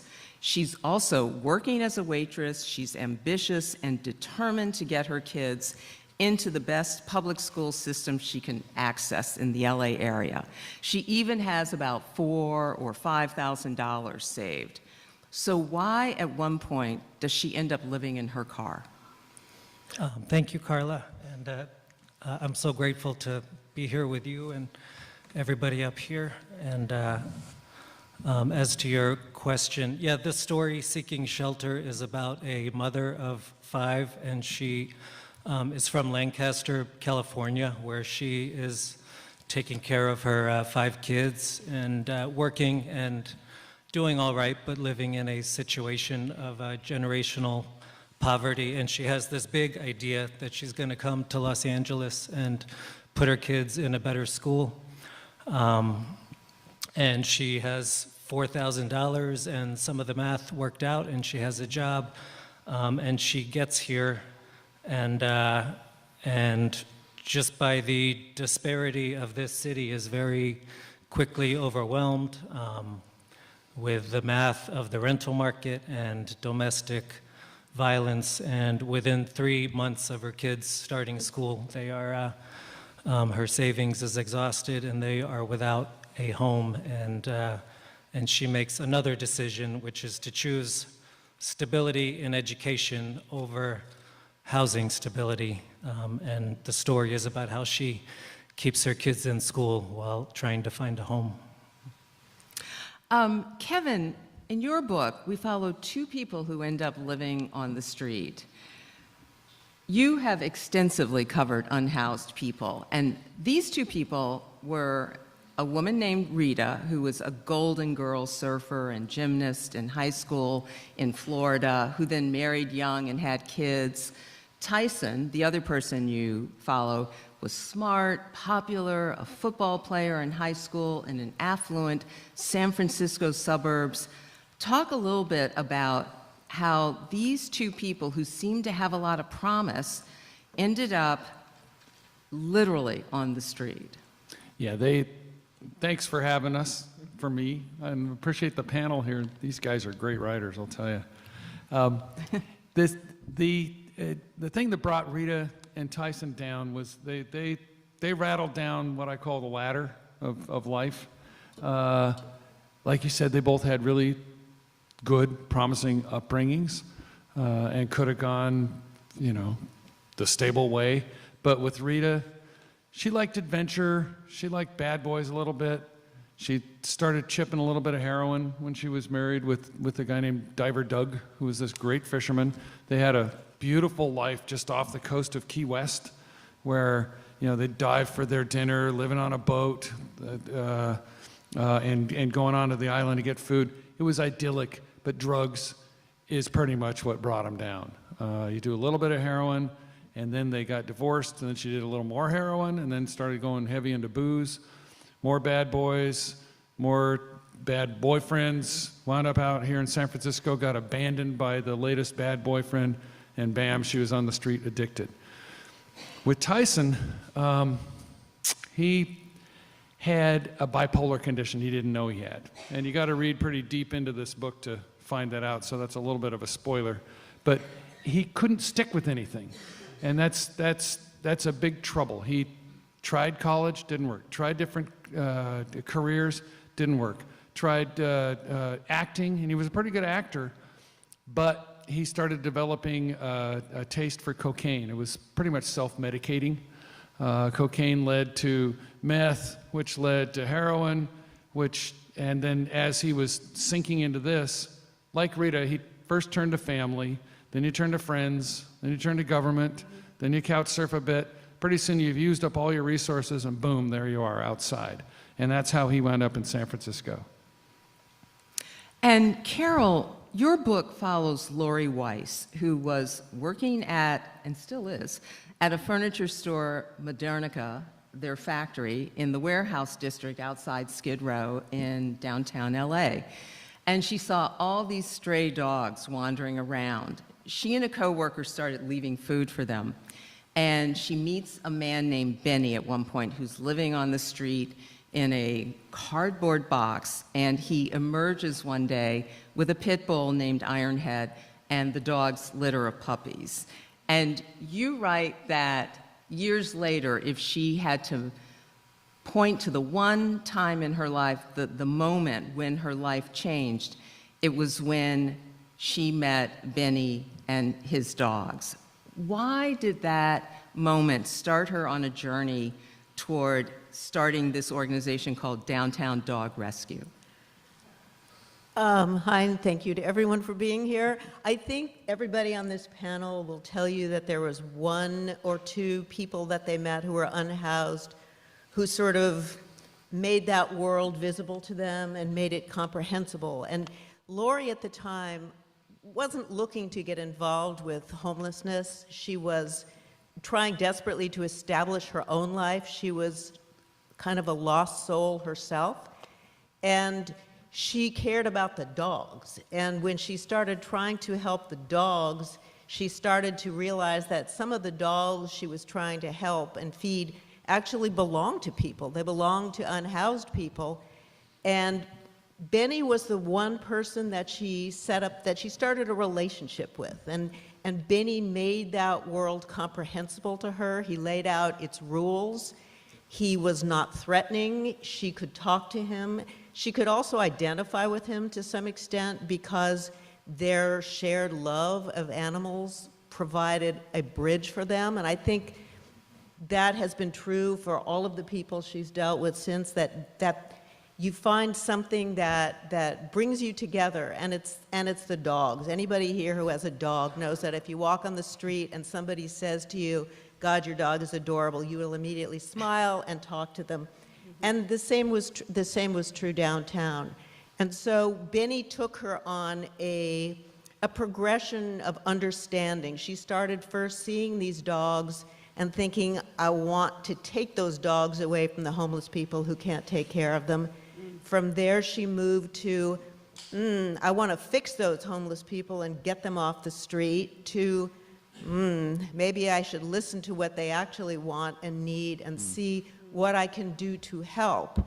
And I think that understanding was what, in the end, did and continues to set her organization apart, which is finding a way to make dog ownership for unhoused people and also for poor people doable in a way that is not condescending, that is understanding, that comprehends the very real obstacles that people face and doesn't say they are bad, they are challenged and they need help, and that has stood against a more common rescue world paradigm, which is dogs and cats will be happier if we can just get them into more affluent homes.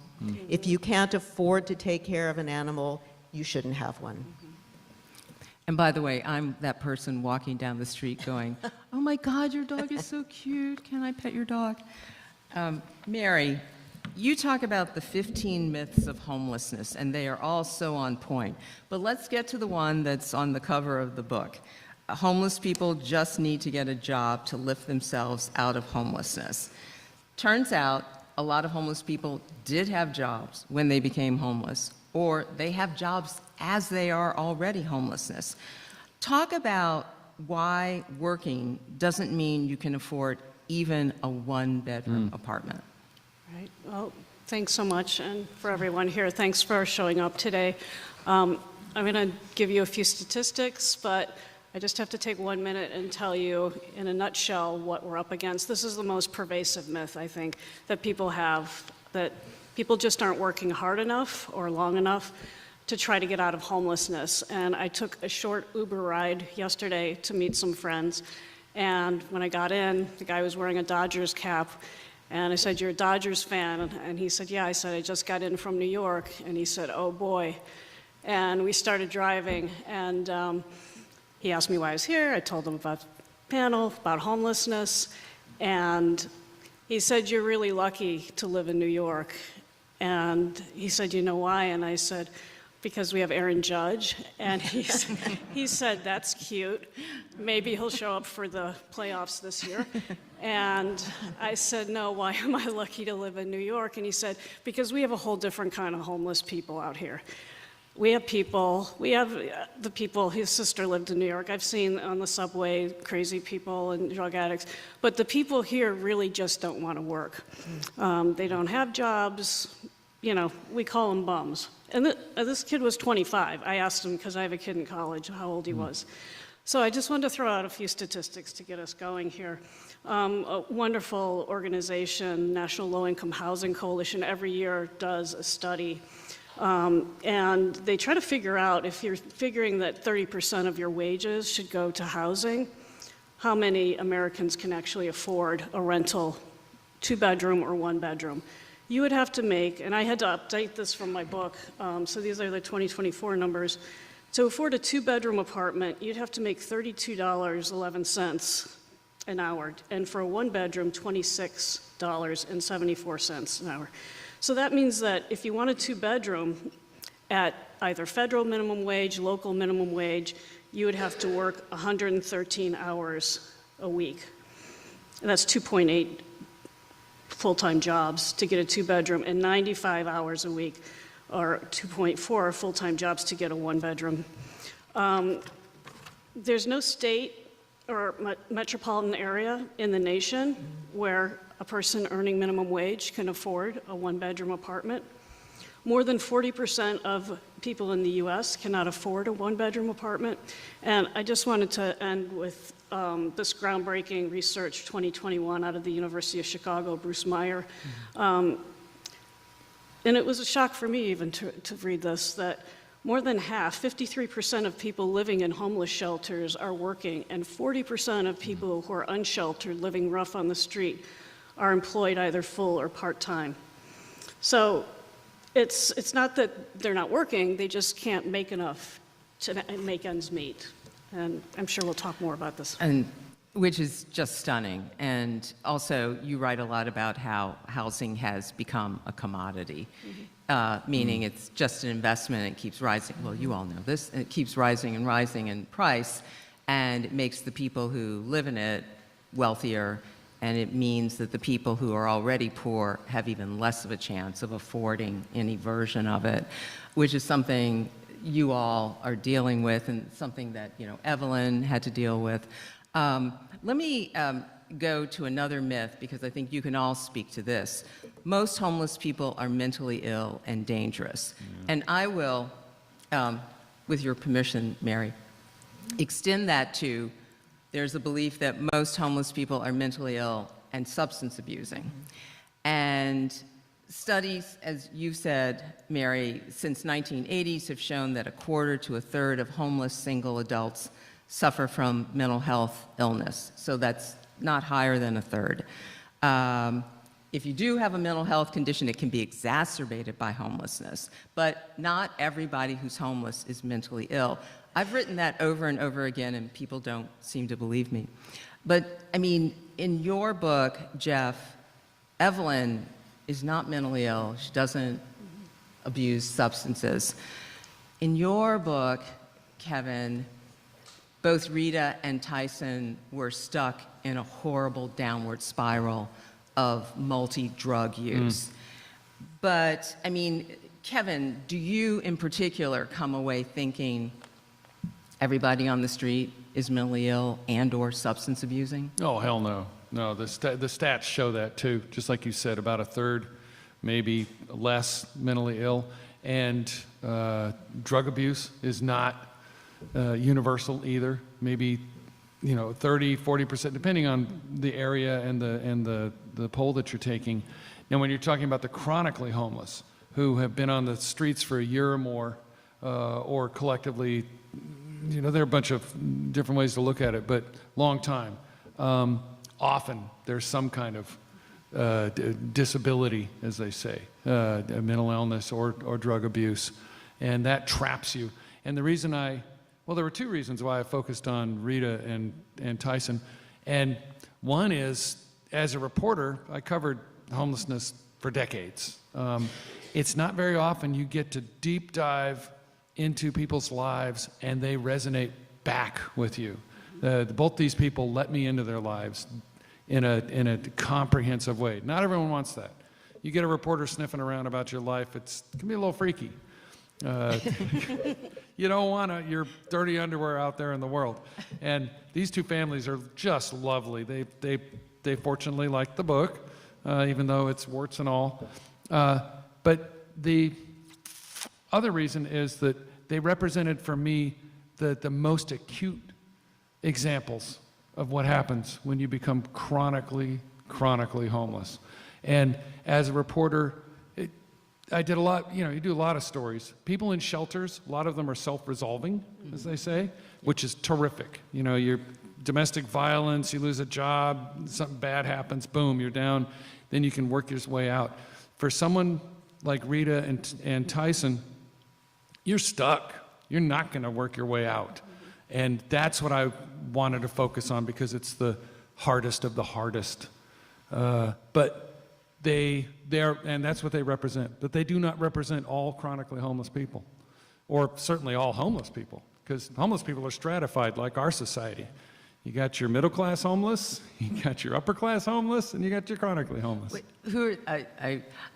who's upper class homeless and who's middle class homeless? Upper class homeless, I would say, and these are loose terms that I just pulled out of my left ear many years ago. Staying with friends, couch surfing, staying with family. You got a room in the back that Uncle Joe is graciously letting you stay in for a while.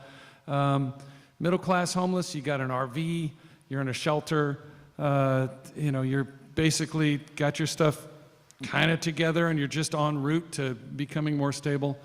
And the chronically homeless people are the ones in the tents. And we didn't see tents until Occupy brought them around. But before that, it was tarps and cardboard. Same thing. On the streets, stuck, no way out.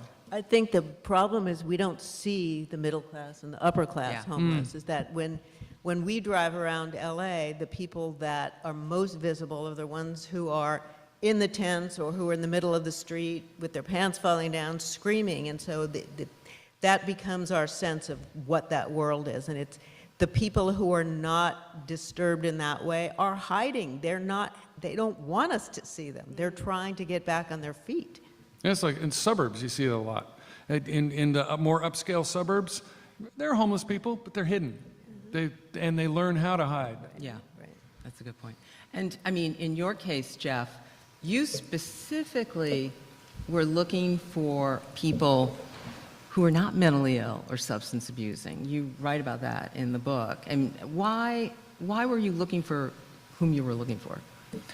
Well, I didn't have exactly like an ideal story I wanted to tell, but I will say when I first sat down with Evelyn, this was in an office of a service provider where she found some transitional housing, and the first time we spoke for about 2 hours, and all she wanted to talk about was her children and Little League and math, and I'm sure exaggerating some accomplishments and understating some others.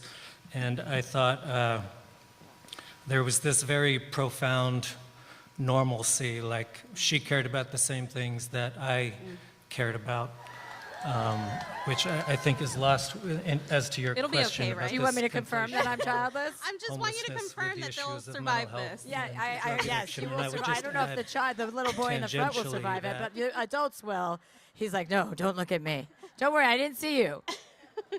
Well, we talk about your accomplishments, the 6 New York Times bestsellers. You read big books with big themes from an early age, since you were 8. Anna Karenina, East of Eden, Moby Dick. Well, my father thought I was trouble because of my personality. He thought I was going to be bad news and that I talked too much and I had a problem with him and authority. So right away, he made me read really big books because he wanted me to keep me busy. And so he made me read Anna Karenina, by Tolstoy, I was 8 years old when I read that.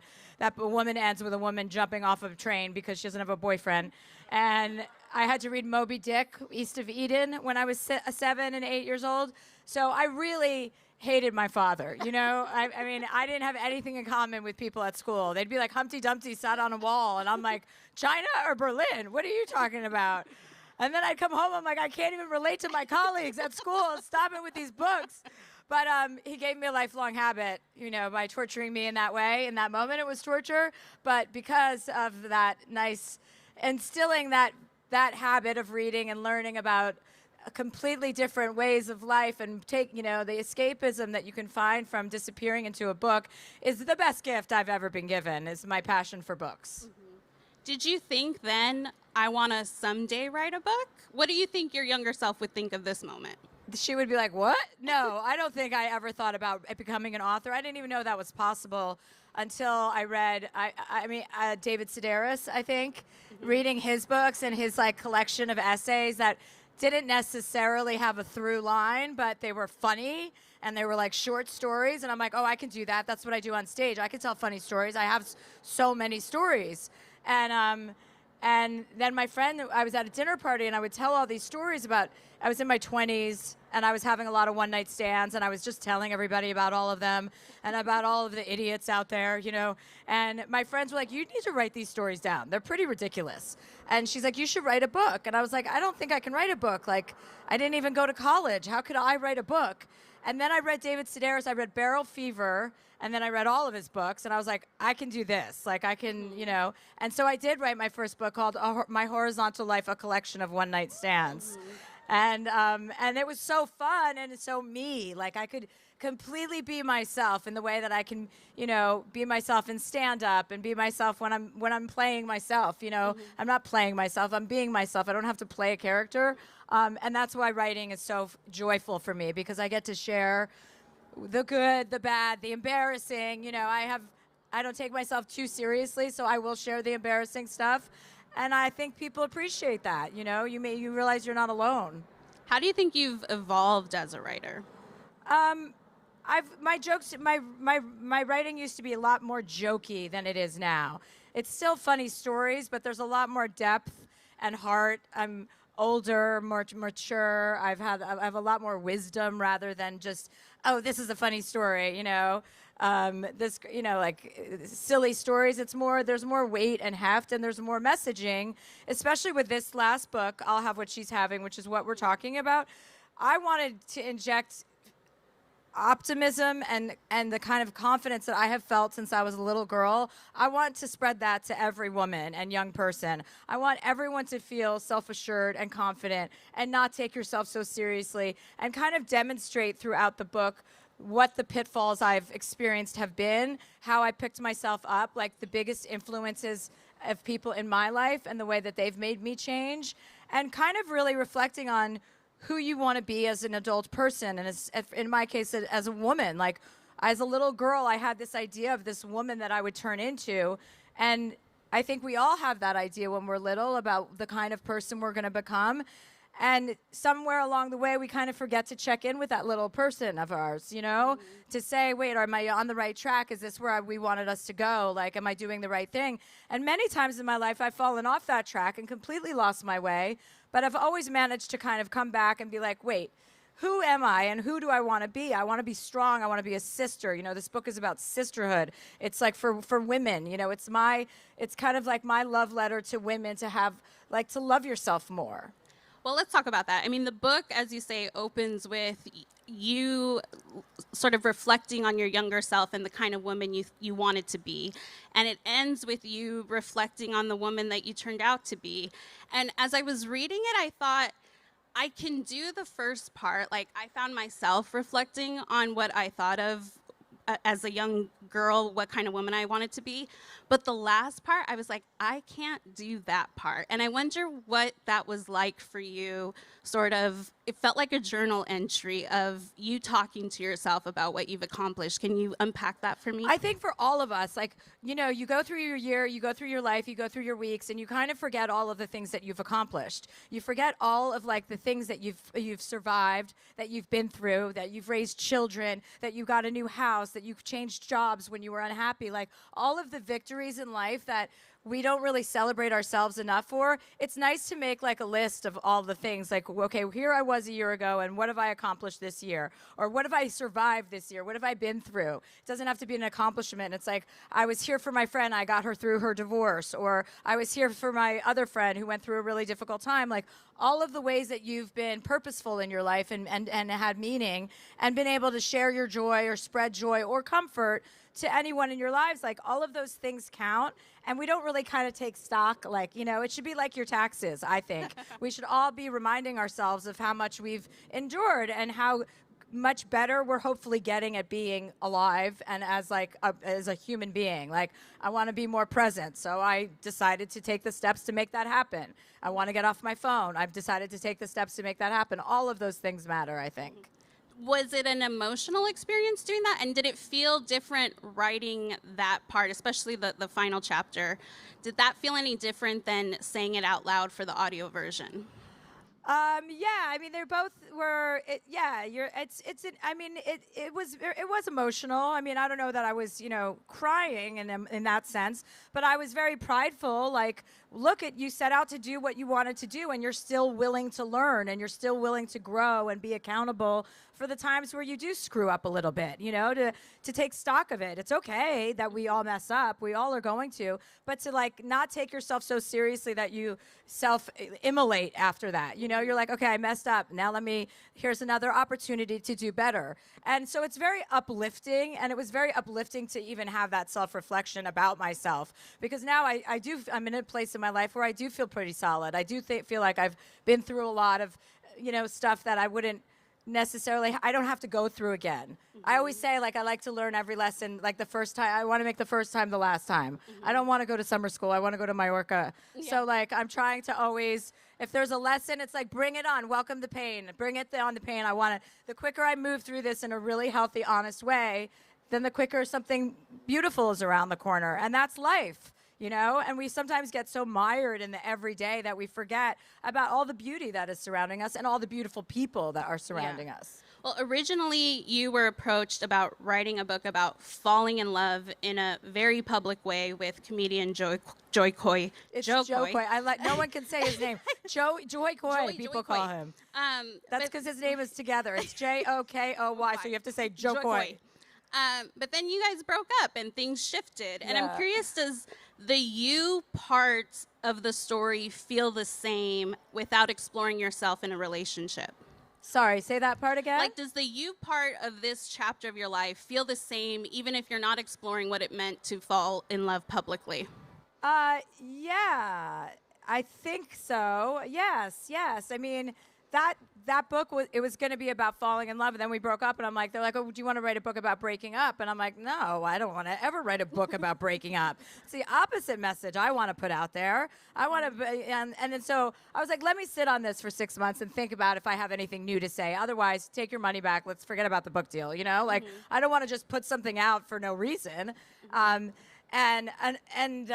So I just, once I was able to reflect and have time and think about that relationship, there was meaning in discussing it without laying it out there, you know, without throwing someone under the bus that I was once in love with. Like, you know, I don't have to tell the details, but I can tell how I got through a really difficult breakup, and it didn't break me. You know, it made me stronger, as it always does. And so that was worth sharing in that regard. Does writing a book feel any different, or how would you compare it to writing your stand-up? Well, there's overlap. Like, I just released my latest stand-up special on Netflix. It's called The Feeling. And it goes, thank you. If you haven't watched it, please watch it. Every download matters. And it's true. It goes hand in hand with my book, because there's a story in there about Andrew Cuomo that's in the book, that's in my stand-up. But what's exciting about, or what I like about stand-up and the medium of stand-up versus writing in a book. In a book, you can put in details, and you can set a scene, and you can introduce all the characters that were there, you know, and in stand-up, you're going for the jokes and the punchlines and the funniest parts of the story. So it's interesting, like, I put these two projects out together, this book and the stand-up special, because of that overlap and because of the difference in storytelling in those two things. There's a great story about me going to Kennebunkport, playing pickleball with the former president on 3 edibles. I was on the edibles, not him. So like that's in my stand-up too. But so I like both mediums because I can just completely be myself, and I'm always attracted to any time I can just really just be myself. And I say in the book, like this kid once said to me, "Wow, you really just make a living at being yourself." And I was like, yeah, I loved that. I was like, you're right. That is what I do, and I'm proud of that. Tell me the thought process of, I need to share this Andrew Cuomo story with everyone. Well, he was such a public disgrace. I thought, why not pile on? I have a story about him too. And when you're a public person, you can't pretend that you're not in. You don't have to protect their privacy if you don't want to. And I decided his privacy didn't deserve to be protected. For those that don't know, she explains that she had the hots. I had the hots for him. Yes. Wanted to do sexual acts with him. I announced it on television that I was interested in. Well, that kid is still here, so That's why I'm being very vague. I want to respect people with their children, even though you shouldn't have brought him in the first place. Have you heard from him since the book? No, I have not heard from him. I'm sure he's heard about it, and I haven't heard from him. No, I hope I don't. I would rather not. There's also the moment where you get into the sort of reality check that you received from Jane Fonda, where you went to her birthday and maybe weren't on your best behavior.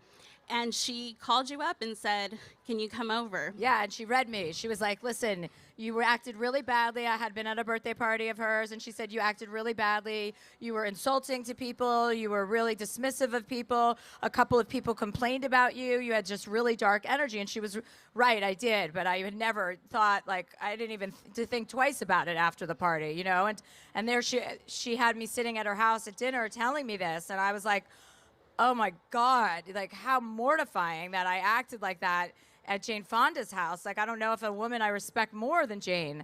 And I was like, I'm so sorry, and all you can do in that moment is apologize. There's no defense. I had gone to therapy at this point for 3 sessions for my first foray into therapy. So at least I knew that much. I had gleaned that much that if you're defending yourself, you're usually wrong. You don't have to defend yourself if you're right. And I was like, oh, thank you so much. I'm so sorry. You will never, ever have to speak to me about this again. And in that moment, even though it was so mortifying and ugh. How do you go home from that? Well, I just recognized the sisterhood in that. The sisterhood in the fact that she took her time to call me over to her house to have this conversation with me, which was uncomfortable and difficult. Whereas most people wouldn't even bother. They'd be like, I don't like conflict, or I don't want to deal with this, But she took the time, which made me feel valuable. And I knew she had nothing. What did she have to gain from that? And from that moment on, I was like, that's the kind of woman I want to be, is someone who tells other women the truth when it's not convenient and when it's not uncomfortable or comfortable. Yeah. What has that friendship meant to you? I mean, that's a big deal, getting sort of that kind of sisterhood from Jane Fonda. Yeah, well, Jane is incredible. I mean, I'm so inspired by her in every single way. I know her personally. I've been lucky enough to know her for 15, 20 years now, probably more. I have no sense of time. But she...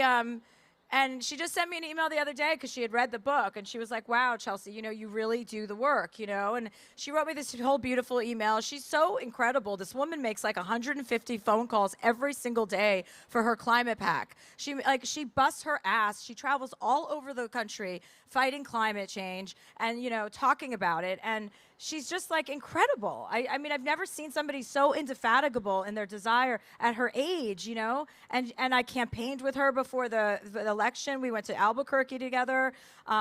She's just it's a really meaningful mentor person to have in my life, because she's just a person just like all of us, but she just happens to have done such incredible things. She still has all the issues any of us do, I know this is a hypothetical, and you talked about how you were maybe 3 sessions into therapy when you got that wake-up call, but how do you think you would have responded to that even 10 years ago? I would have been like, whatever. I would have been defensive, and I would have probably been like, I don't want to be friends with you, Jane Fonda. That's how I would have, reacted if I hadn't been a little bit looking for some self-awareness. Mm-hmm.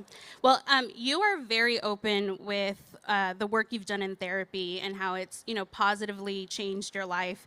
And something you touch on in the book is the growing pains that comes with that sort of emotional growth. It's a hard thing for the people around you to reconcile with, of like, oh God, you're so evolved, or oh gosh, where's the fun you? Can you talk a little bit about like navigating that? Yeah.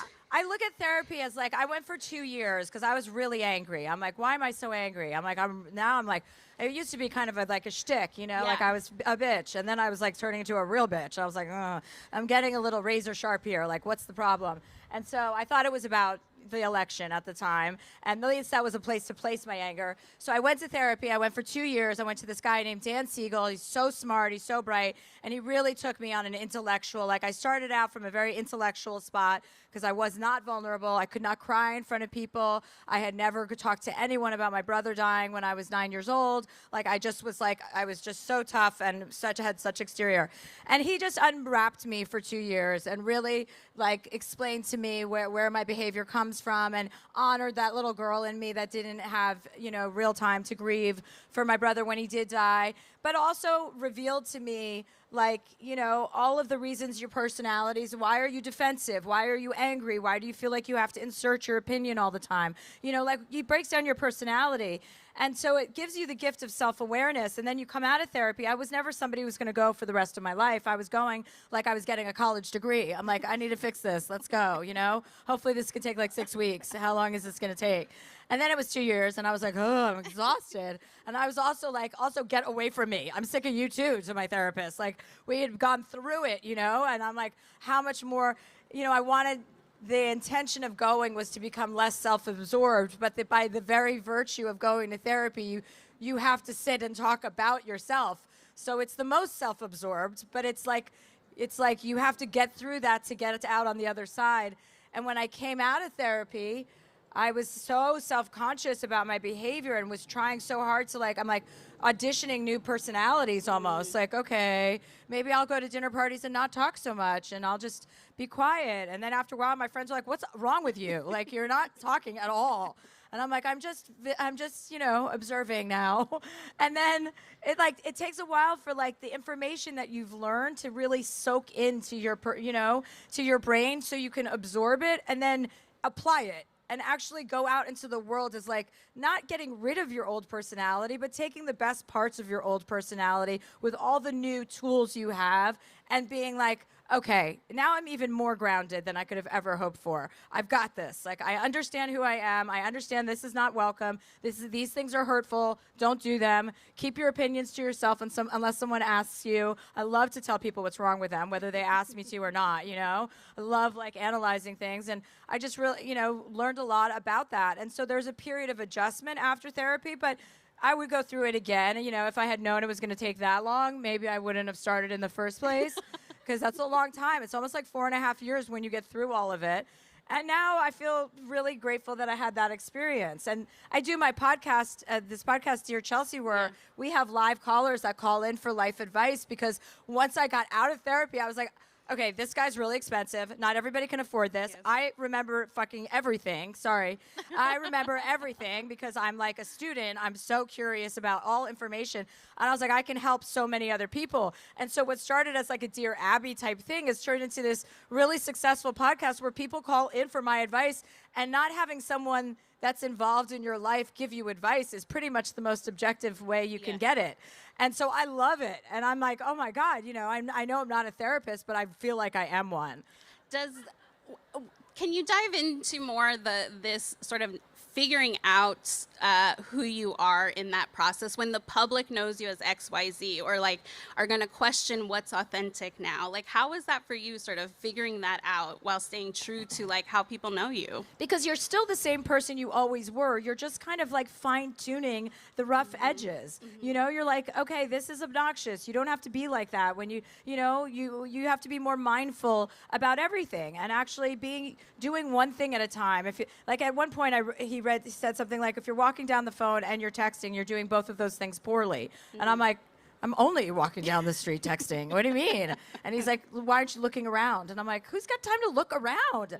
But it's like, no, we actually need to look around, you know? We can't walk down the street texting. So now that I'm very mindful about everything I do, am I distracted? Am I present? Do I take my phone out at dinner? The answer is no, I don't. I don't do that. I don't, you know, when I'm around people, I'm much more invested. I started meditating.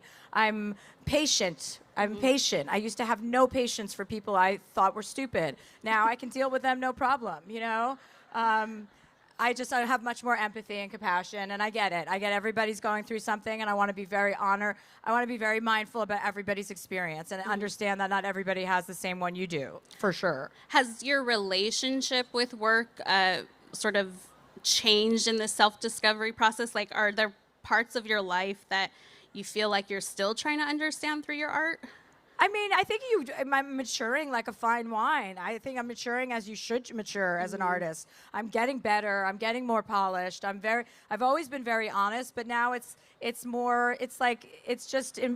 evolution of improvement, you know? You're just kind of getting better at being yourself and at putting out art, and you understand the meaning and the impact it has. I think gratitude has a lot to do with it. I know we throw that word around, but we should be throwing that word around. You know, gratitude is everything. When you're grateful, and you're aware of all of the good things that are happening, even when bad things are happening, you really attract a different kind of energy, and we put out a different kind of energy.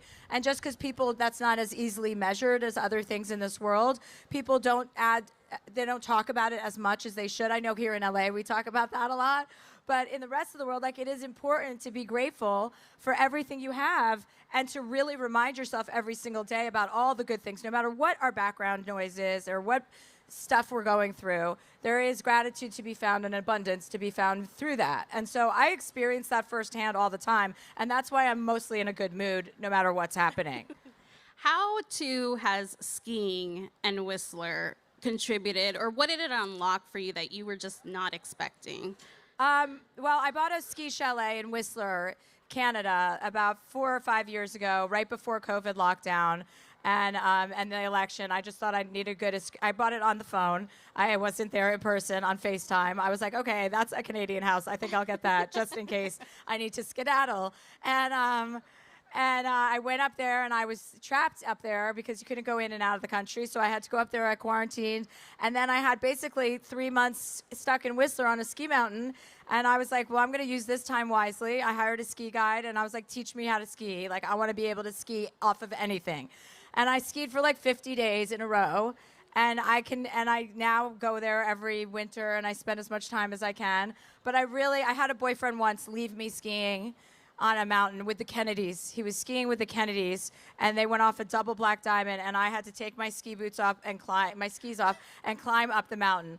And after that, I was like, I'm never going to be left in that situation again. Never mind the boyfriend. You know, I dated him for 2 years like an idiot. But but my lesson that I might take away from that was I'm going to get good at skiing. Mm-hmm. And so, but skiing is the greatest thing is this sense of, you know, you're so present because you're trying not to fall or die that it is the greatest exhilarating, it gives you such adrenaline. And I'm an adrenaline junkie. I love that stuff. So that is my thing. Like, I love to ski. I don't look at my phone. I'm in the moment. I'm outside. It's got all the vibes. We talked earlier about Jane Fonda and the sort of reality check she gave you. One of my favorite parts, and I don't know what this says about me, but in the book is the letter you wrote to your family while on vacation. Oh, you want me to read that? That's a good letter. It's pretty long, though. Maybe I won't read it all. I have to find it. Do we have it marked? I don't have it marked. Okay. I can look for it while you... I wrote a letter to my family because I was taking my family... Oh, here we go. It's right here. This is to all my nieces and nephews, you guys. We were on a vacation in Martha's Vineyard. I've never read this out. Well, I did when I recorded the book, but okay. And we went on vacation, and I take my family, my brothers and sisters, all have children. There's 8 nieces and nephews. And I take my family on vacation like 2 times a year for a long time. And I left a vacation, and I wrote this. To all my nuggets, I want to start this email by telling each of you, A, B, C, D, E, F, G, that's for the purposes of the book, that I love you for all different sorts of reasons, and that there is nothing any of you could ever do to get me to unlove you. It couldn't happen. So it is with great love and hope that we can use this as an opportunity to get better at being together. Our family is dysfunctional, and that is what families are. What we need to work on, however, are manners. There was a definite shortfall of manners on this trip, and I left the trip feeling embarrassed and taken advantage of. A, say hello to people who are working in the house, who are delivering something, or who work for me. You don't have to have long conversations with the housekeepers or workers, but you do need to acknowledge that they exist out of decency and respect. This goes for my house in LA. Well, let's not list all the homes. But anyway, I treat my employees like family, and I expect you to do the same, especially in Los Angeles. They do not work for you. They work for me, and this is now a requirement. When someone is carrying a large package or multiple boxes, whether you are a girl or a boy, I would like you to offer your assistance, whether it be opening a door for that person or asking to help with the food being delivered or helping with the packages that person is carrying. It is the nice and decent thing to do to be conscientious of the others who are also on vacation with you. That means not having second helpings before every person gets their first. It means not finishing bottles of Belvedere that I purchased or ginger ale that I flew with across the country that they don't sell on the vineyard. We must all remember that we are guests and we are not at home. Girls, be kind and thoughtful to every guest. Do not roll your eyes repeatedly or even ever. It goes on and on and on. And then there's this list at the end where I said, I do this list, and then it goes on, and I say, I fully recognize my responsibility in this dynamic. The multiple trips where everything is planned and paid for, cleaning service every day, and just an opportunity to spoil you guys without any boundaries or parameters. It is clear now that I have overdone it. And I hope that you are all able to see the reason and decency in these adjustments and are able to implement them. I love you all. You are all important to me. I want to see you do better, and I promise to do better too. I was never exposed to these kinds of vacations growing up. You are experiencing something that most people will never get to experience. I don't need you to thank me all day. I need you to show respect to the situation and appreciate it. I don't care how much our family annoys you. It's the only one we've got, and we are stuck together for life. All my love, Chelsea. So, thanks. Was it a quiet family dinner soon after? I mean, that letter was met with a lot of my brothers and sisters were like, who's this directed at? I'm like, all of you. The parents, you're the problem too. What do you mean? What are you talking about? It's directed at all of you. And then eventually, their apologies came, and they were like, we're so sorry. And then I realized I don't have to keep vacationing with these people. I've been extending my generosity for like 20. My brother and sister got married to people. I didn't marry those people. I'm like, we're cutting some of these people. Like, I have other people I want to vacation with. I have cousins. I have friends. So, yeah, I'm making some cuts. The book was released on your 50th birthday. Yes. Congratulations. I'm turning 50. Yes. I think it's amazing. What has surprised you most about getting older? I mean, it's joyful. Like, I am not, what's my other option? To be dead? I mean, but I don't but growing understand. up, did you have anxiety about it? I did. I mean, you did about Yeah, I aging? did. Yeah. I mean, I guess I didn't want to be 50. Like, that's not my first choice, But I mean, I'm gonna enjoy it while I'm here. I feel great. I feel like I wouldn't go back to being younger if I had that opportunity. Why? I wouldn't want to redo anything. I want to be here and now. And like, I just think we all have to get over ourselves with aging. Like, we have to stop complaining about it. It's ridiculous.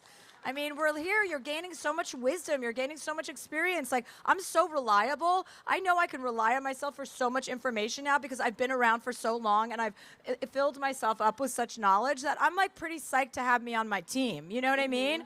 And we should kind of all feel like that at a certain age. The reason why you're here is because of you. You got yourself all the way up to 50, so you're good. You're solid. You're going to be good, and we should be spreading that messaging. I'm not upset about aging. I feel pretty excited about like the way that my life has turned out and what I'm going to continue to do. Like, I'm excited to see what I do. How? Maybe this is how I should ask it. Given where we started in the beginning, talking about you as a young girl reading these big books, Have you ever thought about writing a children's book? I have, actually. I wanted to write a book for parents called Hot Parenting Tips. Because I could tell, I living in Los Angeles with my friends and their kids, it's like, oh my God, this is another world over here. But no, yes, I have thought about writing a children's book, but I mean, I don't have any concrete ideas about that. I want a hot tip. It would just be, well, that letter, the letter is a lot of hot tips about parenting, the parts I didn't read too. So there's plenty in there. Well, there are many parts in the book that I've seen, I know I highlighted, and I've seen on TikTok people sort of respond to something that spoke to them. Given that we're at the Festival of Books, what's a book that had a big influence on you, or a passage that really stayed with you or illuminated something for you? Shit, I wish I could. Maybe giving a second chance to something that otherwise they would ignore, or they would maybe, talk crap about and be like, oh, I don't like vegan stuff. You actually do. You just ate that cookie. So, lesson learned. Some other fun recipes in this book that I wish we could do all of them because they're so easy and fun to make. I would really blast through the recipes and you'd be like, that's so fast. Pie dough uses the same technology. I used to be a person that made pie dough by hand all the time and I would brag about it. And then the pandemic happened and I was like, I can't do this by hand all the time. I don't have the manpower. I threw it all in the mixer. I'm a big advocate this summer, getting the peaches, the cherries just came in, the strawberries, the rhubarb, they're all at the market today. We're hitting that peak time. And if your thing is like, oh, I can't make pie dough during summer because it's too hot in my house, or I'm too hot, it's actually no longer a thing, because the method that I outline in the book is making the pie dough in the mixer. It literally takes 5 minutes, and then you have pie dough ready to go. It's nice and cold and firm. It reduces the time that it needs to rest because everything stays really cold and we don't introduce the extra element of body heat. So it's easy peasy, and it is a great pie dough. It's the same recipe that we make at the shop, and it's also the same method that we make at the shop. If you want to take this book and open a bakery, God bless, go do it. It's a very common question. Why would you give away all your secrets? I mean, if you want to do this, go for it. Call me at tax time. Let me know how it's going. Let me know what happens then, and then you'll be like, why did I do this to myself? So basically, these are going to bake for 10 minutes, and then we rotate them. At your house, a lot of people have said, oh, mine baked much faster, or mine took much longer. That's not me. That is you.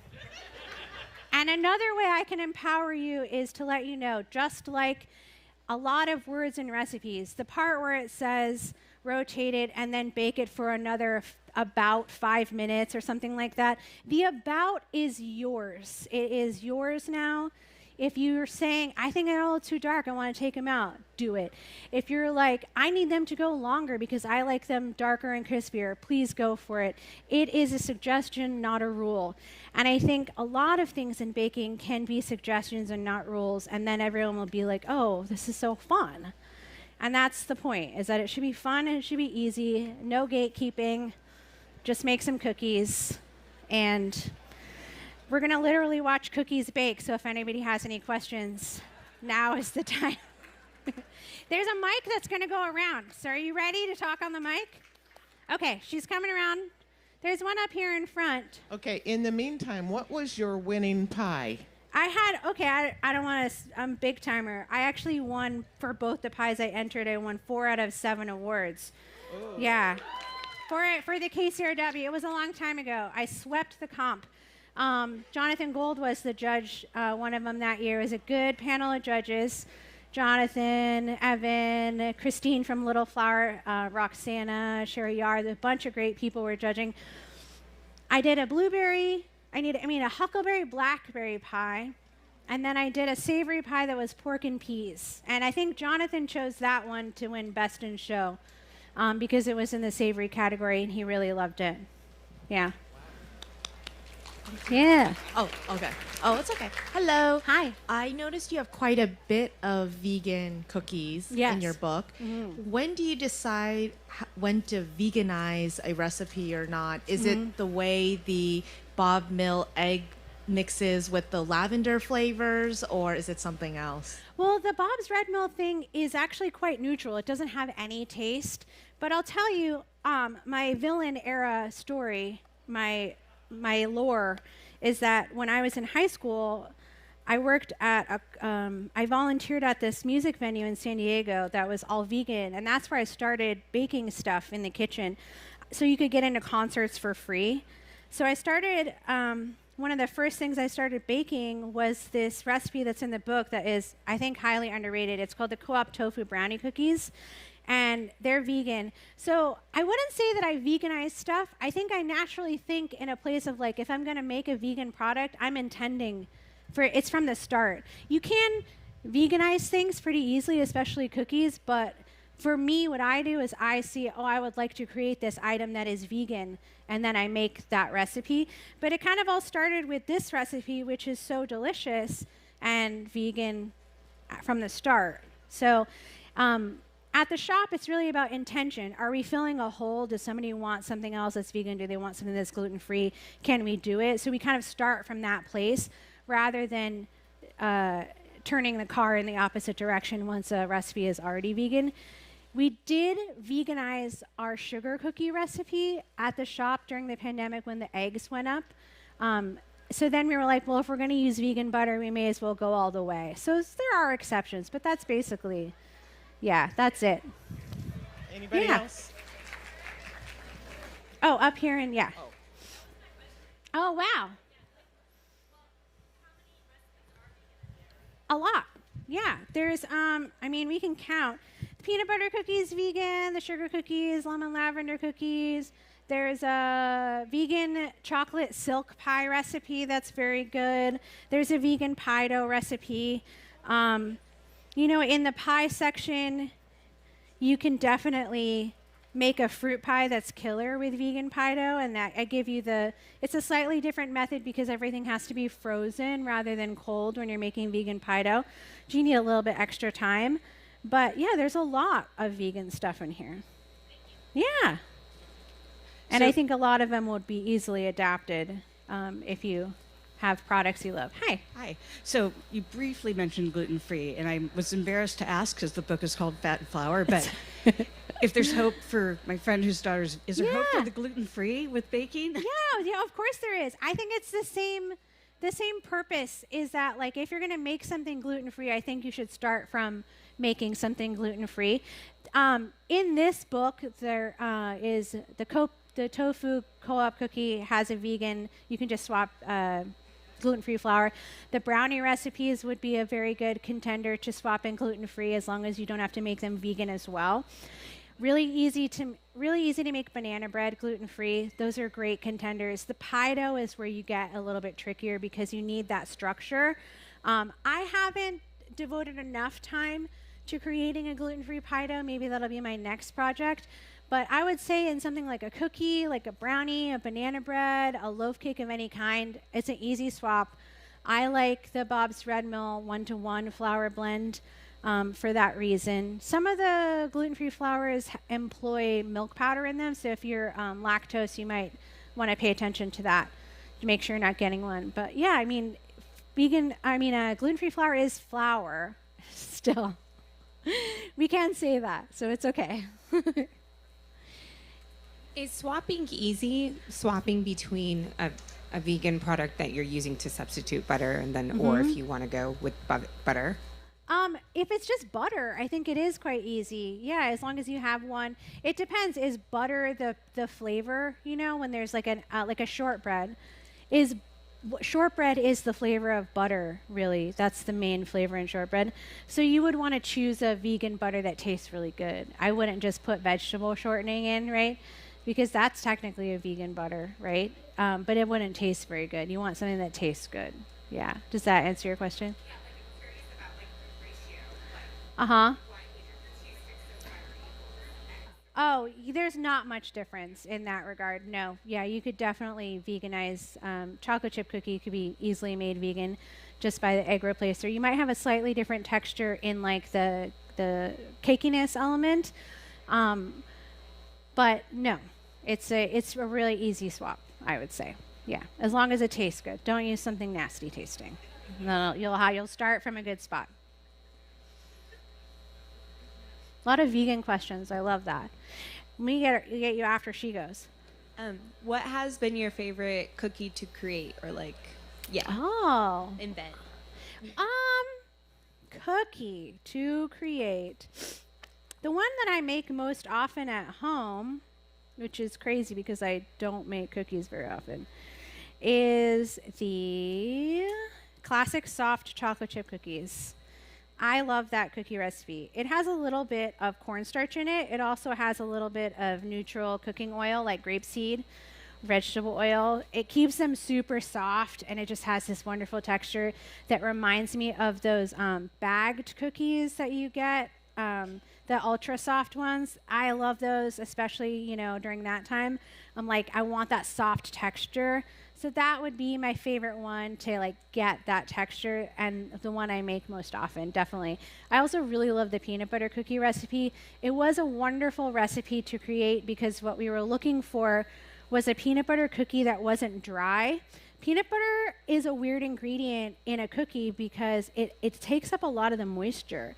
And it's like a weirdly sensitive thing. It's kind of anti-chew. So when we were creating this vegan, crunchy, chewy peanut butter cookie recipe, we really wanted it to be flat like the rest of our cookies and super chewy. And we got there with the right ratio of sugars and the right ratio of peanut butter, and it tastes super peanutty. But it's not dry and crumbly and cakey like a lot of peanut butter cookies are after they've been sitting for a minute. So that was one of the most fun recipes for sure to create, and my baker Molly, who's named in the head notes, did a lot of work on it, and we were eating peanut butter cookies all summer long. Also, the next page has the vegan PB sandwich cookies on it. This recipe is truly crazy. It's not a Nutter Butter knockoff, really, because it has the chewy element and Nutter Butters are crunchy, but it does have the filling element that a Nutter Butter does, but it has more of it. They're nuts. They're very rich and tasty, and I would advocate highly for making that if you like peanut butter.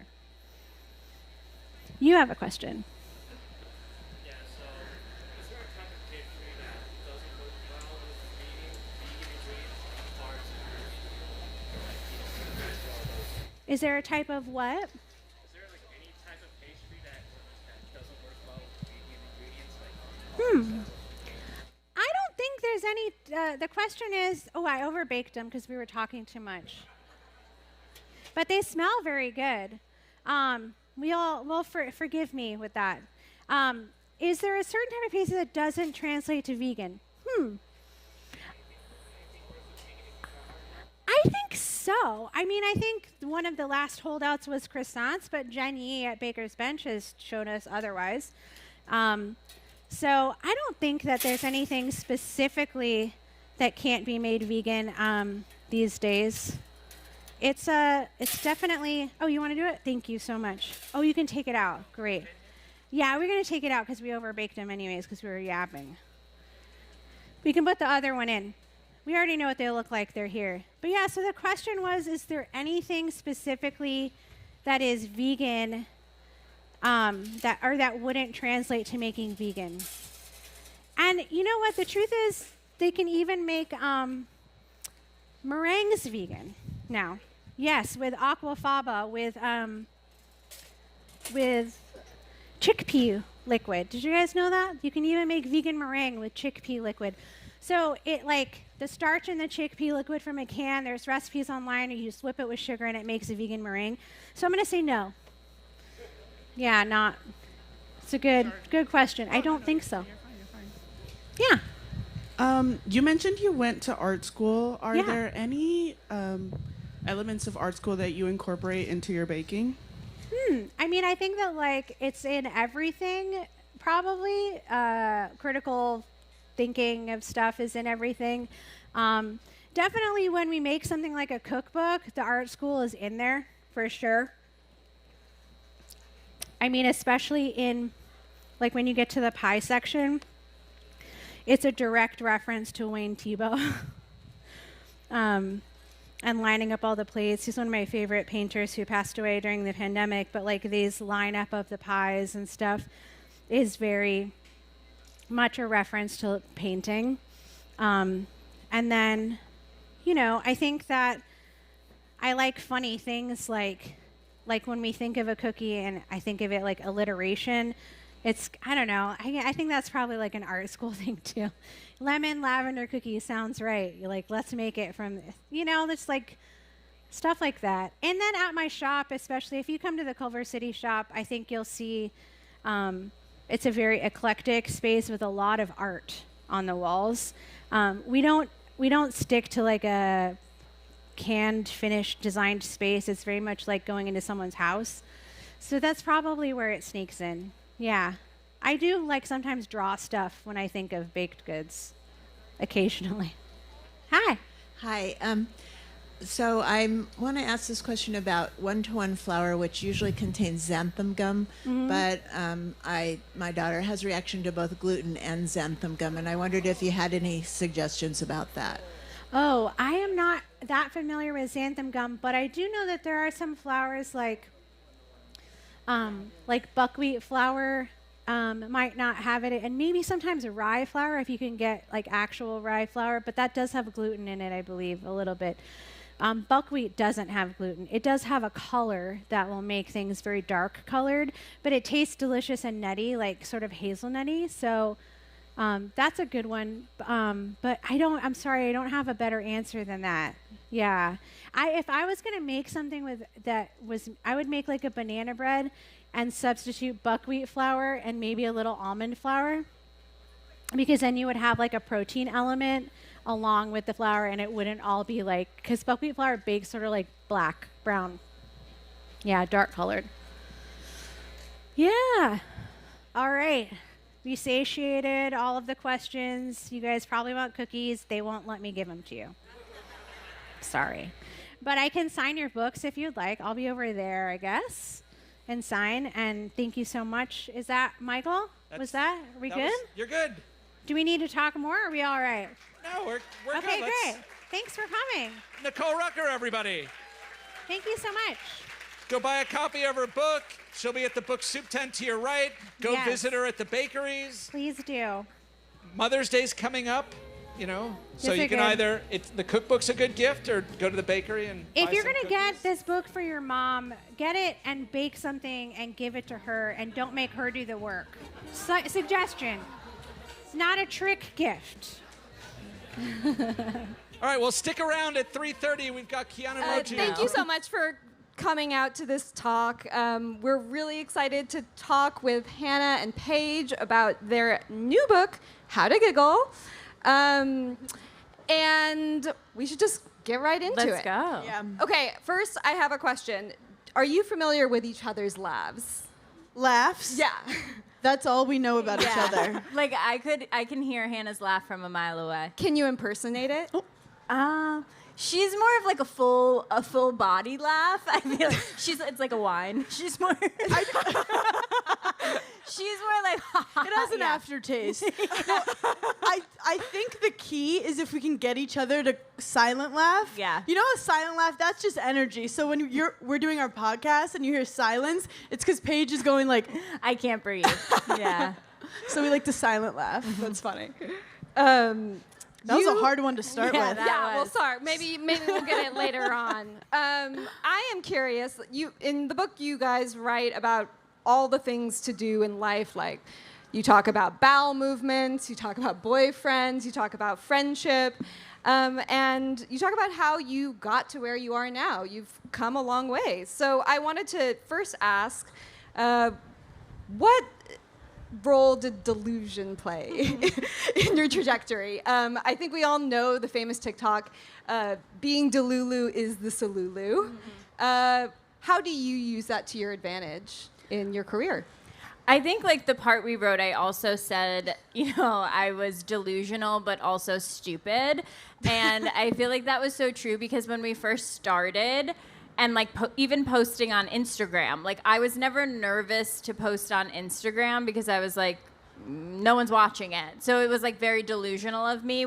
And even now, like when I post, I really think of like my first like 2,000 followers. Like I feel like I'm posting to them, and that's just like delusional. So I feel like if you're not delusional, you're never gonna accomplish anything. Yeah. Because we all have to start not good at what we do. Like before you become a comedian, you're someone who wants to be a comedian who's delusional. So we want to normalize, like, you're not delusional, you're being brave. Yeah.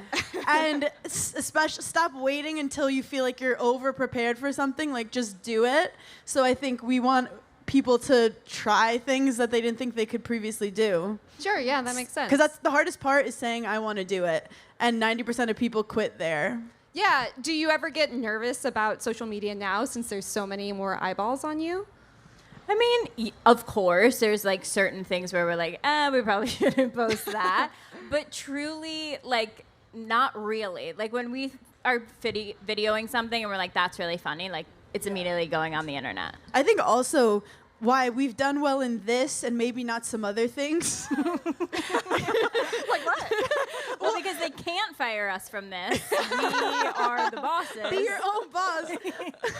I think also at the end of the day, we enjoy making people laugh. So when it's something you enjoy, you keep doing it in spite of like some of the nerves.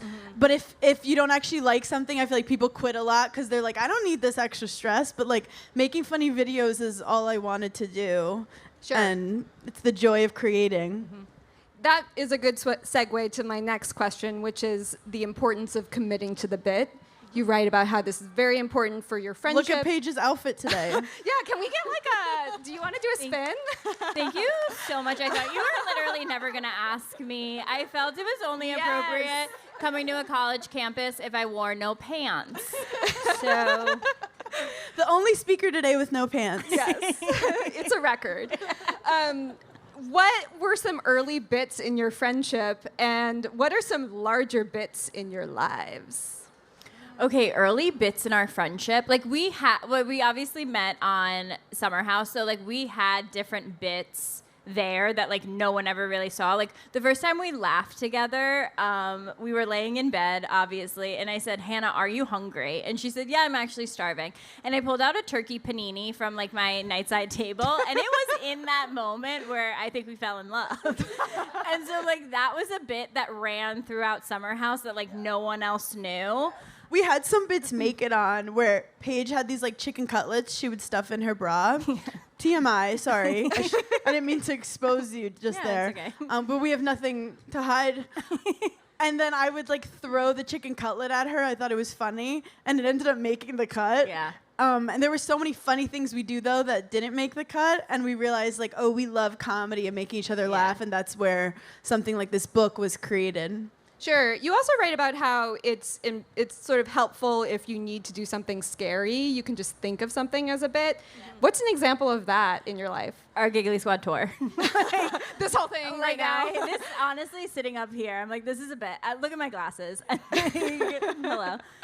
But no, like I had such an interesting tour this fall because like I had to go on beta blockers, and so like hyping yourself up and just being like, this is not forever, and like it's easier to get through certain things, like if you're nervous. Yeah, and I think people take themselves so seriously, and they think, if I'm more serious, I'll accomplish more. So the book is trying to frame, like, if you take yourself less seriously and make yourself laugh and consume life in a lighter way, you actually can be nicer to yourself and be more successful, not to, like, go full Mel Robbins on you guys. Let her be the #1 person of the week. It's fine. But you're catching up on the New York Times bestseller list. No, let them. But yeah, my life is easier when I make fun of myself and the people around me. I love it. Another important tenet of your success is decentering men. Mm-hmm. Yeah, a round of applause for leave decentering right men. No, every man here supports women in the arts, and we love that for you guys. Yes. Paige, I know you have had recent experience in this category. Sure. What are some ways that you decenter men? I just don't look at them directly in the eye. I think that's probably like the safest thing. No, decentering men, like we didn't we didn't think that was going to be like our whole thing. Like we didn't go into Giggly Squad being like, we hate men. It just like they did that to themselves. But like a perfect example is like Hannah got married, very off brand for us. I was like, are you sure? And when she posted her wedding pictures, where was her husband? We don't know. We never saw him. And it was just an example of like, well, I look good in the dress. Like it doesn't have to be focused around like a man's whole life. And I think like we are kind of the first generation that is like, oh, we don't need men for financial stability. We don't need them for this. We don't need them for that. And it's really like, if you want them, you can have them, but you don't need them. And yeah, I also think that we were boy crazy. Like we're not here being like, we've never been distracted by a tall man before. Right. It's just, we used to make a lot of decisions based on the ultimate goal of like finding the perfect guy that will make you happy. And we realized once we started focusing on ourselves, we connected with better people. Yep. And like, I really feel like you will find a better partner when you've actually been focusing on yourself more. Yeah. But that's not what we were always taught with Disney. We're millennials. Right. We had to grow up with that stuff. Yeah. Sure. Those very good movies. Yeah, they're fun. You are both self-professed fans of beta blockers. How do you manage anxiety, especially as maybe the stakes of your careers have gotten higher? I think this like sounds so cliche, but truly like living in the moment and obviously taking drugs is really, really important for us. But like we talk about the podcast and like we meet the gigglers and we get so many stories from the gigglers of like, you helped me through, you know, studying for finals, or you helped me through getting fired from my job. And I think what the gigglers really don't realize is that you guys have actually helped us 10 times more than we could have ever helped you. Like Giggly Squad for us truly is our therapy every week. And so I forgot what the question originally was. She goes, so I have anxiety. So I had to handle anxiety. And now I got nervous. And world peace. And world peace. It was April 25th. When in doubt. I do think, too, yeah, as we've had more and more people come and watch our stuff or consume our content, we do get more anxious, so it's important to show people like we're not superheroes. We have more anxiety, but when you overcome, like when we performed in a big venue, you just get stronger. So it's like facing the things that are scaring you and knowing it actually does make you stronger and more prepared. But yeah, we're very nervous and stressed out a lot. Like there was a moment when we were on tour where I was like, I can either cancel the whole tour and never do this again and let this kind of like win, or I can be pushed out on stage after a panic attack by my best friend, and she'll say, the adrenaline will kick in, don't worry. It didn't. We're glad to have you. Paige had a panic attack before going on stage, and she's like, what should I say when I get on stage? And I was like, what if you just told them the truth? Yeah. And Paige was like, guys, I just had a panic attack. Has anyone else had one recently? The whole crowd's like, woo! The whole crowd was like, we're having one right now. We're all having one. So it was this kind of beautiful moment. And I think also having Paige with me on this journey has helped. And I think finding those friends that you could be honest with and be like, I have a stomach ache from stress, or like, I'm really in my head right now. And I think doing this alone would have been a lot harder. Yeah. Yeah, you have a whole section about friendships in your book, and you kind of like lay out different types of friendships that come up in your 20s and your 30s. Do you have advice for people on how to find, you know, your Paige or your Hannah? I think like society, like for women particularly, like when we were in high school and college, it was always like, you have to have this big friend group. And if you don't have like 10 girls in your friend group, do you even have any friends? And it truly is finding that like if you have one good friend, you're so rich. So it's really finding that one person that you don't have to show up and be anything other than yourself, and there's nothing expected of you. We like the phrase like low maintenance friends, and we feel like we are very low maintenance. Like if Hannah calls me and is like, I can't come over, or like whatever, not that I would ever invite her over. Not that we make plans like that, but it's like, yeah, great, cancel. So I think it's just like finding the people that you can truly be yourself with, and it's a hard journey, but like It's so. And that goes with relationships too. I think we realize it's not about like a guy on paper. It's finding a guy that lets you be you, and how friendships are as valuable, finding that person that you don't feel uncomfortable around. And also we met each other like in our later 20s. Yeah. Be open to like finding a new friend in life. Making adults is when you're older is hard. Making but friends, at least yeah. sorry, making adults. That is also actually extremely hard. That is hard too. Sorry. Next question. Next question. We've lost the plot. So you came from the Bravo universe. And I think sometimes it can be hard when you're like coming from a big institution like that with a lot of big personalities to carve your own personality out. How did you do that? How did you follow like your own path after Bravo? Honestly, I'd like to say that we were like so smart and we had some plan. We literally didn't. It was just us being ourselves. And I think like when we met, we realized that we were so close and we had so much in common and we were so similar, and we would like watch episodes back and we'd be like, oh, they didn't get us at all, or like they didn't add any of our jokes in. And so I think like we just realized that, and really we didn't plan on having a podcast. Like we really went live every night on Instagram Live during COVID because we were so bored and we were at our parents' house. Like reality TV also really motivated me because I actually had a really fun time when it was fun. And then, but I did see that like they want to put you as a character, especially as a woman. Like you're either the like drunk one, or, you know, the annoying one, or the fun, easy one. And women are so much more multifaceted. And that's why after reality TV, I was like, wait, I can go on stage and show a woman that is human and has multiple sides to her. So it really motivated me to like want to take up more space. I love that. When they were sort of pushing those roles on you, did at any point you think, I am that one? Or were you just like, I'm out? Like, we blacked it out. You blacked it out. And you also don't know until you watch it. And you're like, oh, that's okay. They could have told me I was cast as that. Right.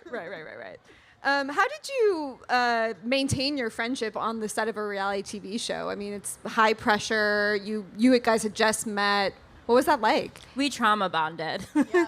And I think we realized that like our humor was way more highbrow than everyone else's, and that they weren't really going to get our jokes. There were things called storylines that you're supposed to stick to, and we would just start riffing, and they would be like, we don't need any of this right now. We really don't. But I remember the first night we filmed, we get back into bed, and I was like, are you scared? And she was like, I'm scared. And we start whispering about everything going on. And then we realized there's microphones in the back of the headboard of the bed. And I was like, we're fucked. Sorry. Yeah. I was like, our season, we're done. They got everything. Yeah. And then we were able to kind of have each other's back. And I think overall we cared about our friendship at the end of the day. Sure. Right. Yeah. How important is your relationship to your family and your parents? I don't know if everyone has listened to the audio version of this, but we get 2 cameos from both of your mothers. What role has that played in your life? Our moms were obsessed with them. Like we would die for them. We can't do anything without them. And it's just, they're so important to us because they were really the first people in our lives that were like, you can do whatever you want to do. And I think that is so important as a female, like having someone when you're younger being like, whatever your goals are, like you can absolutely reach them. And so like calling your family and being like, I'm going to go on a reality show is not like the most normal thing to do. They were definitely nervous, but they were like, we support you expressing yourself however you want to. Yeah. I love the teenage angst happening over there. I love that. Did you either of you have an emo phase by chance? I did not. Paige did not. No. Did I? I love the color pink. But yeah, my mom, was a middle school principal and just like a badass woman. And I always looked up to her, and I realized, like, why would I make a decision when I can ask my mom, who knows more than me? Yeah. So she really helped me through everything in my life, and I'm very lucky to have her. It's amazing. Okay, we are going to a little game that I came up with. I know that you were recently on Fallon and played charades there. We're the queen of charades. I can't give you John Hamm and Patrick Schwarzenegger. It's okay. We don't need them. But I can ask you, I'm going to change the name of a game I think we all know very well. Kiss, Marry, Kill. Love it. And I'm just going to present to you a few different like trends from TikTok, wellness stuff, and you can tell me which one you like. Okay. Number 1, cold plunges. Kill. Once I found out that they're not as beneficial for women as they are for men, don't ever bring it up to me again. Okay, so if it looks cool on your Instagram story, I support women in the arts, but no. All right. Don't give yourself pneumonia because someone on TikTok said it helps your anxiety. You know what gives me anxiety? Jumping into cold water. Yeah. Dry brushing. Kiss. Because, Kill. Okay. I like it, but, who remembers to do that? No one. My day's never gotten better. No one's ever been like, wait, you look amazing. And I'm like, yeah, I dry brush. Hannah doesn't own a brush. I've never brushed anything. Morpheus 8. I don't know what that is. I think it's like a facial, but it lasers your skin. It's like a scary facial. Oh, Mary. I don't even need to know what it is. I want it. I'll kiss it because I support women in STEM. Hannah, I'm going to say this. Hannah, does not have a skincare routine. She just washes her face. I've never seen her break out. I moisturize. Yeah, but you've never had a pimple. Do you I have other problems. Face wash or? I do use face wash. I'm not a man. But she has a 47-step skincare routine. And I'm constantly breaking out. Yeah. The doctors haven't solved everything yet. Cetaphil? There was never a problem. Why are we trying to fix it? Yeah. I feel that. Magnesium. Love. Do you actually use it though? Yeah, I sometimes make those sleepy girl drinks. Sleepy with the time. cranberry You knock juice? yourself out yeah. at night. Yeah. I love drugging myself. I want to support it, but I haven't done it consistently to be able to tell people to use it. Hannah doesn't need help falling asleep. I could fall asleep right now. You're a good sleeper, right? Yeah. That was a nice breeze. I'm like, oh, that felt good. She's a good sleeper. The let them theory. Well, we have current beef with her. Yeah, we're probably the only people in America that aren't very happy with her. No, I love. We love letting other people be number one in the New York Times bestseller. Yeah, let her. Literally let her. Yeah. Sound baths. Okay, every time on TikTok, when you scroll and someone's live on TikTok and it's like a psychic, or I stop at the sound bath people, and I listen for a while. Yeah. I don't click in because I'm not there yet, but I stop. You're and not listen. commenting? I'm The not date of your birth and birth No. date? I love a sound bath. I wish there was more sound baths. When she was having a panic attack, I tried to put on a spa sound to make her feel better, and she's like, "Get your phone away from my face." Tongue scraping. Love tongue scraping. Everyone should be doing it. What does it do? It gets all the bacteria off of your tongue. In the morning? Yeah. Apparently, but then I'm like, I forget to wash it. So then I'm like, am I getting my tongue dirtier from my tongue scraper? Yeah, disgusting. Sorry about that. Everyone's upset. Beef tallow. I don't know. I don't think so. Okay. I love a TikTok trend, and I love the TikTok shop, but there are some things where even I'm like, girls, we've gone too far. All right, well, that concludes our game. Stuart over here is going to take questions from the audience. Amazing. So, yeah, go ahead. Let's do it. Oh, they're coming at me. So first of all, the rules about the questions. I have to hold the mic. You all know the thing. But here are some questions that were submitted, first of all, by fans via Threads. You all hip to Threads? If you're not hip to Threads, it's it's a text-based social media app that allows users to share text updates and get. But Right. how long did it take you? You were born here, but raised in Detroit. How long did it take you to get acclimated to LA to the point at which it felt like home? Well, so first of all, y'all, this high school we went to is like the greatest high school. It is. Imaginable. It's like a classic high school in Detroit, Cass Tech. But CT number one, second to none. But anyway, Of course, shout out to LA. I know y'all got great high schools. But anyway, like I said, every time I've been coming out here, every time I've been out here, you know, and obviously I'm a parent. I have a kid out here as well. My family is out here, so it definitely feels like home. But so does Detroit, though. You know, it's nothing like being at that part of home too. So it's like a dual thing, you know. And speaking of Detroit, for those of you who care, Detroit lost against the Knicks. However, the Lakers are up by 9 right now against the Wolves. Yeah, they are. So there'll be periodic updates from me. Yeah. Just a few. Mm-hmm. Let's talk about this process of yours from being born here, growing up in Detroit, and when he talks about our high school, Dinah Ross went to our high school, Lily Tomlin went to our high school. So like, it's coming from a school that has produced some top tier performing artists. Yeah. Jack White too. White Stripes. Exactly. It's from White Stripes. So is that the reason why you chose that school, to be able to explore yourself in that way? Or did you discover yourself in an environment that has created so many legends?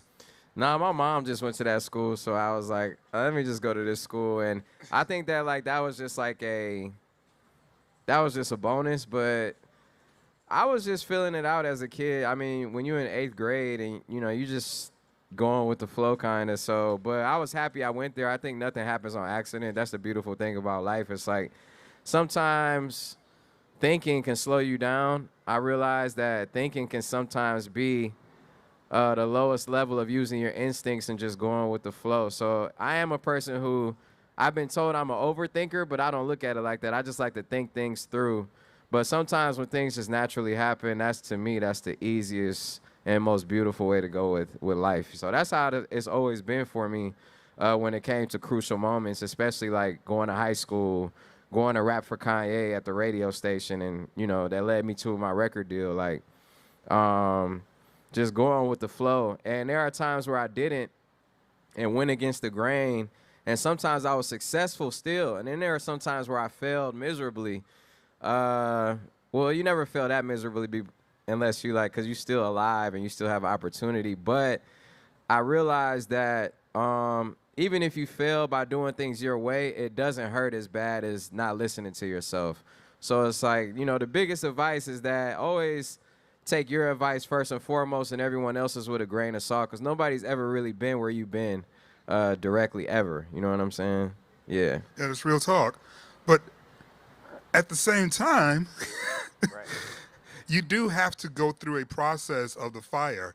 And I'm just curious, what did that fire look like for you? So I understand you're the shiny diamond now, but what was that pressure and that cold process like?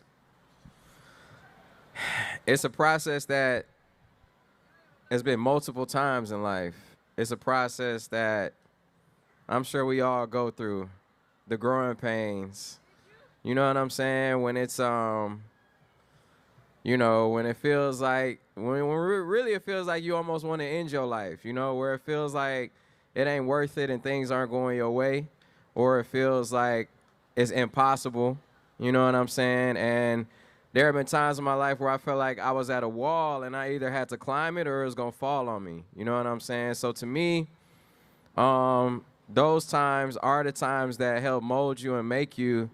And, you know, they teach you more than you could learn from a professor or from anything else. You know, life can be the greatest teacher and the greatest professor. So I've gone through multiple times like that in my life. I've gone through that.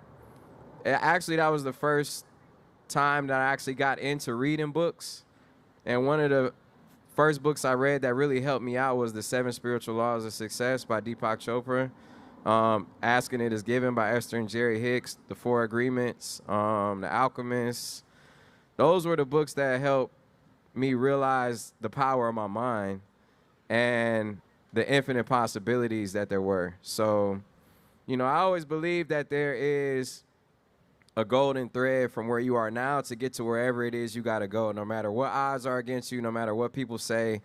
If you can think it, it's a reason that you even have the thought of it. So I'm very thankful for all of those moments. As much as they have hurt me, as much as I've been brought to tears, as much as I've been questioned everything about my existence, making it through feels just so great. And yeah. And I appreciate your candor. You know, one of the things that your fans, you know, such as myself, love about you so much is the fact that you're so genuine in your lyrics. There are different songs that mean different things to me when I hear them, but I'm curious as to when you think about the lyrics that you've written over the years, which ones are the most autobiographical? Which songs are the most personal? I don't fuck with you, saying I'm just playing. Ass. No. As fun as those songs are, you know, I always try and put a little bit of inspiration in songs. You know, I have songs that are straight up like, you know, one man could change the world. There's a song I got called Nothing Is Stopping You. You know, that's kind of like my story of how I rap for Ye and like was able to, you know, come at a crossroads in my life where I chose this path that I'm on now. And you know, all songs just have so many. I've done so many songs that have so many different meanings to them, so it's hard to really like pick one.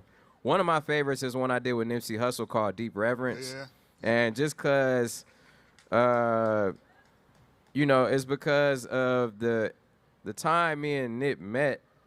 We were kids, and we met at Howard's homecoming, and then we did the XXL freshman cover together in 2010, and we was homies ever since. And even if we didn't talk to each other all the time, he would always hit me up or I hit him up. And he loved the relationship I had with my mom.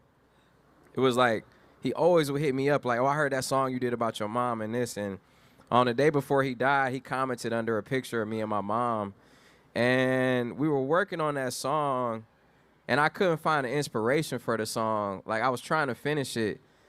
And I remember getting, you know, people hit me like, yo, finish the song. And then he passed. And I was like, damn. I never finished that song, and that taught me a lot because I was like, I need to quit acting like life is always gonna be here. You know, I need to quit like being like, I'll do that later. I'll go check that out later. I'll go support them another time. You know, one of the only guarantees is that we don't know how much time we have left here. So, you know, you never want to look back, wish you woulda, coulda, shoulda did anything. So when I got a chance to talk to his brother, Sam, and he was like, nah, finish the song. Like, y'all was meant to finish it, bro. Rocked with you, so I finished it. And I had the inspiration to finish it based off of all of the things that were transpiring. So that's one of my favorite songs for sure. Yeah, Deep Reverence. What is your writing process like? And is the process for writing a song similar or different from writing a book? So different. A song you limited to 16 bars or 32 bars, or trying to you can ruin a song by trying to do too much. You know what I'm saying? So you kind of give us an example. Give us like, to me, Biggie Smalls and Pac, they were some of the greatest rap artists of all time because as masterful as they were, you could tell that their first priority wasn't showing off how good they were. It was making the greatest song that they could possibly make. And there are times where that takes more skill than like writing the craziest hyperbole, metaphor, triple entendre. Sometimes it's about the song hitting you on a different level of being a soundtrack to whatever it is you're feeling, right? And to me, Biggie Smalls is the blueprint of like a lot of modern rap, and Pac in a different way, but Biggie's flow was more like, you hear it in so many artists today, especially a lot of female rappers kind of sound like Biggie because Biggie wrote Kim's raps and people sound like that. So like you hear Nicki Minaj, it's like it kind of has a remnants and trace of that, you know, and that's a whole nother debate. But my point being is that writing a song, you kind of want to make sure you make the best song. Writing a book, you kind of are able to go wherever you want to go. It's a limitless opportunity. And even when I was writing this book, I didn't know how to like organize it because it was kind of like each chapter was all over the place. But then when I was able to tie in the points that I was hitting in a chapter and realize that it wasn't so much about the order like most books, it's really just about getting the message across. I was able to like finish it. It took a couple years, but yeah, it was definitely a completely different process writing. What triggered you wanting to be an author? You said it took a couple of years. Was there an event that happened to you a couple of years ago, or was it just an opportunity finally with your schedule? Well, I sat and did a podcast with my bro Jay Shetty, and at the end of the podcast, he was like, "You got to write a book," and I was like, "I want to write a book one day." He was like, "Man, you might not get that one day, man. You got to write it right now." He was like, "You have to because." You know, he was like, I've never told anyone that I've done an interview, bro, but he was just like, there are so many people who can not just relate to your story, but don't know how to get from point A to point B to point C in their life, and don't know how to, they didn't have the mom that you had. They didn't have your grandmother was a World War II captain. They didn't have that and they need that. And you have a lot of gems that you might not get across in your music, you know what I'm saying? So he was just like, I encourage you, and I'll help you. He was like, I'll put you in I'll help you like figure it out so you can get it done, and he did. And he wrote the foreword to the book as well. So shout out to my brother Jay Shetty, who I feel like is, one of the most inspirational modern day authors and just gurus of self-help and mental health and to all of those practices. And so that was what like planted the seed of me writing the book. And then me realizing when I had my son, when Noah was born and he's my first child, how fast he was growing, I realized that time isn't always as abundant as we think it is. And so I realized that I had to do any idea that I have to do it as soon as possible. And that was why I did the book. Yeah. Thank you. Well, let's dive into it a little bit. The 5 core practices that you outline: accepting, strategizing, trying, trusting, and manifesting. Yeah. How did you land on those 5? Well, this book isn't really about my life story. There are tons of stories from my life about it, but it's really about a human being who needs to remember some of the core things in life that they may have forgotten along the way. And along the way, meaning passing through the birth canal and being born in a world where you're getting hit with so much information consistently. It's a book about rediscovering yourself. It's a book about accepting where you are and realizing that just because you accept where you are doesn't mean you have to settle for where you are. And that a lot of times we get self-reserved and hold ourselves back and realize that we scared of failure. But the only time you fail is when you don't try and when you give up, and no one has taught us to strategize in this life sometimes for the things we want to do. And I think that once you really find out how to strategize and be who you are, be who you're meant to be, you can find a mentor, whether you know them or whether you just admire them from afar. And when you are on a pursuit of happiness, when you're on a pursuit of something that you've been after and you see it start to manifest, to me, it's one of the greatest qualities, one of the greatest joys of life. So I've been able to see most of my wildest dreams come true already. And I feel like I've been fortunate enough, by the grace of God and in the name of Jesus, truly to actually see my pursuit of happiness come true in a lot of ways, So it was really important for me to put this book out because I wanted to live way longer than I live, and hopefully it does impact people, and, whoever is reading it holds on to something they remember. It can always come back to something, because to me those are always the best reads. But that's the whole point of the book. It wasn't like a vanity thing. It wasn't like, oh, I need to write a book because that's where I'm at in my career. Oh, it's an opportunity to make money. It really was just to get those points off, because I don't know how much longer I'll be here, but at least this will be here,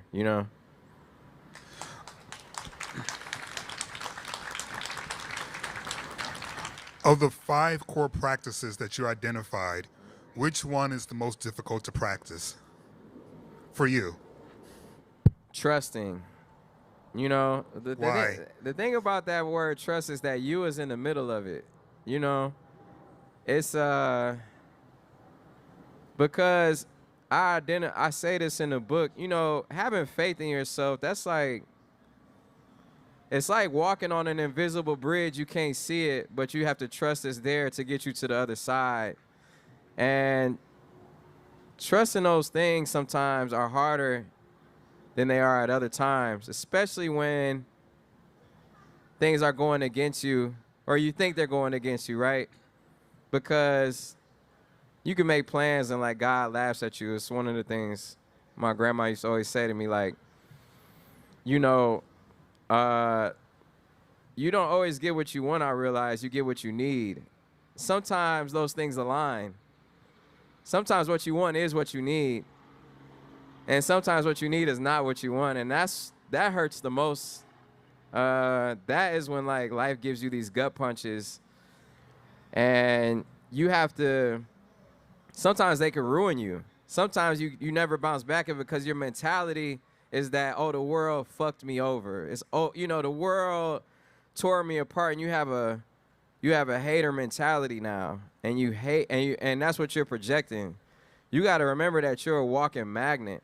So even when things don't go your way, you are in control of your happiness. You feel what I'm saying? Not to sound cliche, but it's like you really got to understand that you have to separate your life from what happens to you and how you feel. You got to quit tying those things together.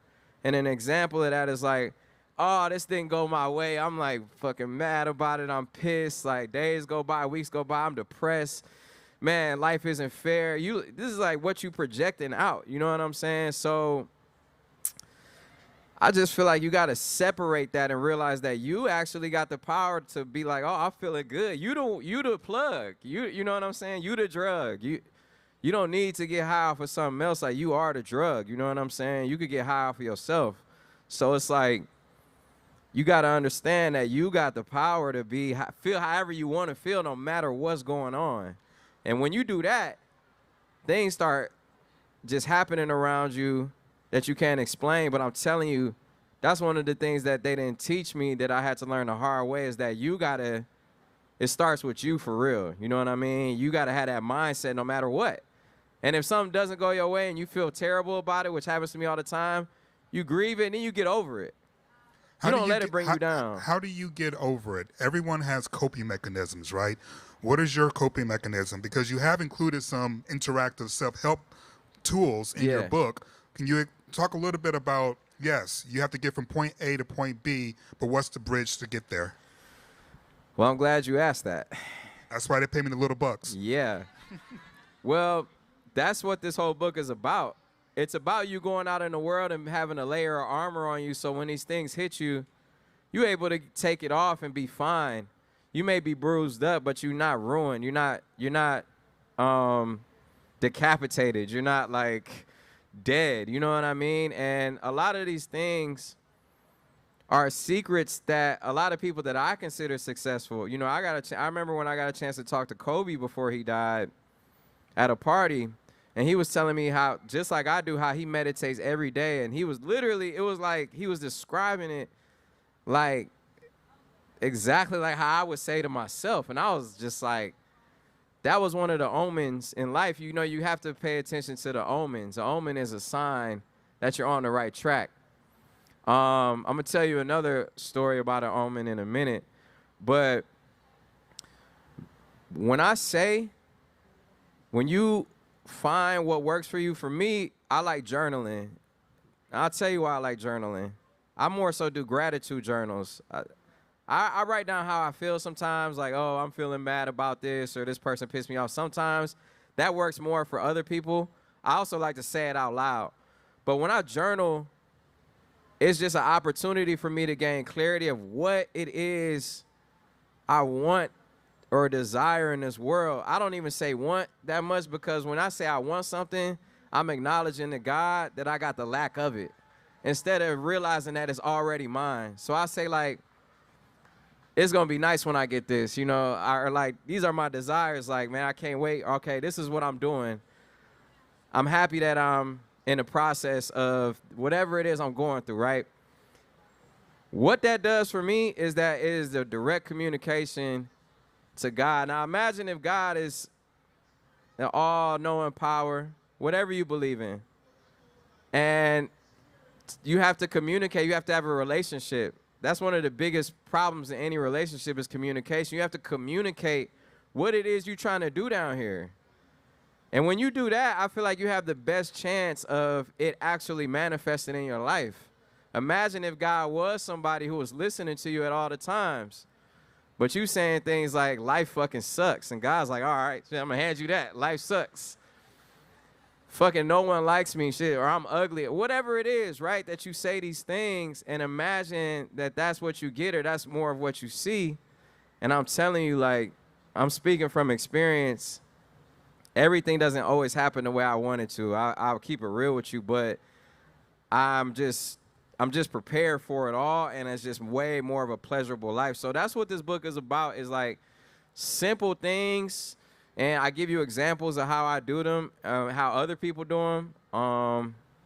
And it is really a life changer and like a game changer. For anyone who feels stuck in your life, not knowing how to get to the next level, the highest version of yourself, like this is the type of book that I feel like would be a very crucial and important investment for sure.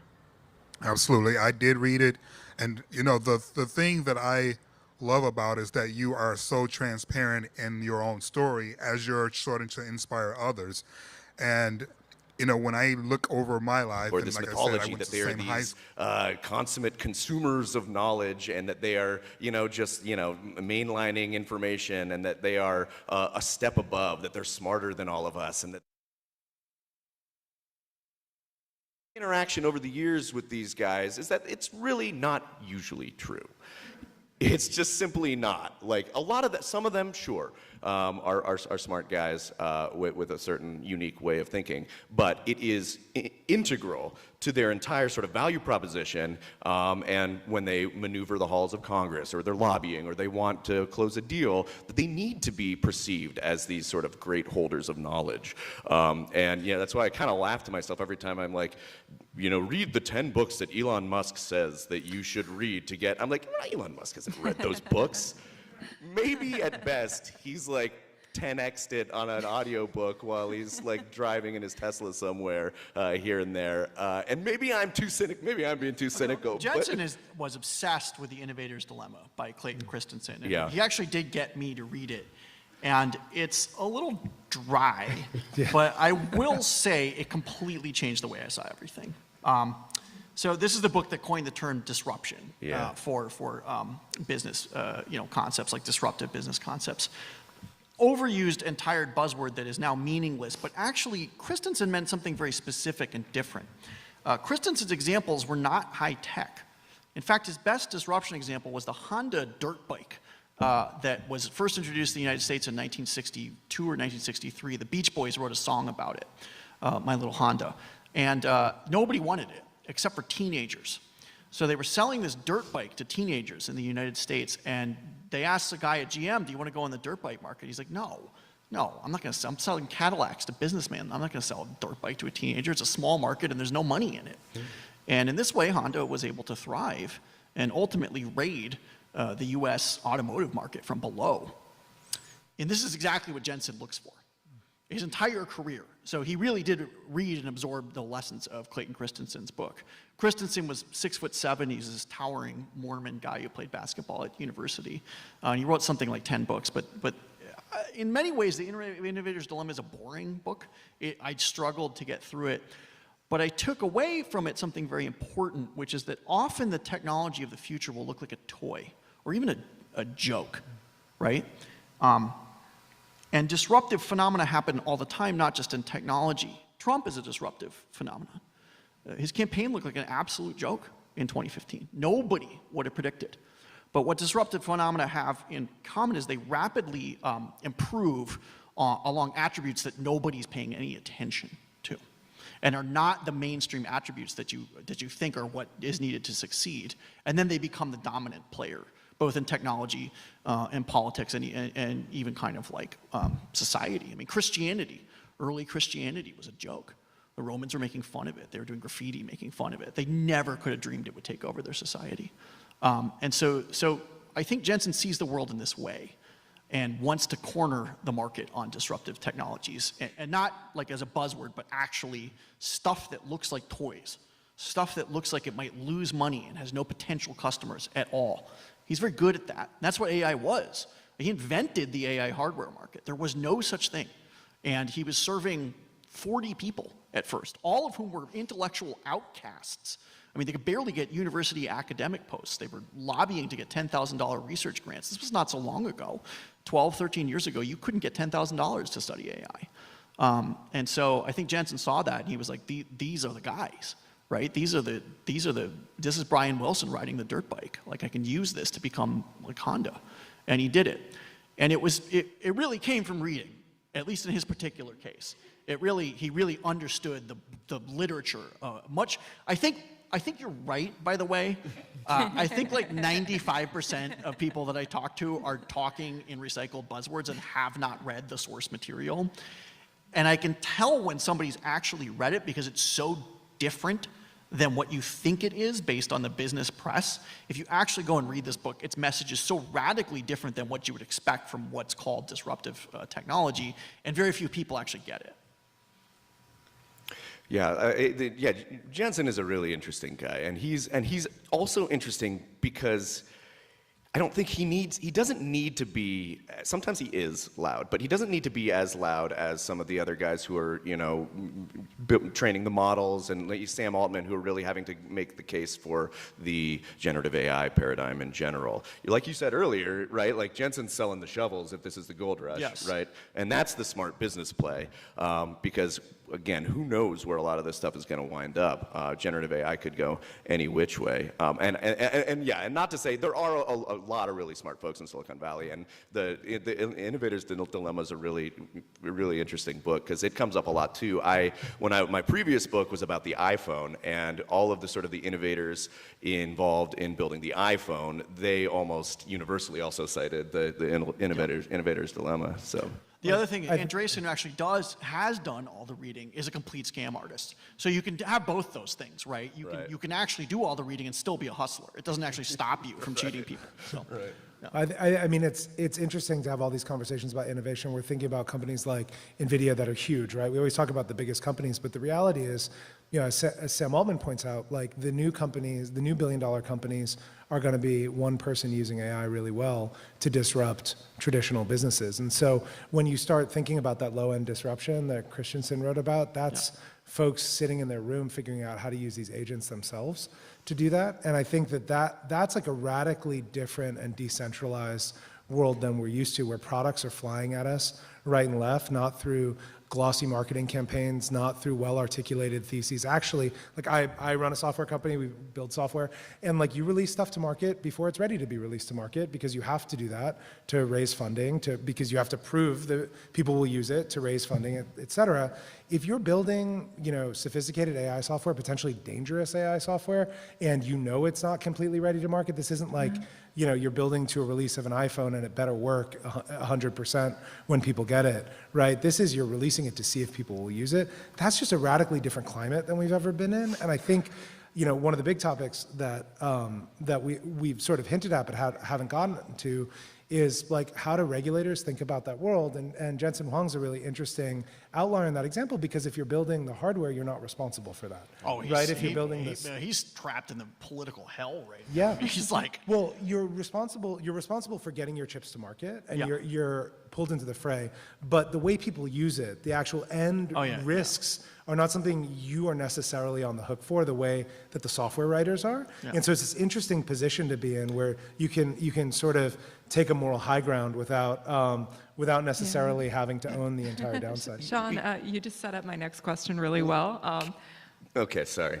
Yeah. I'll let you go. Okay, just real quick, because it's to the anecdote that actually I think it was in the Guardian write-up of your book. I haven't had time to read the book. I very much look forward to reading Stephen's book.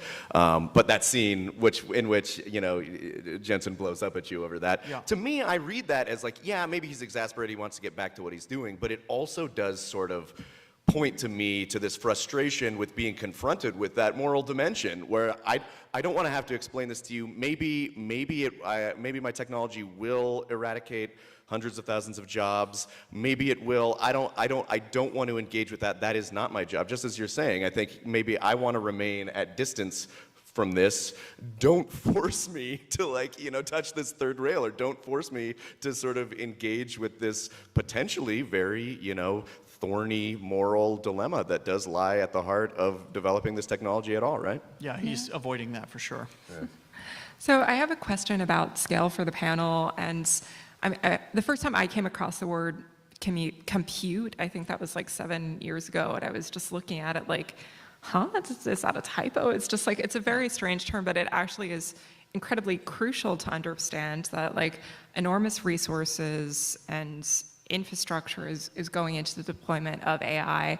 And I wondered if you could share your thoughts. How is this different from, say, digital revolutions past, the telecommunications, GPS, the World Wide Web? Is it any different?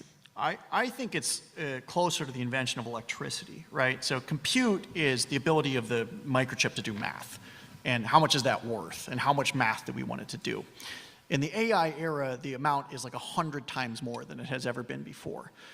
When you go and ask ChatGPT to write you a term paper, it's like turning on your microwave oven for an hour. That's how much electricity the equivalent uses, or that was true for previous model. They're getting more efficient, but as they get more efficient, people just make even more sophisticated demands. Animate this video of my family in the style of like Studio Ghibli. It actually is, it's like turning on every light in your house for like a week, right? So the demands for compute are, in some sense, demands for electricity. Jensen at least sees it as a new industrial revolution, where data goes, what he builds is an AI factory, and data goes into the factory, and intelligence comes out. So he sounds like Thomas Edison when he talks about this stuff. So this is basically, I think, correct.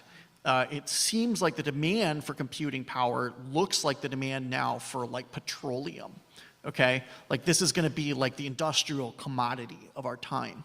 And so providing this at great scale is going to be a huge, huge business. It's why NVIDIA is the most valuable company on the planet. And to the point where like Facebook is like going to co-locate its data center, its computing center, like right next to a nuclear power plant, right? Because that's how much power it needs. They need the entire reactor to power these requests coming in from the public and businesses like, hey, write me a term paper, schedule me a vacation, animate this thing. It's incredibly computationally intensive, and it doesn't seem like that's going to go down. Jensen got his start in 3D graphics. And one of the things they found early was no matter how well they made the graphics in the video game, there was a certain kind of customer who just would never be satisfied. They always wanted the graphics to be better, and they would pay actually almost any price for the graphics to be better. And at NVIDIA, they basically had it written on the wall, like everybody go out and look for what the thing that is equivalent to graphics are, where no matter how much computing power we throw at this, the only response from the customer will be to ask for more. And they finally found it. It was intelligence, right? It's AI. No matter how smart you make the machine, the customers just come to it with increasingly sophisticated and complex requests. And that's the industrial revolution that we're living through now. That's what's powering it. Ironically, it was the gamers who paid the tax to make that possible. And the reason the gamers did that is because they were addicted to the product, right? They just couldn't pull themselves away from the video game, and they turned into like basically what like hot rodders used to be, except for computers. They would like build an entire computer system around a graphics engine, like an NVIDIA thing, just like some hot rodder and a Camaro would go build an entire car around like a V12. And this was what fueled the AI, this was what provided the capital for the AI revolution.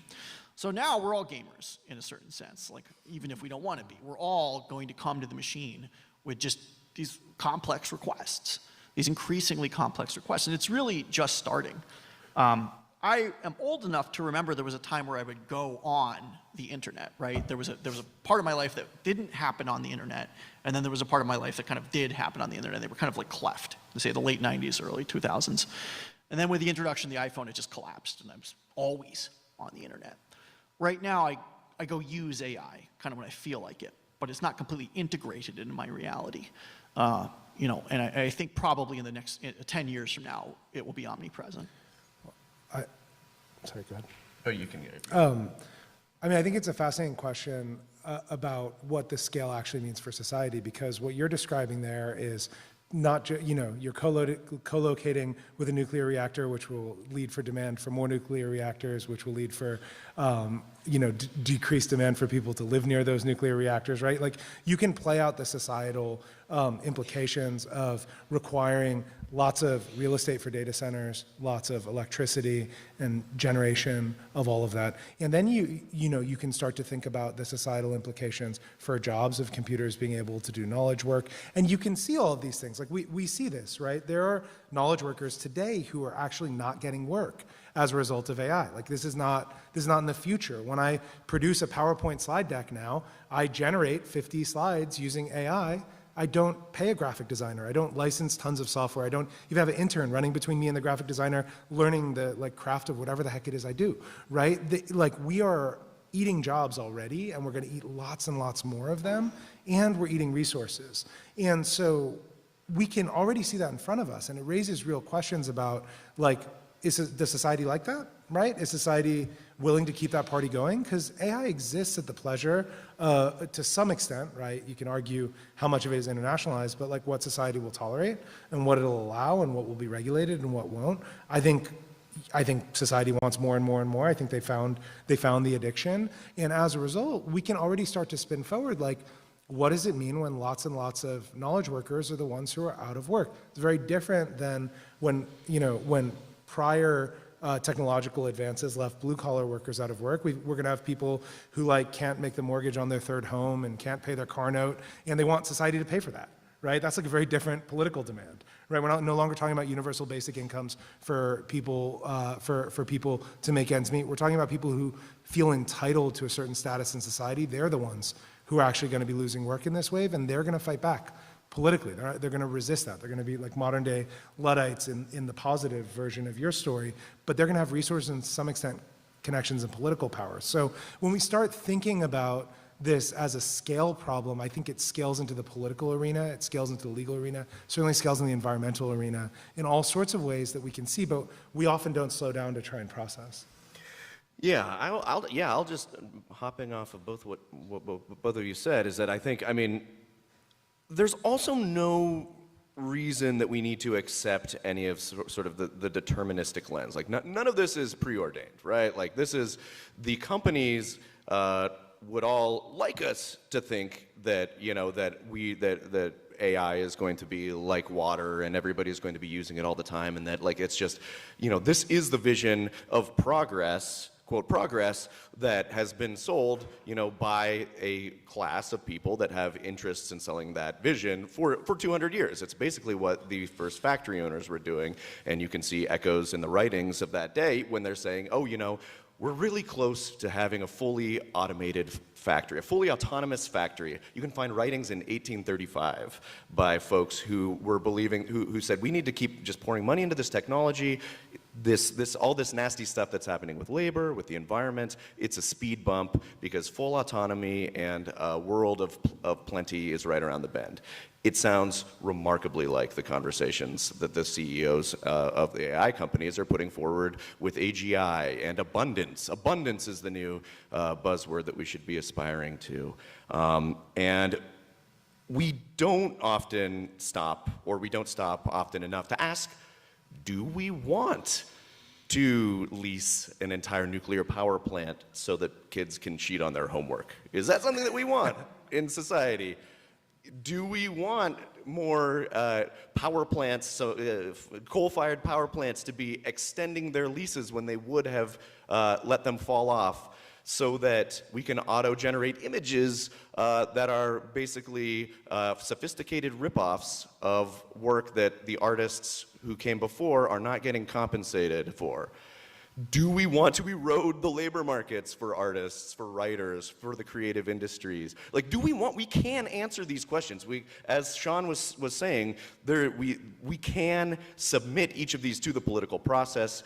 I think a lot of the things that we've run into that have been very problematic in the last 10 years are quite plain for us to see when we gave far too much power to Silicon Valley.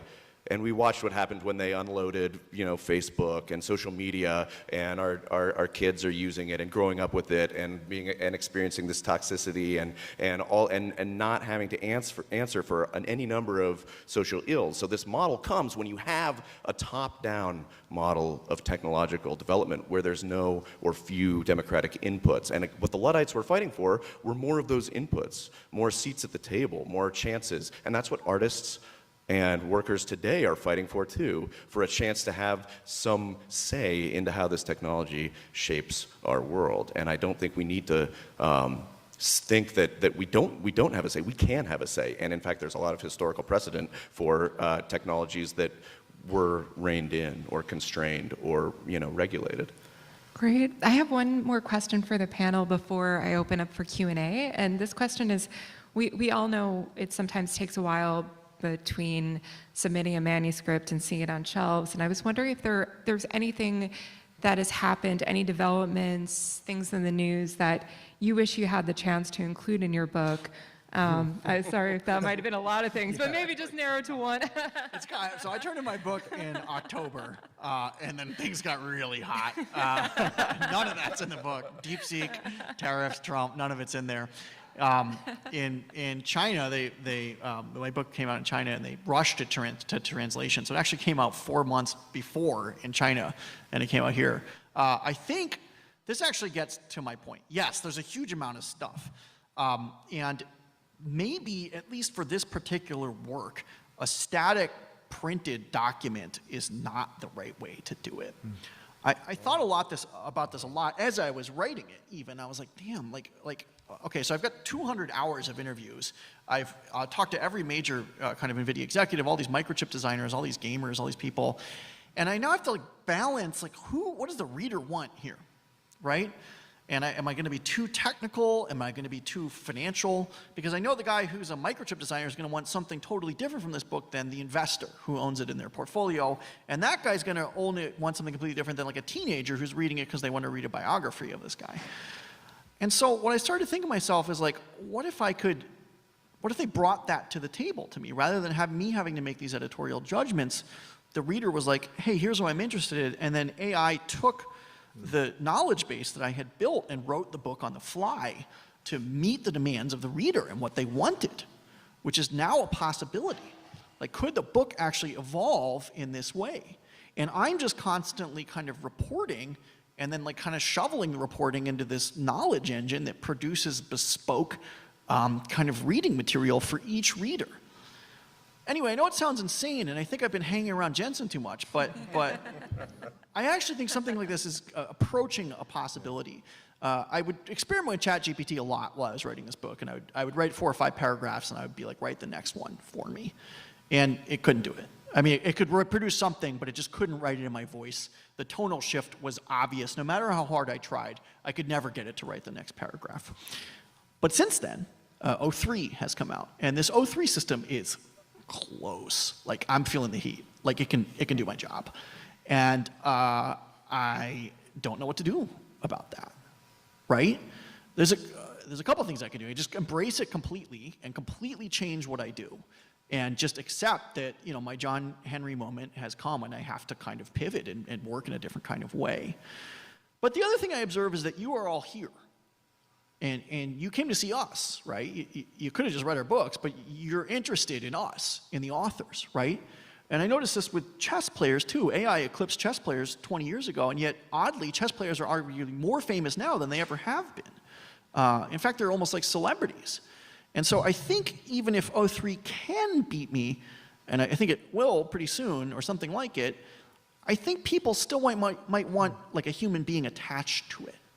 As you say, I don't see people reading books written by AI or watching movies. I mean, I see the product, but I have yet to see anyone generate any kind of organic fan interest in anything that they do. And perhaps it's for the same reason that nobody wants to watch two chess computers play a game against each other, even if it's the best possible game in the world. It's just boring. There's a human emotion and drama that we want attached to it. Maybe I'm right, maybe I'm wrong. I hope so, anyway. So I got a couple of thoughts. I submitted my first draft October 1, and I took it back November 1st to November 15th, which of course Donald Trump was elected in the interim. The book's a forecasting view of politics in the future. So I got to throw away a chapter I had written on disputed elections. I pre-wrote it. Yeah. Right? Nobody wants to read a history of disputed elections when there wasn't one. Yeah. So I had 10 days to kind of figure out where Trump was going to take America that would be relevant when people bought the book basically in April. Did you guess right? And directionally, it's all right. Okay. Yeah. No, look, directionally, it's right. You can all, please buy the book just to keep me honest, or keep me in my house. But no, in reality, like directionally, it's right. But I lack all the texture and examples that I would have used if I wrote it today, because the examples are insane that we've just lived through. They're crazy examples that are the logical extreme of everything we've ever talked about. Now, I would argue that, you know, part of the reason why I wrote the book last year instead of waiting to see how the election went was because I wanted to actually do the history piece and go back and figure out how did we get here and what are all the factors that matter. And everybody who's picking up their pen today to write about the crazy world we live in is going to have a super recency bias about just what they've experienced, what we've experienced in the last 90 days with the reshaping of government and tariffs and all this kind of stuff. So I think that, you know, that's one element that's been very real for me. The other piece I would just highlight, and I thought a lot about this. So as an experiment, right, like I build software, we've developed software at my company, Hence, that summarizes what's going on in the world and writes you a personal daily briefing of what's going on. So I just released an AI-generated newsletter and went from 0 to 1,000 people following it in like 5 days. And it's all AI-generated. I say it's AI-generated. Like we're not pretending it's anything other than that, right? And it made me think a lot about the book writing process, because if I can release AI that summarizes what's going on in the world, nobody needs to talk to humans about it or read. What I realized I did in the book that has some lasting relevance for other writers is there's a lot of first-person stories in the book, and increasingly people will read stories from the book and say that was what they remember, not necessarily like the takeaway about society or how to operate business. And I think that storytelling, that weaving in the human voice, is the thing that's going to keep it all relevant. So maybe it's not that we need different professions, it's actually that we need to think a little bit differently about the ways we tell stories in the future when we're competing with the fact that AI can summarize what's going on around us pretty handily. It's up to us to bring it to life, and that may be a lot more first person than writing in the voice of God. Yeah, so to answer the first question, so I filed my final manuscript. I think we made the final changes to it in early 2023. And so the book is about a human uprising against machines. And about like 3 months later, right here in LA, the Writers Guild and SAG took to the streets waving signs like "No AI," like anti-machines, and I was like, "You got to be kidding me!" Like, looking for a corollary here. But so yes, I even wrote my publisher. I'm like, I could add a little chapter in here. He's like, "No, the book's done. It's done." But to the second part of the question, I was recently asked by the Columbia Journalism Review. They're doing this survey on like journalists and how they use AI or don't use AI. And it made me think much about the same question. And ultimately, to me, it comes down to the question of like, what do you want to automate about your job? And if I think this could apply to any number of jobs. And I think, as I kind of went down the list, like I think there are certain defensible uses of AI for, a journalist. If you wanted to have it run a copy edit on your, obviously you're not going to use it to gather new information. It can't, that's like maybe the one thing that it cannot do. AI is a conglomeration. It's a statistical model that is based entirely on an assemblage of past data. So it cannot tell you, the new it cannot gather new information for you that you would want to report on. So as far as a journalist is concerned, that piece is safe. But I don't know. What do I want it to do? Write a headline for me? No, I want to do that myself. I certainly don't want it to write the copy for me, and I want to write, the word. And I write a newsletter now. It's called Blood in the Machine, and I could subject parts of this to AI, and I ultimately decided after giving it a think, I don't want to. I don't want to use AI to do any of it. For that reason, I think that we're all hinting at and gesturing at is that, what we write, we create, we make art in part to form communities and to have communal responses to the human experience. And if we pull the human out of that, then if it just looks like down the line it's going to be a bunch of algorithms watching other algorithms and getting machine made. If it's all catered to our biases, what are we pulling out of this? Like, what are we actually getting?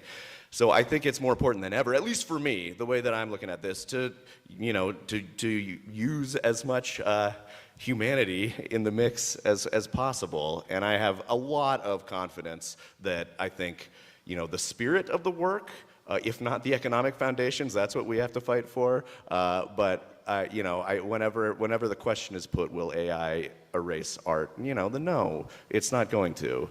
The human needs to be in the mix. We just have to fight to make sure that human can still, feed their kids. We're coming up on time, and I'm really. I think we could take a super short question, but also I'm wondering if maybe it might be for the best if everyone took their questions to our authors at the signing panel. I mean, what do you guys think? We'll take some questions. We can take, if you want, we can take one question if there's a. He was very. Yeah. Yeah, it was a fascinating lecture. I have one correction, though, Stephen. The My Little Muhammad by the Beach Boys came out in 1964. Sorry. It did. Yeah. I believe you. 1964, their first dirt bike didn't come out until 1968. It was a street bike. Okay. Oh, thank you. That was great. Got it. Right. Okay, we've got right in the front. Thanks. You mentioned that there is historical precedent for technology that has been reined in. Sure. Yeah, I mean, how much time do you have? There's some really good ones. We decided that we would rather not chew a hole in the ozone layer, and we regulated the use of certain chemicals and refrigerants. Nuclear power has been regulated globally, and nuclear weaponry more so. Television, there were periods in the 80s especially, and other countries currently do this. They regulate what kind of advertising can be run on TV and TV ads. There are municipalities that have declined to allow the usage of facial recognition technology in public spaces. The police can't use facial recognition technology in San Francisco. CVS has banned facial recognition technology. So there's a lot of piecemeal examples across the year. I mean, there's labor laws. So there's been a lot. It's just not always obvious because the story is very powerful of the inexorable march of progress and technology. But no, we can decide how we want it to unfold, and Bengio and Hinton, who were the Turing Prize winners, who have subsequently become very concerned about AI. Doesn't mean these have to be flat.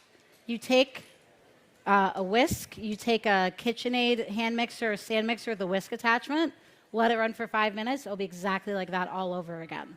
So you can do it ahead, and you can salvage it if it starts going flat on you. And so I'm going to flip them one more time, just so one side doesn't get too brown, but I really am making sure now that the middle is getting cooked. So we don't have raw bean dough, but also if you accidentally serve people undercooked lentils, they will live. They will not be food poisoned by this. So don't stress too much about it, but try to make sure they're not cooking too quick.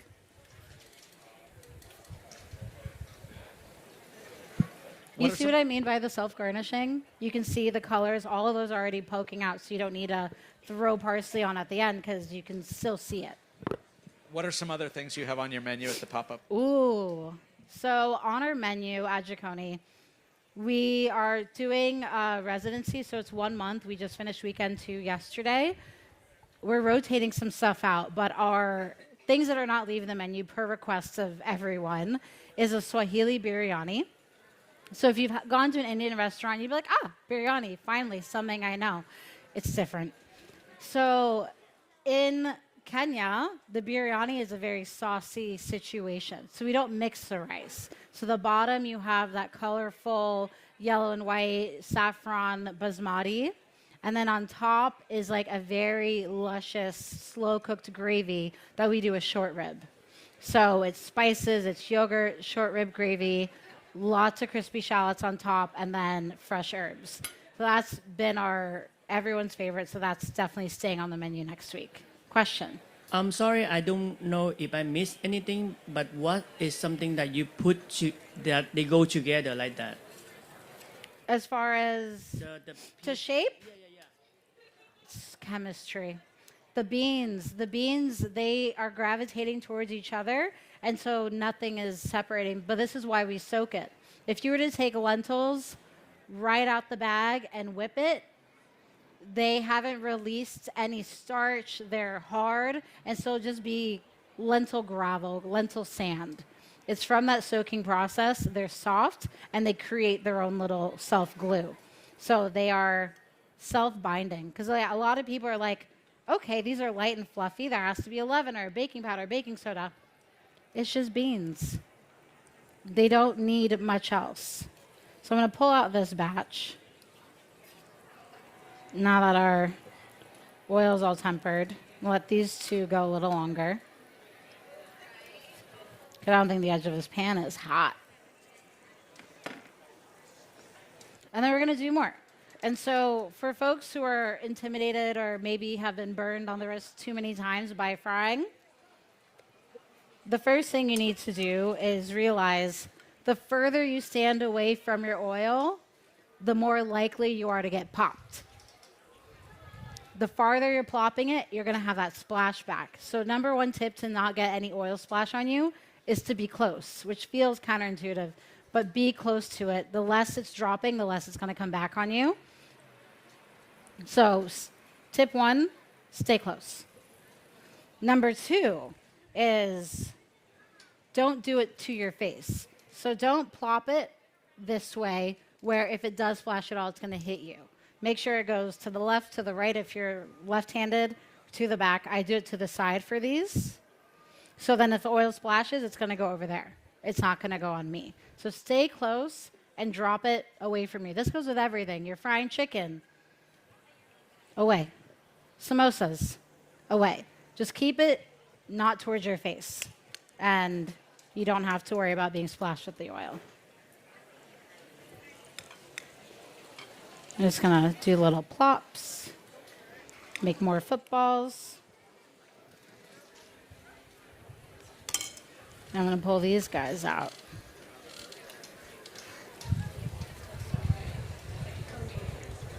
And two. And then let's see. I'm going to break one open for you guys so you can kind of see what the inside looks like, which is going to be light and fluffy and just like fully done. No idea where these cameras are. It's here. Oh, I see it moving. There we go. Very nice. And so what you're looking for is just like no raw dough in the middle and nice crisp outside. And then when you're ready to serve it, it already is salted. That's good. But if you like salt like me, you're just going to do a very light sprinkle while they're still hot. If you garnish or sprinkle salt on your food after it's cooled down, as soon as you pick it up, salt's going down.